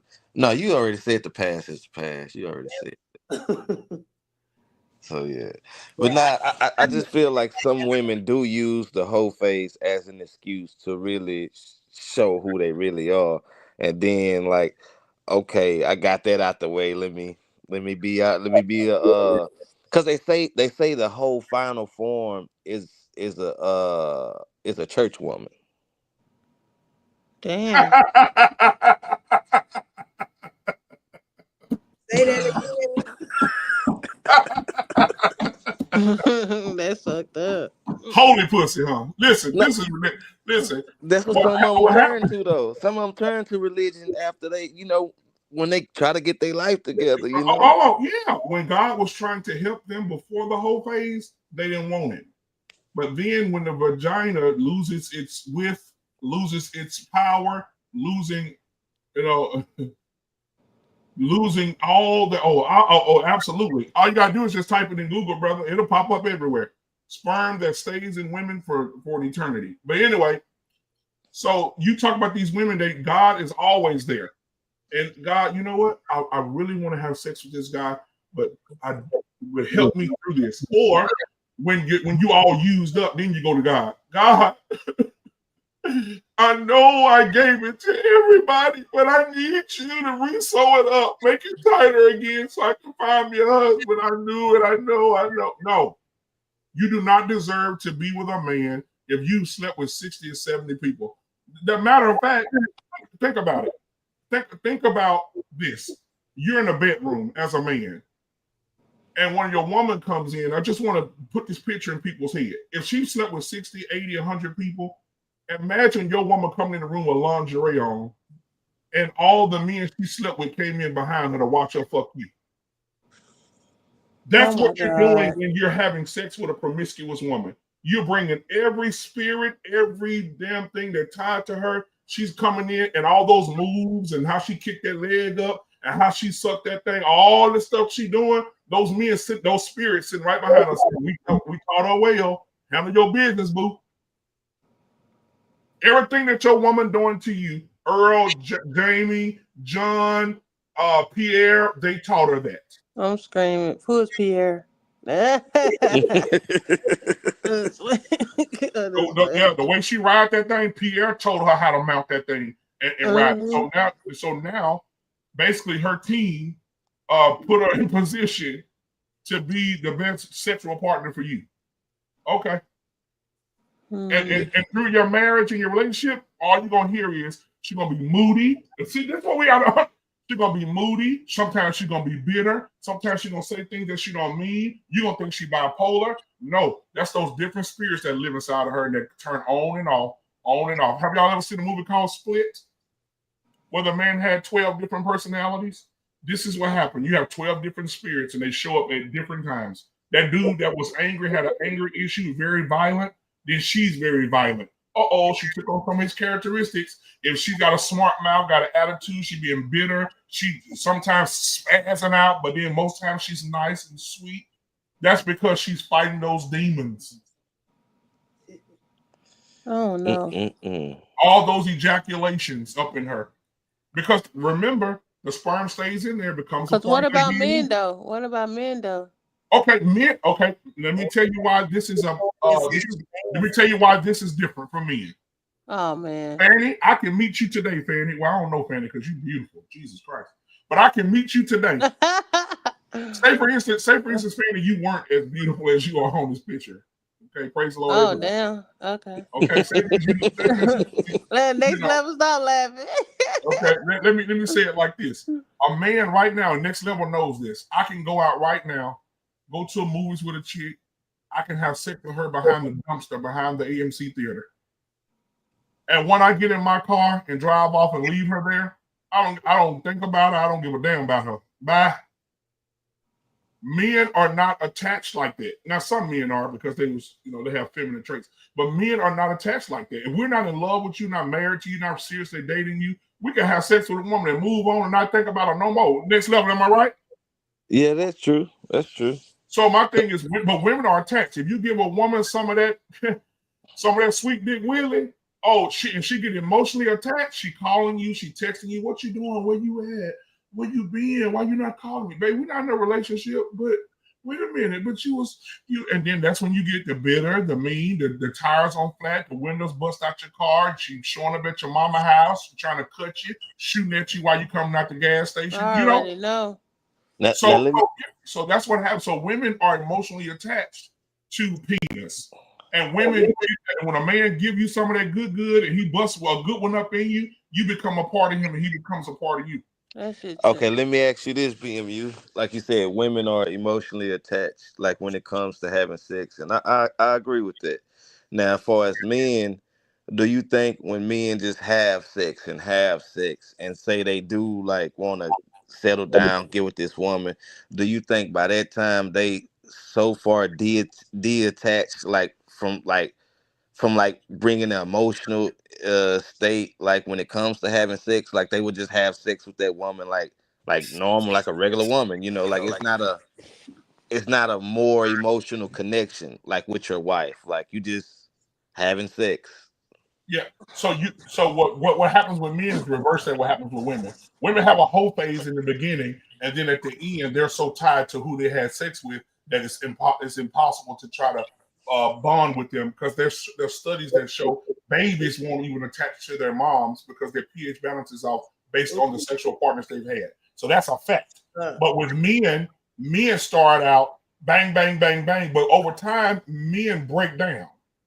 Because men, whether we want to admit it or not, men want to say, "Damn, I'm tired of going out here, man, with these hoes. I need to get me a wifey. I need to marry somebody. I need to be with a woman that's going." Because most men, the reason that they're out here having sex is because they're allowed to. But most of those men, if they meet the right woman and she's nurturing and caring and talking about, good morning, King. Oh my God, you're handsome. You smell so wonderful. She can shut him down. A man can be shut down in 6 months. This is so crazy right now. If he meet the right, but I'm saying he can be shut down in 6 months and not have those attachments to those hoes. The only thing it sound like y'all we give men more a slight bit much of a pass when it comes to why he can do it in the sense of like it won't be as harmful. Like it's like giving a pass, and men are just as damaging when they go through whole phases as well.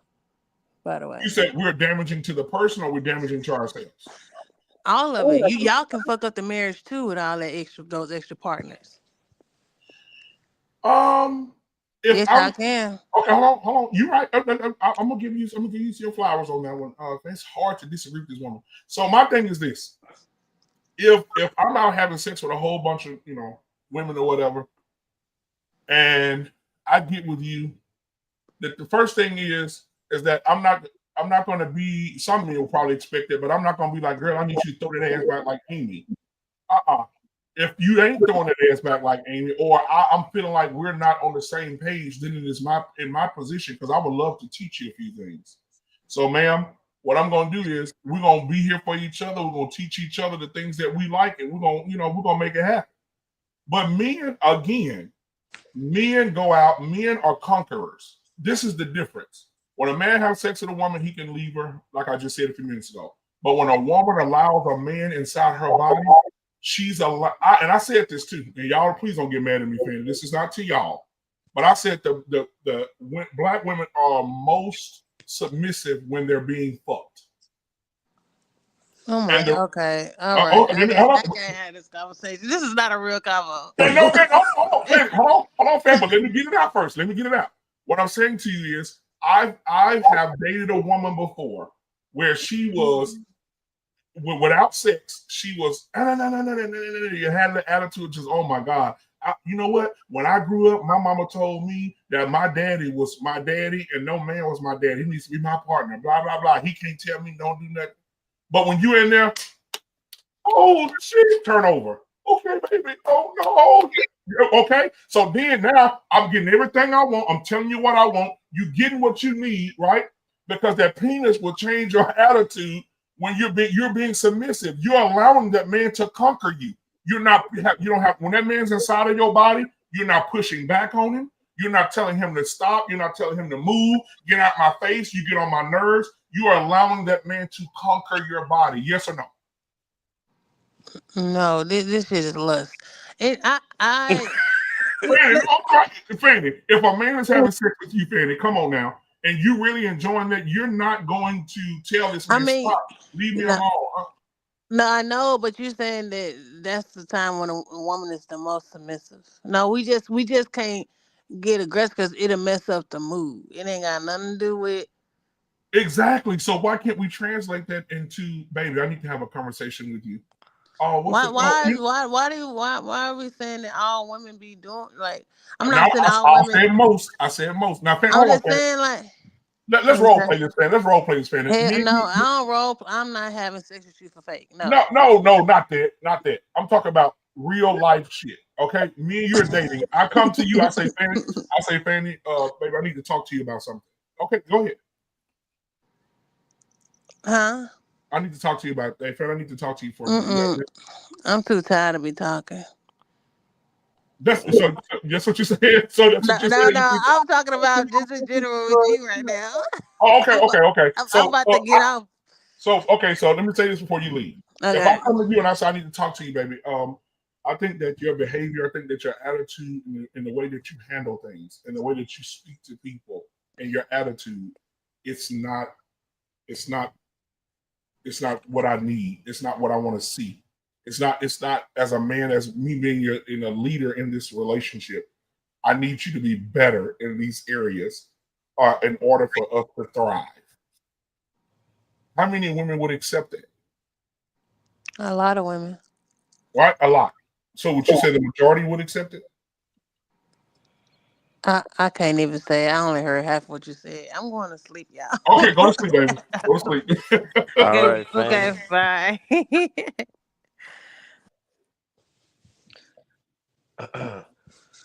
But Joy, hey, man, you still there? I'm here. Joy over there. She's in deep thought right now. I can tell. So hey, y'all, it's sometimes, y'all, the truth is just The truth is just the truth. So Prime said it's about the fetus. No. It's not about the fetus. Let me give you an example why.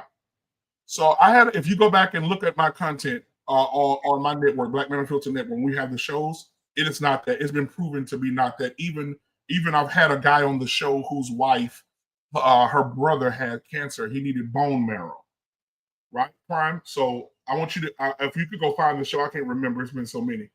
But the guy on the show, I think Freezy was on the show with us when we did the show. The guy's wife, brother had cancer, but he beat the cancer, but he needed a bone marrow transplant. She went to donate her bone marrow, and she could not donate the bone marrow because her DNA and her husband's DNA had been a part of her DNA. So it ineffectively affected the bone marrow. And this is a married couple, no kids. So his DNA is in her DNA, and she was not able to donate her bone marrow to her brother because of him. And he further found out that, yes, it was from him dumping all that sperm up in there while they were having sex. It is his wife, though, right? So she's not being a hoe. But her DNA and his DNA was mixed. No, they had no children at the time. This was their second year of marriage. They didn't have children until year 6. So, and I had him on the show, and he did the entire show saying that he couldn't do it. They couldn't do it because the DNA, his DNA and her DNA were matched in the bone marrow, and they could not. And he didn't match her blood type or something, and she couldn't donate the bone marrow. So this is what I'm saying, right? We have to be careful. That was a married couple, so that don't count. But I'm saying we have to be careful as women of how much stuff we let pour into us. And I'll say this, and I'll end it. Me and Freezy a long time ago had a show, and people want to cancel me for saying what I said was stupid. But I deal with a lot of kids, guys. I mentor a lot of young men. I coach Little League football from 5 years old all the way up to 12 years old, right? I coach 13-year-olds, right? 13-year-olds. And I coach I mentor a lot of different kids. All right. When I go to church, I sit in the classrooms with the kids, and the parents allow to have these moments where we can teach these kids something. And I had my daughter, because I used my daughter. My daughter, I said, "Come here, baby." I gave her a glass jar, and I filled it up. I opened a bottle of water, and I filled it up with a bottle of water halfway. And I had my nephews and a few other young men at the church. I gave each one of those young men a bag of Cheetos. And I said, open the Cheetos when I tell you to and start eating the Cheetos, but don't swallow them. They said, okay, that's crazy, but okay. I told my daughter, now walk in front of each young man, and when you walk in front of them, have them spit the Cheetos in the glass jar. The nephew spit the Cheetos in there, so on and so forth. All the young men spit the Cheetos in the jar. Now, I told my daughter, I said, baby, drink what they spit, drink out of the jar. She said, absolutely not. I said, why? She said, that's nasty. I said, before they spit in that jar was a representation of your purity, how pure you are. There's nothing in there affecting you, clear. You're able to drink it and not worry about anything being in it. I said, but when you allow different people to dump trash in you, you won't even accept it yourself. So why would you meet a man and want to be married and expect him to accept it? Preserve yourself, because there's nothing better. A bottle of wine at Walmart costs $4 that they made yesterday, but a bottle of wine of 1953 Perrier is worth $25,000 a bottle. The more you preserve yourself, the more you're worth. And when you meet the man that you get, he gets all of you and not some of you. And I think this is a lesson that we're not teaching a lot of the young ladies. They think that giving their bodies away is okay. It's not okay to just give. And then when you meet your husband, you have all these memories and thoughts of heartbreak and toxic relationships and abuse and sexual abuse and all these different things you're going to be dealing with. You're trying to give it to a man to deal with. But he's not your father.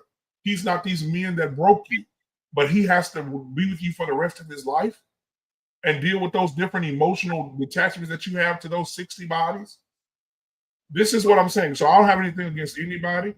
I don't have anything against any woman. But when you out here throwing that ass and giving away all this sex, this is what happens. But BMU, how are they supposed to stop doing that when most men love hoes? Exactly. So then, if there's a lot of hoes out there, you're at next level. You on point, brother. You cooking with good grease.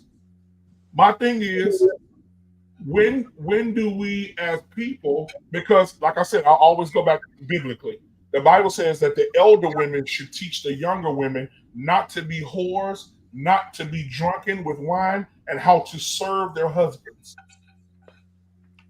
So if we look at it from a biblical standpoint, imagine a world, which I know ain't gonna happen, but imagine a world where the elder women did pull the women to the side and they didn't tell them, don't let your left hand know what your right hand doing, girl, go through your whole phase. What if the words were changed to, baby, keep yourself, preserve yourself, because what you don't want to do, you want to have a clear mind when you go into every situation. I have a young lady on my channel that does my moderating in the chat. Her name is Milani. Shout out to Milani if she sees this. Milani is 26 years old. She's a virgin. She said her daddy and her mother taught her how to preserve herself. So now, when she meets men, she tells them off the bat, I'm not having sex. She said so many men have dropped her back off at the house on a date because she knows her mom and dad taught her how to preserve herself and wait on her husband to find her. And then she can give herself away. Milani's beautiful. Okay, but so if my they thing can, is, if we change the wording and we change what we say to her, then you can cancel out that hope. if they can do that for the woman, like what can be done for us for the men to not have like sex is almost at the top when it comes to interactions with the opposite sex. Get these boys away from their mother. Exactly. There you go, world class. There you go, world class. Damn, boy, you took the words right out of my mouth. Well, because what happens is men, well, we know 80% of children are being raised in single parent homes in the African American community. That's ridiculous. But when you're around a woman all day, you're going to take on that woman's mentality, her mannerisms, her femininity, right? You see different men coming in. Either you're going to struggle with sexuality, or you're going to struggle with sex. Period. And if your mama toxic and your mama's a whore, then you're going to go out and look for your mama. Can I make Most men marry and date their moms. Can I make it simple? What's up, boy? What's up? What's going on with you? It's simple, man. That's why I always stress neuroscience. Right? I know that make it complicated, but that's why I always stress neuroscience. It's how the brain actually works. If you're a little boy and you're watching your leader make decisions, and your leader is a woman, then what's going to happen is your decision making is going to be consistent with that leader. Speedy the leader, speedy the pack. Women's priority is comfort. So little boys' decision makings be comfort. And it's comfortable to get the big booty chick that's going through today versus next week. And that's what they be choosing.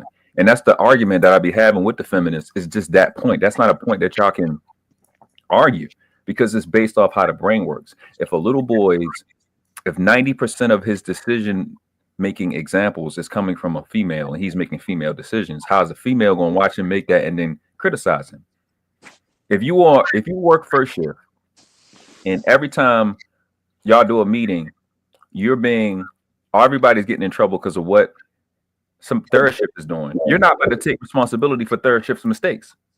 So the niggas that's not there, that y'all say because y'all raising by yourself, if the nigga is not there, he can't be responsible for the decision-making process that you showed the little boy. And just my thing is just take responsibility for that and we can move forward. We don't have to have the gender war, but they don't want to do that. So back on task, to the point of what next level is actually, and shout out to the women that do this, y'all got to have the spine to go, you know what? I'm going to get this little boy to his uncle, to his dad, to his uncle, big cousin, because I need him to see how men make decisions. and understand how crucially it's important. Like right now, BMU, I know you can understand this. All the men, damn near all the men that do content creation is saying, hey, Travis Hunter, this ain't it. That's not the direction to go in. We trying to guide this boy in the right direction. But because he raised by his mama and he getting some new cat, some that's new to him, he's not listening. And then the sisterhood is talking to us like we tripping. We're not tripping. We know what we see because we've been through it.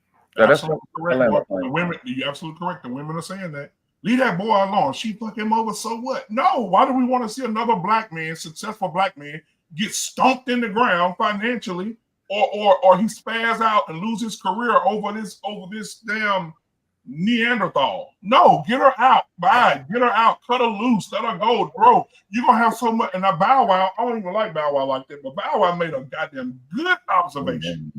Bow Wow say, bro, I've been through it, man. He said, I'm not here to hate on you, bro.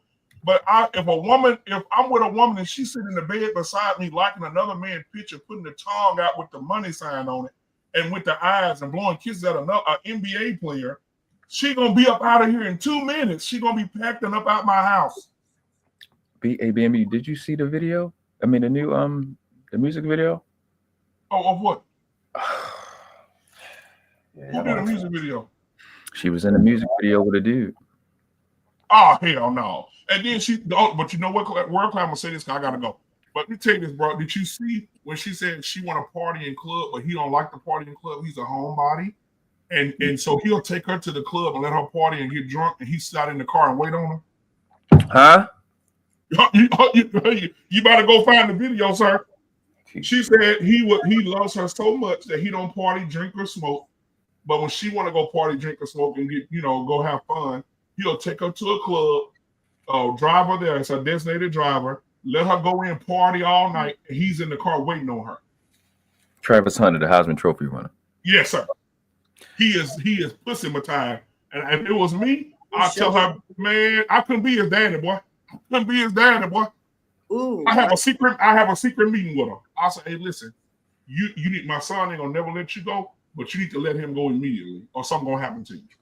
Well, from that music video, they saying it's from 3 years or 5 years ago, and she cheated with him or something like that. And yeah, she's a whore. Now that's a whore right there. She ain't it, bro. It's just sad. But that's to your point, bro. Next level, he usually asks, neutral questions and how we fix it. And I get it, but we always want to jump to solutions, but we truly don't understand how. We truly don't understand the problem. We only want to address those. I always, the entire time me, BMU, I bring this up. We don't want to address the evil that females really be doing. How they be selling these little girls. Yeah, how they be beating these. They treat the girls way worse than they treat the boys. How horrible they really have been as mothers. And you want them all of a sudden through osmosis, a male just supposed to know better. A little girl supposed to just be better when we got probably one of the worst mothers in the history of the planet. Not even just black. These mothers are garbage. They're horrible. And nobody want to address it. Maturity don't come through osmosis. It don't come out of nowhere. It's not no program. It's not no specific age where wisdom just get uploaded to your brain. If I'm watching whole activity as a child, that's what I know. And nobody want to address it. And I don't understand. And also, we need to come to because men get stomped out. I'm gonna say this, and I gotta do it, bro. I don't know if you saw World Class. I know you be on top of it too. But you see the Blood Bank of America just released those numbers of how many men did DNA tests. 300,000 men did DNA tests from 2021 to end of 2023. Out of those men, 36% of the men who got tested, the kids were not theirs. That's up from 33%. And then 26% of those men were married in marriages, and they're raising kids that are not theirs. And the average kid they were raising between 12 and 13 years old, bro. So men out here raising 12 and 13-year-old kids, and they don't even belong to them. 1/4 of married men, over 1/4 of married men are raising somebody else's child in a marriage. And they don't know. That's crazy. And they don't know where they don't know. That's bad. That's devastating. Can you imagine raising your son or your daughter and they get 12, 13 years old, and 13 years you've been in every basketball game, you've been at the soccer game, you've been, at everything in their life, dance competition if it's a girl, and then you find out one day at a hospital, this ain't your child. You can't give blood to this child. This child has none of it. Yo, that's crazy. Oh my God, that's horrible. Oh my God. Oh my God. Jesus Christ. See, that's the result of what you was talking about like 10 minutes ago. I was listening to you as I was coming back home to hop on here with y'all. This is the result of raising your daughters to be sexually liberated, but then raising your boys to be monogamous. Yep. There you go. There you go, next level. Boys are taught to be reserved. Women are taught to be hoes, hoe phase. Because women, how could you as a wife tell your daughter it's okay to go out and sleep with other men? Sleep, baby, get your experience. I said raise.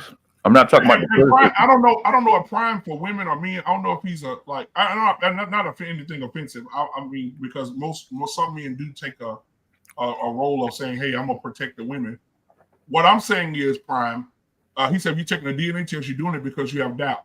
Those are, and that's what makes it even worse, Prime, is that the women, the men took the test. Those are just only the men that took it. What about the men that won't even do it? Yeah. What would the number be, world class, if all the men in the United States got tested their children? What would the numbers be? It'll be astronomical. The men are what shit. I said, man, I may have to swap my goddamn kids. Oh my goodness. I'm serious. Listen, it's so bad. I'm being funny, but it's so bad that it make you want to swap your own damn kids. That's terrifying, bro. It's scary. Scary. No, okay. So I'm gonna say this to Prime because normally I don't look at the chat. But Prime, I didn't give you two false narratives. I just gave you world class. Were you on the show with us? Because you was over, I think you was with us or watching in the chat. Were you over there with Mr. Bennett and we talked about the sperm staying in these women's bodies? Oh yeah. That's a fact. Yeah. I even if I wasn't, I know about that. That's a fact, right? Because think about it. When DNA goes into it, okay, let me give you an example. World class, when they go give us these shots, say for instance, you go for your shots every year, and they give you a shot. A rabies shot. That rabies shot stays in you for how long? A year, 2 years, 3 years, and it fades away. That's just medicine. Imagine a human bodily function ejaculating in a womb that's wide into a woman's body. Where does that go? DNA. Now, when you go look up the study and what these people said, right? Because we can Google anything to discredit it. But when you go look at what these scientists said, they say the sperm gets into the cell walls of the stomach. It said it gets into behind the eyes, in the lower part of the throat. And they found it in the spinal cord area, right? And then I just gave you an anecdote of what Mr. Bennett said is in his wife's bone marrow. Yeah, absolutely. Well, most of the nutrients, foreign things, it goes into your bone marrow. Yep. That's what it gets to. That's how epigenetics even works for the male, and it affects the women the same way. But being mute, did you know that every woman that gets pregnant, that baby, whether she get a miscarriage or not, that baby cells stays in her body for the rest of her life, including the children that are deleted. Absolutely. And also work class, because also that's why when a child gets a DNA test, they cannot 100% say it's the father's. They always say it's 98 or 99% accurate because they can't give you 100% accuracy because if the woman has been promiscuous with other men sexually and that sperm is in there, that 1% DNA is coming from other men. Bro, hey, listen, we can see that all you gotta do is do some deep research, bro. It's real out here, bro. It's real. We playing again. I mean, you know, you love the Bible. You love God, so you understand that we playing with this stuff, not ours, bro. It ain't. This is some other body. Somebody else made this stuff that we call our body, and we playing very, very dangerous games with stuff we don't understand. Yep. And I've been learning. I'm sorry, love. I'm about to say this and I'm done. Okay. I've been learning. I've been studying the body and health for 12 consecutive years, and I keep learning new things about the body. The body is not no little plaything, man, and we just keep slinging that crap around and throwing crap in it like it's just a play school toy. So we got to learn, man. It's it ain't no joke. What would you better say, love? Joy is real. I was just getting ready to say y'all done blew my mind. Then blew my mind. But I can agree with, with a lot of the things that has been said for sure. But I also believe that, some things can be changed. I think I must be a unicorn or something because I have, done some things in my life. And I also can agree that, with the DNA stuff, I believe there's definitely some truth there because I have definitely ran into, like past experiences, just at the whim, like at the grocery store, just how you connect, in the universe after the fact, Yeah. So, I definitely agree with some things. And the thing is, also, when we talked about earlier, I want to address what he said about the fetuses. Yeah, the fetuses as well. The sperm, that DNA also stays in there. But if you also think about it from a numbers perspective, in our black women, Lord help us all, they've aborted over 30 million babies. So 30 million babies, the average woman has what, I can't say 1.5, maybe two abortions in her lifetime, one out of 4 women maybe. So then they're also walking around with DNA in their bodies. Yeah. From a fetus that was created by another man that they didn't want, and they went to decide to destroy a baby's life because they didn't want it. That DNA stays in them as well. That's a fact. That's literally what I was saying.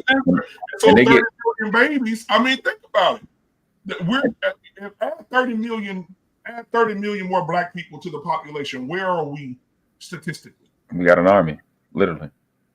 But they get mad at me. They get mad at me when I say these chicks got cemetery wounds. When they want to start throwing shots. I got evil stuff I can say too.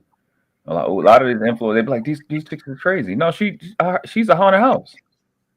She got a lot of corpse souls is floating around in that motherfucker. You don't know who she is from day to day. It's not a joke. And then this is the stuff that pisses me off about what you just said. These people will be pro-choice. Oh my God. These people will be pro-choice for a female to be able to delete a child to do what? To avoid responsibility for her actions. Then they get their goofy ass online and want to talk about these niggas don't want to be in their child's life. And they deadbeats. No, ma'am, you are a deadbeat because when you don't want to be a mother, there's a corpse count. From 1973 to 2020, there was over 66 million child deletions recorded. Black females made up 38% of that, which is the highest, even though she's 6% of the population, if not 7%. Exactly. And that's what I'm saying. That's what's like, all y'all men violent, all this black on black crime, men shooting. No, black women have deleted more babies than any war has deleted soldiers. Any child died in Chicago. They've deleted more babies than children have passed away in Chicago from gun violence. They have deleted more babies than people who passed away on 9/11. They have deleted, I'm talking about black women only. Statistically, have deleted more human beings than any world war, including Germany. Since 1973, though. That's what's crazy. Since 73, they took more bodies, they've deleted more babies than what Hitler did in Germany. At the concentration camps. I'm telling you, it's bad that we've convinced our black women to take the future of our world, the future of our existence, and just throw it in a trash can.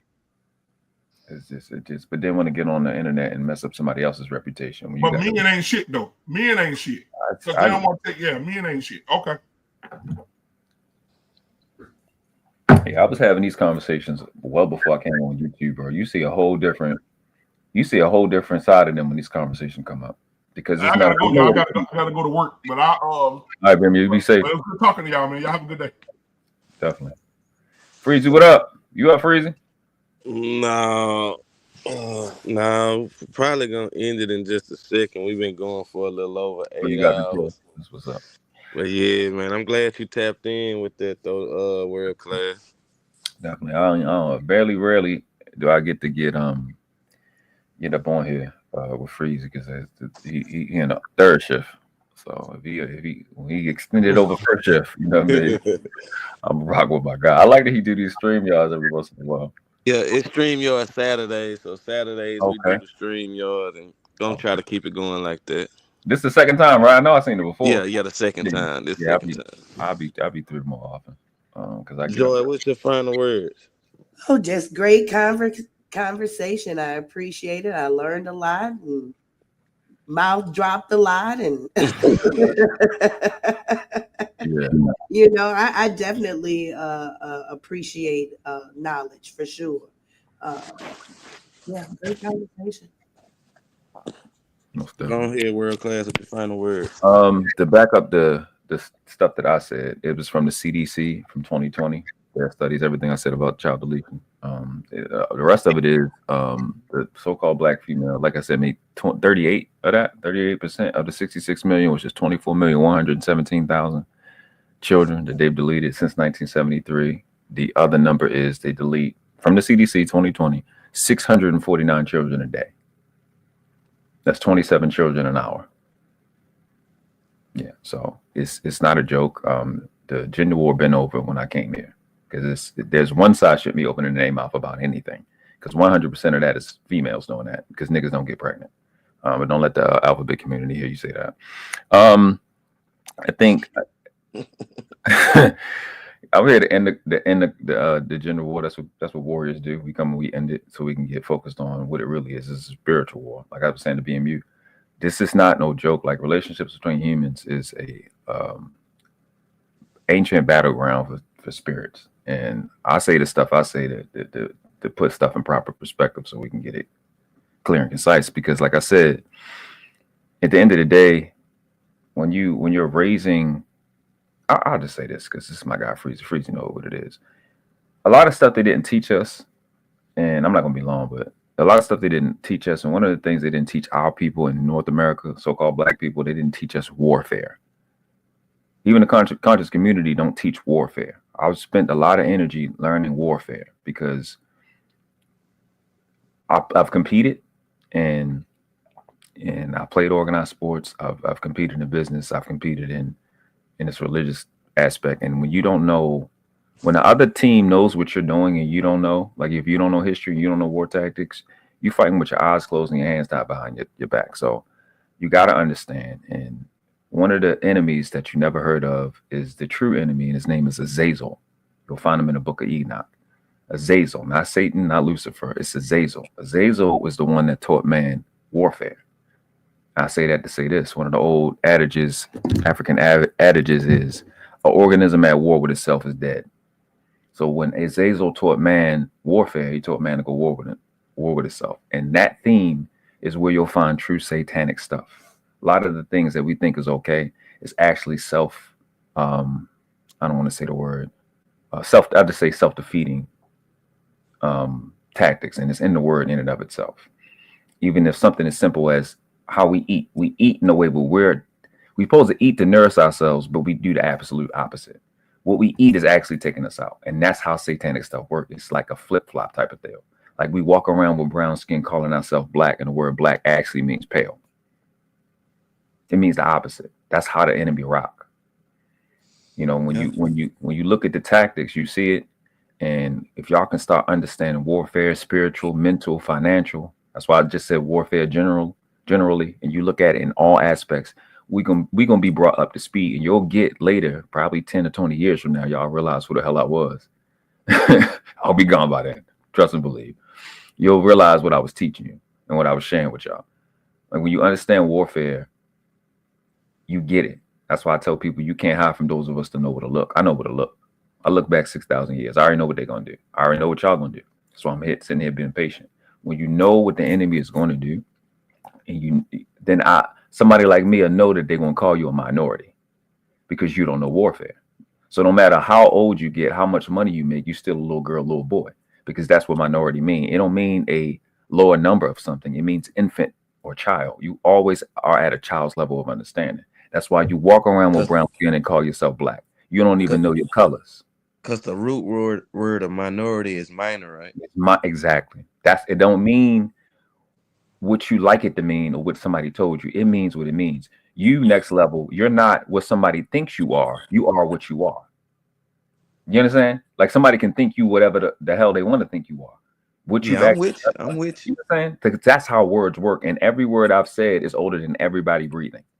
And they know that we don't understand stuff like that. I'm an anomaly. They can't play games with me, but they can play games with y'all. So if they can play games with y'all and I'm here, then it's my fault. That's why I talk like I talk. Because I know if we fail, it's because of me. Because I know better, and I'm supposed to make sure y'all know better. That's why I tell y'all the stuff that I tell y'all. That's why I say stuff to say that. Why you keep going at this person? Because it's a reason. Because I'm him. And when I fail, it's my fault. We all fail. And there's nobody breathing air that can't take that position, the same position that I took.